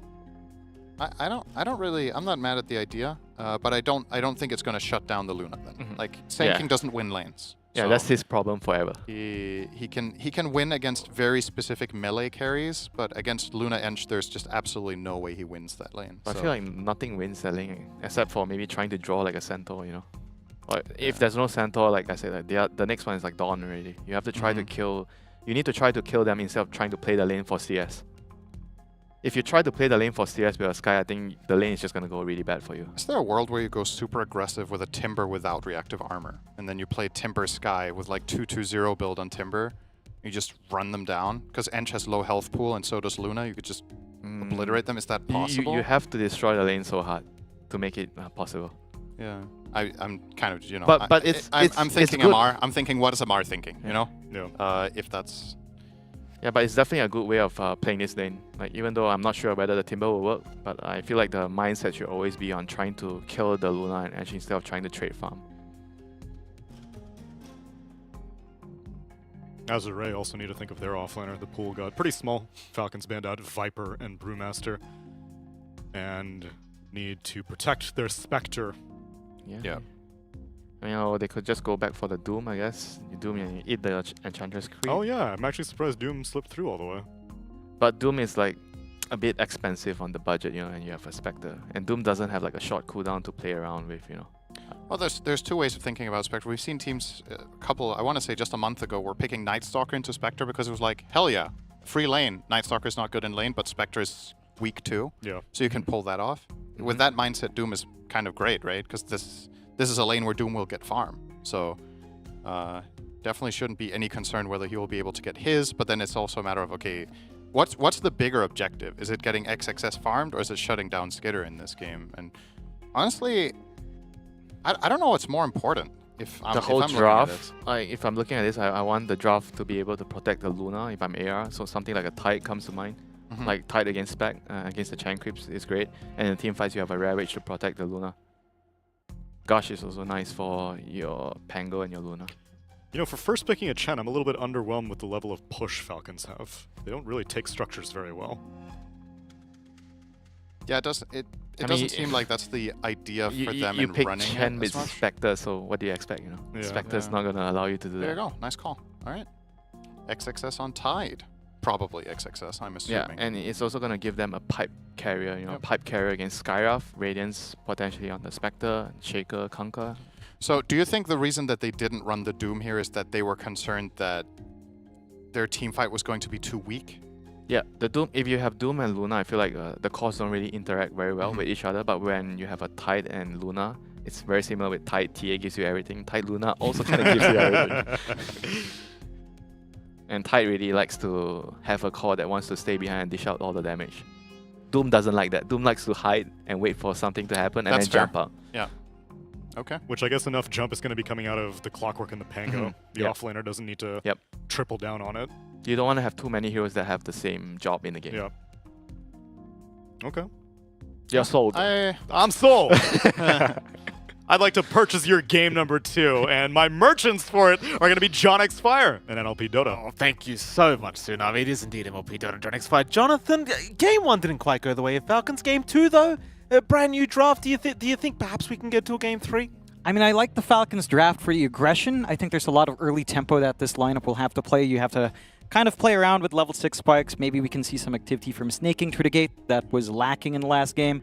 But you have heroes that play faster, right? Like, you've got the Shadow Step into joining in with, like, just Fissure into Mystic Flare. Fairly easy to get pickoffs once you've got some levels up in your supports. Heck, even just following Mallory when he does decide to jump in, it is going to feel pretty good. So I like the aggression for Falcons. I think as the game scales on as well into mid-game, they have some interesting durability built in. Like, you've got the Boat Run buff plus the global healing from Chen with Hand of God. So bursting down these heroes is a taller order for Azure. I think it's going to be a lot tougher for them to just look for the insta-gib in this game. Right. At the same time, they have some decent ways of dealing with a push, right? You've got the Enchantress into Chen, so you can take one piece away from the creep army. You've got the Luna with the Glaives down the line. I think trying to jump the Luna as well later on, like having the Spectre be something to try to chase. Luna, once she has her shard and like a Satanic, it's a little bit rough to try to solo pick off Luna nowadays when you're up close to her. So I think you've got the tools in Azure. It's down to Falcons to kind of try to play this one as the aggressors. You know, their lineup is the one that has this nice early tempo. Their lineup has the potential to go for the kill. So where is my walnut? Well, what's happening here? SynQ and ATF have some kind of deal going on with nuts, apparently. I wish I knew. With Omar, you never know. You know, I appreciate the fact that he does enjoy some walnuts. I enjoy a good walnut myself, Jonathan. I'm not sure what SynQ has to do with all of it. SynQ maybe just doing a bit of a side hustle on the side here at this ESL 1 tournament. So we are going to have a pause. Maureen really wants to know the answer. Where are these walnuts, SynQ? He's hidden them away, you know, storing for wintertime. Storing it for winter, not even the season, it's for winter. Winter wants some walnuts. All right. I don't know what to do with that. Thank you, John. We'll have a quick gander around the map. Some nice, very nice grass here, Jonathan, on the Radiant side of things. Does this count as touching grass? No. Unfortunate. As close as we're going to get. Let's be frank. Here we go. Game is back underway. See if we get into an early team fight. But talking about the drafts, I mean, I know you kind of... We're hoping for a Game 3, aren't we, Jonathan? Without any bias being involved here between Falcons and of course, Azure Ray. You and I want to see a Game 3. This is the upper bracket round of 1. Yeah. You want to see it go the distance. We've been filled with nothing but best of 2s. In the group stage, this is supposed to be a best of 3. Okay. We'll see if the Falcons can reel it back in and force us into that Game 3. As they're posturing around. I think you're going to see a few heroes. Of course, the Chen going to force the Inch to just get the hell out of there, and it seems like it is going to be a 2-for-2 trade in the bounty runes anyway. So a nice even start once again. We will have a look. It appears down at the bot lane. Of course, Crit's going to be there with ATF once again against Qianming. And of course, our POS 1 Luna. What do you think about that bot lane, Jonathan? I like the lane for the side of Falcons in that they can stay fairly far back, just get some free harassment off, keep playing around with Tidebringer. It's a little bit trickier for Qianming to try to play this one. He doesn't have something like a Windlace or the boots, so he's not going to be able to try to chase down Crit with his high move speed.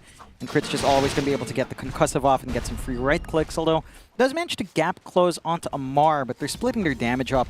Lowe's also focusing on Crit. And as long as they spread that damage out, prevent themselves from being trapped up here, Falcons will have somewhere to play. And I guess the big threat here is like Qianming hitting level 3 with level 2 battery assault. Even then, Luna doesn't necessarily want to chase down fully. She kind of just wants to hit creeps. Oh, trust me when I tell you, Chun, you don't need the Luna against the Skywrath Mage or an Earthshaker. It does not matter. Just or rather a Skywrath Mage or a Chen, you just kind of run at them. Level 3 Clockwork has the greatest time of his life. I can't wait to see. We'll see if Qianming can find some openings. Of course, mid lane, XM and Malrine going at it as well as the Earthshaker versus Pango matchup generally does favor the Earthshaker. You know, any kind of melee matchup here for the Shaker in the mid lane is usually just going to favor him. So XM probably got a bit of work on his hands. He's going to have to try to just soak as much EXP as possible. Don't provide all these deny opportunities to Malrine. I think that's what has to come out for the control here on XM. But Malrine's just playing the deny game down bot. ATF going to get caught out already. Low and Qianming able to secure the kill. That was only the level 2 power spike of the Clockwork as well. So not really too much happening there. Just ATF not expecting the rotation to come in. And obviously it does pay off quite effectively here for Azure Ray. You still have to respect that. It's the classic range plus Clockwork lane. There is some good damage coming out with a Luna around. Just a little bit more damage with the Lunar Blessing as well. And the right click harass does speed up that process. And it sets a good tone. You are getting some fairly uncontested farm here for low. It's a slower time for Amar, and we've seen this from the side of Falcons. If Amar is not ready to play, I mean, it's typical of Amar, but he'll sit back and farm. The Kunkka kind of needs to connect with everyone else as we approach like 8 to 10 minutes. You know, there needs to be at least one piece of activity coming out from Amar, so hopefully this doesn't throw him off too much from that pacing if that lane goes rough. Absolutely not. And of course, that final lane was top lane where SingQ and XXS are going to be up against Skidder and of course Snaking. I do love seeing me a Chen versus Ench matchup. You know, it's been a while. Bottom lane, Qianming maybe getting a little bit too excited here on the Clockwork. Does cop a fair bit of damage on his way out. But he is going to be able to get out, and in fact he gets the Lotus as well. So a very nice cogs there. Just block the pathing, not allow them the chance to steal. Yeah. Allows him to just stay in that lane as well. Just kind of look for an angle, hold on to the Lotus, and just provide this cover for low. You're not able to really rotate on Crit. The wave is shoving in, but it's hard for the Sky to try to walk into the gate in this scenario. So you're just stuck here trying to play. Amar, I mean, they can try to start to apply even more harass once Tidebringer's at level 2, but it's going to take a while for that. The top lane's interesting here in comparison, where I think this is much more clear-cut for XXS as win. It's a Tide versus Spectre lane. XXS is just getting all the farm. He's not getting harassed out by Snaking. Snaking's forced to camp in this lane. Again, Snaking is going to try to take the gate now, though. This has to line up for success. This was missing in game 1. It was. Down towards the bottom lane, the Chen does go. Lowe's going to be very cautious. He's got the double creeps going on here. Snaking going to show himself underneath the T1 tower for a second. Jianming's already running, trying to go after crit. Silence is out onto Lowe, and now Lowe going to find himself in danger, still trying to fight against ATF, but it is not going to really pan out. Is ATF able to clean up, and Snaking, even though he did run underneath that T1 for a moment, they never retreat. Azure Ray, they just kept moving forward. Yeah, it looked like they had their blinders on, really wanting to get that pick off onto crit. Then escaping through the river. Took them a little bit too long. The silence comes in right before the Lucent Beam as well, providing that space out. And Snaking is getting that activity he wants. I mean, this is still a tough lane for Skitter, but a 1v1 up against a Tide, you're not going to die. So you can afford to just leave that lane alone, get that activity elsewhere. And the side of Azure Ray, well, they've dragged down Sin Q as well, but they're not going to be able to really turn and do much. Probably best to just cover this gate with a ward. I think that's the ideal. Or just keep track of the Chen. When it disappears from lane, you know something's going to be up. For now, Snaking playing around in the triangle, getting that build up. We've seen him prioritize his own farm for the fast mech or that fast Solar Crest in this game. He is on point to kind of scale into that. Skitter, that is a lot of damage being dealt his way, and Skitter is just down. Sin Q able to secure that one. Meanwhile, bottom lane, X is out, they've got Low locked down for a moment as Snaking and Crit are going to move their way in, just making the nick of time as Low trying to back his way out, but it is not looking good. ATF does secure another. It's Jianming. He will at least be able to run for now, though ATF really wanting to go for the chase. Doesn't seem to have the X quite yet, still waiting as Jianming gets another good cogs off. Snaking! Oh, Snaking! He'll very fire up, he's alright. Barely stays alive there. Really nice hold from Jianming. Holds on to the lane, forces that dance around, drains some mana with the cogs, and buys enough time to just sit there, allow the creep wave to clump up for Low to farm. The one thing I'd say that Azure hasn't been able to do as much of, and this is down to Sin Q having to be active, is stacks for the Luna. You don't have that much built up here in the triangle, so considering the lane for Low has slowed down a bit, he doesn't have access to that flash farm, but you will get activity from XXS. This top lane has just disappeared for Skitter, is down mid. Malrain's getting completely pincered in here from the side. Sin Q is out with the Tomato Creep, and now XM landing the Rolling Thunder, though Malrain still somehow alive. Does juke out the Rolling Thunder for now, but does eventually get caught out. As Snaking trying to trade by taking down Sin Q, but Sin Q is able to survive himself and walk out of this. So a great kill is now Jianming. Seeing Snaking is still sticking around, does jump in for the cogs out, and they'll hands are up. They'll wave Snaking goodbye, as it'll be a 2-for-1 special apparently here on the side of Falcon. 2-for-1 special. Maybe a 3-for-1 if Skitter's not too careful. I mean, this top lane's really an issue for the side of Falcons. They get shoved in with the early Meteor Hammer coming out from XXS. There's no way you can just flash farm safely here for Skitter. You're forced to respond elsewhere on the map with the aggression coming out from Azure Ray. And the fact that Spectre Chen isn't really lined up to play together. Like, that lane is very passive, so Snaking wants to get activity elsewhere. They're not finding enough in exchange. Jianming. It's a bit of an aggressive play here from Jianming. Not really sure what the objective was, but we'll get caught out. Skitter even moving in to claim a very easy kill for himself on the Spectre. Jianming maybe just getting a little bit overly excited there, and the Clockwork does pay for it with his life. Malrain, mid lane, XM, going to be a little bit cautious, but Malrain not really seeing the angle to get within range here and pop the Echo. Yeah, just a little bit tougher to try to play aggressive. He does manage to secure himself the haste rune. They are still grouped around mid. One good team fight in an area with the army Snaking has, they can transition into an objective quite fast, but let's see if that presents itself. Sin Q. That does get the nice little snare off there. He'll be able to back off. I think the real big concern right now, as you're seeing, is XXS is just clearly and easily pushing out this tier 2 top tower with the Meteor Hammer out, and he's top of the net worth board right now. There's just no answer to this. He's just able to stay at the top lane, keep pushing it in. Skitter is trying to respond the best he can, but unless you bring in more bodies, there's just nothing you can do about this. I'm a little bit surprised Falcons just haven't gone for a clump up down bot and just kind of drag the Spectre and stay there. They'll try into XXS now. Echo Slam is out. XXS though, he has the Kraken and the Ravage into the Meteor Hammer. Oh. Skitter, he'll take a fair bit of damage on the way out, but will still survive now as XXS does go down. It cost them 4 heroes. In fact, it's not over yet. Skidder still being chased by the Wild Wing Ripper, but he's all right. Meanwhile, they do also find Xingqiu, so they do find the punish. Rather than pushing out the bot lane, they decide, screw it, we are going to get the numbers, and we will take care of XXS. That's a big kill. #1 net worth right now on that Tide, left alone for such a long time, and provides a little bit of room for Skidder to catch up.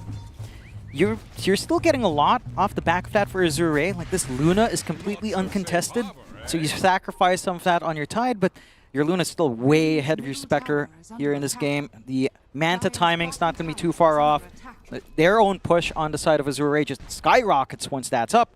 And the Chen army, in a prolonged situation, you're going to have to manage that here. Nice, easy kill onto Crit. And this is kind of the thing as a Skyrath mage, you hate to play against clock. Qian Ming's going to have a great time every time he sees Crit. Problem is, it may cost his own life, but he actually jukes him up very nicely. Ooh. ATF can't find him in the tree line, and now ATF, in a very awkward scenario, just trapped between a rock and a hard place. Just pushing him around. ATF just cannot get away. He'll go for the man fight. In fact, it may work out. It may work out. Low is down. ATF gets an invis run. He's still running. What? Oh, ATF. He's made it. ATF has made it out of the situation. Xingqiu the one to go down. I can't believe it. He got ping-ponged around on that area by the ramp. How?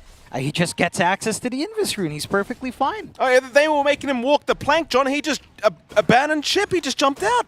Yeah, just swam away. Gets to bail out. Not enough output, and they risk a lot by bringing Low in for that one. Perhaps hoping that after that fight, they could try to transition into the mid-tier 1 shove as well with their Luna. Although, here we go again. Qian Ming. Oh, no. Well, Mystic Flare is out, but it won't matter. Qian Ming secures another. I laugh, Jonathan, because this is what I really enjoy doing to these Skyrath Mage players. Is here we go. Let's see what happened to ATF. I'd love to see how low in HP he got, because he was ticking down to an urn. The Invis rune did just spawn up. Low sees it, but he's too busy trying to get the kill onto ATF. ATF, how low do we get? It's dropping. It's dropping. There's an urn charge. Low goes, ATF. There's your urn out. The battery assault doesn't land another time, and ATF, he almost turned around for the hit. He almost went for it. Rocket Flare connects as well. 2 HP, 1 HP. Oh my goodness. That was I saw the number 2. Yeah, it's just not enough. He got the boat off, and again, this is going to be compounded once you can kind of reach into these team fights, get the rum buff along with Hand of God. The burst damage play isn't that straightforward here for the side of Azure. You're going to be forced into a longer fight with all of the sustain available on Falcons. A big clump up on mid. Ravage ready. Echo Slam committed. Or XM rather is going to go down, but a hook shot. Qian Ming finding 2 on the cogs. Here comes the boat to help out, though Qian Ming is down to boot. 2 gone for the side of AR. XXS still trying to force this one, but it doesn't look too great for them as ATF will chase down Xingqiu once again on the Enchantress, and Xingqiu, he will go down. As AR, they have no way to respond to the aggression of Falcons. Falcons once again finding another successful team fight. It almost feels like right now Azure can't go into ATF. As long as ATF is in the fight, as long as the threat of the boat and the rum buff is around, you're not doing damage on the side of Azure. Not until Low is ready to go. And the last time Low felt like he was ready to go, he wasn't. He sacrificed a lot. This is the power spike we were looking for from Falcons. They've got a lot they can do with Shadow Step. They've got their level 6 spikes up with Crit. They've got the slam with the blink already on Malrine. Anytime they see someone on Azure trying to get cheeky, they can just jump right in. No worries here. That's it, that they certainly can. XXS. Still trying to be very cheeky with the Meteor Hammer, but does eventually just leave the area. 6 to 10, 1k advantage for Falcons. Low, top of the net worth board on the Luna, but not by a long stretch. ATF right behind him on the Kunkka at the moment as XM is being chased now by Malrine. Skidder going to jump in, keep the vision up, and it seems as though Malrine's, rather XM is between a rock and a hard place, will go down. Skidder to pick up another kill for himself. That's he's been so effective with the Orchid up and running on the spec. He had a rough time up top, but the timing for this Orchid still comes out pretty all right. Again, he lost his tier 1 really early. His 1v1 versus Tide didn't lead to too much farm. But all of this activity now paying dividends. With that Orchid, every time you have a Shadow Step, you can basically hunt down these supports. There's just nothing to stop you. You've got the damage, you've got the mobility with these cores, or at least with your cores and your supports here on the side of Falcons. It's almost a flip from the last game. It's a Zuru that has to sit back and farm, wait for low, wait for at least this defusal to come in from XM. Falcons, they're not going to be waiting around though. I don't think they need to. Just keep going, keep the aggression up. To be fair, it is only Snaking and Maureen right now smoked up, but perhaps that's all you need with the Echo available. They'll head down towards the bottom side. Tianming is the target they could go for, and it seems like they will. Not a huge target, but it's going to be another kill to go the way of Skitter. You'll take that every single time. It's now XXS. Going to be targeted. Mid lane. Maureen jumping in. They'll drop the Mystic Flare. They'll drop the Echo. And while XXS, he got the mid tier 1 tower, but it seems as though Falcons, they'll not only find his life, but they'll be able to trade towers. Yeah, we'll be able to just push in with the army available on Snaking. They've also got Amar clearing down bot by himself after that little haunt play. And this is that tempo we were looking from Falcons. They're playing up to speed with their draft. They're just not stopping, looking for more still. Q looking rather cute here in the jungle. That is to Maureen at least. Maureen just gives him a nice slap. Q suddenly gone. Low. I mean, lines have been drawn exactly where Low is. They seem to be able to guess that the Luna is farming in this position. Nobody's quite made their way up to that area yet, but they are slowly going. More lines being drawn out as well, but Low still able to TP away. Nobody really checks, sadly. Yeah. It's fine. You're still kind of forcing this Luna to dance around the map a little bit, and you're forcing Azure to take a much more conservative position, not crossing the river. You've got no real vision forward here from the side of Azure, just one defensive ward on the bot jungle just to secure some farm. Falcons have some good aggressive wards, watching that bot area and just watching this entrance where the Luna has been dipping into. Again, they just set up to play around his style. Manta up on low is nice. Allows the farming pace to go up more. Allows you to not be too scared of the silences on hand from the side of Falcons. But Falcons with the army, well, they're going to run into Roche. But AR have an idea here. Yeah. Some TPs. Here comes AR though. They'll see ATF on the Conquer, but he gets the boat out, which is going to mean he's quite tanky. XXS trying to jump in for a gush, but they can't really lock him down. Meanwhile, Tianming, he does see a Skyrat, so he'll make the jump in with the hook shot. Crit does get caught. It's not the biggest deal in the world. You allow the Conquer to get away from this scenario. Problem is, Azure Raid, they're still going to try and capitalize by going after Roshan. You know the boat's down. It's still a 4v5. But Falcons, they do not want to allow this to happen. And with the smoke, they're going to try and force an awkward fight. They've got the angle. They've got the slam just back up on Maureen. They could just jump in, but they're playing it conservatively. Roshan is falling fairly fast, though. It certainly is, and it seems like they decided better of it. The Roshan's still happening. Scan is out, we'll find nothing. And eventually Falcons, to be fair to them, John, they would be fighting into a Ravage, Rolling Thunder, and an Eclipse. It would have been a pretty awkward fight in the Roshan pit. Yeah, it would be awkward at best. I think that can go sideways rather quickly for Falcons. Thank you. See you later, mate. Oh, Skinner. No problem. Just gone, just like that. You've got some pretty big ag timings coming out here for Falcons. Amar has his flying out now. Water Park opens up. None of the cores on Azure have spell immunity just yet. So the crowd control suddenly kicks in for the side of Falcons. Like, it's basically like you have Ravage just constantly going off. Oh, off the mark that time, was attempted onto Snaking. A little bit short. But it's going to be scary for Azure to go into these team fights. Just having Slam, having to worry about the boat, having to worry about the Torrent Storm on top of everything else. The lack of burst right now on the side of Azure. With all of this crowd control coming in from Falcons. He got hit by the rocket play. They know he's around here somewhere in XXS. He's going to chase him down. Crit will go down once again. And AR, I mean, they might just transition through the twin gates, and they will. Down towards the bottom side of the map. They want someone bigger, a bigger target. ATF is around that area, though he did just pick up his Aghanim Scepter. It's him by himself. Torrent Storm, not as scary when it's solo, but does get a good read. They still have that vision down bot from Falcons, not been dewarded by the side of Azure Ray. That allows him to get back into safety. This prolonged game, ooh. Yeah, every single time you see this hero, you go for the kill. Every time. Skitter with another. In fact, Maureen took, but now Maureen's in trouble. XM with the Rolling Thunder in a very good angle. Can lock him down for quite a while. In fact, the hook shot gonna fly out to boot. Maureen just cannot do anything. He will be left behind. And that'll be a very effective trade here for Azure Ray. Yeah, that's a massive trade in favor of Azure Ray. Picking up that kill on Maureen, the streak going out to low as well. Allowing this Luna to reach itemization much faster. BKB being queued up here for low.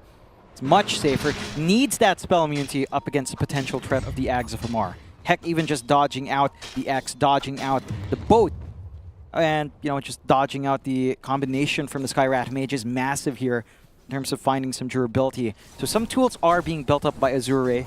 The side of the Falcons, and once they get the shard onto Amar as well after this Ags, you have so many ways of pulling people back. Heck, the effectiveness of the Chen army, all the uses of the Wild Wing Ripper, you can easily just drag someone from across the map, it feels like. You position yourself right here. Absolutely. Snaking, he'll get a free shards for himself now with the Tormentor. Falcons will do the same. Q will take the shards for himself.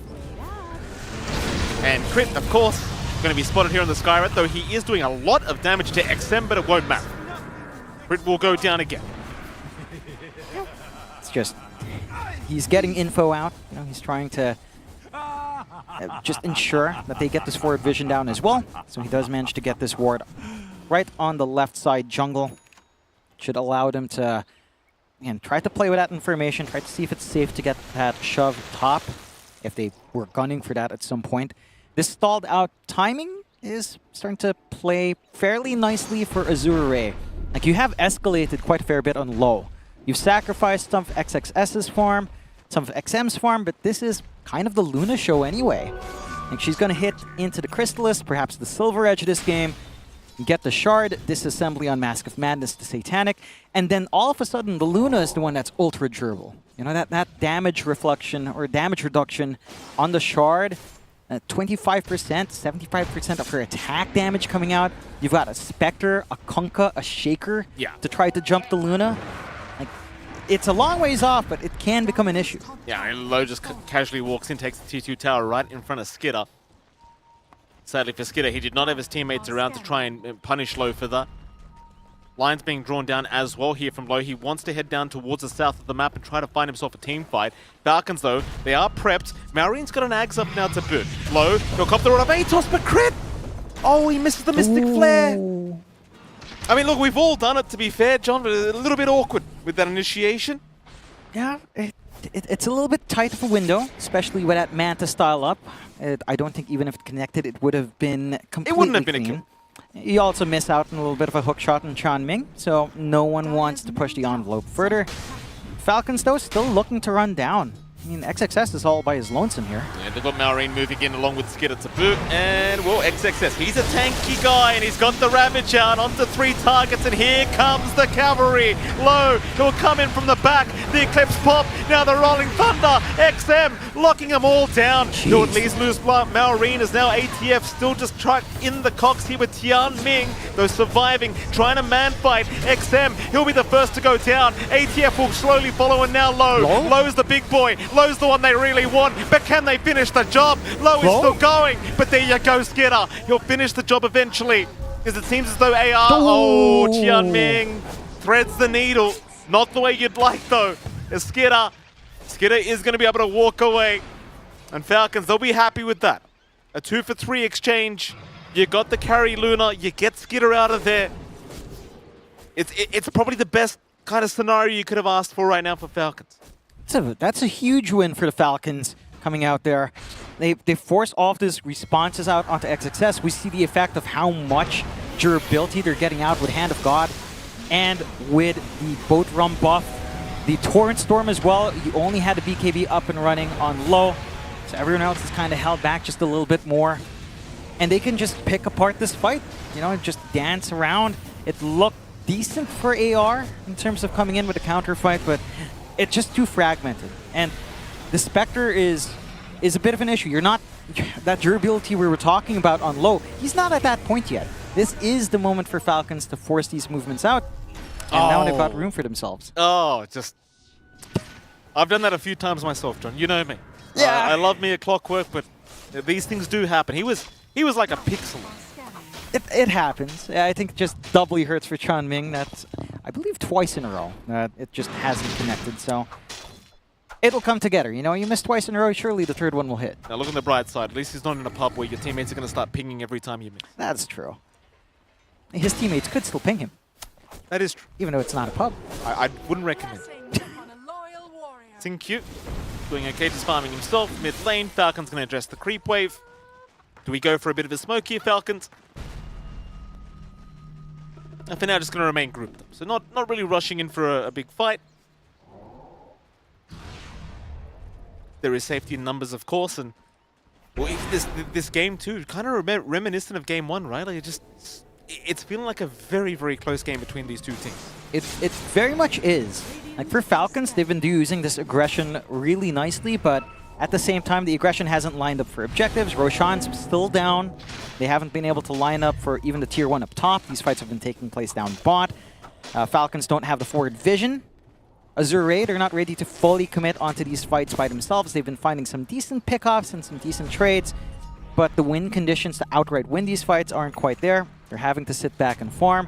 You've got the full basher up on Skitter, so it's just easier to go for the chase now. The Spectre, they've been playing around the Shadow Step really nicely, playing pretty much an Assassin Spectre style that you tend to see nowadays to nearly its full effect. The next flashpoint to this Roshan, it's a quick respawn coming out here, Mike. It's a nighttime spawn, and they have the vision coming in here from Azure with a nice Harpy Scout camping it. Going to be a big objective. 26 minutes in, Roshan now officially up. Immediate pings towards the Roshan pit. AR, they're going to have the first kind of dibs here on the Roshan, and Falcons, they're going to need to be the ones to try and scout this out, get this information, and maybe try to force a fight. I mean, both teams have all spells available right now. Again, I think Azure definitely still feels like perhaps the stronger team in the Roshan pit, but that is very arguable. They just get it for free. Just again, Falcons with a lack of vision, not even camping the creep. Like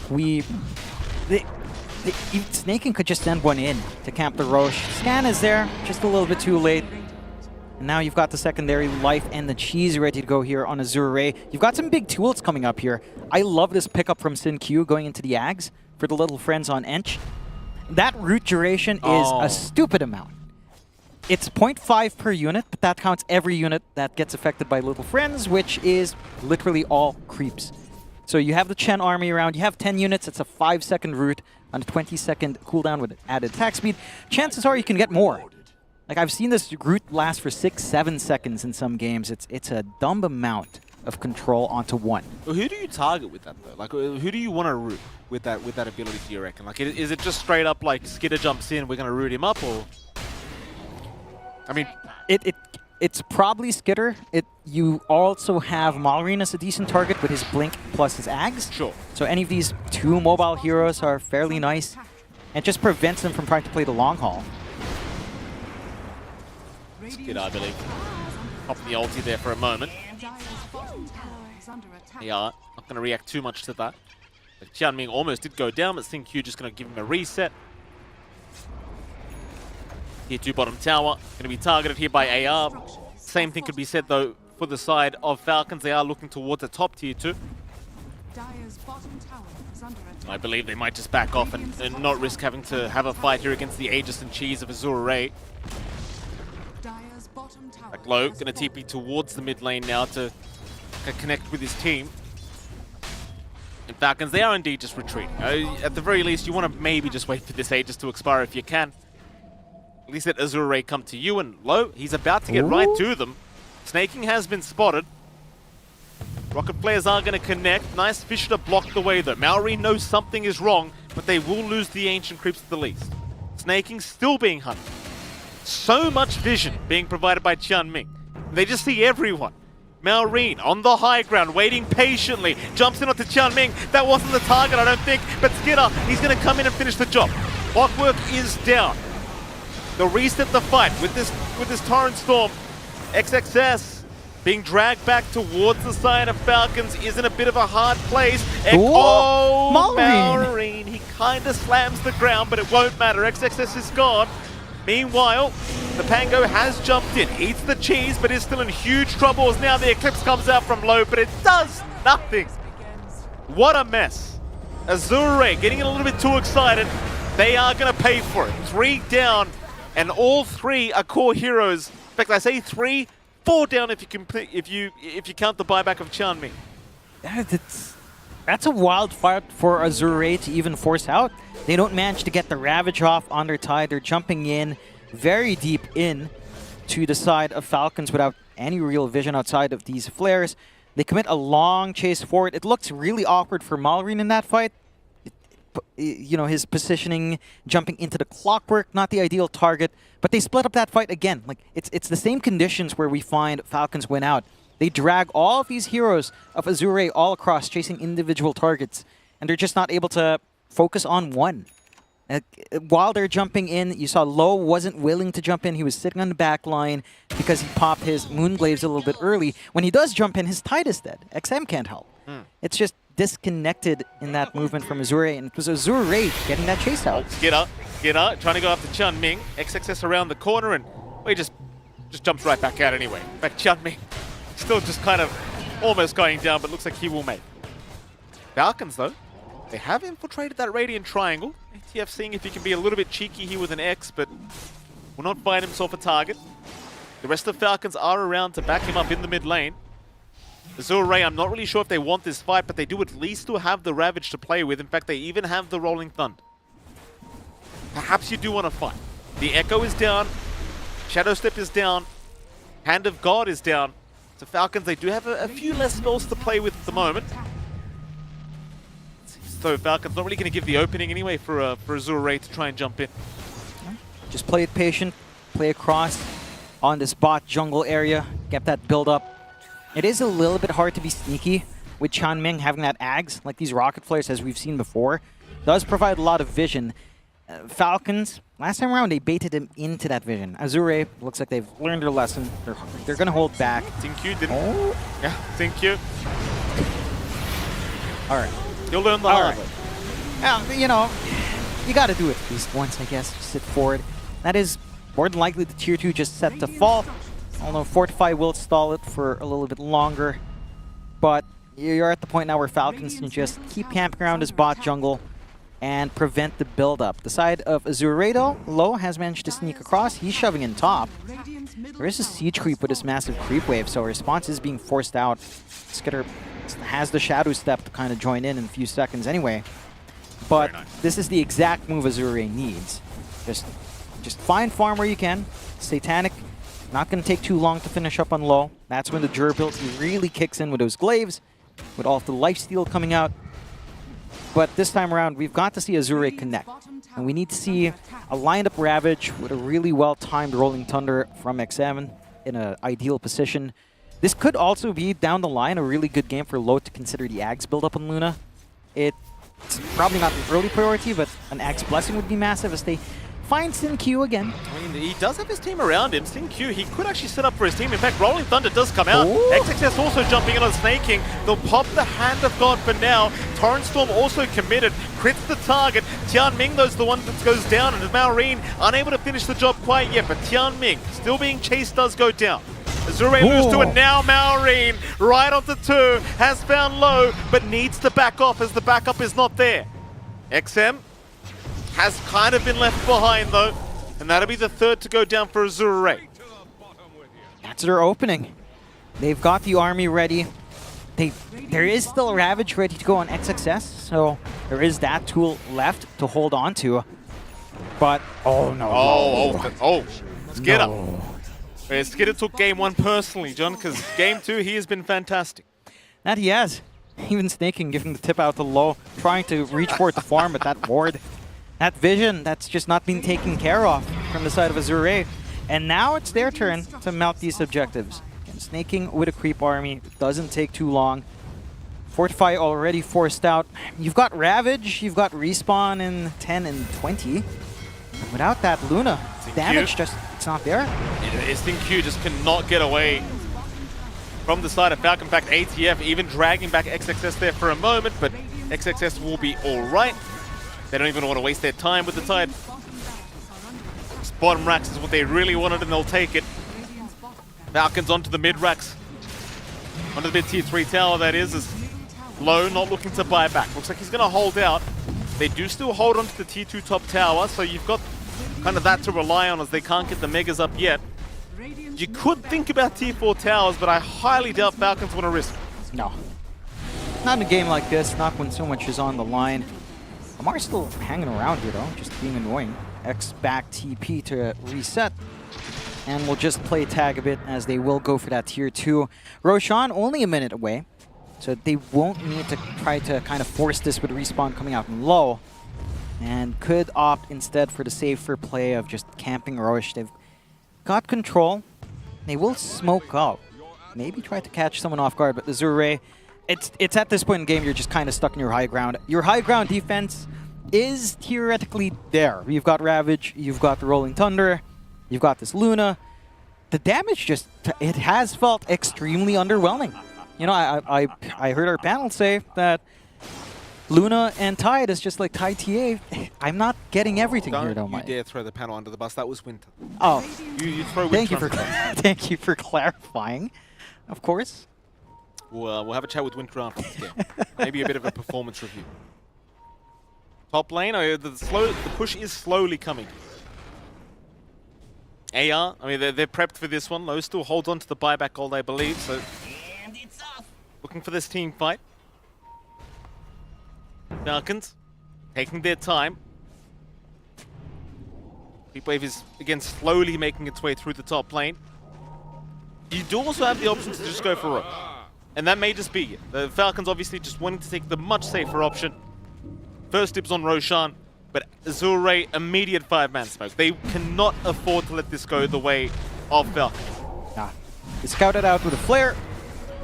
And they are in position. Again, if they get a good Ravage, could be big. They see ATF, but you've got to decide, do you want Roshan, do you want ATF? It seems like they want the Kunkka. ATF, that's a quick BKB from ATF! Ravage is completely whiffed. Aegis will go the way of Skitter. And it is complete chaos now for Azure.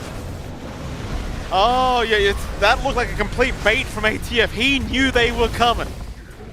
And they could not resist the Kunkka. GG is called. What can you do?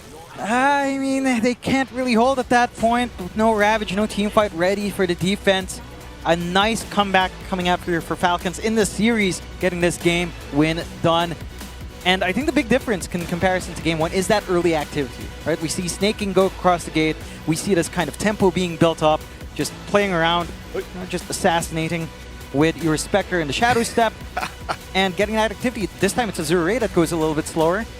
And, you know, still somewhat serious. A few smiles here from Falcons, but they do manage to bring out a game number 3, Mike. Yeah, give credit a break, by the way, Jonathan. Obviously, the guy seriously was just playing Skyrim Major. He had a pretty depressing game, I'm sure. Nevertheless, though, I'm sure he's very happy to know that they are going into a Game 3. And, well, speaking of depressed, here we are. Zurain not looking happy at all here after this Game 2, and you can't blame them for that either. At the very least, we're happy, John. We get a Game 3 between these two teams. Of course. Oh. That's what we're gunning for, right? Like, yeah. We've had nothing but best of 2s into a Game 3 now on the last day. No other way to start off these playoffs. Well, let's throw to the panel and see what they had to say about this game number 2. Much appreciated, Mike and John. Falcons managed to bring things back and push to a 3-game series, which is probably going to be the theme because we're also looking on the secondary stream. G2IG and Gaming Gladiators are currently facing off, and it looks like they're going to go to 3 games as well because I guess both teams are finding answers to Game 1 issues. I guess for Falcons, Game 1's issue was we got mowed down in lanes. And this time they kind of fixed that. Yeah, on top of that, I think they did a better job having solving some scaling problems as well. And we were talking about, okay, well, this is a team that's been winning games around 20-30 minutes. If if Azure are good at dealing with that, should we maybe slow things down a little bit? And this time they choose to grab a Spectre, which kind of fit both bills because they were using it as an early mid-game ganking tool, but then also had that fallback plan to be able to scale later on into the game, right? Which ended up not being necessary, yeah, but just it's in still, case. it's like, it still kind of shows the mentality of that kind of pick in this situation, I would say. Yeah, Azure tried some other stuff this game. Was this their first Clockwork of the tournament? I'd say? This would be their first Clockwork of the tournament, yes. I mean, all these pickoffs are kind of, I felt like, enabled by AR. I think that the way they were playing the game, after the laning phase was fine, but they were not really playing around the right heroes. I think after the Tide killed the top tower, he had a Meteor phase boot build and then he went mid. They were like not grouping around the Tide to take the mid tower, and it took the Tide very, very long time to take the mid tower. And when that was happening, the supports were getting picked off. I think it was the Eng that got killed twice by the Spectre, and that kind of gave Spectre a lot of like gold and XP. Like whenever you're playing against this kind of like Spectre lineup, the reason why you want to have like a Tide in the game is so you can group around him and prevent the Spectre from getting all these solidary pickoffs. And after the mid tower, I also didn't really like the itemization of the Tide. He went Meteor phase boots into Dagger. I think he should have just prioritized getting the pipe. They needed to just get pipe so they huddle up together and make sure that the spec stops getting any pickoffs. And also the supports, they went Vessel on the Enchantress and they went Aghanim's on the clock, which I felt like they didn't really understand what they needed to do in the game to win. They needed to make sure that in the team fights they don't die, so that their items has to be helping them to keep themselves alive, like getting like a Dragonlance Hurricane Pipe on the Enchantress, so you have the 4-staff built in. Or maybe on the clock where you could build a Glimmer because you're playing against Skyrath, or you could also build a 4-staff. As long as you don't die in the team fights and you have the pipe on you, you're going to do damage as the Enchantress. And that was what did not happen in the game. It was a very quiet game for Q. Yeah, especially after game 1. Yeah, I mean, game 1 he was popping off, which you can't play that well every game. But I think this might have been his individually weakest performance in the tournament. Obviously, one thing is looking at the KDA, but like Winter pointed out, maybe also slipped up a little bit around the map and gave a couple of freebies away here or there that were a bit uncharacteristic. I mean, it's not exactly like one person's fault here. It's like the whole team has to understand what they needed to do. It was also like the Pango, he wasn't really playing around the Tide. Whenever you have this Tide against Spectre lane, a Spectre matchup in particular, you have to be very, very aware that you have to be around the Tide. And I felt like the Pango was also kind of greedy in some instance when the Tide was already ready to fight and ready to take towers. He was just like shuffling waves and just not really playing around the Tide. Something else I want to mention as well is I think it's very refreshing to see how many heroes ATF is playing for Falcons. I think they're really his hero pool in this tournament. I don't know how many heroes he's played, but we're almost reaching a point where this whole meme of ATF only plays 4 heroes. 5. He's playing a lot of different heroes because his heroes are getting banned, and this he just keeps adding hero heroes. now. So Kunkka was pulled out in this game. He played great Brewmaster yesterday. Yep. It feels like, you know, this is where you want to be with this guy on your team. You're getting respect bans on non-meta heroes because it's him. Yep. And then on top of it, he can also run some of the meta stuff. I think he played good Kunkka this game. Centaur. He has played Centaur as well. I think that one was a loss, if I remember correctly. Yeah, the Blade Mail Centaur. He won one and he lost to the he's other. also won one. Yeah. Okay. But yeah, he's definitely deviating, and I think credit where it's due, right? As much as people like to meme on it, you know. Usually there's a bit of truth to the memes, but I think people should keep an eye out for how much ATF is diversifying in his picks. And if we're shining lights on Falcons players, I'd also like to shout out to Malrine, because he is playing with TI winners and major winners, and I don't think there's been a single game where I've been like, oh yeah, he's clearly just like out of his depth right now. He is slotted in flawlessly with players who are far more experienced with him, and he himself does not have that much experience. He's relatively new to the scene. He's 19. Although I believe technically he wanted his handle to be pronounced Malrone because the 1 is 1. So it's Mal. I think I've asked him about it, and he was like, "What are you talking about?" So I don't know what to Really? believe. Yeah. Oh, okay, fine. I think I played a game with him, and I was like calling him Malrone. He was like, "What are you saying?" I was like, "Okay." And then I said, "Tsunami told me." He's Yeah, like, what great. are you talking Yeah, throw about, me on dude? it.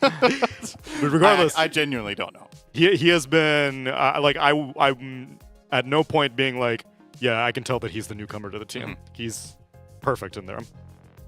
For sure. It's reminding me a little bit of, I guess, a little similar to Laurel in Spirit, where it was like, you know, these are world-class players that have already done it, and you're the new guy, so eyes are on you. Can you perform to the level of Toronto, Tokyo? But Laurel's first, he had a little bit of a build-up phase. Yes, he did. It's kind of like Malrine has skipped a little bit of the growing pains to an extent. But wouldn't you say whenever you have a new player slotting into the team, it's easier if you're mid player, so your side lanes, they're already very they have very good teamwork amongst themselves. So then you're just slotting in. Usually, though, then that mid player has a lot of volatility built in, where like the side lanes are very stable, so that the mid lane can either have really high highs or really low lows, and it's okay because the side lanes are always consistent. But wouldn't you say that comparing to slotting in a new position 5, so your carry needs to figure out how to play with that position 5? Right, it's a solo lane. I would agree with that. Yeah. But it will be a lot harder then.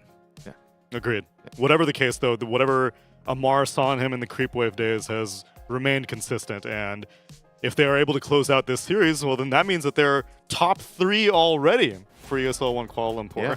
So this series counts quite a bit, and we are going to close out this series after a quick break, and we will return with game number 3 of Team Falcons taking on Azure after the break.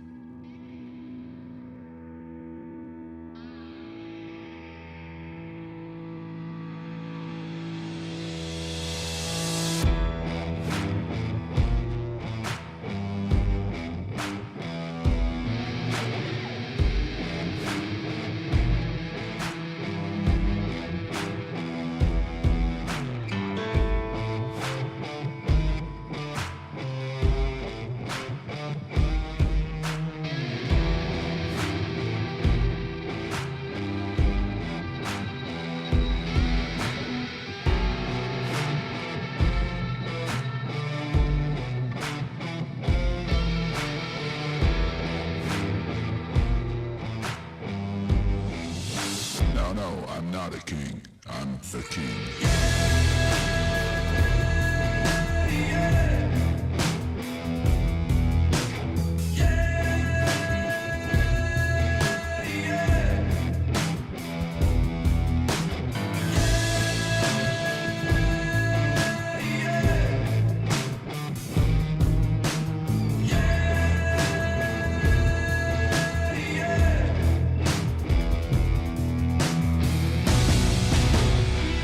Just wait a minute, I got one last ticket. Do you wanna come with me? I gotta say I'm on the business. Say I wanna just believe me. I said I wanna take you out there. I got one last ticket. I got one last ticket. I got one last ticket. No, I'm not a king, I'm the king.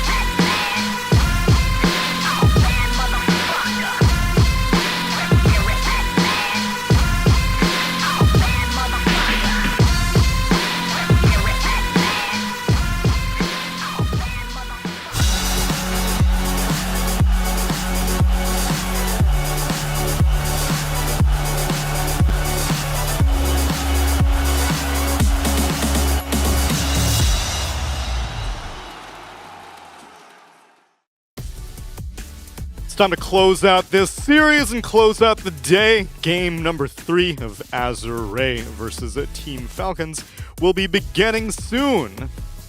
And how exciting it is. It's very weird that we're about to crown a top 3 finalist. But that's the stakes right now. China's back? Question mark. If G2 and Azure both win, that would be wild. I would never have imagined that that would be the state of affairs after TI ended. Yeah, we would have a guaranteed Chinese finalist team at Yeah. that point, right? So. And when's the last time that happened? Feels like it's been a while. It's easy to have selection bias, but I feel like in the last year, it's been pretty few I think it's the instances. last 2 years. I don't think China's been because, well, this year was all just Liquid and Gaimin as finalists. Yeah, maybe you're right. And then last year, Arlington, Spirit LGD. Yeah. Yeah, LGD made some, or one. Maybe I'm just coping. I don't know. Well, Don't surely worry. with two teams in the top 6, yeah, let's not one of them count our chickens before they hatch here. one of them will get there. All right, this time around, switch up. Weaver makes it through for Azure. And like Winter talked about, Azure had been prioritizing, at least we assume, first pick. This game they will be getting first pick and Dire, just like they were in the first game. And they're going to use this first pick to grab themselves the Weaver away from Falcons. So what do they think is the solution is the question. Because they're running this themselves all the time as their overall first pick. This is one of Crit's most played heroes this event. Is there actually a solution? I mean, it's a flex pick. Do you actually just want to pick a hero that counters the Kunkka? There you go. Okay, Kunkka is good against Core Weaver because of X Mark. You can always catch him. It's also good against support Weaver, right? Yeah, I guess so. It's pretty good. It's good on both. And usually when you're playing against Kunkka, you don't really want to be like the Core Weaver. Like there are two heroes I would say where when you're playing Core Weaver, you don't want to face a Kunkka and you don't want to face Faceless Void. Yeah, those are definitely two of the absolute worst. And for Falcons, this is proving to be a flex. Because we know Amar can play it. Yep. This is a hero Melreen plays very well. Yep. And I don't know if this is something we're going to see in this tournament, but I have a little bit of a hunch that 4 Kunkka is playable now, again. 4 Kunkka? Wait, what do you mean again? When was the first time? It's... I'm old, okay? 10 years ago. I remember good old Lanham position 4 Kunkka back in the Buying days. Armlet, right? Yeah, I think he even bought Armlet face boots. It's been a long time. I've never heard of this. But it wasn't a viable thing to do at one point, and I think 4 Kunkka is playable if the conditions are right, if you have a good ranged position 3, or even a melee. You're definitely in the right coping situation. right now. Maybe it's coping. I would just personally love to see it at least once. I don't think this is something Falcons are going to put on Crit. This is not what I would expect them to do, but I'm just saying there is a possibility maybe at some point in this tournament we could see it. I would love to. Crit is not going to be the first person disagreeing to that. I mean, Amar is going to be saying, "Are you going to ruin my lane position for Kunkka?" Are you sure?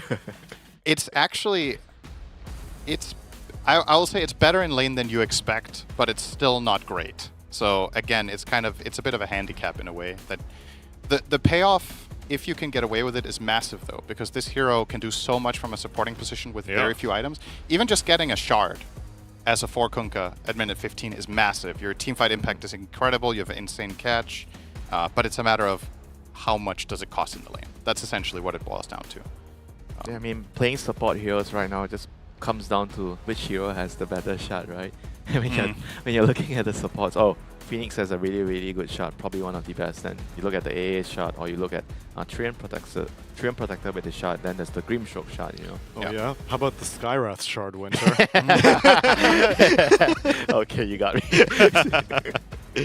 That is probably the most useless one. It's gotta be. Here comes Ench again. There's no Chen this time around though, so it's not 1-for-1 trade-off. It is literally just going to be Falcons running it into where I feel like Azure, the games that I've seen, they've either had Chen, Ench, or Phoenix in most positions here. So what's left? Shaker, I guess, is still there for them if they want to run that back for Xingqiu. Apparently they used Rubik a fair amount. Well, actually just 2 times. Feels like a counter pick though, right? That's true. There's no reason to pick Rubik here. You don't. Weaver? Probably only against Weaver. Maybe against Weaver, maybe they were against Shaker or something like this. But I would definitely not recommend picking Rubik here for Azure. I don't think there's any upsides. The lane matchup against Ench is bad. You don't steal anything good. I mean, in terms of generic ones, Pugna, we haven't seen today too much. Interesting. So we might see like a Tusk and Weaver support duo, or Weaver could still be a core. Weaver can definitely be carry low, plays a... Weaver and Tusk, I guess. That's the lane. Weaver Tusk lane is pretty strong. The crazy lane. Yeah. I prefer Weaver and Treant Protector. I think Treant Protector gives you what you don't have as Weaver. Because if you look at Weaver's itemization, you don't really build regen items. So Treant Protector, Treant Protector gives you the heal and the armor. Tusk is more of like you want to just run over your lane and keep killing. And it's also a really good save against the X-Mark. Yeah, do you think the specific reason they picked Tusk here, considering this isn't something Azure run very much, that is the reason, is a combo break? Yeah, more or less, I feel. It just doesn't stereotypically match what we've mainly been seeing from them. It's a laning thing, you know. I think, like we mentioned about how all these Chinese teams have been putting a lot more priority in the lane. This Tusk and Weaver is telling me that they just want to be able to snowball from the lane, literally, and try to get Weaver off to a good start, even though Core Weaver doesn't really like playing against Kunkka, but you have to just get an early BKB to deal with that and try to make use of your early game advantage from the Tusk. I guess it's also flex fully still. Weaver could be 4 and Tusk 5. I think Weaver Brewmaster is a pretty good lane. But I still do feel like when you pick the Tusk like this, it just suggests that the Weaver, at least to me, you know, it really suggests that the Weaver is going to be with the Tusk. But like you said, you know, it makes it a very viable strategy, which makes it more difficult for Falcons to find the right oh picks. my god, I don't want to play Weaver carry now. Weaver damn is it. not, Weaver is not carried. I just refuse to believe they're going to do that. 2 of the hardest counter picks in the entire game to the hero are now in the enemy team. Don't put it on position 1. Don't give it that much priority. So play some what? Wraith King? Tank the Chronosphere? I guess. Well, I'm trying to think of what carries are generally good against Void. If you wanted to do it, we talked about the carry Doom being an option for this team. This could be a game you could do it, or put, but maybe Doom Phantom Assassin and Brew Assassin is probably a bit too out there. I think PA and TA could be good. Hoodwink could be good choices, but Hoodwink is also a support that's very, very strong in the lane. They're both very good laners. Hoodwink plus Enchantress. So both teams are really putting a lot of priority onto the lanes itself. I feel like I just need to look at the hero list. There is a pick here, and it's definitely not putting Weaver carry. That can deal with Faceless Void carry? Wraith King. It's also, you want to find a hero here that can match up into Void, but can also handle a Kunkka plus Hoodwink lane. Yeah. This is a good solution. I like this. Lone Druid plus tag team. I think this might potentially be the best possible hero they could have got. Because now you have a carry that is extremely tankable during Chrono, as long as you get True Form off. You just need to activate it. The cast will finish if you get Chronoed mid-animation. You are an absolute lane bully against a Kunkka Hoodwink lane. Hoodwink does not deal particularly well with the bear. And you enable this, which I'm assuming will be a position 5 Tusk, to have a very strong impact in the lane with tag team. So I just think this was a great pick. And the strategy with the whole lineup, you're going to have a Solar Crest on one of your supports with the Lone Druid, and you have the Brewmaster to play around the bear. So you're going to be very, very strong together. And if you look at Falcons, if you're trying to just play around the Chrono and try to kill people, it's definitely not going to be easy. And if you use your Chrono and you don't win a significant team fight, guess what? The Lone Druid is just going to kill all your towers in the game. Yeah. This is very, very dangerous. You know, I feel like Falcons are gonna need to find a solution that can wave clear or something, delay the game, so that whenever your Chrono is down, you're gonna have to try to rely on that and make sure you delay until the Chrono is up again. Whereas for AR, they're gonna play a very, very fast tempo game right now. Is XM is an Invoker player, right? Alacrity bear. Alacrity is insane this game. It's good on the bear, and it's good on it's good on the melee brew split. To take towers. I think the control will be really nice here too, setting up if for... If you do that, I will put my Kunkka mid. So I'll get a free lane. I'll win that lane, so... But then I'm putting my Lone Druid mid. Okay. And my Invoker and then what, your Invoker safe lane? Sure, bro. The layers. Hey, we've seen Huskar safe lane today. That's Invoker true. is... Okay, Invoker did safe lane is even worse. Sorry, did it win? Did the Huskar safe lane win? It got solo killed twice by Dragon Knight, but we don't talk about that. That doesn't happen. Minor details. Can Puck Falcons run Invoker? Dazzle. This is a nice hero. Yeah, the reason I was thinking about Invoker is first of all the alacrity, but also the tempo that you're presenting when you're running Lone Druid Brewmaster is extremely mid-game heavy. So I just wanted a mid hero that offers that and matches that pace. But it's greedy. Invoker is greedy. Dazzle is not. Dazzle goes with the team you heal. Invoker doesn't have to be greedy. We've seen games where teams play it very aggressively. But I feel like I think Dazzle is amazing the for the Dazzle same reason. Ties the whole lineup with the Weaver minus really armor, the tag team and everything, and it gives you another save against the Chrono. So now who are you going to Chrono? You're going to have the Chrono, the Tusk, the Dazzle mainly, and maybe the Weaver at some point is going to get an Aghanim's, then there's going to be another problem against the Chrono. They're going to have to find like heroes that can kill without the Chrono. You know, they need more damage right now. And they also need a mid hero that doesn't lose the lane to Dazzle, which is still a concern, because that means a lot of the melee heroes that Malrina's been playing are out of the picture. They all lose. Should they just pick an off laner? Oh And no, you who do can't put you can't put Konka to Konka can't against win this Dazzle. lane Yeah. either, so it's actually a bit of a... Oh, okay, that's a good pick. Okay, that is a good pick. If ever I see a good sniper pick, this is it. Sniper beats Lone Druid, he can do well against Dazzle in the lane. His only concern is the Snowball and the Brewmaster closing the gap against him. Are you concerned about speed here? That the Falcons lineup playing Sniper Slow? plus Void against a lineup that can literally Yes. push every tower But minute 15 is... you know what? You have Enchantress and Hoodwing, which are great for you to win the lane, so you can delay the game. I think if Falcons win the lanes, they're going to win this game. I'm pretty confident in that. But if it's like even or if they fall behind, this has the potential to be a stomp by the Azure lineup. So as usual, there's a lot riding on the lanes, but this seems like an extreme case of it, where the game can get very one-sided very quickly. Yeah, and for AR, I feel like they just need to make sure they survive the lane, and once they get their levels and their items, their Solar Crest, they grow up together, they have minus armor with the Weaver, the tag team, Solar Crest. Lone Druid is gonna absolutely kill everything. All that minus armor with Dazzle Axe and Dazzle is nasty. So gotta be on the lookout if you're Falcons to not slip up and keep it together. If they do get to later in the game, I feel like this is a game where Void Sniper just flat out win. Like if it goes late enough. Yeah, so agree. It's funny how the series started out, right? It's like, oh, this is the team that wins Falcons their games in was 30 supposed minutes. to be mid-game. Falcons are gearing up for late game. Faceless Void Sniper on Falcons. Yep. It's a change of pace, and let's see if they are able to, I guess, delay the pace, because they're hoping that this game goes late. Let's see if our casters are inclined to agree. It's John Expire and MLP Dota. Oh, thank you so much, Tsunami. We are going to get into game number 3 here between Falcons and, of course, Azure Ray. Jonathan, I know you're disgusted right now. There's a Dazzle, there's a Sniper. Who are you more disgusted by, though, is my question. Sniper, 100%. Really? No, that hero is atrocious. If you know, it's your typical pub hero, and if it has a good lane, is my thing. Like Dazzle up against Sniper is not the comfiest for Dazzle. Sniper can just play at range, play with shrapnel, get some free right-click harass. It's going to be a bit of a concern trying to jump the back line. There's a lot of pressure now on Azure to try to snowball in, and that can be easier said than done, depending on how well the vision's set up by Falcons. Like, there's some pressure on the side of Azure to not drop the ball in these lanes. Like, these lanes have to go pretty even, if not a win somehow. Like, if they can find this pacing to kick in, it can go in their favor. I just have question marks about Dazzle versus Sniper. That just doesn't feel like a lane Sniper is scared of at all. No. I'm kind of shocked as well with your response, by the way. You spent the last few months just complaining to me about how annoying Dazzle was to play against. Yeah. You hate Sniper that much? Sniper's even worse. Okay. It's just annoying. That's all right. You know, it's like...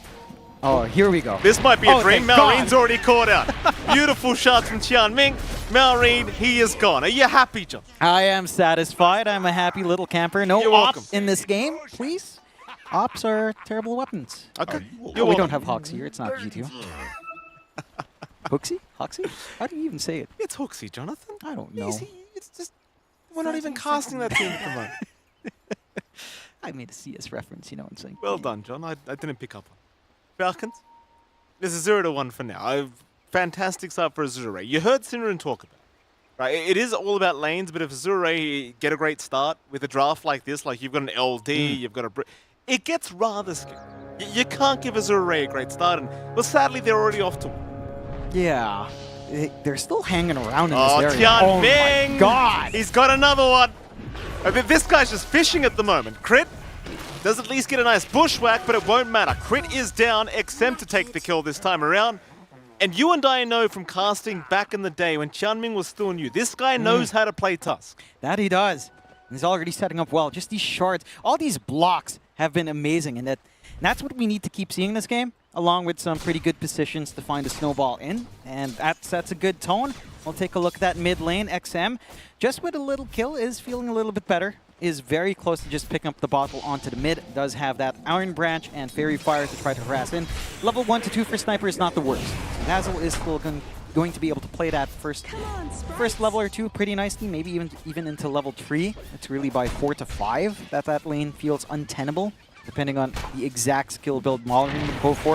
With Headshot level 1, he can trade pretty nice, but that does leave you vulnerable to being a little bit too close for a couple of right clicks from XM. Down bot, of course, we have been taking a look at Skitter and Snaking up against XXS and SinQ on that Weaver and Brewmaster up against the Faceless Void and Ench, of course. XXS on the Brewmaster is a scary prospect. Like, we've seen this man stomp once he has his levels, once he has his items up on this Brewmaster before, and I don't know, when I see him on this hero, I just feel a little bit worried for the enemy team. Yeah. Shards off the mark here from Tianming. ATF able to barely avoid that one. But yeah, I believe Winter mentioned it's quite a devastating combination, this Tusk and Lone Druid, of course, with the tag team. You can't really get caught by those shards of Tianming because they can melt you very, very quickly with the right amount of XP and levels up. Now Falcons sitting comfortably up the top lane.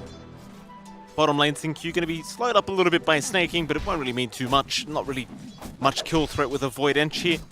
They're more than happy to just allow Skitter to hit some creeps right here in the Void, and it is really, really so important that they win out these lanes on the side of Falcons. And well, that for now, it seems to be quite an even affair.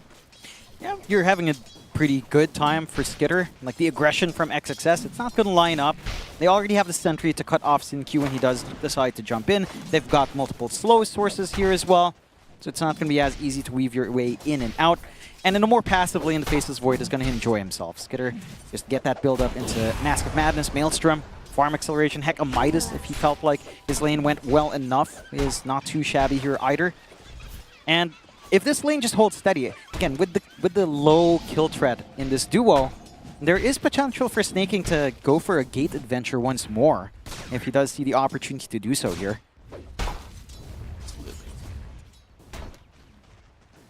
Now Skitter going to pull a nice little creep wave away here on the Void. Just hang around by the tier 1 tower. It does actually drag it underneath. The Snaking's already got the small camp pull going, so don't want to waste any time with just holding onto this creep wave. Get rid of it. Yeah, the Void already top CS on the board, 15 and 5. It's a good sign here for Skitter. Top lane, Tianming trying to be as annoying as possible towards ATF, but Crit is going to intervene. Because it is still a Tusk, so he's quite a tanky boy. Crit just going to force him away with some right clicks, but not going to mean too much. Just buying some space out. That is providing a ton of space out for Low in the 1v1. So he is keeping up quite good pace here on the Lone Druid. No pressure. Really hard to just shove away that bear. And we heard it from Winter. The Hoodwink doesn't handle the bear all too well. Even with Blightstone up, the bear is fairly tanky, so you're not going to be able to stop that farm from Low. He should have a stable enough time. I am curious as to whether or not we will see mid-rotation this time around, though. Like, it does feel like with how stable these side lanes are for AR for the most part, at the very least, Tianming getting a rotation onto mid would be one way to get things done. So much damage being dealt onto Xingqiu here from Snaking. In fact, Xingqiu actually going to turn back around with the Sakuchi going back towards Snaking.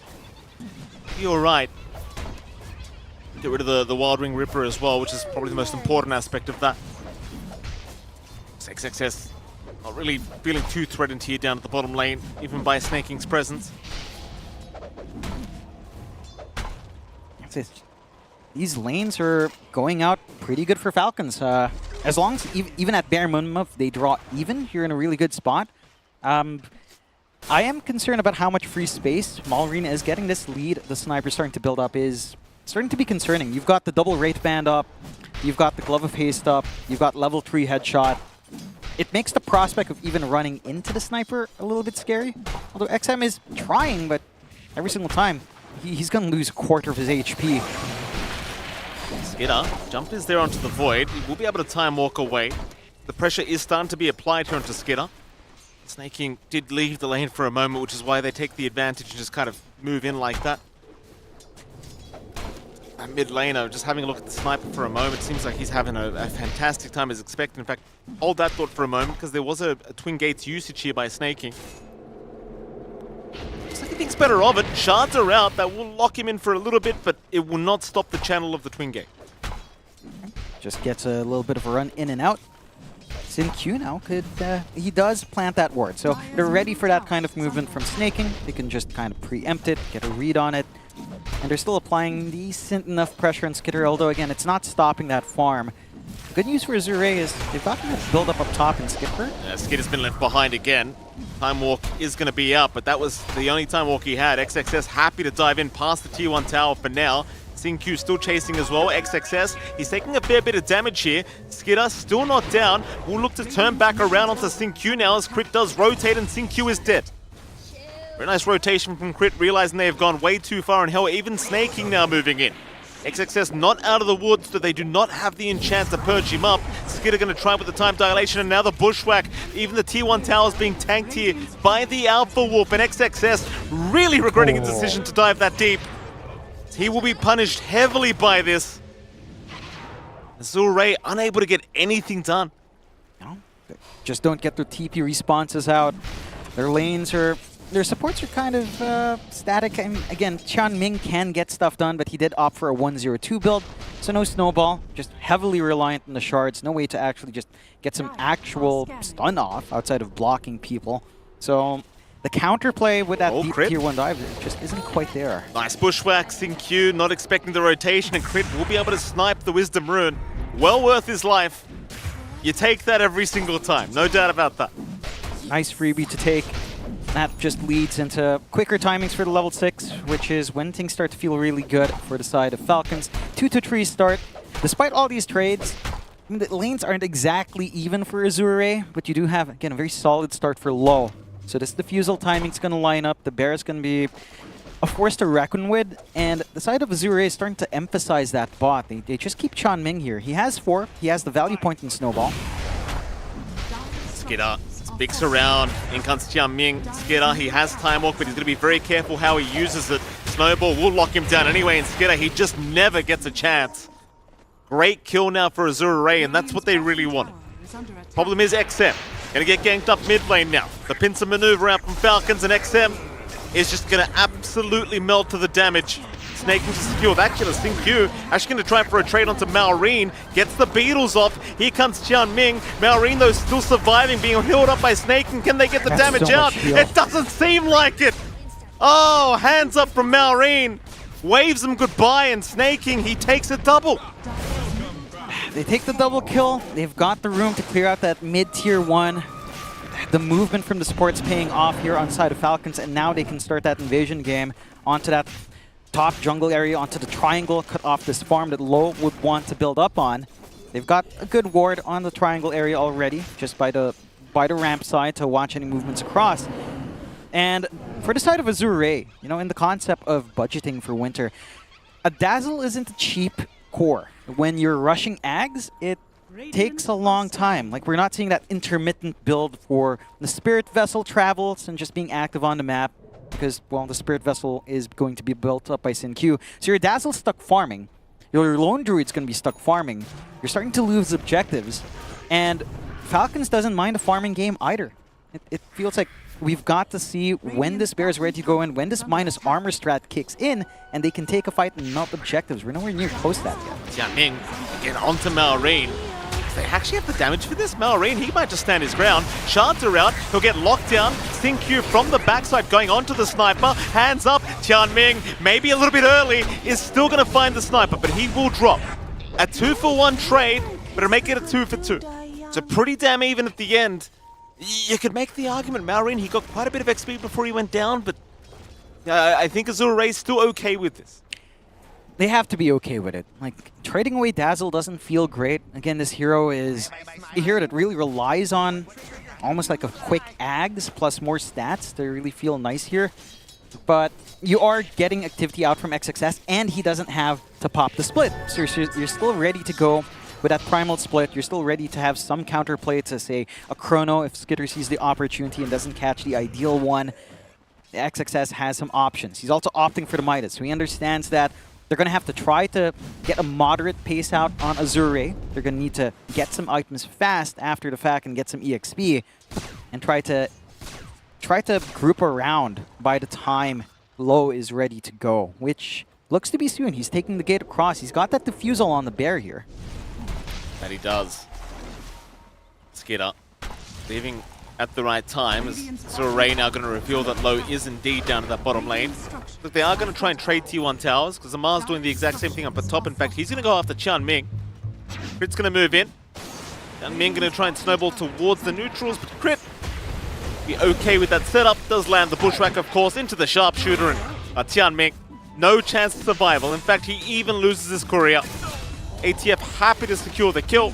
At the very least, Azure Ray does get the bottom tier 1 tower, but again, ooh, hold on a minute, top lane. Someone went through the twin gates. XXS? XXS is here with the split, so they have not dealt with the top tier 1 tower yet. XXS, he does have the split, but does get caught with a bushwhack. Into the stun now, into the torrent, but it's still not going to be enough. XXS just too tanky. Will be able to survive all the spells being thrown his way. And ultimately, AR, they are able to secure, keep safe that tier 1 top. Yeah, they defend a tier 1, they find a bot tier 1, and because they force off that attention up top, that leaves our vulnerable Dazzle some space to farm. XM needs that catch-up farm. So this sort of math movement out from Azure does pay off, despite trading a little bit for that in terms of kills. They're more than happy, and they're still in position down bot going through the gate again. Want to try and go after Skidder. Instead, ATF top lane being caught by Tianming. They do inhibit as well with the Spirit Bear, though ATF forced to throw the boat out. We'll try and go after the Spirit Bear, but it does get just respawned here from low. No messing around. Doesn't want to risk throwing away 300 gold. Meanwhile, mid, XM. Could be targeted. Skidder, Chrono, it's up. He'll throw it out immediately. Just absolutely zero hesitation. Well worth it to take down XM. And without the Dazzle being outside of the Chrono, John, nobody's saving him. Nah, and not even a movement out from XXS to try to save with a split. Just would take too much time. Your damage in the Chrono is massive here from the side of Falcons. And that is the one kill that, again, throws this timing off from Azure Ray. With the Ags, you're looking at a lot of bad juju being spammed out, a lot of minus armor. And that's not coming out anytime soon. And that just gives you more time to play this game. Hold on to your objectives. No threat of being invaded across the river. You've got excellent vision across the map here from the side of Falcons to just watch a little bit more forward. The side of Azure Ray, it feels like they just are trying to play, again, a game of waiting for these items, waiting for the Ags under Dazzle into the Hurricane Pike. Might be able to catch Snaking, but it's not a high priority. And it's not an easy target to kill down as well with the Untouchable up and running. Snaking, he gets info and backs off. He has the ward down. They've just got really excellent map control to avoid anything Azure might be cooking up here on the side of Falcons. Yeah, it's pretty tough. And every time you fail to get the pos 5 inch, it just feels really bad, right? Because it's enough that you're using the time to just secure a position 5, and Snaking doesn't really care if he dies anyway. You know, but just being able to get away on top, it's never going to feel very good for Azure Ray, who are still hunting for a fight. Into the mid lane they go. Tianming and Xin Q having a look to see if they can find Maureen in the triangle, but the triangle is currently unoccupied.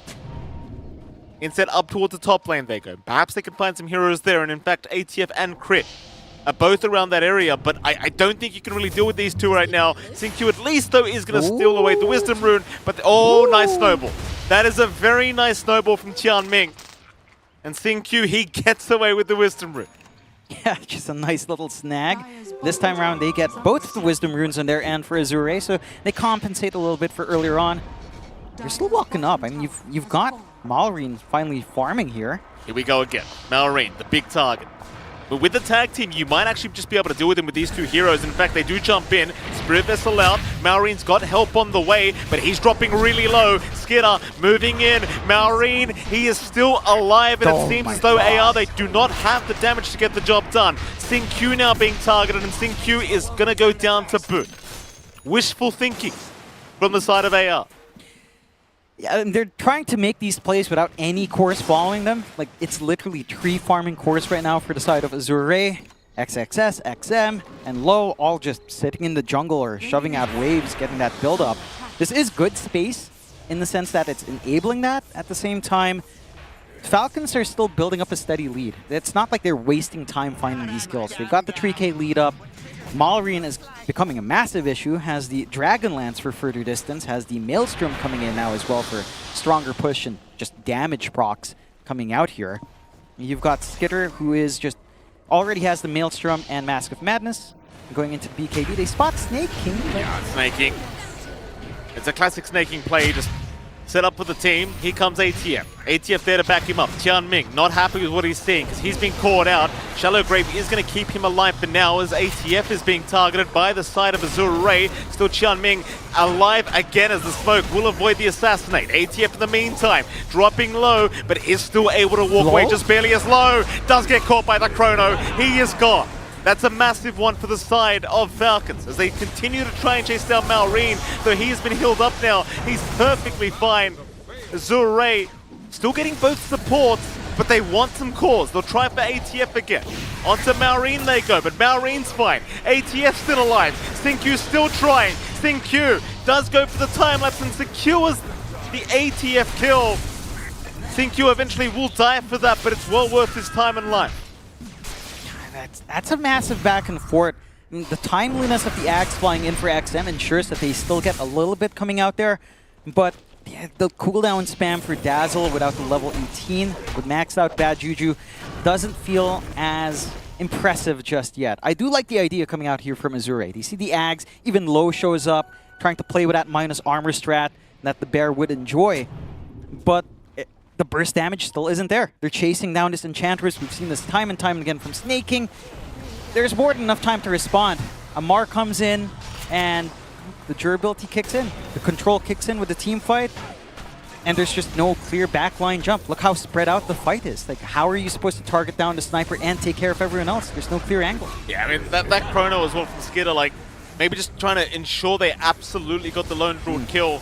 Maybe a little bit unnecessary. Yeah, he was quite low. It seems like Maureen already kind of had the damage to finish him off, but nevertheless, you probably could have used it in this instance where Xingqiu was just diving past the tier 1 tower. May have saved the life of ATF, but I suppose that is hindsight after all. That it is. I'm wondering how they rectify this damage issue, it feels like. It's not quite there from the Lone Druid just yet, and it's really not there on XM. XXS is providing a decent amount of control. The Radiance could help a little bit in the middle of these engagements. The mischance will make it a little bit painful for Skitter, but not by a large margin. Still a nuisance to deal with. I think you kind of want maybe some more control or output on Xingqiu. Turn this Weaver into a little bit of semi-core, like Atos into Gleipnir wouldn't be bad in this game. I think relieves some pressure on Qianming. The issue now is whether or not Xingqiu has the space to kind of build into that itemization. It just feels like they're being smothered just a little bit here on Azure. Absolutely. 14-9, 2k advantage for Falcons. Azure still happy to play the slower game. Like Low and XM are still farming extremely well on these two cores, so it's maybe just a matter of buying themselves even more time. Low, speaking of the devil, gonna see ATF down at the bottom lane. ATF already popping the Blade Mail, which might be the opening they're looking for. Snake King gonna move on to Qianming. Qianming copying the Shallow Grave, will survive a little bit longer. Goes for the Snowball, buying a little bit more time, but he is definitely just gonna die. Snake King will take that one on the Ancient. Well, Falcons now, they can just control that dire triangle. Rest of AR, I suppose you're not too concerned. Like, you lost your +5 task, but you're still split up across the map just fine, which is probably what they wanted anyway. Yeah, it keeps the lanes in check. It ensures that they can't really go for multiple towers off the back of a pickoff. Heck, even the pickoff coming out here for the side of Falcons, they can't really transition that into an objective. So the tier 2 still stand with no real threat. Roshan could be an access point, but this is not really a quick Roche taking lineup. They'd want to find more to take out before going into that area as well. On the side of Azure, and this is not the ideal circumstance for them, but all things considered with this lineup, they are only 3k behind. You've still got Low and XM up in net worth.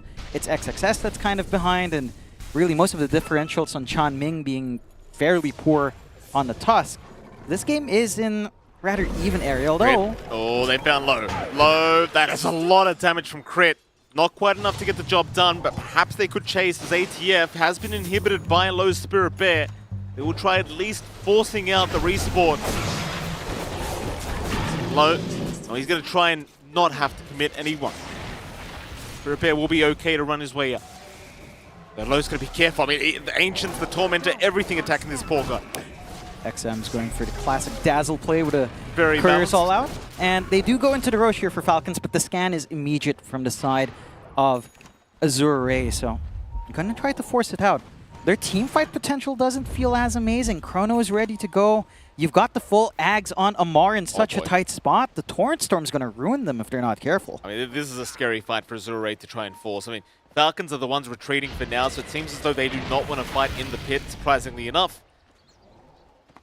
Falcons going to wrap around through the bottom lane instead. Tianming in position to break the smoke, does do so. Bushwhack off the mark. X is going to be there. They've got the tusk, but the snowball is going to allow him to get away from that. Back towards the creep wave, Tianming has ruined the surprise initiation. Maureen, he is very far forward. Is this really a bait from Maureen? It may just be, because he's still alive. The Spirit Bear, the thing that's dropping really low, and it is gone. However, Maureen still dropping lower, but somehow still alive. Low, still sending in more. There goes Maureen to the sniper. He's finally down. Meanwhile, Tianming being focused here by the Void, but Skidder trying to go back after low, decides better of it. Goes after XXS. There's your Chrono. He wants Thing Q, but the XM Dazzle, it's right outside the Chrono. He is not going to be able to kill anyone. And ATF, he's going for a TB, but he's within vision. He is within vision. That is a surprising move from the side of Falcons. You mentioned it. They were in the Roche pit. Sure, they got scanned out, but they're the guys with the AoE control. They've got Torrent Storm, they've got Chrono, and they want to force the fight outside. So far outside that Maureen is completely out of position, offering himself almost to XXS right up front. And I don't know, they couldn't leverage the spells they want to. You know, you hit this point where XM is standing far back enough. He has his 15 talent. The healing is starting to feel a little bit overwhelming. You have to respect a little bit of that. Right-click bouncing with a Shadow Wave. The healing bouncing back with the Ags. They've got some sustain to play with now in Azure, and that felt very forced from the side of Falcons. Yeah, very, very interesting attempt here. Even ATF just trying to TP away. He does get caught by a low Spirit Bear at the end. And Azure, they're going to be very happy with that. It's ages to go their way. Low's going to be sitting there pretty, and suddenly Falcons, the ones that need to kind of sit back and maybe get back to the farm game. That it does feel like. I mean, they've got the full Mjolnir on Malgreen, and even if they lose a couple of tier 2s perhaps, the high ground is insanely strong from Falcon. So even with his Aegis, it doesn't feel like you should be able to get as much done. Maybe some pressure onto tier 2s. There are still tier 1s standing here for Falcons. Like mid still stands, top still stands. That could be the safer play for the side of Azure. Or if they get some room out, this bot tier 2 could expand their area of control. They've already got some wards down bot. I do admire that Falcons has some forward wards that they set up. Maybe that's why they were going for that sort of movement out. Like they've got this ward by the, I don't know, this bathtub on the right side of the map by the tier 1. Yeah, one of the bathtubs. There are multiple of them on the map now. I thought we called it a hot tub, Jonathan. I don't see any steam. Okay. All right, you want to be technical, fair enough. ATF is going to X his way back towards the T2 tower. Like Azure slowly want to start moving through that bottom lane, thinking about perhaps the T2 tower. You do have that secondary life available on the lone druid, so more than happy to try and... In fact, hold on a minute. Tianming, he finds ATF. The Harpoon going to drag him back as well. With the shards out, ATF doesn't have many places to go, but a great tidal wave. With the Torrent Storm still going, Tianming is down, and Low is going to drop as well. Or at least the Bear will. His first life still intact, but not looking too good as the Bushwhack going to drag him right back into the loving arms of Falcons. And now the Chrono, it's only got the Bear. Skidder, what's the plan with this, sir? He gets the Spirit Bear, I suppose. It was just resummoned, so that's a lot of time where Low is actually not going to be able to do anything. Yeah, he has nothing. So it's basically going to be 4v5. Falcons, they fight into a really good position.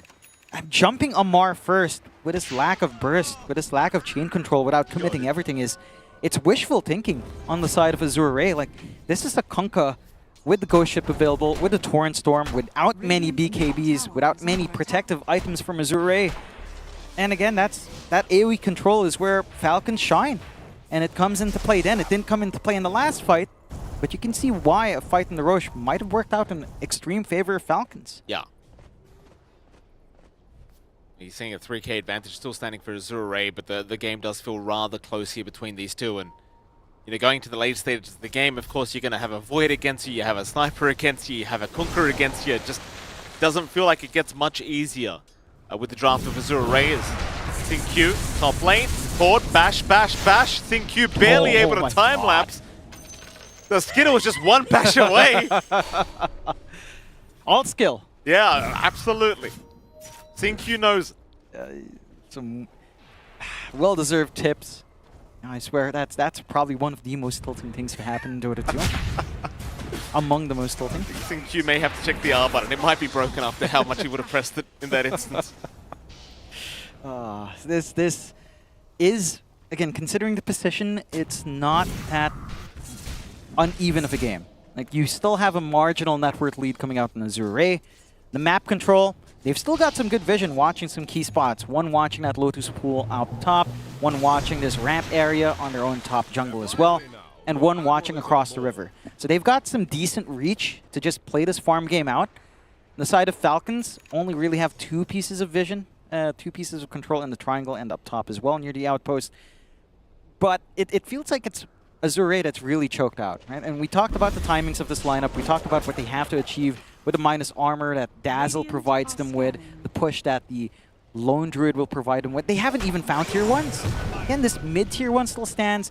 This top tier 1 still stands. They're not able to pierce into the triangle because of that. They're not able to try to keep hunting closer towards the base and force Falcons to sit back. So they're not winning the farm war. They've got to be able to group up and try to siege these relatively squishy objectives. Like, these tier 1s are still up at 27 minutes in. Oh, we're gonna have with a Lone pause. Druid. Q. Not sure what the... There we go. Lag. Is the call here as low seems to be having the issue on crit. Oh, goodness. Loading bash. Loading bash. There you go, Skinner. Good on you. Just bashed his PC. It is nice to see these two teams just, being good sportsmen, Jonathan, being Absolutely. friendly with even with the language barrier that is there, just having a good laugh with each other. Oh, yeah. It's good to see. It's classic SEA fashion too, isn't it? Yeah, in the actual spirit of Southeast Asia, in the spirit of the server, someone's going to be mashing F9. You know it when you're in game. This is not your pub experience. These are polite professionals. Yeah. Of course. I don't know about polite, but they are professionals. Crit. Top lane. Has been caught out. That's not very polite for him. He is down. And we have another pause. Lowe's going to have him think about it for a little bit. Bug. Yes, Q, you are playing a bug. That is true. I wonder if they've spotted a bug or is there's a bug in game. That's always the question I have in mind. Here we go. ATF. Let's calm down here. So he's channeling his inner emo here. Bit of a question mark out. ATF wants to know what the hell's going on. And nobody will give him the answer. ATF, he's been given no walnuts today, no answers, no respect, nothing. Nothing. Man's pretty hungry. Yeah. Look at him. He's just like, what are these guys doing? They're pausing the game every 2 seconds. How am I meant to hit these creeps? And they just go. Just right. unpause. Try is what XM says. Try what, XM? What's the problem? Is it the courier bug where it doesn't interact? You could see that being... He's stuck together. Can you look at low? What? Can we look at the bear, please? Lone Druid. Look at Lone Druid. Is he just not moving? What is this? What? What is this? Is he stuck within his own bear? Oh, well, this is a little bit awkward. I mean, there's some jokes to be made here, John, that we probably shouldn't. What's happening? I don't know. Can he not move because he's stuck inside his bear? Lone Druid is in the bear at the moment, Jonathan. I thought if it detects a hitbox collision like that, it pushes you out. I don't know how this has happened. I mean, Somnus had this experience with Earth Spirit. We saw that a couple months ago, and now Azure Ray. Apparently Azure Ray just gets all the bugs. Yeah. If someone's gonna get stuck, it's Azure Ray. Yeah, it certainly is them. I guess the easy fix is it's a waste of a TP, but you could try TPing home. Observer thinks he could press the return button. Low, come on now. Annoying these carry plays, they'll complain they have to put their spells on cooldown for 5 seconds. Yeah, of course. I mean, he could just TP into a lane if he wants to be efficient about it. Yeah, but then he'd have to use a TP. Can't have that. Could you imagine if the MRT here was called TP? I don't know why you'd call it that. No. Would be thematically cool. I suppose. Well, I'm not sure what you do about that. I mean, you've got to try something. Yeah, you've got to try something here to get out of this situation. Lowe's going to reconnect, it looks like. I don't think that does anything if that's the issue. Nor Again, do I. we don't know the issue, so Okay. we're just talking. Yes, we are talking we're absolute talking. garbage as we always do. Yeah. Yeah. What's your favorite food here in Malaysia, Mike? You put me on the spot like this, Yeah. Jonathan. I always do. Can I complain about something? Is that all right? All right. I ordered some fast food the other day, Jonathan. I don't know if I'm allowed to say the name. the most popular fast Okay, food. I'm not okay. going to say the name because Okay. they're not sponsoring the event. Screw them. Okay. I ordered a cheeseburger here, Jonathan, expecting a normal cheeseburger. There was a spicy sauce in this cheeseburger. The spiciest sauce I've ever had in my life. I did eat the full cheeseburger, but I got to tell you, Jonathan, it was a rough morning for me after. Why does everything in this country have to be chili? I mean, don't get me wrong. Everything's delicious. But is there a limit to the spice levels? I'm pretty sure you accidentally hit that cheeseburger. Okay, it looks like the bug should be fixed. Thank God. I don't want to hear about your burger experience. No. No, it's not fixed. What's is wrong? Lowe's legs are broken. Still bug. Okay. So Lowe doesn't want to press the TP button. I don't respect know. Like, we don't know what the exact issue is. There you go. Crit asking for the people. Can't take item. Create items. Okay, so the bear can't take the item. Malreen's trying to create some. Very nice. Here's some replays, Jonathan, while we're waiting. Of course, you saw Skitter earlier. I don't believe he died. No. He's just a hard guy to squish down, and they eventually get enough bodies to kind of find out. They chain stun perfectly to prevent the time walk, so there is that at least going. But this game has, it has felt like it's been in Falcon's favor, even though net worth, again, doesn't necessarily reflect that. Map control certainly in their favor. As the game scales on, it just gets better and better for Sniper faces Void. Potentially, the dazzle in the backline can be an issue. Like, say, you manage to hit something like... Sorry, I'm reading chat. Okay. Skitter, okay. Did you try to take the item from the bear, Snaking saying? Well, it was dead. It's bugged and forever lost. Can't get the item. Happened to him before. Malreen said, Oh, we're back in? We are back in, apparently. Tian Ming in trouble in the mid lane. Oh, is this still a replay? I can't. It's a replay. That's the replay. Okay, never You can mind. recast it if you don't feel satisfied. I mean, I suppose we could cast it, Jonathan. Who the hell knows? Do you want to cast the replay? Give me the chat. What's going on? Malreen says, ask God, maybe he will give it back. Amar says, just buy it again, lol. Saint Q says, XD sell you ag. It's ATF. Feed, give LD money. Why your lone druid sell his item? He's Skinner! You shouldn't try to take item from bear while it is dead. Break items equals low probability. Right. Royalty I don't is know what if- Amar has typed out. I don't know if ATF should be talking about low priority. Good luck in low priority after game. I love you, Amar. Oh, ATF. How is it ATF talking about low priority of all people? Oh, come on now, ATF. Someone told it's a skill. Well, what's What's that? a skill? What's a skill? Like the not being bugged? The not being able to get the item off the bear. Oh, it's in the bear stash. I'm clicking the lone druid. It's not in his stash. It's in the bear's stash. How did it go there? How did it go to the bear stash? Why is it not one stash for lone druid and the bear? Okay, that's the. I see it now. All right. Okay. I think it's just gone. I think Snaking's right. That item's just gone. The disperser's gone. No, no. What to do in this situation? Oh no. There's. Okay. He's just like, what the hell do we do here? Oh. This is not nice. Oh god. No, it certainly is. It certainly is not. This is game 3, by the way, of the upper bracket round of 1. If you aren't tuning in, loser of this will get knocked down to the lower bracket, so it is quite important. As ATF has just decided he's going to take a nap. ATF, the old man in the team, just screw this crap. I'm taking a nap. Yeah, I mean, you know, it's called being efficient with your time. You're not doing anything, might as well relax. Sit back. Take in the atmosphere. Can you talk to my wife, Jonathan? Can you tell her that? No. Okay. That's your problem. That's your war, Mike. I'm not going to help you with that. All right. I don't want to be in the crossfire. I still want to see the baby at some point. I don't want to be barred. So do I, John. So do I. Oh. We'll see when this issue is going to get resolved. Bugs are bugs, Jonathan. What can you do? Sometimes these things happen. We'll sort it out eventually, I'm sure. I mean, obviously, the faces of Azure Ray don't look too happy at the moment. I can't quite blame them. I'm sure they're not too impressed by the situation. Especially if it does cost them the Diffusal Blade. Yeah. Snaking looks very impressed, though, to be fair. Snaking's having a great time. That he is. I mean, he said he encountered this bug before. I'm sure he has. You ever think if you run into a cockroach and you don't kill it, you see it again, it's the same cockroach? Yes. You reckon? Yes. But there's tons of them. Once you see one, you know there's a lot. How do you know it's the same one? Is it coming back to say hello? You can feel it, Jonathan. But where does this come from? Why do you feel them? Why do you feel cockroaches? I mean, instinctually, Jonathan. I didn't mean physically. Why do you have cockroach instincts? Why are you bringing up cockroaches, Jonathan?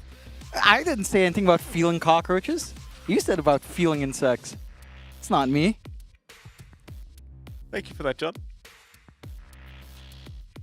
Hopefully we'll get into this game rather soon again, Jonathan. No, hopefully not. Have you had Merienda today, Jonathan? I mean, we're in Oh, yeah. land. Have you had Merienda? Yeah, you know, I've been really enjoying the food in our studio.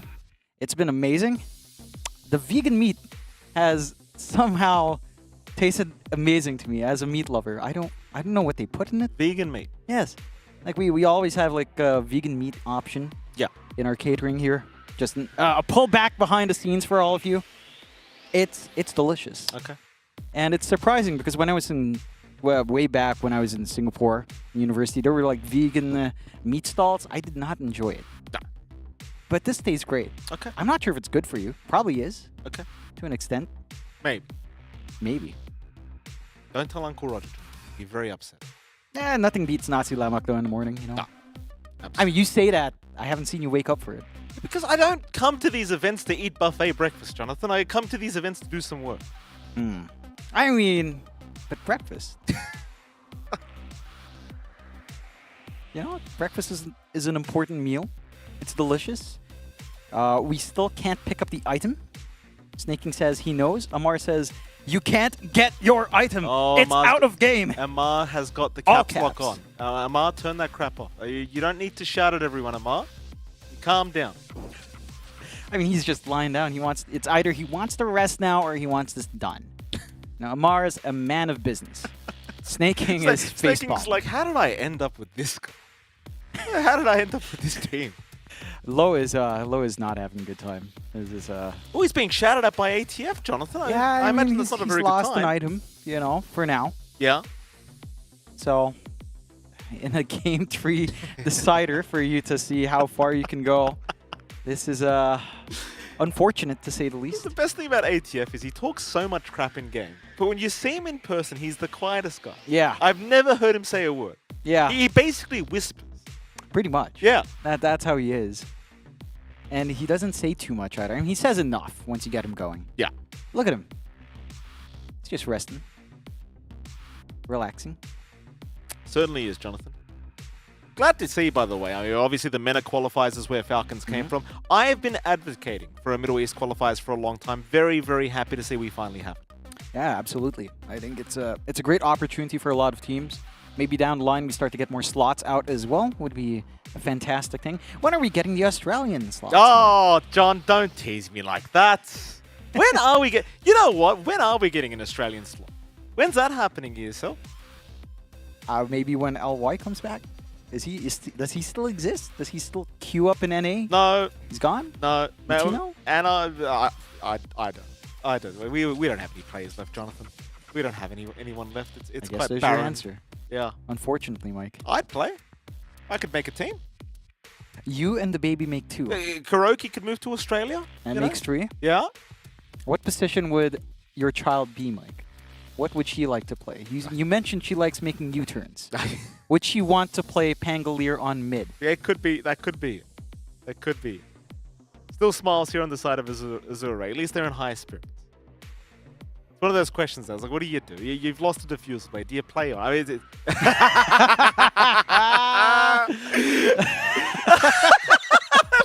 ATF.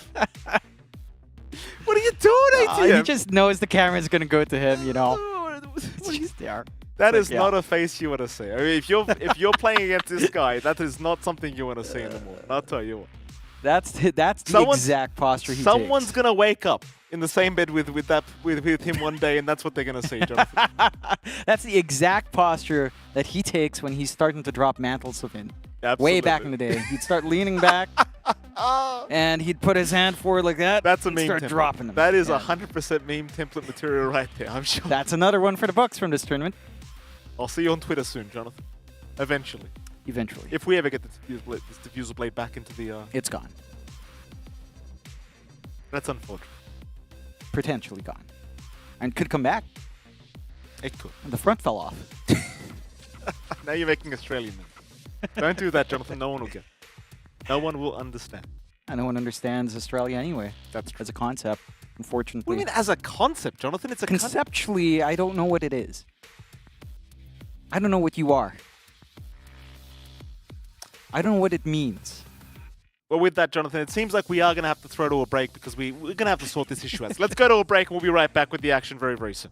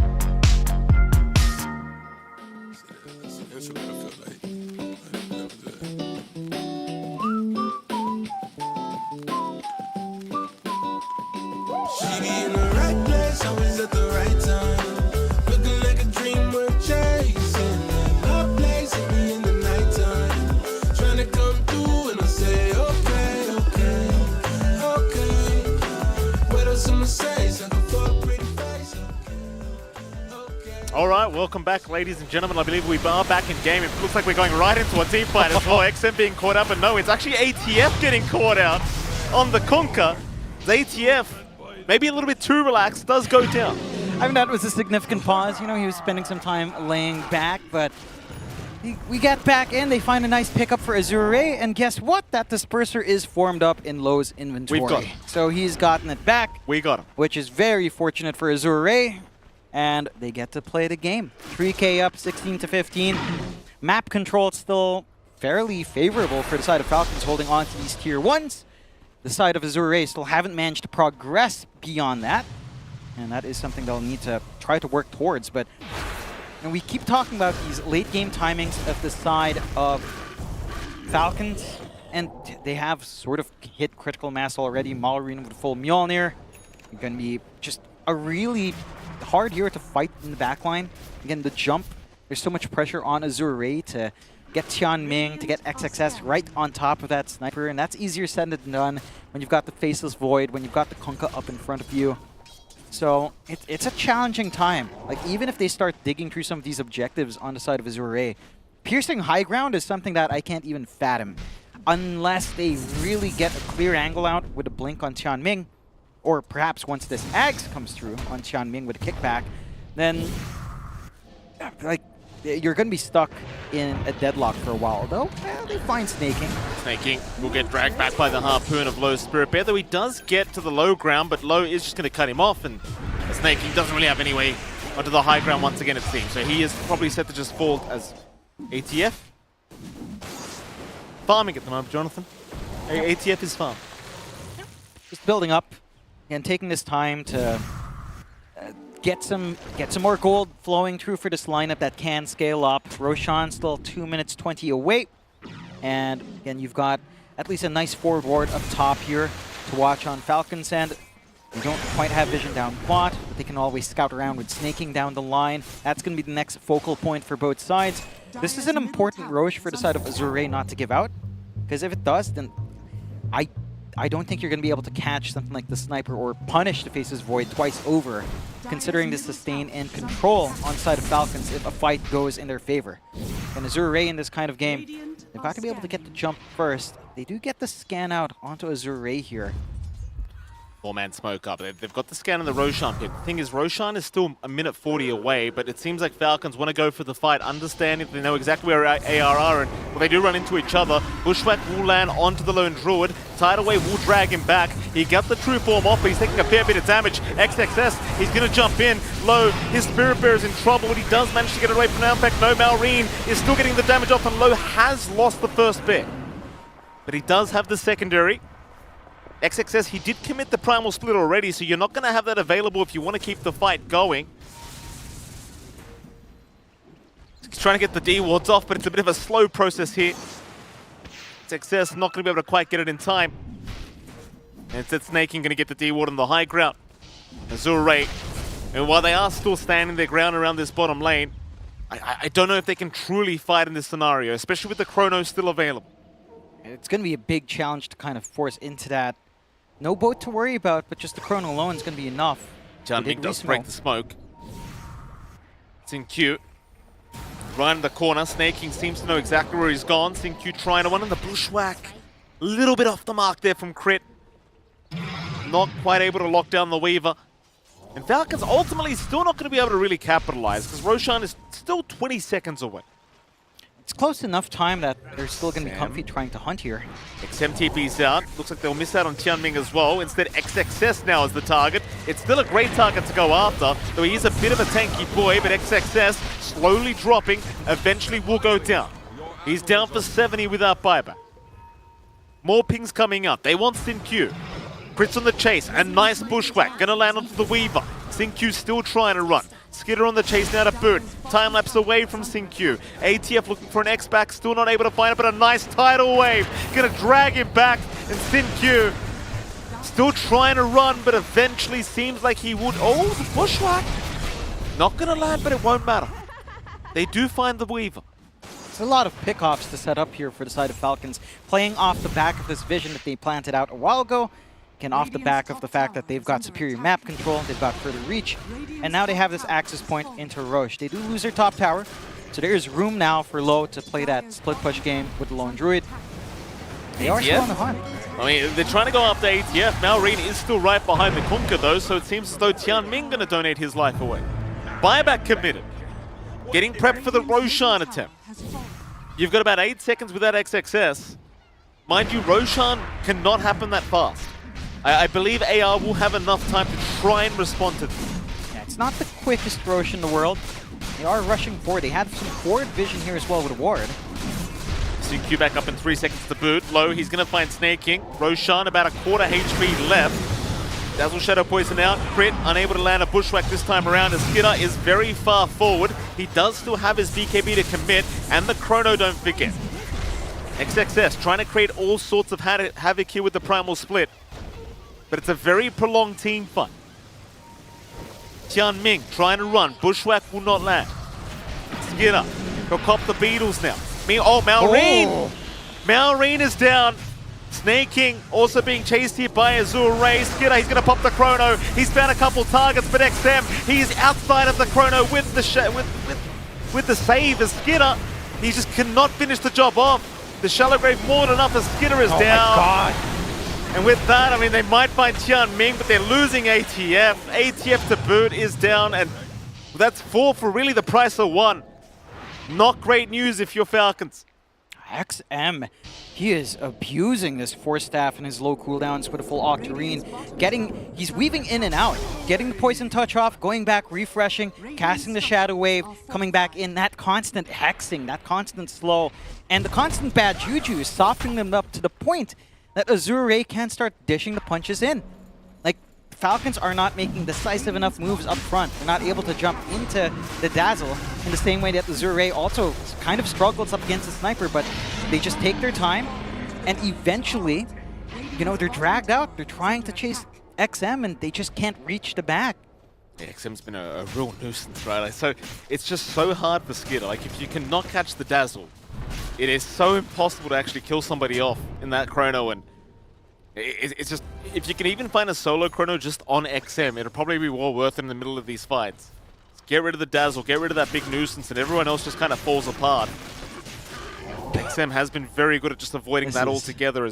What is it, Chuck? This is the dumb point of Dazzle. Arcane blink up, blink, and then just bad juju. You can blink again. Yeah. This hero is something else. It certainly is. A little bit Bristle too. So you have damage with Arcane blink. That's so silly. Yeah, I'm telling you, this How hero's does this make dumb. sense? Once he pops off, it's a dumb hero. It is funny though when you get to the point that this is not the game for it, and this is anecdotal, but when you see a Dazzle later, it is pretty fun. Yeah. With the axe, it's actually it's not fully a meme. Top lane, ATF, brought here by XXS and SingQ. Will try create all sorts of havoc here with the Torrent Storm as SingQ now actually caught out, does go down. ATF is still alive, still backing off. XXS desperately trying to finish the job, but ATF will make it. In fact, XXS losing all the Brewlings but one. The Storm Brewling will be able to get away. Bottom lane Low, pushing in the tier 3 tower, trying to force pressure backwards. Low is kind of alone at the moment. The Tianming was there, but that's about it. But still Low, able to get away. Yeah, it's good space being built up there with that chase onto ATF, providing the room for that siege down bot, forcing out the Fortify. That's going to be an opportunity to try again or go for the tier 2s without too much of a contest now from the side of Falcons. On the side of Azure, pretty optimistic in trying to go for the Kunkka, but again, it's just so much space to provide for Low to actually get things done onto the objectives that matter. 21-20, 13k lead has built up for Azure, and they're gold. They are so much more efficient on the map now, especially with XM. Like, watching this Dazzle is something else. Like he can go across the map in no time. It's like he's in a. It's like he's got cheats enabled with no cooldowns. It does feel that way. Oh, XM. At least he's not abusing it right now. Although I would love to see. Yeah, he can't get too crazy. The HP loss can be annoying. Okay. So yeah, you gotta relax a little bit. That's all right. See, it's clearly balanced, Jonathan. Very balanced. No problems here. Yeah, exactly why this hero is so fun to play up against. I'm sure they're all. Skitter's having fun. I'm sure. It's a great time. You know what he needs, John? An Arcane. That's what he really needs. Oh. The Arcane Rune, you pick up a Quickening Charm or Spell Prism, and then you're really set. Yeah. You can Top find lane, that. SingQ. TF, thinking about it. We'll see SingQ, but it's obviously a very slippery weaver, very hard to catch. able to Sukuchi away. XM still still just blinking across the map. Greatest creation. Yeah, Thank you, guys. No kidding. Outstanding. How great is this? You know what I'm curious about? I didn't notice this, but I'm going to be watching if Shadow Wave actually triggers the cooldown. Never mind. If Shadow Wave did not trigger the cooldown of Enchanted Quiver, 250 bonus attack per Shadow Wave on the auto attack seems pretty dumb, but I don't think it should work that way. I just didn't notice either while he was farming. Did he get Spell Prism, I wonder? On the tier 4, what do you have, XM? If he has Spell Prism. Yeah. He goes oh, for the okay. That's still good. I love that. Why not? Now he can blink further. You know, the cooldown was a little bit too low. Gotta get a bit of extra range out of it. No. Spirit Bet, low. We use the BKB. You're out as well. Shallow Grave just in case. Falcons, they're still thinking about it. Jumping in again, but a quick blink away from Xianming. So Raid, they'll hold on to the high ground. They're Radiant jungle, just hoping that Falcons move up to that area. Both sides have vision up there, though XXS does get rid of the vision of the Radiant side. Skidder, in the meantime, trying to do the exact same. It's cute. Gucci Pop trying to sneak up and see if he can find anything for his team. Low, in the meantime, just going to abuse the fact that he has a bear and Shallow Grave available. Yeah, there's nothing to be scared about. This is a concern for these fights that drag on. The bad juju plus armor also makes it feel like the sniper doesn't have too much output. There's no crit on hand here for Malrine. There's no big buff for the sniper to kind of play off of. So his damage can start to lack once XM is just pumping out all of these heals and providing just more durability for the team. And once he hits 25, gets that increase in reduction and add, you're mainly a physical lineup here on the side of Falcons. Like, yes, you've got some decent crowd control, but you're focusing heavily on right clicks for killing off these heroes. And it won't feel great if this Dazzle's able to just spam his spells, which he should be, with a positive feedback loop of Arcane Blink, giving you HP to compensate for bad Juju losing HP. You can stack up these bad Jujus really fast. He certainly can. XM going, of course, for the Silver Edge. Just wants the physical damage as XM to make sure there's absolutely no chance of getting caught in this this game. So Refresher Orb is being built up on Skidder. He wants the double chrono, but there's just so many escape routes for XM. It's like, is it even going to matter if you have 2 chronos? You know, that's the question I have. Xingqiu.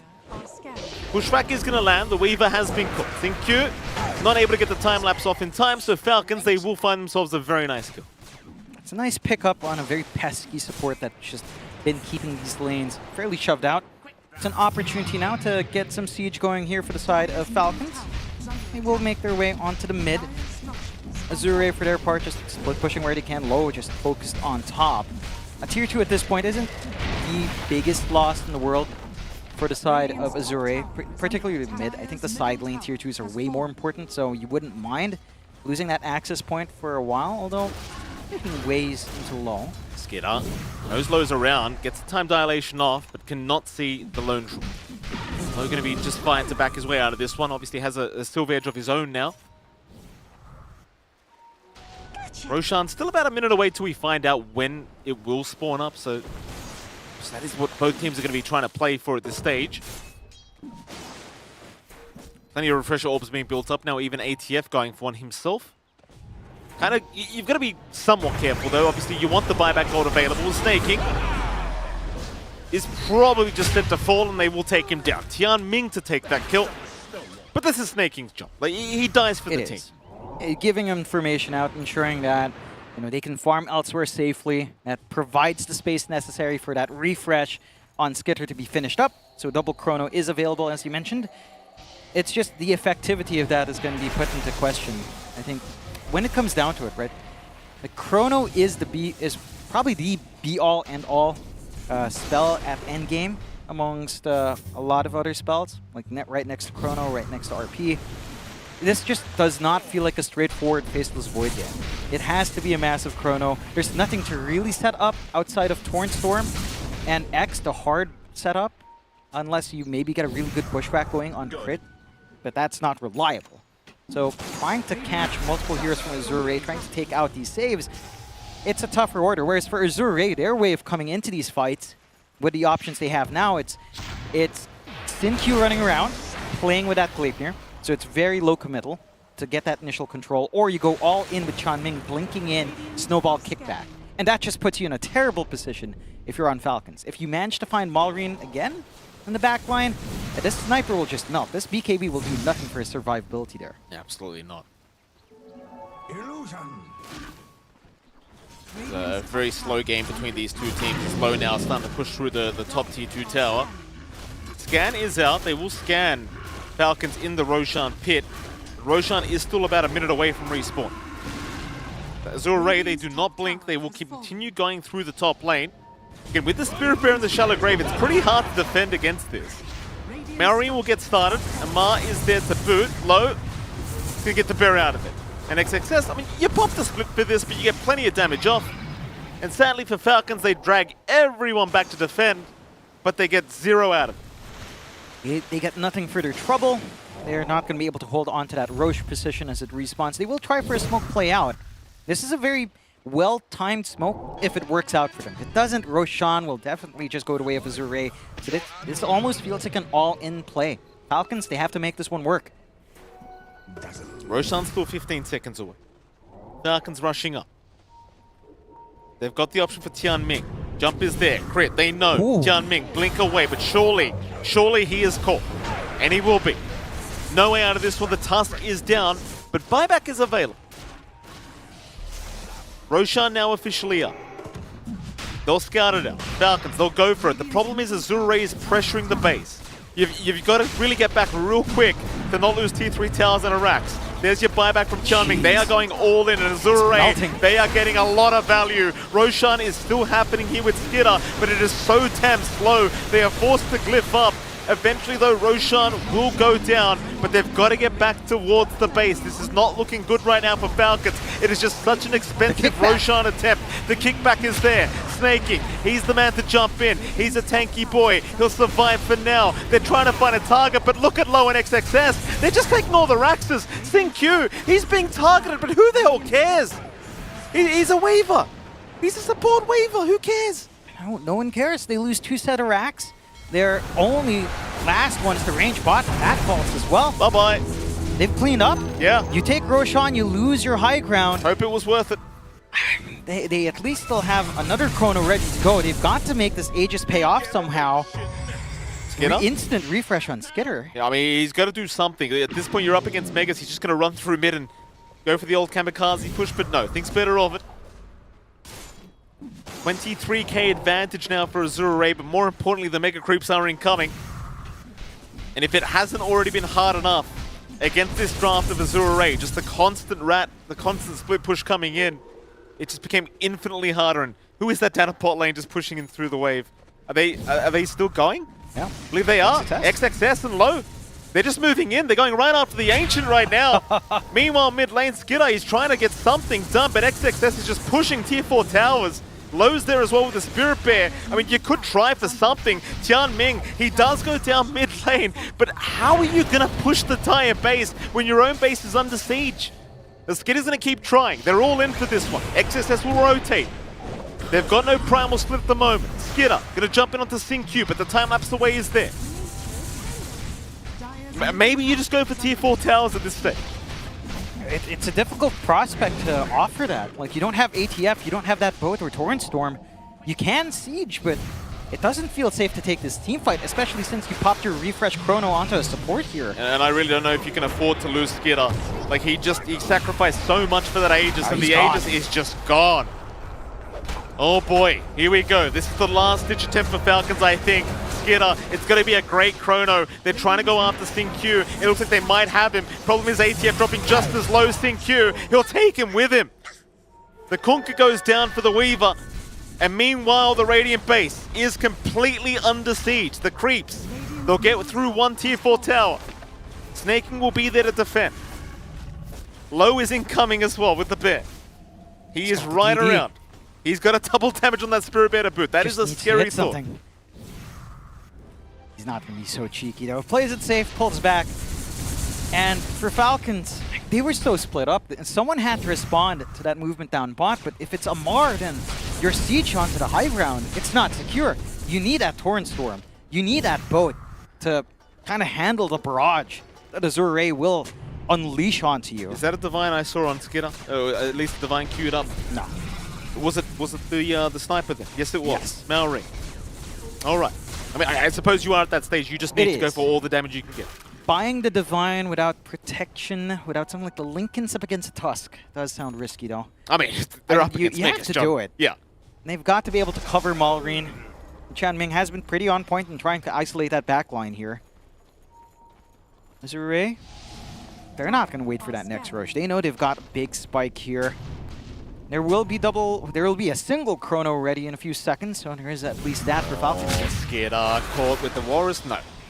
He's okay. XXS just going right after the tier 4 tower. So will Low, and the tier 4's gone. This is dirty. This is a very dirty way to win the game, but Low, he's going for it. The Ancient under siege. Primal split out. Skitter, he's going to have to chrono these units to try and get rid of him, I think. He's still trying to fight this one out. XXS is still just focusing on the Ancient. Somebody deal with this guy. Low, he brings the bear back and it's all over. Done. It is all over. Azure Ray. They'll take game number 3. All smiles, very, very happy side is Azure Ray. And I mean, I can't say you can really be proud of how you won this game, John, but you'll take it. You'll take it. What looked like an awful time for a while, you know, a lot of openings coming out from Falcons. They were able to play with that aggression and having that disastrous bug for Low. Yeah. If that bug wasn't fixed, this could have been a different story. No disperser, net worth down the drain, more time to farm up. The Falcons might have found that opening to siege more. I mean, think about Azure's Ray's position for most of that game. The tier 1 top, the tier 1 mid were still standing. Nothing was being done. Falcons, sure, they were slightly behind net worth, but they were finding that aggression. Then the unpause kicks in, and Falcons, they were more prepared to play the game again. You're looking at the faces of Falcons, John. Those are the faces of people that had to lose in the absolute worst way. I mean, that just wasn't even Dota at the end, was it? Anyway, we'll throw back to our panel. We'll see what they have to say about this game number 3. Oh, I beg to differ. Is the game not called Defense of the Ancients? And was the Ancient not defended there at the end? Well, they tried. They tried. The bear was too strong. Bears were too strong. Earth Panda, Spirit Bear, and ultimately Azure Ray as a unit claim a victory and thus move forward into a top 3 finish at the minimum at this tournament, where they'll actually face off against Gaming Gladiators, because Gaming Gladiators ended up getting their win against G2IG. Yep.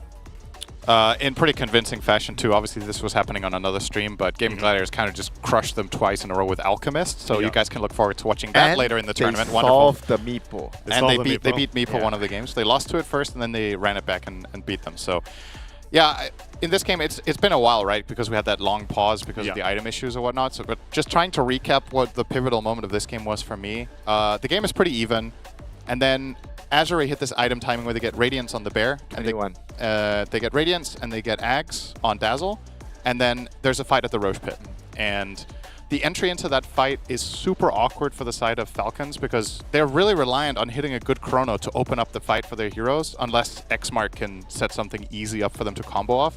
But the way Azure attacked that Roche Pit, they came in from really good angles and kind of like pincert them with the Lone Druid Bear that you can't deal with. Yep. And Skitter ended up throwing out an awful chrono out of desperation in the end after Sniper had already died. Yeah, it wasn't just him. It was Sniper was frontlining almost. Yeah, he got jumped first. That's why they the couldn't formation take was just wrong. Yeah, go ahead. Yeah, it was just mainly the Sniper dying. After that, like you mentioned, Skitter chronoed, I think, the Lone Druid and the Bear or something. And his own Ench, I think. But yeah, and he couldn't kill anyone at that. It was anyone who wasn't Dazzle. And if you don't catch Dazzle, then you're not winning the fight. Yeah. And if your Sniper's not alive, then you don't even have enough damage to put into the chrono. That felt like the biggest problem was with the way the fight started. They go in from the right and they open on the Sniper, and there's no way of placing a chrono to protect him there. It's just Malrine's out of position and can't really reposition and reset the fight.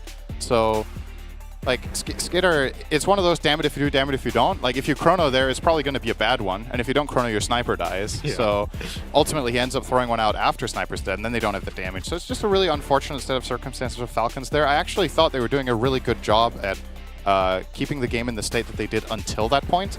But then, what we were talking about with Azure Ray really started you know, it really started kicking into gear. These heroes, 20 to 30 minutes in, they start building a big advantage. And ultimately, the game got quite long. This is around the time that we would have probably picked Falcons to win, but in reality, the last 5 minutes, Azure were up by a ton, and they had taken barracks and everything. So really, this game was mostly decided 35 to 40. Yeah, I mean, late game Dazzle, I feel like especially right now, nobody is gonna beat a late game Dazzle with so many items. Like, this hero is just too annoying to deal with. Like, if you talk about positioning, how can you actually catch him when he can just keep refreshing his dagger, you know? You can't even catch him, you don't see him. Like, even if you see him, sometimes you can't really kill him. And the Void had too many heroes. Like, you have to deal with the save from the Tusk, you have to deal with the Dazzle, and the heroes that he's trying to clone are all very, very tanky heroes. Did you notice the damage stat for this game? It was 65k more on Falcons, who lost the game. Yeah.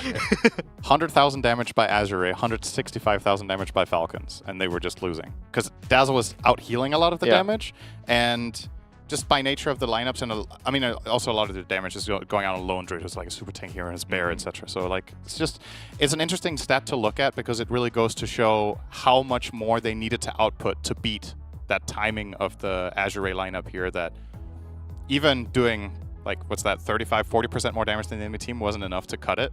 So really needed some clean execution there. Not quite. Not quite, but Azure takes the victory, and we actually have an opportunity to speak to one of the winners of Azure, because Brian is standing by with XXS.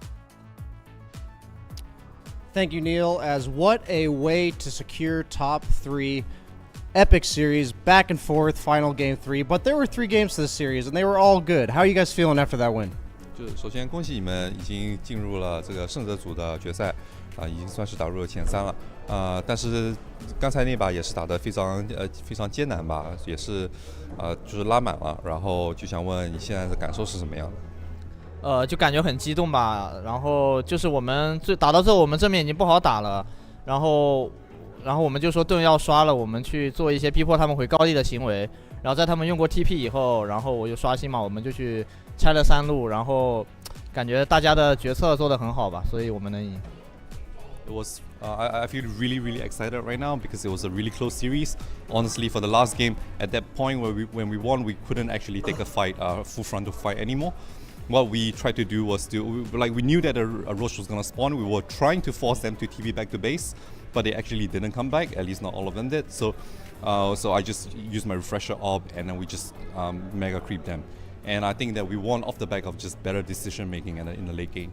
Yeah, there were a lot of intense moments during that game, and it's one of those games that you're probably emotionally really hyped up, but then there's a pause. You know, there's this long pause in the middle of the game. Like, how does that affect the team? What were you guys thinking during that? Like, you might even know if he gets his items back. What's going on there? 就是也可以完全可以理解，就是这种比赛当中，你们心情非常激动。但是当时第3把当中还暂停了很久一段时间，就想问当时暂停的时候，你们整个战队的心情是怎么样的？是不是感觉好像完蛋了，还是怎么样？有没有就是碰到这种 bug 的情况，有没有觉得很担心呢，或者什么样的感受？没有吧，当时就感觉有点搞笑，因为楼就是那个楼像个就是 bot 一样，在泉水里拖那个闪失，感觉拖了快1分钟吧，然后也不打钱，一直在问我们怎么办，然后新 Q 就说那暂停一下，想想办法，然后就搞了半天，然后最后也不知道怎么搞好了，反正我们就已经准备放弃了，就是劝他把那个闪失卖掉，然后他突然把闪失拿出来了，感觉也是一种就是运气吧，可能。Honestly, at that point, we were all just laughing as well because what happened was that Lo was just he was playing like a bot, you know. He spent like a whole minute inside his base at his fountain trying to drag his diffuser out, and he was like, "Guys, what to do? Like, I have no idea what to do here." And finally, you know, Jingyu went like, "Okay, guys, let's just pause and try and figure out the bug, see how it goes." And ultimately, we are not even sure how it got fixed. Just suddenly, he managed to put the item out. So it kind of like just felt that, you know, we have no idea what's going on either, and it's just funny. So if Lo's playing like a bot, what does that mean for the rest of us? 如果楼这种打法都能算像一个 bot 一样的话，那我们这种凡人打的算什么呢？我不知道啊，反正就感觉他在泉水里挂机，然后又是这种比较关键的比赛吧，然后就感觉很滑稽有一点。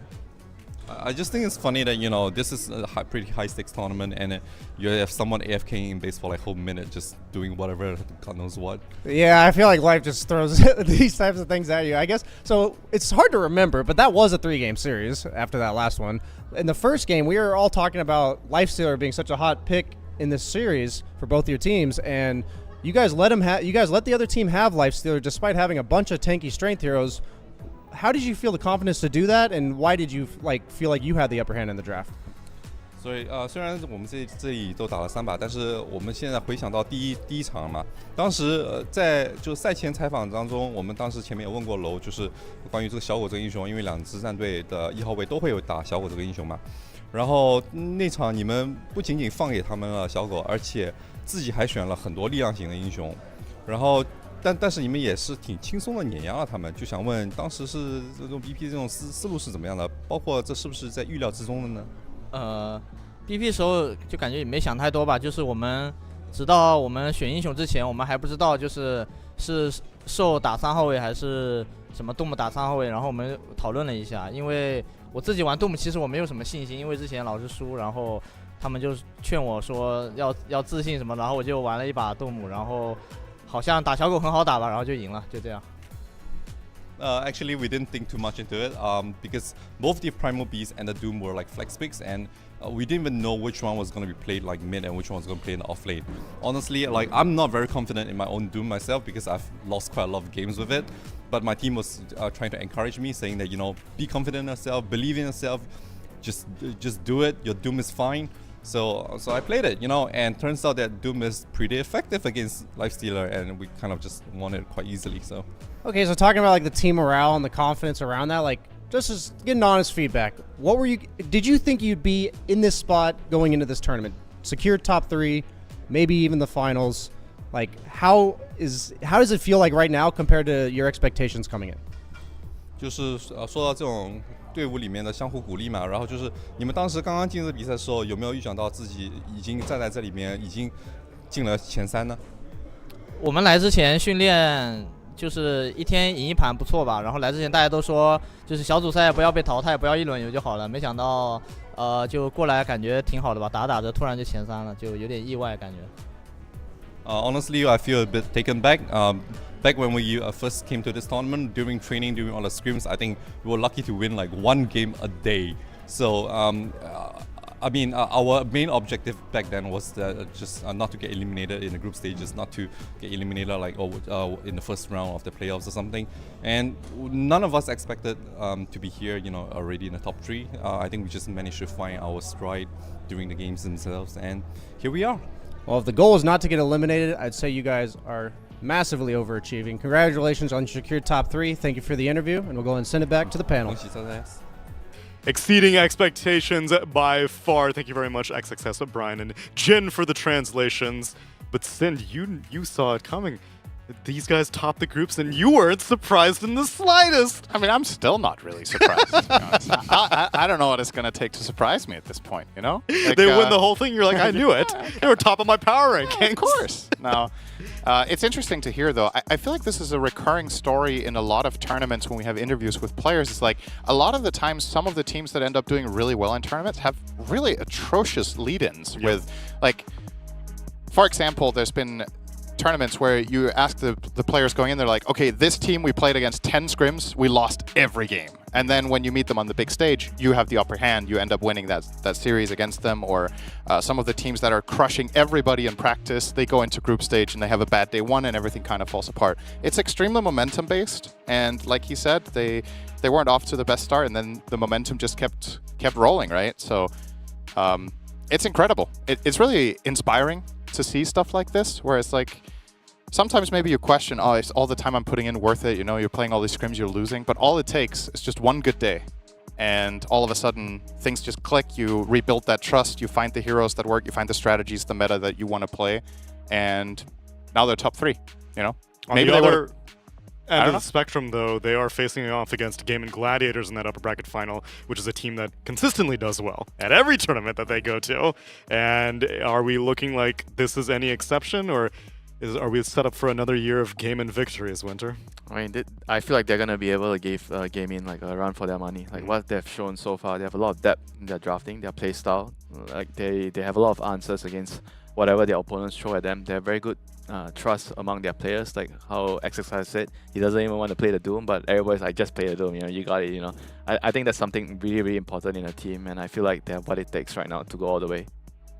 And we'll see that perhaps even not quite Friday, but I believe Saturday, because our schedule, when we return to our tournament in an arena, it's going to be starting off with Team Secret taking on Team Liquid, and this is an elimination series. This is the first round 1 lower bracket, and the winner of that match will go on to face G2IG day after tomorrow, or I guess Saturday.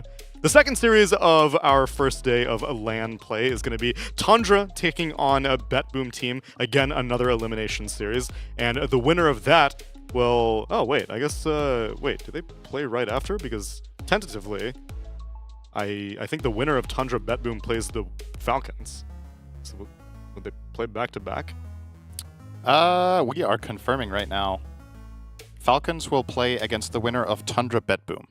So they would play back-to-back. So it looks like it's a back-to-back. Spicy. I mean, if you warmed up. If you want to win, you have to do whatever it takes. Okay. Well, any favorites looking at these? Secret Liquids, and who you got?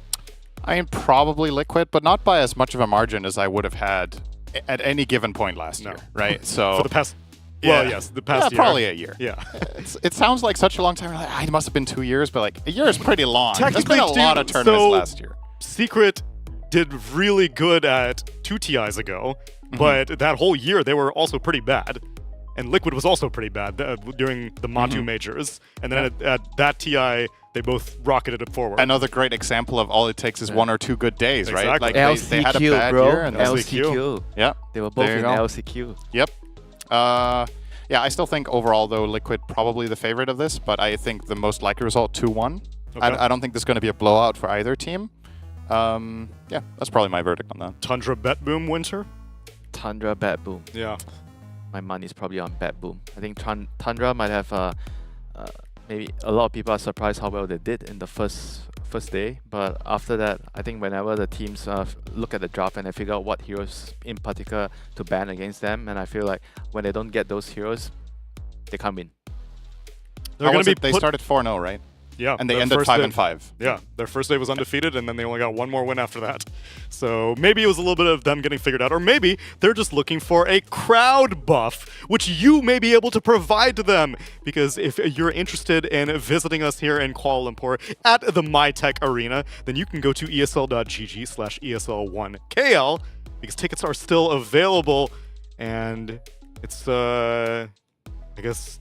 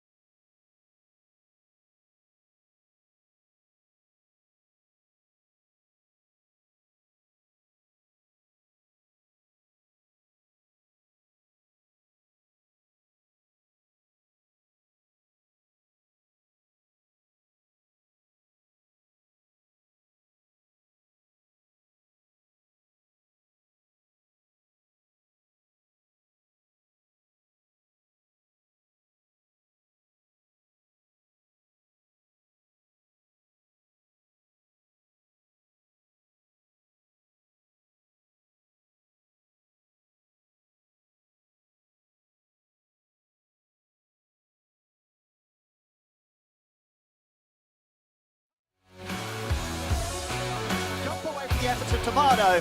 It's going to show in the mid. And it's going to have the snowball save coming in from This is going to get real awkward, Owen. But I don't know if there's any way out of this one. They're surrounded, and there is indeed no escape.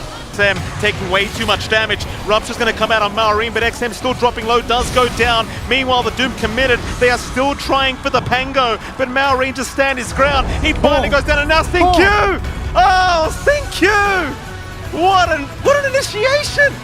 Jump in, is there, ATF, they found a great target, but low, he's got the BKB up, in fact he's going to go for the man fight, there's your Doom out, they caught Skinner with the Lion Stealer, it's not looking too good, and Sting Q just creating absolute havoc in the middle of the fight, there's 3 down, no buyback, 4 down, no buybacks, very awkward scenario, just trapped between a rock and a hard place, they're just pushing him around. ATF just cannot get away, he'll go for the man fight, in fact it may work out. It may work out. Low is down.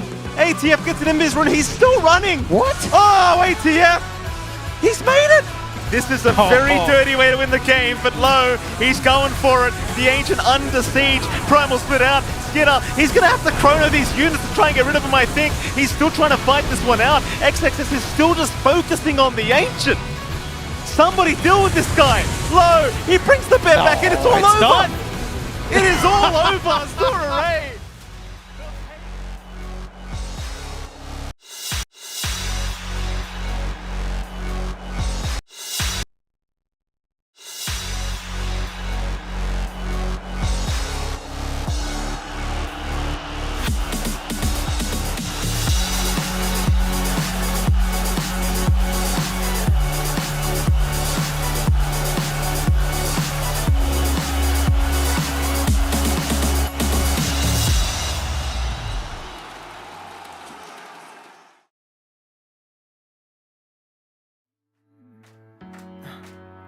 Am I wasting time? 'Cause I'm already gone. So long, can you stay the night? 'Cause you're the thing I want. I know you're feeling different when you're stressed out, but even with no makeup you still stand out. 'Cause no one makes me feel the way you do now. Like you do now. The way that you move your body, you make it look like a hobby. Every time that you touch me, it's electricity. Things we discovered underneath last night's covers. Everything came so easy. It's electricity. Electricity. Whoa. It's electricity. Electricity. It's electricity. When it's late at night, I feel you on my skin. My skin. You're all that's on my mind. It's finally sinking in. You're it. I know you're feeling different when you're stressed out, but even with no makeup you still stand out. 'Cause no one makes me feel the way you do now. Like you do now. The way that you move your body, you make it look like a hobby. Every time that you touch me, it's electricity. Things we discovered underneath last night's covers. Everything came so easy. It's electricity. Electricity. It's electricity. Electricity. It's electricity.